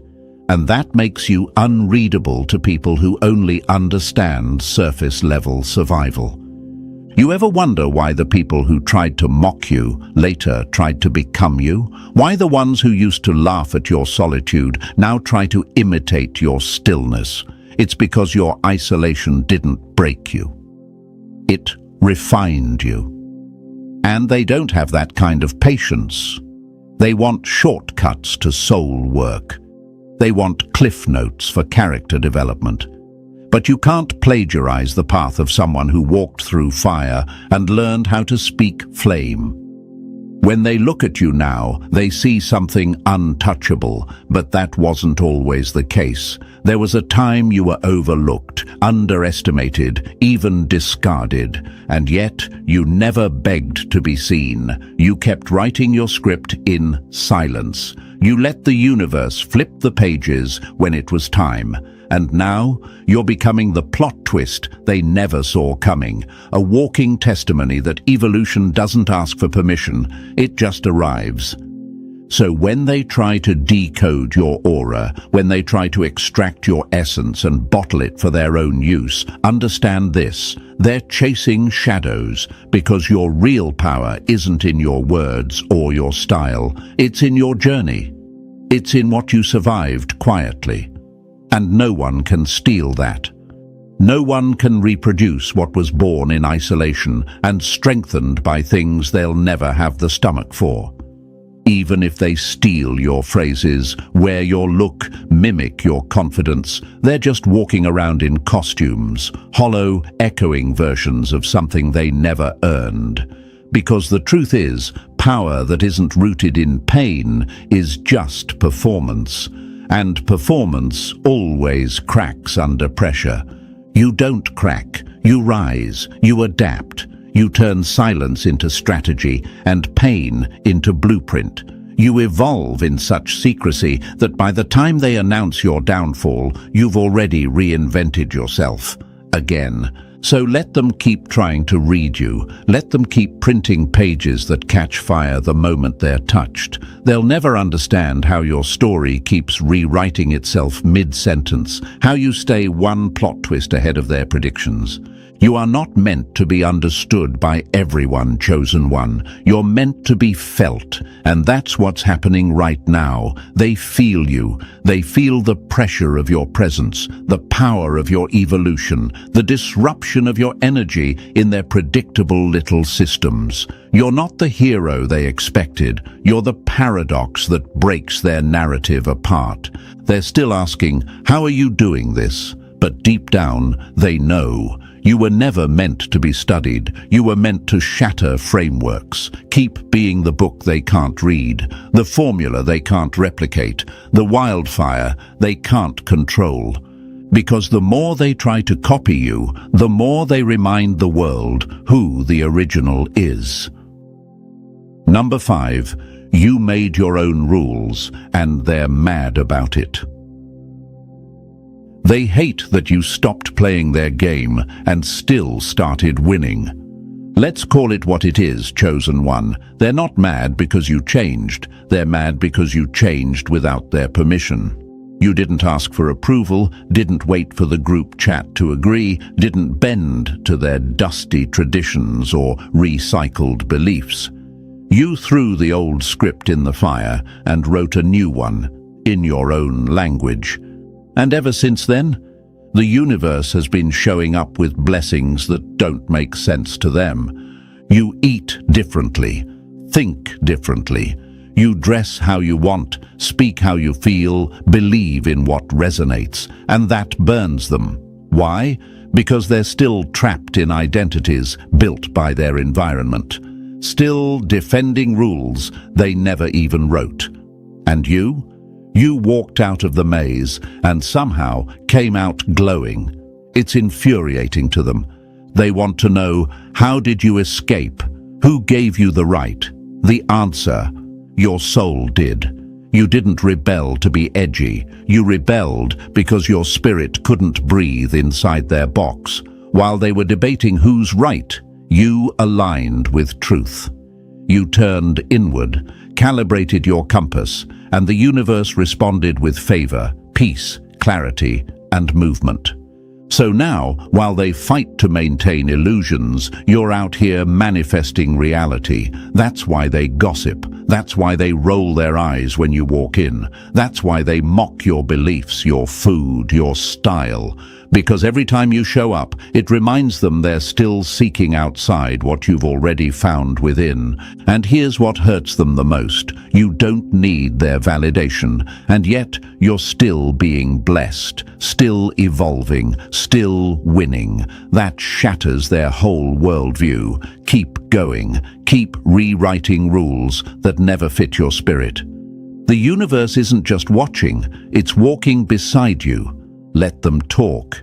You're building what they'll never understand. Number 6, your silence is louder than their screaming. They screamed for attention, and your silence became their punishment. Chosen one, nothing unnerves the enemy more than your calm. They poked, prodded, plotted, hoping you'd snap, lash out, or crumble. But instead of reacting, you went quiet. And that silence, it echoed louder than 1,000 insults. It was a mirror they weren't ready to face. While they threw tantrums trying to drag you into their chaos, you stayed rooted like a mountain, unbothered, unreachable, and that shook them to their core. You see, the enemy expected a show. They wanted to feel powerful by seeing you react, but you robbed them of that fuel. You didn't post about them. You didn't vent to mutuals. You didn't fall apart or play victim. You disappeared into growth. And the next time they looked up, you were unrecognizable, sharper, stronger, glowing, evolving, silent. And now, they're haunted by the questions your silence left behind. Are they mad at me? Did they figure me out? Are they planning something? That's the beauty of your stillness. It leaves them scrambling for answers you'll never give. Your refusal to engage became their inner war. Every time they scream into the void, the lack of your response echoes back like thunder. Let's be clear, silence isn't weakness, it's strategy. The universe fights battles on your behalf when you stay in alignment. While they lower themselves, you elevate. While they get messy, you get more mysterious. Your silence speaks volumes about your power, your control, and your refusal to be pulled into energies you've outgrown. Let them scream, let them chase shadows. You're already 10 moves ahead, operating in realms they can't reach. Your peace? That's the real clapback. Your stillness? That's the storm. And the universe? It hears your silence louder than any noise they'll ever make. Keep rising without a sound. Number 7. They want your wisdom without your wounds. They crave your shine, but could never afford your scars. Chosen one, they want the finished product, not the process. They praise your glow, but forget you earned it bleeding. They quote your resilience, but ignore the nights you screamed into your pillow, praying for clarity. They want your peace, but not your path, your wisdom, but not your wounds. And that's where they expose themselves, because they don't understand that power isn't inherited, it's forged. Every ounce of light in you came from walking through your own darkness without a map. You see, they envy your balance, but never saw the chaos that built it. They look at your calm and think it's natural, not realizing it's discipline. You didn't get lucky. You got tested. Over and over. You learn to alchemize pain into perspective, betrayal into strategy, heartbreak into purpose. That's not something you can copy. That's something you have to survive. Now imagine this. Chosen one, someone staring at a diamond and saying, "I want that sparkle," without realizing it was once coal crushed under unimaginable pressure. That's you. The pressure made you shine. The trauma trained your intuition. The isolation sharpened your discernment. They want your wisdom, but could never carry the weight of the lessons that gave it shape. They ask, "Why are you so calm?" Because you've seen storms louder than their opinions. "Why don't you react?" Because you've already fought battles they couldn't even name. "How are you so sure of yourself?" Because you rebuilt yourself from the ground up, without applause, without backup, without shortcuts. Let them keep wanting the rewards of your resilience without paying the price of your suffering. The universe saw every tear, every moment you chose growth over revenge, and it's rewarding you accordingly. They'll keep envying your peace, never knowing it was born in fire. You didn't just heal, you transformed. And that's why your wisdom intimidates them. It's ancient, it's earned, and it's untouchable. Number 8. You hold the keys to realms they've never even visited. They mock what they don't understand, then beg you to teach them once it works. Chosen one, you're not just another person in the room. You're a gatekeeper, a code holder, a receiver of messages the average mind isn't calibrated to handle. You've been getting whispers from the universe that no textbook could ever capture. And that alone terrifies them, not because you're loud, but because your quiet knowing tears down their entire illusion. You see through people before they open their mouths. You sense the truth hiding behind their smiles. That kind of vision? It wasn't taught, it was downloaded. And here's the kicker, you didn't ask for this. The universe handed you keys most can't even see, realms of intuition, healing, energy reading. It flows through you like breath. While they chase surface-level success, you operate in dimensions where intention shapes reality. They live in reaction. You live in alignment. They follow maps. You follow signals. They need evidence. You get confirmation through silence. That's why they label you weird, too intense, too too deep. It's projection. They're scared of what you awaken in them. You remind them that they've been living small, and they hate you for that mirror. But deep down, they know you're plugged into something ancient, something powerful, something real. They try to shrink you with logic, but your spirit was never built to fit their tiny frameworks. You're tapped into timelines they've never touched, frequencies they've never tuned into, realms they'll never access without shedding their ego. And instead of being curious, they get offended. Instead of learning, they lash out. But let them burn their bridges with you. Because the universe is building you a kingdom that doesn't require their validation, only your vibration. They will always fear what they can't label, so stay quiet, stay tuned in, and keep walking through doors they'll never even find. You're not here to be understood. You're here to open gates. Number 9, your aura triggers their insecurities like an alarm clock. You weren't loud, you were just real, and that alone made them uncomfortable. Chosen one, your very presence acts like a silent alarm clock. You don't have to speak a word, just being in the room shifts the energy. Suddenly, people who were comfortable wearing masks start fidgeting. The moment your healed spirit walks in, their wounds begin to itch. And it's not because you're doing anything wrong. It's because your growth exposes everything they've tried to hide. You see, your aura reflects the work you've done. It carries the quiet power of someone who faced their shadows and didn't flinch. Most people never go that deep. They numb it, avoid it, bury it. So when someone like you shows up, whole, calm, unbothered, it disturbs their illusion of peace. You become a walking contradiction to their comfort zone. Your confidence makes their insecurity scream. Your clarity makes their confusion louder. Your boundaries highlight their desperation for validation. Ever wonder why people start acting weird around you? Backhanded compliments, sudden distance, unprovoked hostility. It's not about you, it's about what your presence reflects back to them. You woke up something they weren't ready to face, and now they blame you for the sound of the alarm.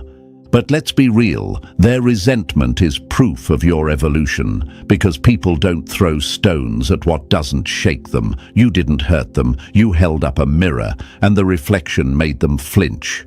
That's not your guilt to carry. That's their work to do. So don't shrink to make them feel safe in their dysfunction. The universe didn't pour all this healing, wisdom, and resilience into you just so you could tiptoe around fragile egos. You are a force, a mirror, a messenger, and the truth is your presence was the wake-up call their souls secretly asked for. Whether they like it or not, the alarm has gone off. And you've already risen. Number 10.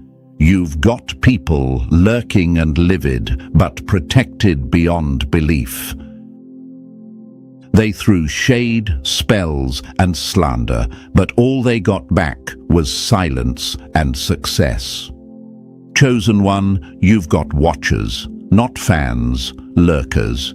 People who scroll through your life like it's a crime scene, hunting for cracks in your foundation. They stalk your presence online and off, disguising curiosity as criticism. Every post, every smile, every step forward you take, they dissect it, not to understand you, but to undo you. But here's what they don't get. You're not walking this path unprotected. You are watched over by something far beyond what they can comprehend. While they waste time plotting your downfall, the universe is reinforcing your protection. They throw darts, but you walk through fire untouched. They send energy meant to distract, delay, or destroy, but it all gets returned to sender. Why? Because your life isn't run by their projections. It's powered by divine alignment, and that kind of force can't be faked or fumbled. Their obsession has turned into torment. Every time they check in, you're further ahead, still growing, still glowing, still guarded. And the worst part? They can't stop watching. Their envy is an open wound, and you are the salt. You're not just protected, you're untouchable, and it drives them insane. See, what they really want isn't just your downfall. They want to interrupt your peace. But your silence is louder than their noise. Your focus is stronger than their interference. And the more they watch, the more they realize they have no access, no entry, no power. That's the real punishment. Not just seeing you thrive, but realizing they'll never be a part of it. So don't waste energy clapping back. Keep moving in silence. Stay in your lane. Let the universe handle the return policy on all the energy they send. Because when you're chosen, you don't need revenge. Your glow is the justice. And the ones lurking? They'll keep watching from behind locked doors, because your life is a realm they were never meant to enter. Number 11. They hate your discipline because it exposes their lack of it. You didn't get lucky, you got focused, and that's what haunts them. Chosen one, let's be clear, they don't hate your glow, they hate the grind that created it. They don't mock your lifestyle because it's wrong, they mock it because they could never maintain it. The truth is, your discipline exposes their laziness. Your habits hold up a mirror to everything they said they'd do, but never followed through on. And when people see you living proof that commitment creates transformation, they get bitter. Because now there's no excuse left for their mediocrity. You chose the long road. You gave up comfort to chase alignment. While they scrolled, you studied. While they partied, you healed. While they gossiped, you grew. And now they're uncomfortable in your presence. Not because you're doing too much, but because they're doing too little. You became the proof that effort works. And that's a hard pill to swallow for people who only pretend to want better. Have you noticed how they try to downplay your progress? Oh, they're just lucky. They changed, but they think they're better now. These are coping mechanisms. What they really want to say is, I couldn't do what you did. But pride won't let them admit it. So instead, they throw shade. Because accepting your level would mean facing their own lack of discipline. But you didn't come this far to babysit their insecurities. You didn't put in years of internal work just to shrink around people who chose shortcuts. The universe is rewarding you publicly for what you sacrificed privately. And it's only the beginning. Let them talk. Let them squirm. Every meal you skipped, every night you stayed up, every day you chose alignment over chaos. It's all showing now. And no amount of gossip can dim that. You're not perfect, but you're principled.